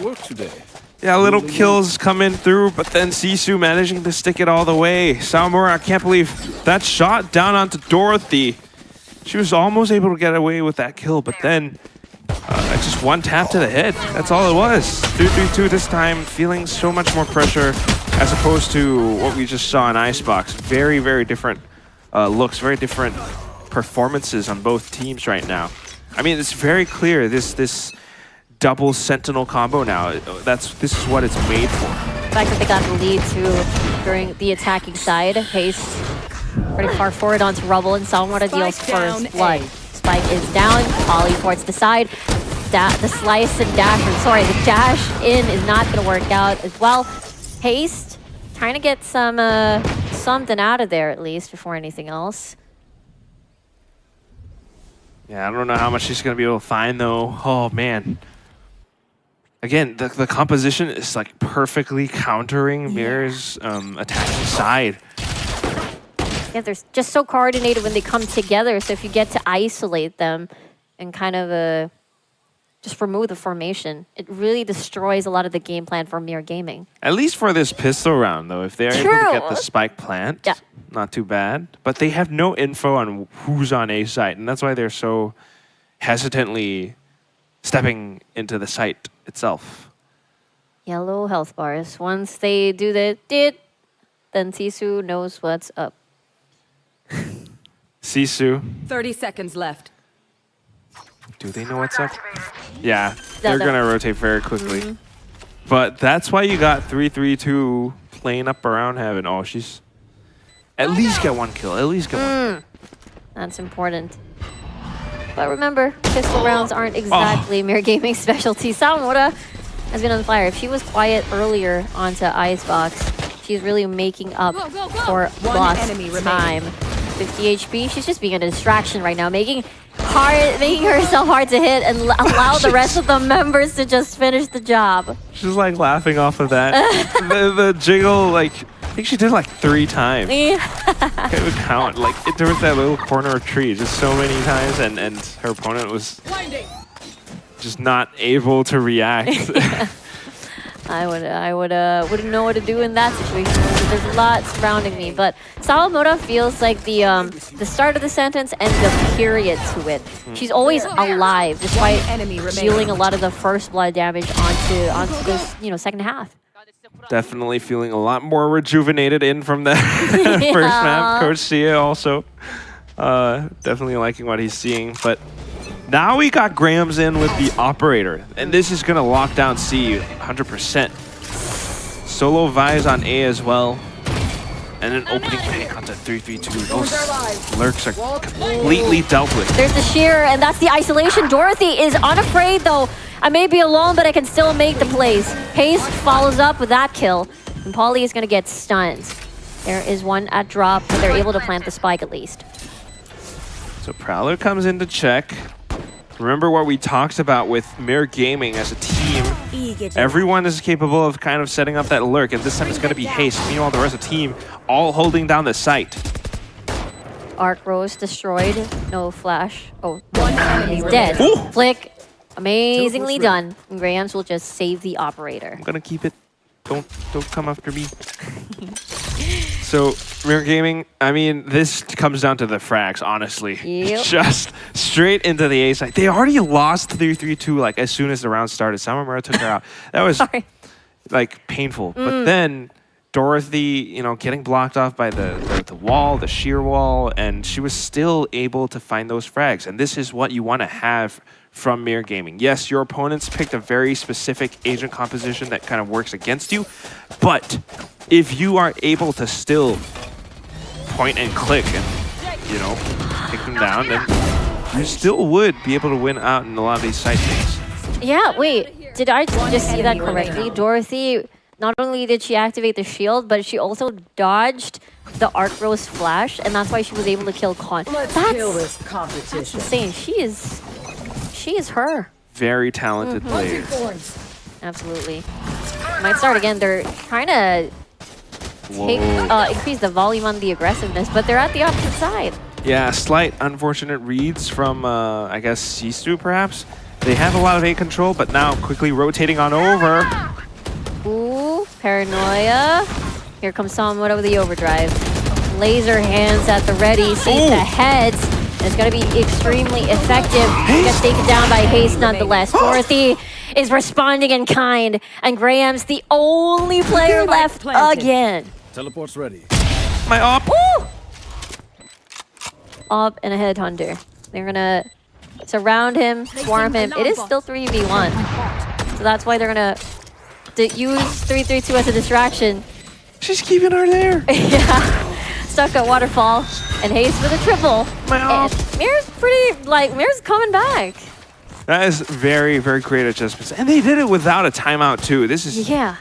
What? Wait, did they call that? I can't remember. I don't think so. They came from the path, right? And they lost the usual pistol because that has been the trend. And once the bonus came up, they did it again, basically. Only had like a little timeout in the first half. So this is very impressive because they're just kind of bulldozing through and at the same time being able to dodge a lot of like Samura's plays, trying to come in with the overdrive up around the site. So once they're able to do this, then it starts to give them a lot more confidence. And every single time they try to do rubble control, they're not actually taking the bait. MIR is not there. Instead, they're going to open the door. It's a trade so far. 3v2. Extremely effective Prowler. They're going to open it. Mouse and Khan with a good Sheriff headshot. Spike is down. Now they just basically trap them in this concave. Able to get the Spike. Open the door. No! Oh! She made it up. Oh, yeah. She's okay. Good thing. What a relief. Here we go. The door is about to open again. Sawamura, though, sees the one flank at the door beyond mound. Polly falls up with a kill. Flick, this is the time to get that clutch. Versus 3. The jump peek, and they lined up. It was almost there, but not quite. Down to the last second, Samurai. Oh my god, she's always doing these plays. We've seen different Neons all throughout, you know, different VCTs, and they all have different ways of playing her. Sometimes it's the jumping relay bolt, and they'll like kind of jump peek off of it. Sawamura, though, she jiggles so many times, and then her teammates come in, and then she comes in to really commit to the kill, and that's how she kind of gets it in, and that's gonna be now. I mean. Well, it's not really baiting her teammates. It's just like setting up. But then MIR Gaming having to react to that. So another thing to kind of adjust to. Yeah, Sawamura acting like a pocket recon, if you will. Yeah. And here, they really need to catch up with the double digits now in play. They are already towards C. There is Dorothy, fast lane, covering every single corner. Polly has been detrimental in some of these rounds as well. Gonna get a bunch of hits, but don't plant just yet. Looks like they're gonna be planting for mound. Oh, but that's when also Viper's Pit up. Ooh, honey, what is going on, Flick? What the hey? Massive for her. Flick, Viper's Pit up. She plays inside of it. Her opponents tried to push through, but she was just kind of able to spray all of them down.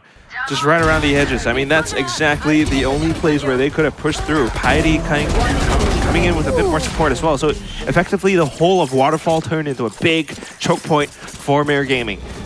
Now they're sitting on 2 ultimates. Nightfall as well for BB. So very, very good potential for them to come back into this game. SISU have a broken economy now. An overdrive for Dorothy. Doesn't matter, BB. Fast lane. Express ticket to the site. Polly is holding the trigger. Wow. Good thing 3-3-2 is there for the trade. And now it's a 4v3. Not too bad, at least getting the 1 kill. But then, how do you retake this? Maybe this is where we see another Steel Garden. I don't know. The human recon is not going to pan out too much with Piety, though. Still full health bars on 3-3-2 and Flick, but no Steel Garden. 1 HP onto Piety. This would be an incredible, like, huge miracle if Piety is able to pull this off. There's an upgrade on, well, still keeping the Stinger. Not going to bring out the Vandal. Oh, there, joke. There it is. Going through the Poison Cloud. It's only one way you can come from. You might get spotted by 3-3-2 with the timing off of that. The MIR Gaming is catching up. 1 round away. And at that point, like, you never quite know. I mean, even if MIR Gaming kind of loses a little bit, they get the buyback up. Might see an overtime. Do you want that? No. I mean, I want to see more Steel Gardens. Yeah, actually. So Khan having that back up is a very deadly thing that, you know, they have to think about. See, Coach Hype's not too hyped up now. There's a lot at stake. SISU, though. Now that they have these ultimates, there's a very good chance they're able to turn the momentum back into their side, because a lot of it so far right now, it's just a bit of reactionary plays as to how they want to rotate around the map and find ways to retake the site against MIR Gaming. They keep denying any sort of openings away from Sawamura. The reason why they kept winning a lot of these succeeding rounds and why SISU got the lead is Sawamura, again, is the beginning and the end of the round. And for some reason, she can't really find the same opportunities the same way anymore. It's quite tricky in the beginning because you're expecting Vice to be able to lock down sites on her own. Yep. Grams, as the chamber, should be able to do just that as well, you know, especially if she has an op. Maybe not so much this time. But for Sawamura, she's kind of that wild card. She's, you know, peeking out for info. She's potentially pushing out for a lot of early control, getting opening picks. But if she's just a, you know, human recon right now, and if MIR are reading it, all they have to do is to spray in that angle. She gets tagged up and slowed down. So that's kind of what's happening now. Reading the map then, again, MIR, quick rotations into A, and that's something that SISU wasn't quite expecting. And they're going to keep doing it again. It has succeeded before. Yeah. Why stop? Here comes Dorothy. But the thorny vines are out there, layered together. Wait, what? Yeah, she actually TP'd in past the trap, so Khan had no idea. Oh my word. So now Poison Cloud set up. Spike as well, and then you got 3-3-2 on the back. Crazy, they really wanted to even out the numbers here, and now 3-3-2 at the back, just as you mentioned, has eyes, sees the gun, the barrel, and also sees Grams. But unfortunate, they come in one by one. Piety shuts her down finally, but now it's just -1. The only one left is Polly. What can you do against these 4 players that is looking at the same angle? Maybe just that, but no, Flick says, nope, we're taking it 10-10. That is so cool. Can't believe how this round played out. I mean, yes, we have 3-3-2. We know that she does that. She's very good at it. Now has a lockdown available as well. The nightfall was sent, but everything was just kind of denied just because 3-3-2 was here. And then for the initial start of the round too, I mean, even without audio, Dorothy's able to frag out. But haste, that's the impact frag that I was talking about. I mean, it shows, you know, she must have played this game quite a bit ever since Vice came out. And just knowing that, yeah, it's a Sentinel, but whatever, I can do. Try to step, I'm an Omen. Go over your traps. I go past everything that you set up, and I will be A-okay. BB, wow. An important frag onto Rams here. Surprise! Polly's there with the sheriff. Tosses the hunt for additional info as well, but nothing found. Dorothy all the way up closer towards tree, though. So she's able to create a little bit of pressure, maybe sell a fake, or call the team back over and stay hidden long enough to find a sneaky way into the site. I wouldn't really count that out. MIR Gaming has been winning through a lot of these A hits, and I would be a bit paranoid as well. And I would rotate as with this sort of setup. She's actually staying hidden, kind of lurking. Very unfortunate for Polly. She falls. The shear's gonna activate, but it don't matter at all. No matter how many walls you put in there, Dorothy just gets the kill in the end and constantly just denies the value off of those, the shear, the arc rose. And that's, I guess, what Dorothy does as a Neon. Being able to have that movement to work against that sheer wall.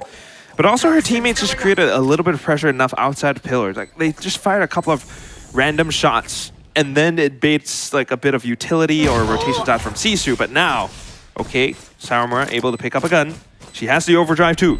Here we go. She activates it right off the bat. Really fast lane, having it down onto tree. And Haste is just gonna take her out of there. MIR is the one that gets close to match point. Yeah, good job being able to hold it down despite the overdrive being sent through. Good attempt from SISU though. I mean, this was one of those rounds where they actually only had pistols, so being able to bring it this close says quite a bit. But at the same time, it's definitely, oh wow, Sawamura. Yeah. She scares me a little. Yeah. Her reaction's like, I almost got it. But yeah, it's like, it shows clear, like, tiny little gaps in some of these defenses that they had, despite having, like, good agents for this position. For defense, and now Steel Garden is online. We could possibly see another, especially they have a lot of guns on their end. But it is going to be a, here comes the shear. Activate. 2 members, actually 3 members, comes right in. The stun for the assist to buy some time for Con. And the Steel Guard is not going to be available because Con is dead. A very pivotal retake ultimate is gone for this spike plant onto C. And also the lockdown invested from 3-3-2 as well. They definitely want to hit at the very least match end series point. 3-on-4 retake, but one of them is an op, so it's not very favorable. You're gonna be able to lock down and lose an angle or two, but then how do you Teleport's ready. How do you really push in? Yeah, you get one pick maybe. Try to save Piety though. Opening the site for herself. He's gonna play close and gets the operator player. Piety doing a lot of damage over here, but BB just anticipates everything. Tapping the spike, the headshot is there. Polly, she is an insane playmaker. Dorothy is gonna confuse her. She's 16 HP, she's gonna run away. There's probably no time for the spike. She's playing the mind games. By the way, I'm out of here. See ya later. No way. You see the contrast in the player cams back there. You gotta look at that again. Hopefully the replay ops will do that, but just so darn close. Polly almost had that. She actually dinked Dorothy down. But what it really comes down to essentially is still, you have the shear, you have the razor vine, but as you push through, like, if you're not able to hold the site and get those kills still, it's gonna still be MIR Gaming being able to overrun that position, and that's what happens so many times. They somehow, even over the wall, was it over the wall? I'm not too sure, but they managed to send that relay bolt that stuns, back sight. And Graham's, it's very tough to retake with the op. I mean, I see what she's trying to do, as I think Piety cleared out the left side once they pushed out the spawn, and Graham's is marking down the right angle in case anyone peeks out. But the thing is, once she continues to push closer towards stairs, point blank range, if you are scoped in with an op, very difficult to flick. Like, you have to flick a very wide angle and hit that shot. If you're not scoped in, then you're no scope and praying for a kill. So that's why, maybe you would have wanted to swap over to a Vandal or something. But either way, regroup. This is now map and series point. Ooh. And we will get to see our very first team on towards the playoffs.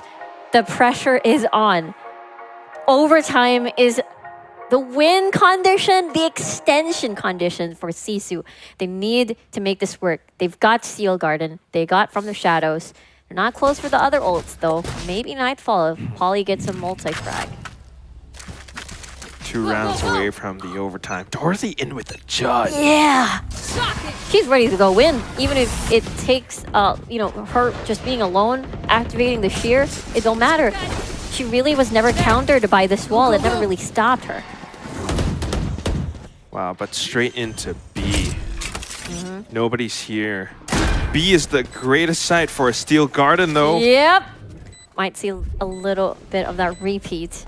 Dorothy at the ready. Here, Steel Garden activated. Overdrive, though. I may not have the weapons, but I do have the lasers. Double kill on the side of SISU. -2. And now they're all outside. BB just equalizing the numbers. Thorny Vine just to separate the rest off with a spike. Gone with a triple. And they keep surviving still. Very well played. Forced out the overdrive from Dorothy and still able to shut her down. And then Khan taking the initiative, continue pushing out, just to hold out around Pillar. That's just no way that MIR Gaming was able to fight back. No way they were able to shoot back. Making use of that Vice utility. Now 12-11. Economy's still good on the side of MIR Gaming. They get the buy back up, but then the ultimate's kind of gone a little bit. So this is now down to that final round where it's all down to utilities and strats and how you're gonna be able to push things into overtime or to be the first team to make it playoffs. Ooh, the fork road is here. What's it gonna be? We'll find out soon on this 24th round. Nightfall is soon on Polly's hands. They're pushing out, just as you said, 80 HP, tagged a little bit. She wants to push them away to pick up that Alto and she just did. She has the Nightfall now. Polly. Nightfall. Oh dear, that was a little too dangerous. A lot of damage members on the side of MIR Gaming, but they're still gonna stick through lobby. Just marking the angle. Nobody's pushed out on the other sides too, so very clear indicator as to which sides are being held. Got the spike. Bot coming back. Everything's very tense. MIR Gaming, slow creep Placing all alarm bot. the way. Bit of presence from B. Trying to support some backline. It's towards D, but that's the Nightfall. Doesn't find anyone. Yeah, not at all, but they get the process of elimination. 50 seconds on the clock. Dorothy finds the headshot, an important frag. And the shear is going to isolate Dorothy, but they can't find her. And here comes the wall. It has opened up. Khan taking advantage of that vantage point. Able to get a double. And Polly follows up. Dorothy, the only one left. Let's see how she's able to play this one out. Yellow health bar onto Salamura. There's one towards the side. No isolated fights. And we're going to overtime, Quack! How many over? This is the first overtime. First overtime. Yep. There we go. There it is. And it's all at the hands of, I think it was like Khan once again. On the side, she got a couple of kills. Right, being able to fend them off. Polly making the right calls. With the Nightfall, although it doesn't connect onto anyone, it tells her that we have so much more space. Salamura, just go in. Just keep going in. And into the back of the site, they were able to set up a crunch against MIR Gaming. MIR Gaming, they were able to get a couple kills even with the wall up, but then not quite able to, feel too comfortable on the site. They couldn't get the spike down. So into overtime we go. 3-3-2 pulling up the operator. It was very effective during the first half. One of the reasons why they were able to catch up. Dorothy now in the same spot having a rubble control, and they're gonna back away. I think they shut down the Arc Rose as well, so no flash for you. But then SISU rotating off. Prowlers to clear B. Creates a bit of pressure. Dorothy forced to play around the site. There you go. Where's the op? Peeking, 1, 2, 3. Sees the shoulder. Con! Such a pivotal player onto this Lotus. Dorothy is going to fall in the hands of Grahams. Everything is falling apart on MIR Gaming. Their defense is crumbling. Salamura.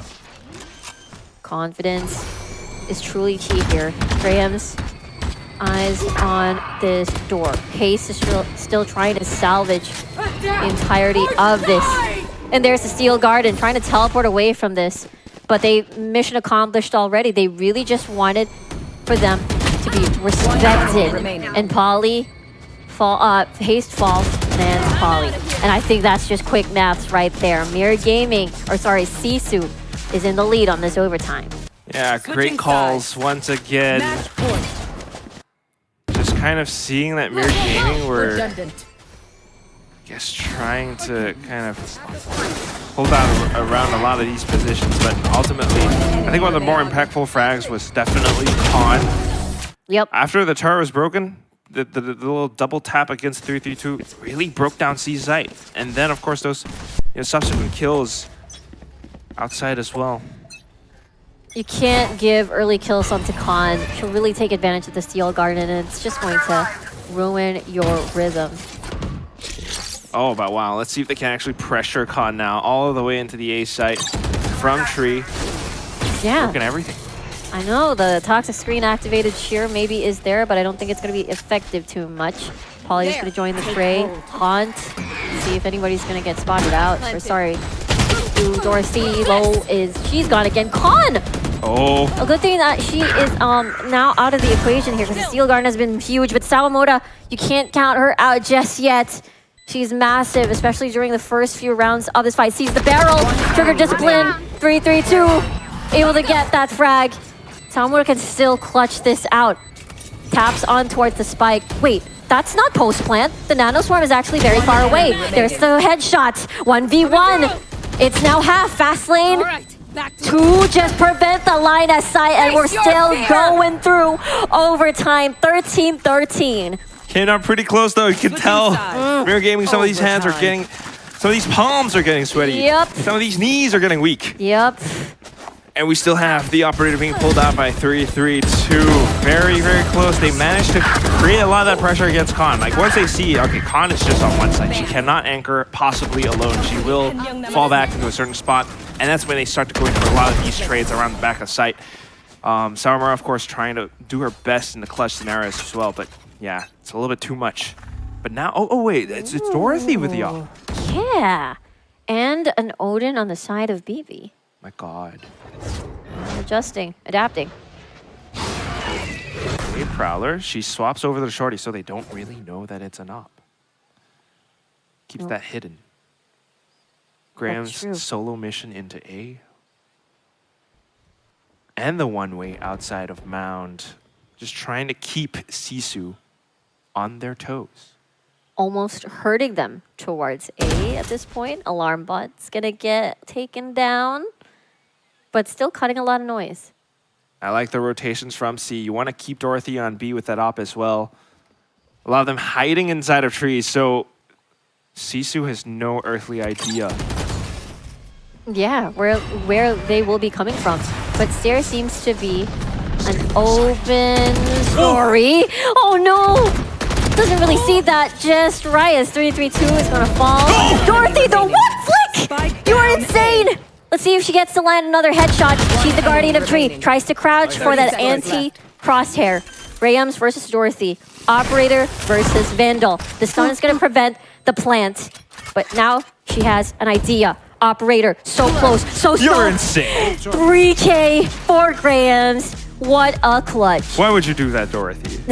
So close. She had the stun. I thought she would maybe take that time to swap over onto Vandal. She continued to try to get the flick. And when you're, backed up against a wall like that, peeking out so close, especially with such a big gun like an Operator, very easy for, well, I wouldn't say very easy, but it's more doable for Grams to react because the barrel kind of, peeks out first or, just mega zoom angle in. advantage, yes. Yeah. But otherwise, very close round for MIR. I mean, Flick did so much. That set up a 3-2 and Flick inside a tree. Really want to get that playoff spot right here, right now. Let's see if MIR Gamers get the reset. SISU, good opening pick here onto 332. The door is open, but they have not decided where just yet. Creating a bit of pressure, trying to buy the rotations away, but nobody's there. They're gonna commit in. There it is, the slide. Piety on towards the corner. She's still not cleared. Hayes takes her down. Caught with a triple! And they end this overtime, and we're going to map number 3. Map number 3. Hugs all around. Oh, I mean, what an incredible play from SISU. Still just able to hold their own. Able to now figure out where 332 is going to approach from. They managed to shut her down. And then just the overcommitment from MIR Gaming into the C site. And that's just kind of became their undoing. Yeah, we really thought that during the defense there was a falling off on Khan's Vice effectiveness. But after during the crucial rounds where they sent everything onto overtime, the shear was super effective, really isolating Dorothy. She wasn't able to get a lot of these isolated picks. Wow, I ran so fast. I saw. Welcome back, Mika. Hello. Well, that was definitely heated. I mean, absolutely. You really didn't know which way it was going to go. There were so many clutches. And, right outside, you could see everybody kind of like cheering and because that's exactly how it went. Yeah. And SISU managing to really keep calm and pushing this to like multiple overtimes. And at the exact hour that, needed her most, Sawamura came online, Grams came online, and Khan came online, being the first player to push it actually to an overtime right before cutting the momentum of MIR Gaming. Khan line. Oh, we ain't stopping. We're pushing it. We know this is going to a map 3. We know it's a long day. But the Vice was very, very brave pick. I'm glad it paid off. Even though you kind of felt that the sheer when Dorothy would run in and then the sheer would come up, is it like, are you trapped in here with me or am I trapped in here with like do I really want this? Which happened like so many times, right? But yeah, I mean, for MIR Gaming, I feel like they kind of felt the pressure. Their energy was so high because I was right outside. Because I didn't know if I was going to step into an interview or not. Right outside, you could feel their energy kind of becoming jitterish. Yeah. You kind of felt that, they knew that this was it. So now that, this was so close, this is definitely going to hurt them. And it's one of those things where the experience comes into play here. We talked about how, MIR Gaming, while they've been playing Game Changers as well for a while, compared to SISU, a lot of the individual players have been really coming together and have played a lot themselves, dating back to a couple of years ago. So in these high-pressure situations, like MIR Gaming, how do you close this out? But for SISU, how do you extend your life and actually take that win away from your opponent? Yeah, it is so crazy. And you look at the stats that come in, and you see it at Sawamura is at like 50% headshot rate in that round, which is like a stark contrast to earlier, right, where we saw that it was Dorothy that was really the star, and you kind of felt like Sawamura was kind of I guess like not exactly performing up to par to be able to meet Dorothy head to head, right? Here, however, you could really feel that Sawamura really, brought the fight to Dorothy, but it was really Khan here that was, like clutching the rounds. And I knew it, this was definitely a player that, really comes alive when you need her the most. Yeah, clutching the rounds. I think a lot of the key moments as well. Definitely, it's all these like tiny little windows of opportunity where MIR Gaming are trying to find or at least gain a good foothold into the site, but then Khan is able to take like 2 or 3 of them down, and at that point, it's just diminishing returns numbers advantage for SISU very clearly. It's one of those things where I'm starting to wonder if in that little overtime, maybe you would want Coach Hype to kind of call the timeout, kind of calm down the girls a little bit, because MIR Gaming, you can tell like towards the end they were definitely getting a little bit stressed, getting a little bit pressured. Just sometimes maybe you don't want to want that trophy too much, want that playoff spot too much. You just still want to be able to play your game and stay focused, because I think there was that one little moment where 3-3-2. I mean, she still got the kill and they still got the round win, but it was not a very smooth aim, clear headshot. She actually just went in for the burst instead, because that's like one of those moments where you're feeling like, okay, I'm not too confident in my aim. I'm just gonna get the kill. Hey, the adrenaline rush can get to you too, right? When you're overcome by so much emotion and so much pressure too, your hand can tremble a bit, right? So we're gonna see if that pressure does indeed get to MIR Gaming, if they let this one slip away, or if SISU is gonna ride on this and actually close this out as we head into map 3. But before that, we're gonna go into a quick break.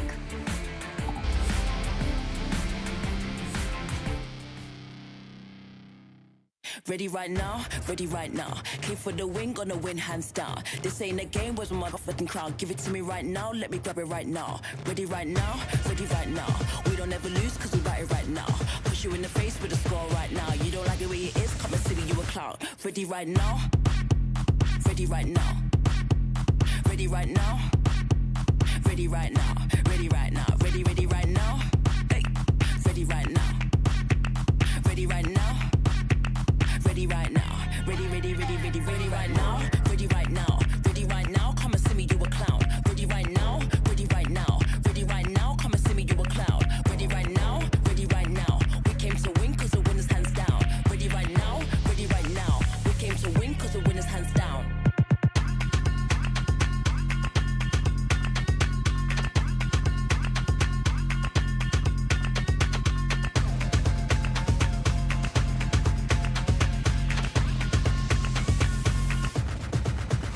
Ready right now, ready right now. Came for the win, gonna win hands down. This ain't a game, where's my motherfucking crown? Give it to me right now, let me grab it right now. Ready right now, ready right now. We don't ever lose cause we got it right now. Push you in the face with a score right now. You don't like it where it is, come and see me, you a clown. Ready right now, ready right now. Ready right now, ready right now. Ready right now, ready right now. Hey, ready right now, ready right now. Ready right now, ready right now, ready right now,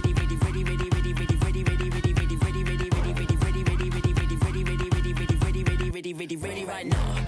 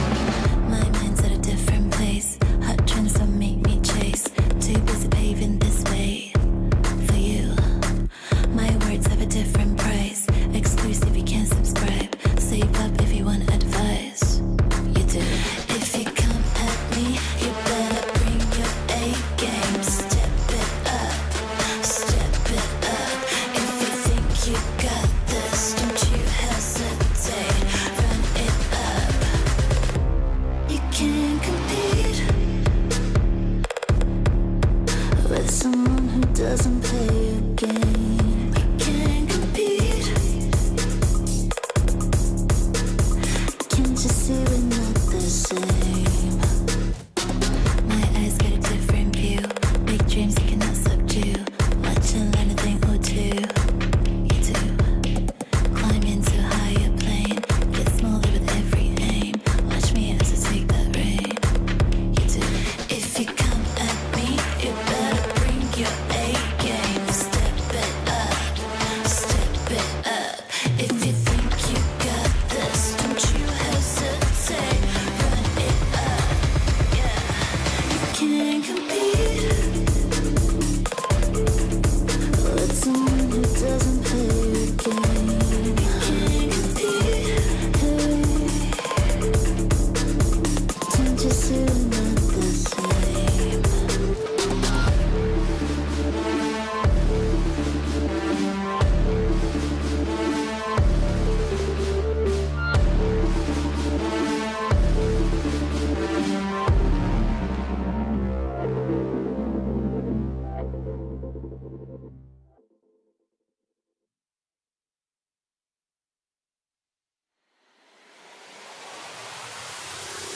I want it now and I ain't never gon' back down. I want it now and I ain't never gon' back down. I want it now and I ain't never gon' back down. I want it now and I ain't never gon' back down. I am no regular citizen. Nope. Do you understand what you're witnessing? You cannot tell what the difference is. I want it all and I'm winning it. I do not care about opinions. Time to make a few decisions so I can take a position. I'ma go get it, I'm punching and kicking. I keep on moving, they off of me. Just do it and stop at our talking G. I'm not expressing no modesty. I can't see nobody stopping me. If there's a problem, I gotta solve it. Straight to the top, I can't see myself falling. I gotta grab it, there's no time for stalling. Number one stunner, don't have other options. Now I'm fired up. I'm sorry, brother, your time's up. I see the top and I climb up. I came from the ashes, I rise up. Rise up, rise up. I want it now, I gotta rise up. Rise up. I want it now, I gotta rise up. Rise up. I want it now, I gotta rise up. Rise up. I want it now, I want it now, and I ain't never gon' back down. I want it now, and I ain't never gon' back down. I gotta go for the gold. I need to switch up the mode. I'm gonna win on my own. I'm in a whole nother zone. I reached the pinnacle. I don't have time, this is critical. It's time to finish you. I don't care who I just did it to. I gotta go for the gold. I need to switch up the mode. I'm gonna win on my own. I'm in a whole nother zone. I reached the pinnacle. I don't have time, this is critical. It's time to finish you. I don't care who I just did it to. I want it now, I gotta rise up, rise up. I want it now, I gotta rise up, rise up. I want it now, I gotta rise up, rise up. I want it now, I gotta rise up, rise up. I want it now, I gotta rise up, rise up. I want it now, I gotta rise up, rise up. I want it now, I gotta rise up, rise up. I want it now, I gotta. I want it now and I ain't never gon' back down. I want it now and I ain't never gon' back down. I want it now and I ain't never gon' back down. I want it now and I ain't never gon' back down. Said I'm fired up. I'm sorry your time's up. I see the top and I climb up. Came from the ashes, I rise up.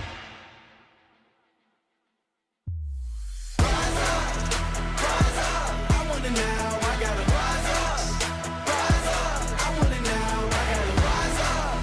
Rise up, I want it now, I gotta rise up. Rise up, I want it now, I gotta rise up.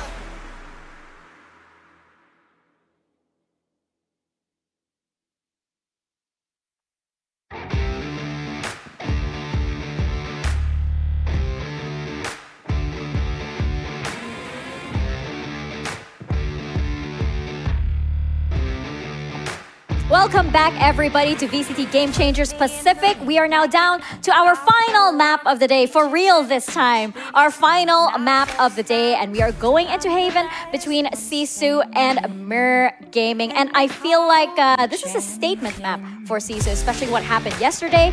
They went 13 rounds in a row against Swag Lord 9000. Are they going to do the same against MIR Gaming? Probably not, but I do think this has to be a dominant map for them. It really has to be. I mean, that's the reason why this is left open, but then for both sides as well, right? I mean, MIR Gaming clearly have their own plans as well as to how they want to operate around the map. But the thing is, this is like a full-on clash now, because we've seen like both sides pulling off like insane maneuvers. First of all, we had like the little solo lurk plays from like 332, but that was being read on Lotus. And then you got the Vise being pulled out. This is just Con starting to heat up, but on the map like Haven, this is the Poly, Astra, Sawamura, and Eon stuff. This is scary. Yeah, and we saw that in full force yesterday, right? Against Swag Lord. We saw how oppressive it can be, especially since Poly, she's known for that Astra. It's a signature of hers. And just how she was able to, like, you know, use everything to her advantage and frag out as well. You know, you look at the score yesterday, and she was on top of the leaderboards there. Yeah. Not to mention, you know, still being that IGL, hurting everybody. Yeah, exactly. The perfect display of macro and micro mastery all at the same time being used all in one. I'm really curious if there's going to be more surprises, but I do feel like Poly on the Astra is just pretty much enough to try to close this out. Yeah, that Agent Select earlier was pretty sneaky. Surprise! It was like, hey. There was no Agents like we just I kind of feel like let's let them react to it. Let's see. And they're like, oh. Wait, what? Yeah, it was a is this real chat moment. But is this real chat? Absolutely, because we're seeing no surprises here from either side. We're seeing the exact same composition that these players have brought out, and I think it's, you know, it is expected. They do want no more funny business. Yep. They just want to play to their very best of their abilities, especially here as the third map. And we saw that previous map go to multiple overtimes. These players are coming in very, very hot, and they are ready to get into this third map. Now, I feel like the pressure is really, really getting to Poly right now, as it is for MIR Gaming too. They were so close to closing out that map. Literally just a few shots or even maybe a few steps away from either side. That's one way of dealing with the pressure. I'm gonna do the exact same thing, right? Oh no! What is that? She's feeling it. She is. I mean, maybe it's effective. Maybe I'm probably gonna do the same, and I'm gonna get back to you guys to see if it works. Do it but on for the now, stage later. Yeah, sure. I'll do it. But for now, we're gonna step into Haven. Guys, all yours. Yep. Thank you so much. We're going to look forward to that, Miko. You said it on broadcast, and therefore no take-backs. We're going to hold, no take-backs. We're going to hold on to you with that one. But this is it. The conclusion to whoever is going to be the first team that moves on to the playoffs. Will it be SISU Esports, or will it be MIR Gaming? We'll find out real soon. Really could be either one of them, especially after that last overtime. Oh my god. Yeah. I'm still recovering from it, so... Riku, you solo cast the first round. Come again? I'm missing. She's so scared. No, I'm not gonna make you solo cast anything. It's that, yeah, like really, you do need to come into that mental reset. So looking at the MIR Gaming girls like being like that, it kind of looks good. Let's see what they're gonna do as they start things off on the attacking half. Yeah, maybe this comfort pick for Dorothy on the Jet. Maybe this could be the key to have a more increased gap in the score. I think MIR Gaming would be comfortable like that. I think SISU's comeback potential is much stronger than MIR Gaming. But still, though, you can tell SISU are very, very just cognizant of like the potential lurks. That's why you got all these traps and everything, and now pushing out. And the fact that 332 is already pretty much damaged, and look at the haste. There's a headshot, but Khan is there to surprise the entire squad. Dorothy inside the sides, but the fault line is going to stun her. Trying to seek some cover. And Yes, she will. They're trapped in the side of the sewers. Now it's a tag team as well. Dorothy, good headshot there. And she's still causing a lot of chaos. Still doable on this 2v3. Graham's going to slowly creep in, but the smoke is just too much. Now they just wrap around and switch places. Like they're kind of going boogie woogie. Boogie woogie. Oh yeah. And now they're kind of trying to go back, pick up the spike. 30 seconds left. Oh. Going to return. Maybe 30 seconds. They don't really have much of a choice. They're gonna be forced to go inside. The absence of sound would most likely let SISU assume that they probably moved place. No, they're just going to set up a crossfire fault, like 30 seconds on the clock. It's just a crisscross of utility at the moment, preventing them from entering the site at all costs. Flick will fall, and SISU wins the pistol. This is a trend. I mean, are we still surprised at the results of the pistol round at this point? I know, right? Huh? Like, almost. Is it every pistol? For so far this series, I think it is. It is every pistol. They've lost every. Every single pistol has been dropped by MIR Gaming. Yep. But there are some times when they are, you know, not bothered by that whatsoever. Yeah. But it One enemy remaining. is kind of funny. It's something that they definitely want to take a look at, perhaps.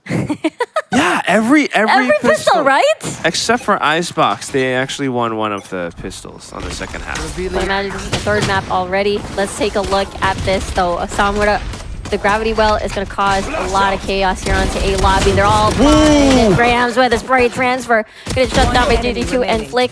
Nakon is there to receive all the blessings. It is going to be 2-0 start for SISU. Very well played, SISU again. Like, I mean, once they're starting to feel that confidence, once they're starting to be able to control the map, just able to get the good crunches on the sites. I mean, flashpoint play, standard stuff, but Graham's in with those flicks without a mouse pad, by the way. Con support as well. So off to the next round, and this is the one where MIR Gaming often goes in aggressive. The bonus, that's where you're right. They gain access to having to play catch up. And so far... No! Oh! We've been so good. Yeah. So, Quack, do you watch anime? What are we talking about? What? Wait, I'm not sure anymore, actually. What anime do you want to talk Ooh, about? that's a thinker. There's so much anime, you know. It's hard to decide which one to talk about. The Valorant anime. The Valorant anime. I mean, we don't actually like have... True, but we do have music videos. Yes, the music videos. Yeah. I actually really enjoy those with the references that they have here and there. Actually, what is your... You can only pick one. What is your favorite Champions theme song? Or Valorant? Taken Away. Valorant's... Okay. That's like... No brainer. You didn't even have to think about it. You're not like, oh my god, I'm so torn. You didn't Everybody even loves that one. Ooh, Taken Away. What is mine? I know some people still love the very first one. What was the first?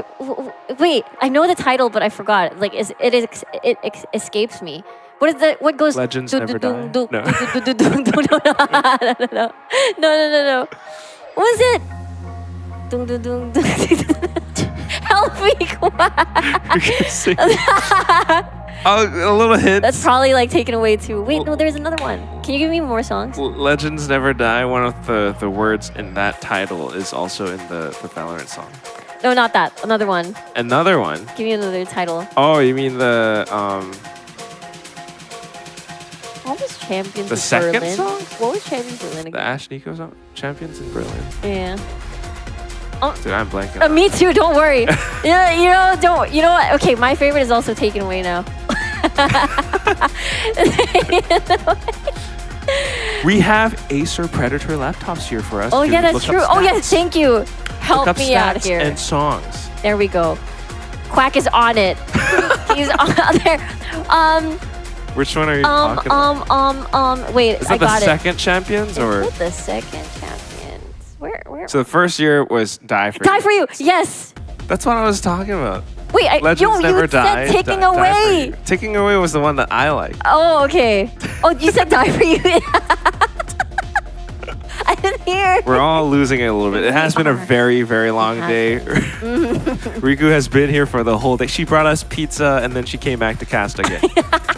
So, yeah. Pizza. Definitely needing quite a bit of support. But yes, either way, I mean, these, apart from the tech issues that we're having, seemingly, like, I think it's like a little bit of audio stuff, so they're trying to solve that. Polly, I love that they're still all having fun on the stage. Yes, we're seeing the same compositions. Yes, we're seeing SISU, coming in with the pistol wins. Just hanging tight until we see what happens in the third round, the bonus run. But otherwise, if you want to listen to us podcast about anime and Valorant songs, you're welcome to stick around for a while. Yeah, I really like Ticking Away because it's hype. Apart from hype, it's also like the music video and the story that comes along with it. It's very relatable, I think, to so many like gamers. I agree. Even goes beyond gamers. My mom really likes Ticking Away. Yeah. When I played it on like the car, and she's like, "Wow, what song is that? I like that." Sure. Not verbatim. No, I swear she said that. I swear. With that exact voice too. Wow. Wow. Maybe it's a really bad impression of my mom. Sorry, Mom. It is a good song. It is. I think the lyrics are a little bit different from the vibe that you get from the music video. But I mean, the mixing and everything, it's very well written. Go. Lords be praised, we are back in the game! There we go, and Russian and Samura does not want to pause at all, and here we go. Dorothy and Vivi just shuts that aggression down. And right off the bat, the barriers go, and Samura goes as well. Standing ahead. So instant trades, a little bit odd for such a push, but MIR Gaming anticipated it in full. Really is the bonus that they want to take advantage of. Flashpoint, beautiful, but it's just too much. Dorothy finished this off. Pattern still intact? Yeah, very much so. Not quite the play that SISU wanted to pull off. I think maybe they were anticipating a possible aggressive push from MIR Gaming somewhere on the other sides, but nothing was heard actually in the entirety of that first 30 seconds of the round. It was just Samura pushing in, Polly. Of course, there was a call for that. That's why we saw the gravity well onto the other side too, but they weren't expecting that many players. Oh, this time Samura into A. Okay. Yeah, it's always the constant A lobby, right? The setup is what, a Polly in B, and then the gravity well set up for A lobby for Samura to push through. 332 is gonna walk inside the trap. Polly hugging the corner into the crossfire, and 332 is gone. 332 needs to start to chill out a little bit. Yeah. Agree with you there. Looks like MIR Gaming's not gonna cut out the noise anymore. They're gonna rush right through. Paranoia is gonna blind Khan. Will still be enough though. Samura, her own fast lane as well. Smokes all over the place. Unable to see a single thing. Khan still able to take one down before she goes. 3v3, and the spike is down. Now they just have to play post plants to perfection. Gotta anticipate some of the aftershocks and the waterfalls from window as well. Oh, starting to flush out the people from hell. Wow. Haste gets a kill. And there it is. Dorothy, eyes on heaven. Piety, trying to salvage this round as much as he can. And Haste finishes this with a 2-2 again, part of the MIR Gaming lore. Yes. If you just tuned in, this is what has been happening all day with MIR Gaming.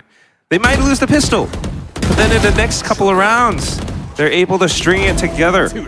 And I think it happened especially in this one because not only did they deal with Sawamura's initial approach as she pushed out of the defensive position, they were also able to secure the post plants. I mean, the way that I think was it Flick hiding inside of Hell, saw the aftershock, instantly backed off. They had a high-low setup. They were able to deal with Polly jumping out of Heaven. So good job by Haste back there. Now onto the next round. It's pistols for SISU. They have a Rolling Thunder, but I think they're going to want to save that for the next round. So now, as long as most of MIR stick together, take a site, get it planted, maybe 3-3-2, just really holding angles for the lurk. I don't want to push out too much. This should be a very clean MIR Gaming round. Agree. Unless 3-3-2 falls into the hands of the rest of the flank. But Haste steals first blood. Very important here. And without Piety, you won't be able to watch their own B flanks. 3-3-2 in deep enemy territory, by the way. That's the reason why it's a clean 3K. Just a swift round overall. We love to see that from 332. That's the one. That's the 332 that I know. Yep. Down to Sawamura. 2 kills away from the overdrive, though. I think that's what she's kind of hoping for. Like 1 kill, and maybe die to an opponent. Yep. You know how to There do it it. is. Maybe another for the short overdrive, but 332 still right there, lying and waiting.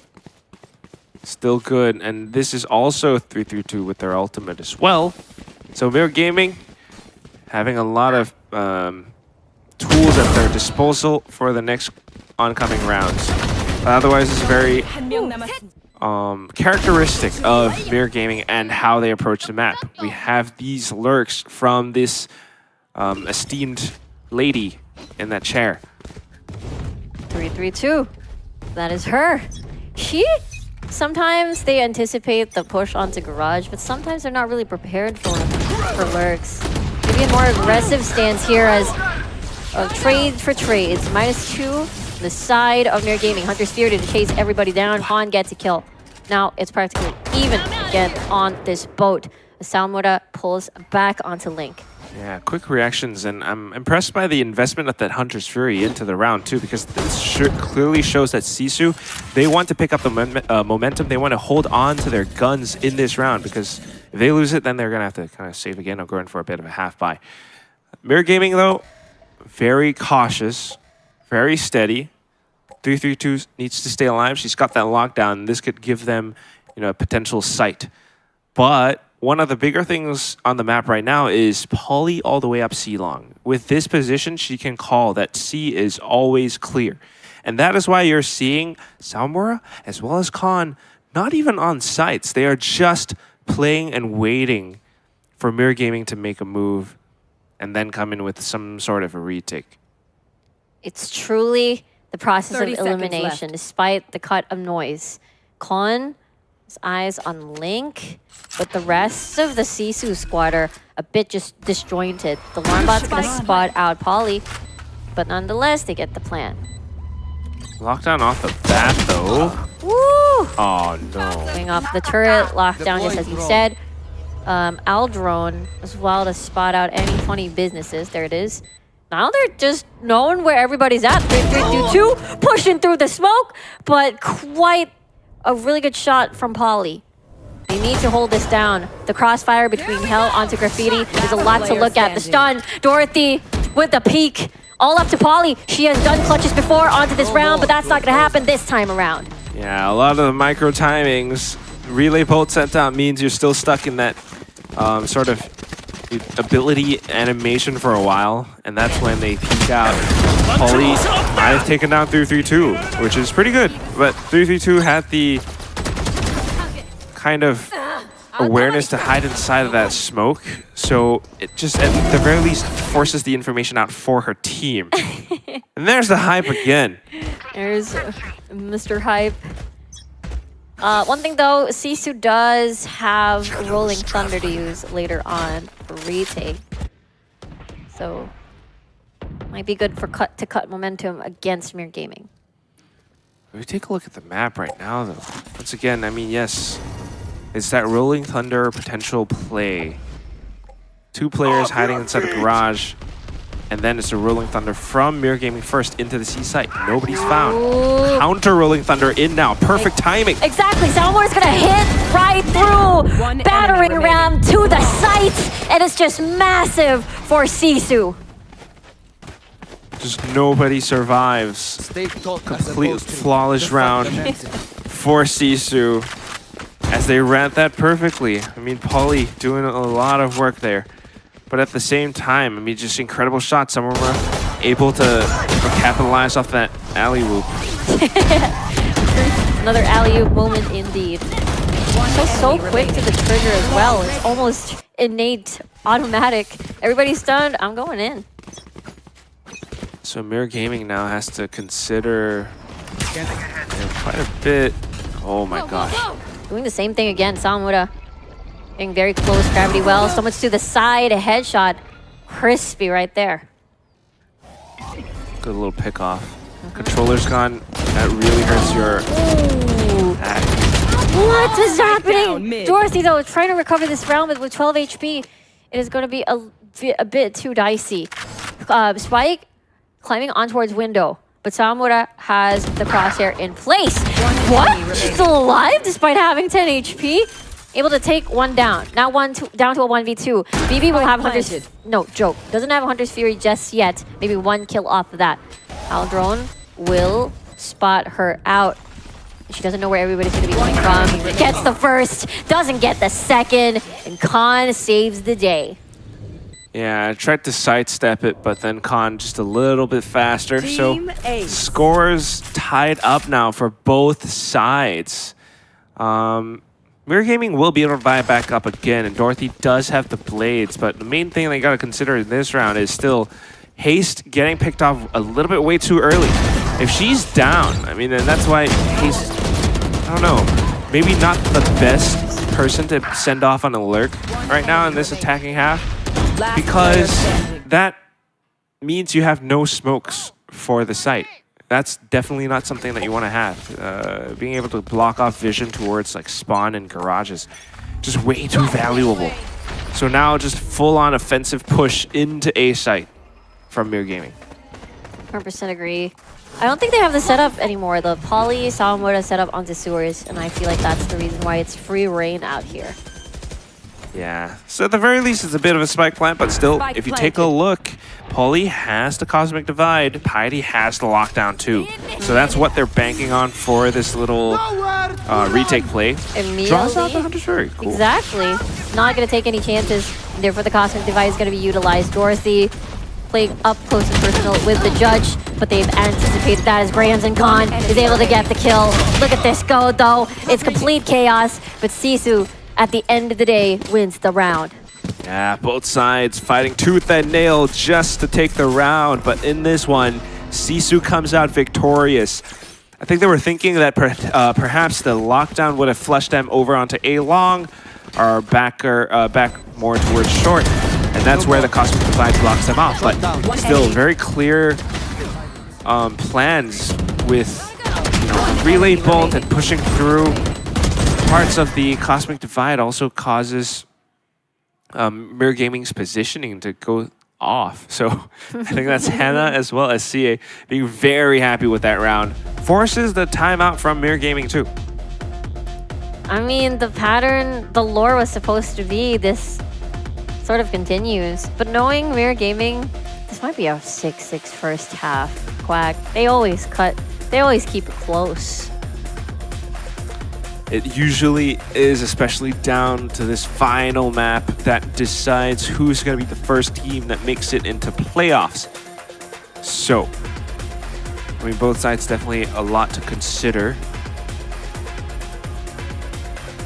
I'm trying to think if there were ultimates on the side that was online for MIR Gaming. I can't exactly remember, but so far, there were a lot of ults used at the previous round, like Cosmic Divide, Hunter's Fury, and as well as the lockdown. So from the shadows, that's the only one there. Oh, Overdrive, one orb away.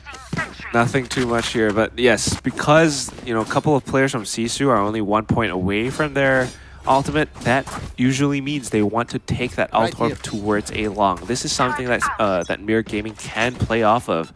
So a lot of them positioned into A right now. Oh. They're going to approach not through sewers this time, towards long fault line. Samura isn't stunned though. Oh no, why am I getting deja vu? Jeremy from Team Secret, I thought that was going to happen. But no, it's not. It's the same corner, but it's a different happening. Khan with the Hunter's Fury assist, and Haste is going to climb through that. Samura does have an idea, but Haste is able to escape. For now, 3-3-2, a lot of responsibility on her shoulders. Yep. Very important frag and space taken by 3-3-2. BB's gonna plant, now the farm's gonna slow them down. And the shroud, the cloud rather, is gonna cut through this vision. It's hiding inside of it. Oh, flashpoint at the ready though. I don't think they've seen. Wait, 3-2, where is she? She's still pretty much alive, still trying to chase everything down. Swaps weapons, overdrive slashes through. It's a lot of chip damage. And Sawamura, my gosh. That was just like playing with your food. Unfortunate timing with the Guardian and swapping over onto the Vandal as well. I mean, SISU just doing a good job. Again, on the retakes, being able to come back in that smoothly. MIR Gaming trying to play around it, but as you take a look at the replay, yes, the glimpses of that Jeremy Team Secret Ace, which, by the way, not to toot my own horn, I catched that. Yeah, you did. But into the round. I mean, essentially, it's still that spike planted towards B where it's very clear for SISU to approach to it from. I'll keep doing this, Quack. The whole A lobby travel with the recon, with the gravity well. Then you didn't even need any of those to proc at all. Yeah, it's just very difficult for MIR Gaming to play against it. I mean, you're blocked off by a smoke. You definitely know somewhere either A long or A short. And even though you might be able to fault line them, you have to face against a possible gravity well on the other side of that smoke. So you always, I don't know, you kind of don't want to leave that open because it's an alt orb for your opponent to pick up as well. But it's kind of gone now. 3-3-2 back and towards B. Well, they're anticipating this. Sawamura this time around is going to try to greet her con with a huge double K. And now BB just trying to trade and shut her down. Fault line will be dodged with that sidestep. Okay, so at least she's not stunned, but she knows that there are so many players that she has to work against. Yeah, 2v4, flashpoint, ready. Everyone at backside, they're going to peek through this. The smoke is going to conceal her for just a little bit longer. 3-3-2 is trying to distract the rest. But with 15 HP, I don't think there's much that you can do, and SISU increases the gap further. Last round in And the this half. could be the turning point. If you end this first half 8-4, MIR Gaming hasn't been good on the pistol, so a lot of momentum on the side of SISU right now. Once again, it's this set play that really blocks off so much towards A. So I wonder if MIR Gaming are just going to relinquish this and just go in for, control over another part of the map so far. Yeah, it feels like MIR Gaming is always ready to take on the challenge onto A. They decided to switch it up. Yeah. Lots of stars, plays 2 preemptively. Recon's gonna get destroyed. Full line, a stun, dashes in front of Polly, and that ought to do it. Dorothy, the opening pick that they've always been waiting for. Graham's flashpoint at the top. Meanwhile, there's a very far lurk coming from BB right here, possibly towards mid, but the pieces are complete. The scan is there. She is low. Fast lane to gain access to the site. Now it's split in half. They don't know where to look. They don't know where to go. And there it is, a clear view. Dorothy with a kill. Grahams as well to shut her down. And it's all up to Khan to try and clutch this, but no. We end the first half 7-5. And once again, it's the adaptations from MIR Gaming. It's just them kind of sending it into the C site. It was kind of clear. They got the spike planted. And once they were able to block things off, once again, you have those kind of lurk players on the side of BB coming back in towards Garage. SISU, a little attempt at a retake. But ultimately, all the way from spawn and A lane, we just got shut down. Flick doing a good job being able to anchor down the spike plant. They really are very chill at the moment. But that was the first half. Let's take a break first before we go on to the second.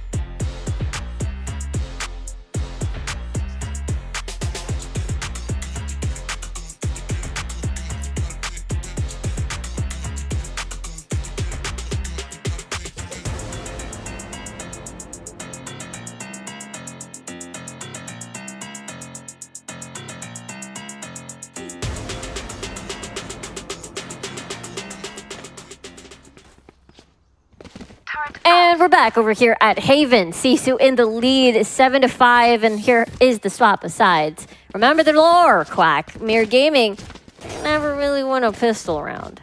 They did win on the first map or in the second half, so if they are able to do it again, then we're going to see a lot more of a competitive map in the second half. But whether or not it's going to happen is also a different story. We do have the Sheriff on Dorothy. I mean, this is the kind of confidence that you want to see. Whenever they go on Ascent, they buy 3 Sheriffs and get opening picks with using their individual skills. Perhaps this could be the same approach for them. But so far, once again, those stars so oppressive. Polly just blocking off so much. Dorothy's just continue hiding into garage though. And okay, 2 of them kind of positioned around here. SISU. I think they're waiting for MIR to peek out, but nothing's happening. I know. The discipline. I think that's one thing that we praised MIR Gaming. Not only their post-plant discipline, but as well as just trying to hold their ground and not giving too many, early game picks or like sacrifice something out of nothing. Yeah, smoke's off outside of B as well. But in this whole time, SISU just slowly creeps up. Okay, turret down on that should bring the rotations over, and they have to do it quickly. There it is, Paranoia. They shot everything out. Wait, Hayes was here all this time. Able to get a kill. The Grahams, out of the chaos of everything, gets a kill as well. 3-3-2. Good headshot onto Piety. 3v3 still, by the way, so it's anyone's pistol round. 3-3-2. 3-2. She's got the ghost as well. Just trying to scrap back around behind. Nobody's marking her yet. Yep. They're all looking at garage and as well as, of course, defenders spawn. So she has free reign. Oh, the gravity well, and still gets a kill before anything else. 3-3-2 sneakily heading on over to the site. But because of them, one dinked out though. Very, very low. The recon, she's forced to look away. Good thing they didn't swing off of that. Forced to reload as well. Now she's looking at different directions and pre-firing, and it's not going to work out, and pistol round goes to SISU. Yeah, a little bit of frustration there. That could have been a very big factor in this second half. SISU very close to double digits. We're all looking at the first possible team to make it to playoffs right now. So definitely don't want to be making too many of these mistakes. And what it all comes down to is how Polly isolated the angles towards the back of sight. As soon as she figured out, like, this is where they're trying to approach from, she pushed a little bit closer towards spawn just to block them off in the angles. What did she say? Was it you look pretty? You look pretty. So nice. That's what I heard. I could be wrong, but that's really cute. Either way, Dorothy on an off angle has to dash to escape anyways. Unable to get any sort of anything to happen there. Yeah, at the very least, maybe a little bit of information into this A position, but SISU. Oh. Polly still able to be okay. Dorothy with the jump peaks here. It's the stars, the stun, BB. Sheriff it is. It's still going to be effective. 3-3-2 with a shorty. Makes it very hard to make things happen unless she gets a mini upgrade from some of the dead bodies around. Yeah, not too bad. I don't know how MIR Gaming's going to fight their way out of this one. Oh, Con, trigger discipline. I think I've seen it so many times, by the way. The same spot. And 3-3-2 stuck with the shorty. And I think they'll just be quite unmoving. Maybe somebody takes the bait, tries to push, but they're not going to take any chances. Yeah, most likely SISU falls back in A, and I guess 3-3-2 just dies to the spike, not wanting to give up any ult points or what have you, but the round loss bonus as well. So it's just SISU really being able to take bits of control all throughout the map, especially A long. And once they push in, it's also, you got stars and utility just to kind of segment the site, and also Sawamura. Great entries to start off this entire second half. Keep this up, and it could definitely be, I guess, SISU reaching double digits first, maybe. 3 Bulldogs in this one. Full buyout from MIR. It's a possibility, but according to the script of MIR Gaming, they get 2 points after this. Let's see if the pattern is right and take them to 7 to 9. But looking at the momentum that SISU has built up, they seem so much cleaner, so much more confident at the second half, or at least Haven. Yeah. Right now, a lot of heat being received towards C. They use the smoke to post BB up into Cubby with a judge. Very sneaky. Gotta be careful. I'm a little nervous about this one. Unless someone decides to slide and perhaps look at the Cubby for the check. She's thinking about it probably. And Hayes she's making a lot of noise to sort of distract and take away attention off of Cubby. Yeah, otherwise you probably wouldn't have a smoke that deep. Ooh, almost the second kill. Polly shuts her down before that happens. She's very low health though. 30 seconds on the clock. You have no choice but to stay here on C fault line. And Dorothy with a very impressive kill as well. I'm gonna move around instead, maybe to B, because Piety is just right there. 3-3-2 with a very cheeky opening on towards this garage. And that's gonna be enough for them to be confident to take this retake as 4. 10 seconds now. Spike plant, and then maybe just have Piety watching her back. Oh. Ooh! Rams with the judge, but not for long. Dorothy says, yep, that's us. We will take this bonus consistently. So that's 3-3-2, doing a bit of work. MIR Gaming sticks true to the script and the lore. 9-6 though, I mean, they still lost quite the number of weaponry, and that could be, you know, if everything's like standard and stock, it would be SISU being able to fight back. So far, not a lot being done from MIR Gaming. They're not really pushing out or doing anything too much. So SISU has an opportunity to really just take the initiative and play around the map. But okay, a little bit of a mid push out from BB now. I like this. Switch things up, not give too much room for Piety to do what she did onto B and for them to gain access. BB so close, sees the shoulder, and that's the first pick off. And all of a sudden, SISU turns around as well, thinking, like, could there be more than one player here? Do I want to fall back? Maybe not. Maybe they just want to push into A. And that's where there would be 4 players from MIR Gaming prepared to let this trap spring. Here we go. Turret spotted them out. Now Swarm activated Paranoia. Grams is there to bail her out. Salmorta slides between the members of MIR Gaming. The spike is down, but 3-3-2 saves the day.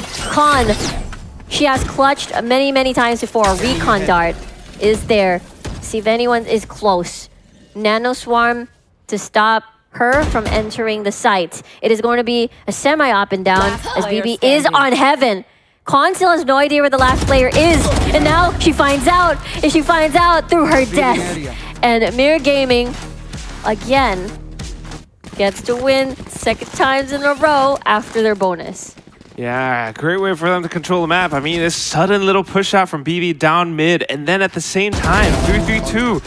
Fast enough on the rotations just to push down A long.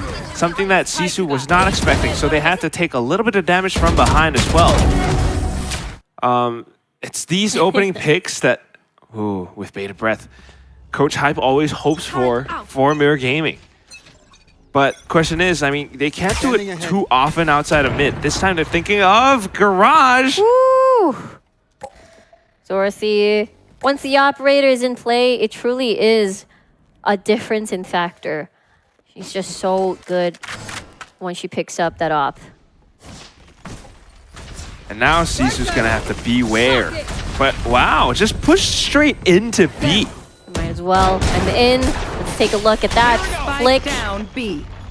Really nicely done here. -2 already onto SISU.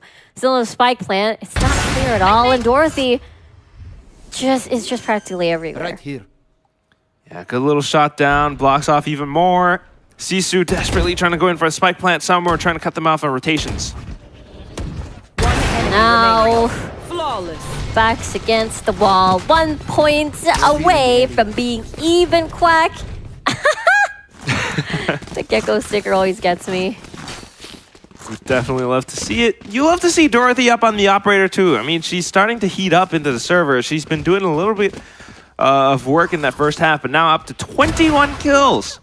This operator definitely is something that is akin to that Paulie Sawamura kind of way of controlling the map. Except this one is not so much 2 players, it's just one very expensive weapon. Ooh, Khan brought out the Marshal to try to potentially contest against the operator. Let's see where the directions go here. That's very cool. You know, previously we had Dorothy kind of playing outside of Garage and then back into C. Now she's out towards A long, and look at how many players from SISU are about to walk into her crosshairs. She can be completely punished here, or you can see an insane shot. Here comes the fault line. Smoke is there, forced to go away. Rolling Thunder onto the side. They're able to create some space and retreat at least. The Cloudburst is gonna save her, but Dorothy, look at her go! Using the fast lane, dashing down with the headshot, make that a 4! Dorothy's insane! She finds the last player, finds the one in the right click! You should have seen your faces. Beer Gaming, Dorothy, this is it, the win condition, she's online! Let's take a look at that replay. How did she? Just read that off the Rolling Thunder, she managed to stay alive, I think maybe with a tailwind. Oh, that is so intense. You could feel it. You could see it. He's here. 26 kills now. Yeah. He's not stopping. We know what happened in Icebox, Quack. When she keeps going, she just is hard to deny. And just repositioning all around again. The double smoke on the stars being retrieved doesn't really scare her. She stays put and she is rewarded. Yeah, SISU was trying to block her off, but very unfortunate. It didn't quite happen. Now slowing things down. They have to watch out for other players, like 332, for example. Piety, though. Okay. Very, be the sole guardian of A. And Graham's just trying to create a bit of pressure towards C, but now recon drone being sent out. They don't see anyone. They probably don't feel all too much towards C. At the very least, some of these smokes will force MIR to keep some players closer towards that site. But here it comes. Straight into A, 332. She's figured it out. Pops the nanoswarms. Oh! 30 seconds That's very unexpected here. I don't think Flick saw that coming. Haste coming from behind, and Graham's fall. 3v4, still very doable for MIR Gaming. Okay, as soon as the Cosmic Divide goes away, Paranoia should be sent out. Dorothy swaps over to the Vandal now. And there is the scan, gonna dash right through 332, right behind her. And the defuse is gonna kick in, and MIR Gaming is in the lead in this map. Yeah, so much faster. A good scan from BB as well. Now this is the MIR Gaming that we're seeing where everyone's starting to gel together again. Woo! SISU, though, I mean, they've been trying to deal with that operator for the past couple of rounds now. This smoke definitely was intended for that, but didn't quite happen. Once again, it's Dorothy who's doing a lot of the heavy lifting for the team. 332, wow, that was pretty cool as well. Oh! You okay, man? I think this was the play. 괜찮아. I think that expression was for the... Was it 4K? The ace? Yes? Oh, the ace. The from the four, ace, maybe. yep. From Dorothy. I think that was the reaction. And I would probably have the same reaction for sure. Yes, we did. We did. Yes, indeed. The stress is building already onto SISU right now. You could really, tell from their expressions. Yeah, sighing a little bit, or just exhaling air. But either way, you can tell this timeout is definitely intentionally called out to figure out some kind of a game plan to deal with Dorothy's operator? Like, which side could it be? And how are they going to use perhaps police stars to, you know, block that off or find a way into sight? So whether or not it was Polly communicating to the team or Coach CA, we'll see just what happens. 332 has the lockdown available, though. Here. And look at the operator positioning of Dorothy. She's actually pushing C Long and the recon to help her out. Operator on BB. Okay, so he was watching down C, but now comes back to help out the team towards B. Oh dear. The shock dart is going to deter them from entering fully. There's a lot of damaged health members, but they're going to go rush in. Hayes has eyes of the prize. Polly with the trade. Everyone from SISU is pretty much dinked out, but they're still going to keep surviving and make value off of their lives. 3v3. No plant just yet. They're just waiting for a reaction. Piety with a collat. Dorothy, she is online. We kept talking about her. She's a very scary player, and she can try to outmaneuver them. She's waiting. The crosshair doesn't get the second hit, though. Polly has been alive for the entirety of that round, despite being 26 HP. Yeah, good little swing out, and this ties up the score. 10-10, still anyone's game. Yep. Good money for MIR Gaming, though, so they get to buy up the op again. We just saw a little glimpse of that, but otherwise, this round actually is a bit of a head-scratcher. BB in with that operator. You kind of want her to watch the angles into the entrance of B, but instead she swapped over to the shorty and played a very close and tight off angle. That's not, you know, an effective position for the op. Yeah, not exactly. They might have been punished for it. They're trying it for the second time for Dorothy to push C Long, but seems like there's nothing really going to come out from that one. MIR Gaming will try to save their money as well, so save their lunch money. You don't want to buy up the operator this round. So just rifles, smoked off window, and then okay. Ooh. I think SISU's spidey senses are tingling. They're not pushing in too much, and Graham's with a crouch. Very important. Hunter's Fury activated here. Maybe try to tag someone, gain some information, but they canceled it right away because they have no idea if somebody's going to push them. Smoked off garage window as well, and straight into C. But Dorothy down C Long. Wow, she's been smoked off as well. A little bit of a star recall. And then they're marking her, the pings. Onto Cubby. Lockdown is in place. No Hunter's Fury to remove that. Actually, there is.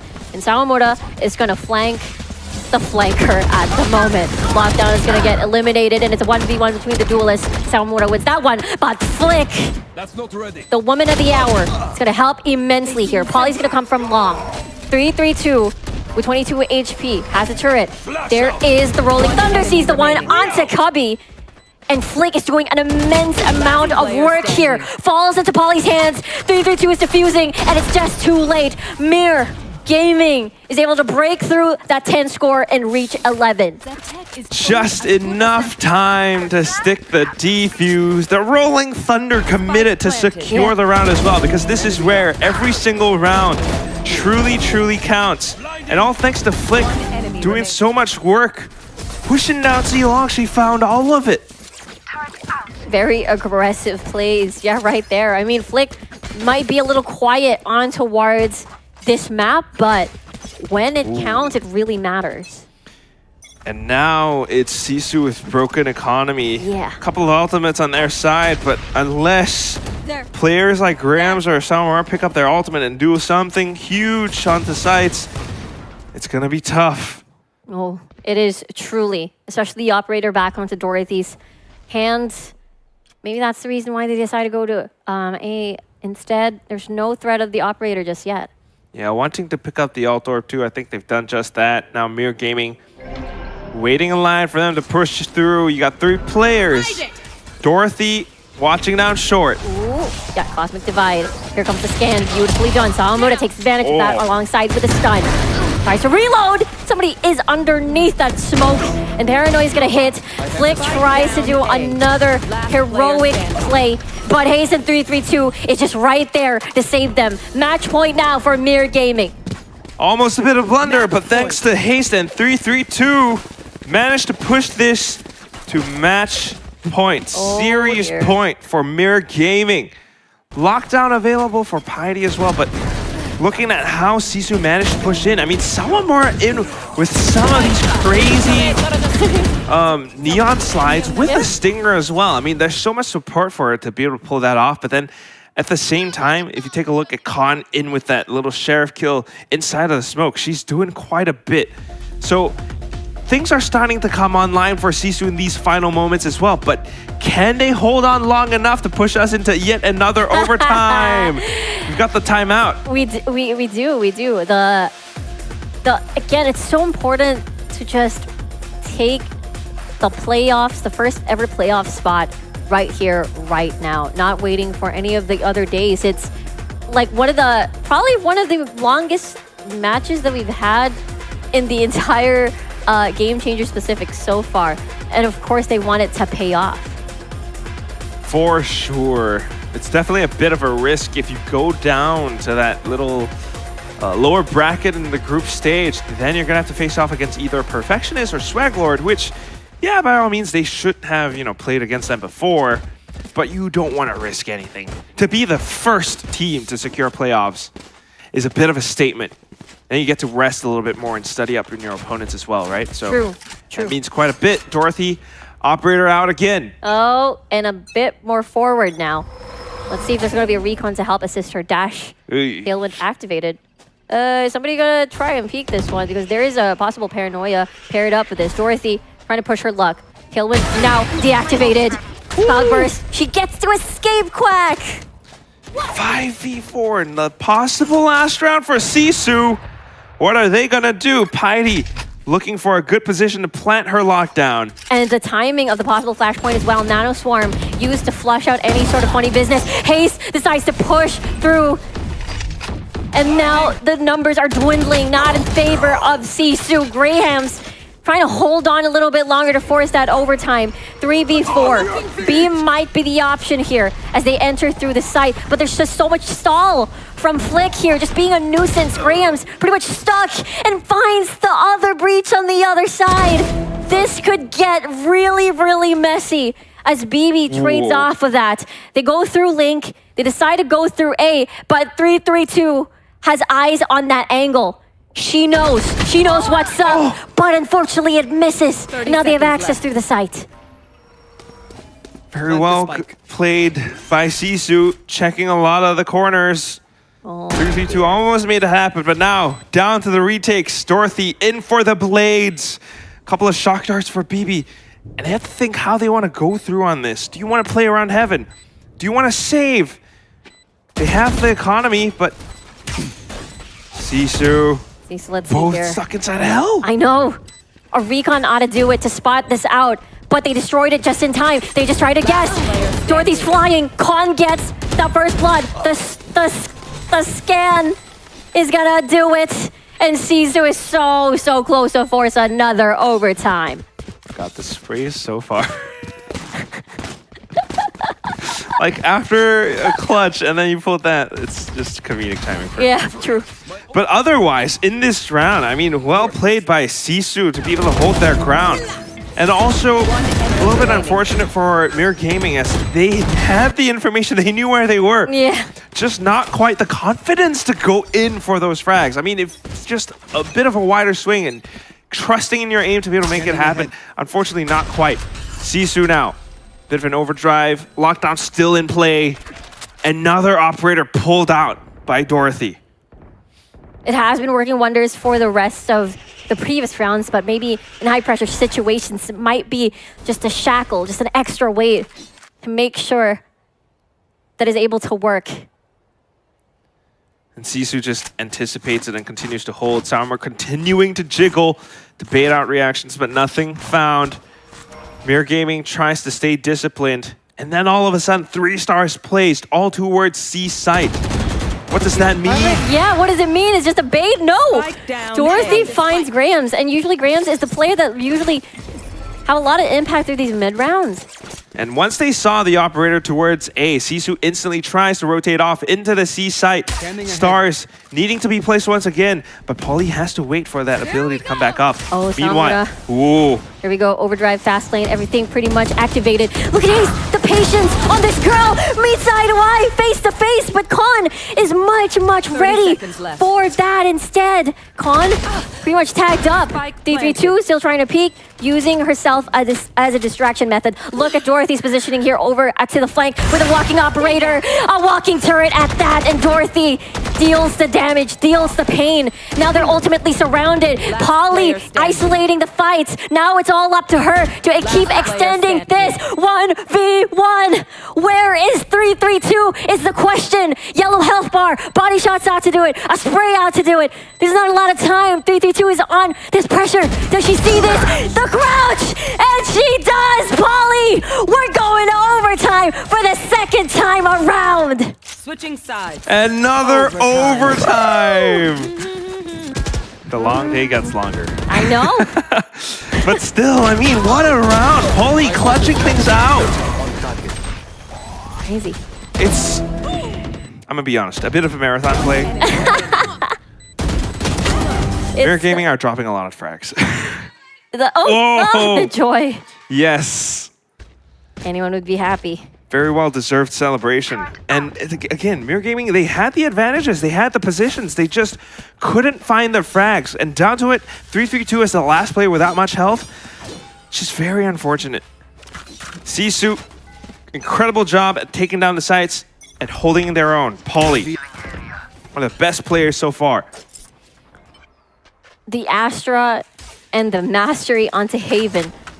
When it comes down to it, you can really rely on her for a lot of these crucial rounds, especially what happened to force it to overtime. And remember what happened when SISU went into overtime? They were able to grab that win on Lotus. See if it can happen again. MIR Gaming trying to be very careful and cautious.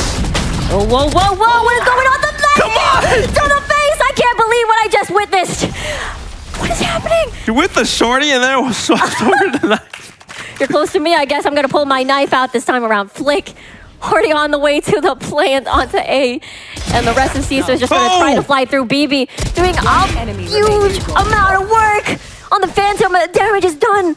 There's a lot of minus numbers already on the side of SISU. All up to Sawamura to try to clutch this out. And all of them are gonna be positioned over here into hell with a little bit of crossfire from short. The only way Sawamura makes it into this is fast lane, and then try to... Oh, there she goes. Ooh, have everything. Oh, gonna stun herself a little bit there. Might slow her down. Might not be the intention.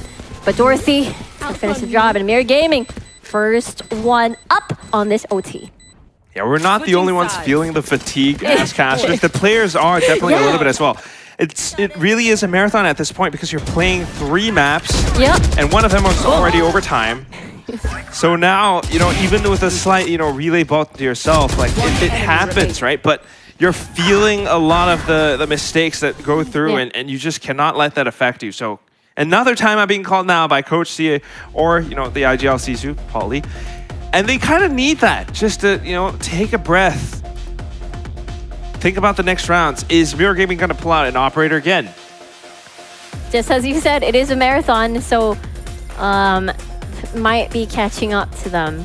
Endurance matters. And you know, you got to wonder, like, yes, you're being tested right here. It's best of 3s, and we're looking for whoever's going to be the first team to make it to playoffs. But we also have, like, the grand finals and playoffs. That's going to be a best of 5. That's all, you know, just to prepare them for what they are, what they will be about to face in GCC Game Changers Championships in Berlin. And that's where you'll face, you know, even tougher opponents. And what happens if you do make it to, like, grand finals or lower finals in Game Changers Championships? Yeah. You want to be prepared for that. So this is good exercise for the girls right now. And they have to stand up to the task. The first step of that is definitely playoffs, as we have mentioned. It's already heavy. Playoffs, the first playoff slot is already heavy at the moment. Dorothy has 35 kills, going to 40 if this OT still keeps extending. Yeah, pad stats. She definitely pulls out the op again, so SISU was thinking about that. They're going to hold default towards mid and window for now. Let's see here, Sawamura The first few seconds of the first round on this map, he's been highly effective. We haven't really seen for Neon as much at the moment. Okay, but at least shots fired, so they know there is one person at least inside a garage window. But look at A. They're constructing a lot of space here. They pick up the orb as well. This SISU now playing against the back foot. They've lost quite a bit of space. They're trying to use the stars to create more pressure and perhaps allow them to sneak through maybe even the short or long. And here comes Sawamura. Unable to find a single person, a single entity. That's 3 Question people is, though, on A. Yeah. MIR has to read the rotations now, but they're wondering, like, thinking too much about the other sites. Is there a lurk? No, there isn't. There isn't at all. There's a fault line. Haste is going to get stunned, flashed upon. It's just so much. And yet she still gets the kill alongside Flip. What is happening here? And Graham's trying to salvage this as well. She's still pretty much alive, Haste, and gets to run away, reposition over here to Long, and now they're completely sandwiched. Operator has eyes on the prize but misses the shot. 12 seconds on the clock. Con is forced to plant the spike. Cola attempt here, and Haste is just keeping them busy. 2v2 situation. This could be over. This could be it. And there it is. -1. 1v2. How's it gonna go? The spray transfer is not gonna work. And there it is. The first team to the playoffs. Welcome, MIR Gaming.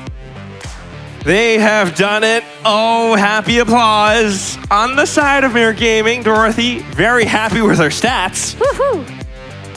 Down to the operator in that final little retake moment. Not quite able to connect it, but still enough pressure to force the peaks out from SISU. And that's when Haste was able to come up huge. I mean, she was the one staying hidden on the site. She had those smokes at the right times after hearing Sawamura push through.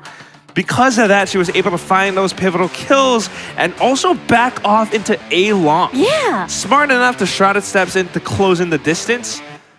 And she definitely did so much. She did it all in that final round.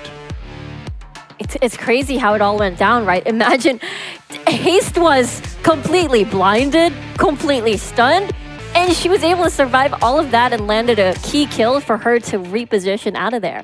And that means that this is a player who does not buckle under pressure, someone you want to keep your eyes on for sure.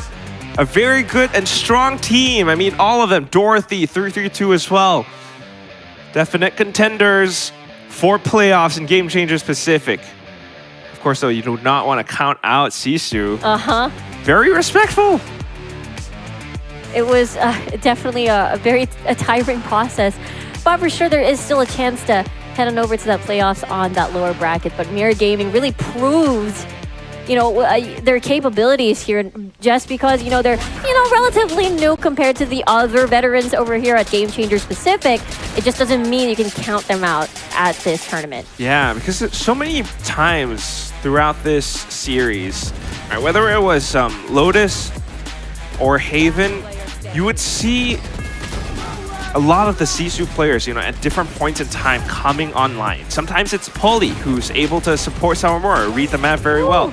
Some other times it's just Sawamura being able to go in a little bit ham and do a lot of damage as well. But some other times it's slight fumbles, right? Yeah. Things happen. Things happen. But Khan was an outstanding player all throughout this series, I think, especially on the Vi. She did a lot of work on Lotus. Coach hype. Oh, no audio for the coach. Come on. He's the one person that who would have shouted so loud. True. Hype is his name. Looking at the stats, second overtime in a row. The first overtime in Game Changers Pacific over here on the LAN. And we got it twice in a row. I mean, yes, looking at the stats and the score line as well. This is a very cop-out answer for most casters, but this time I really, really mean it. Yeah. This series could have gone either way. It really could have. It really, really could have. Because SISU was this close to extending it into another overtime. And it felt like it equaled to, if you get first blood, then you won the round. It felt like, with 14-12 mirroring each other on their score and first kills. Precisely, but it's just like a little bit unlucky sometimes because the reads didn't go their way, or they just kind of fell prey to Dorothy's operator. Yep. And ultimately, that's what happens at the end of the day. And you mentioned this. it is Khan that was, like the SVP of SISU here. Valuable player. Yeah. I don't know what SVP, I was going for. But can't forget about Dorothy that almost reached 40 kills throughout this overtime. She was such a monster, even at the very beginning at Icebox, and she's able to carry that through over here on such a crucial map number 3. Yeah, so much work. I mean, 7 first kills, the operator plays, and you still want to look at a lot of these players, like 332, BB at sometimes, but I think towards the end, it was definitely more of haste. Yeah. A little bit more of a support player, but down to the final moments, in a crunch, she's able to hold her own, even though like there's so much utility thrown at her. Yeah, Dorothy, her constant presence has been a threat. You're forced to use early utility against her. The Stars, the Astra. I do feel like, Polly was challenged, especially during the second half. She's not able to do her usual. But as we take a look at the brackets here, it's MIR with a 2-1. Of course, the first team. We welcome MIR Gaming, the #1 seed coming from Korea as the first team over here at playoffs. But of course, it's not over yet for SISU as they still have a chance to make it back as they're still waiting for the results of Perfectionist versus SL9. Why, yes, a very strong team, but we shall see what happens up next. I mean, you have a lot at stake. Perfectionist and Swag Lord 9000. They are possibly the first team to get knocked out. You don't want that to happen too early either. But on the other hand, ZETA versus Zipto. That is spicy. That is going to be spicy. I mean, I have to echo what you said earlier. It could go either way. Although there is a bit of a leaning towards Zipto on, again, moving forward to the playoffs, being the first team from Group A to move towards that direction. Meanwhile, in that lower bracket, though, that one, I'm so scared. Like, I want both those teams to be in there, but unfortunately, we can only have one of them. Yeah, unfortunately. But of course, I want to hear what the winners have to say. Mika, let's send it on over to her on the main stage. 332 or Shamshamil and Jay to help with some translation. 안녕하세요, 축하해요. And so we saw that MIR Gaming was like a new team. You guys had a lot of energy. Can you tell us how you guys managed to regroup from yesterday's match? 네, 일단 승리 축하드리고요. 사실 미르 게이밍이 조금 새로운 조합으로 참가를 하게 되셨는데 어제와 조금 오늘의 경기에 다른 점이 있었다면 뭐가 있을까요? 오늘은 조금 팀 선수들이 샷 쪽으로 좀 많이 올라와줘가지고 아이스박스 같은 경우에도 이렇게 쉽게 이길 수 있었던 것 같습니다. Yeah, so I think the conditions of our players, our teammates, was better than yesterday. So I think, especially in Icebox, we had an easy win. I think we definitely saw that today. Were you guys surprised by the Vice pick on Lotus? 로터스에서 상대가 이제 바이스를 픽했는데 혹시 이거는 예상하셨을까요? 저런 조합을 예상하지는 못했습니다. 근데 그래도 사실 우리는 그냥 이길 수 있다라고 생각하고 딱히 그렇게 개의치 않아 하면서 게임 플레이할 수 있었던 것 같습니다. Well, we didn't really expect a vice pick, but we were very confident. We when whatever their comp was, we were very confident that we were going to win. And now you guys are going to the playoffs. So aside from you guys, which team do you think is going to qualify with you guys? Is it going to be Swag Lord 9000, Perfectionist, or is it going to be SISU?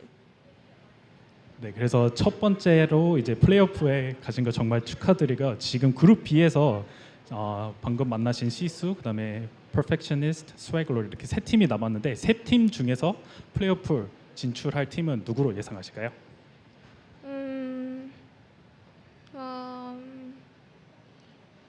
Perfectioner 그 팀이 조금 제가 예상하기엔 올라올 것 같습니다. It's a pretty hard question, but I would say Perfectionist. Oh, very interesting indeed. Samshamil, kamsamnida. Thank you very much for your time, and thank you to Jay. And that is it for today. We're going to be back tomorrow with more for VCT Game Changers Pacific. We'll see you then. Bye.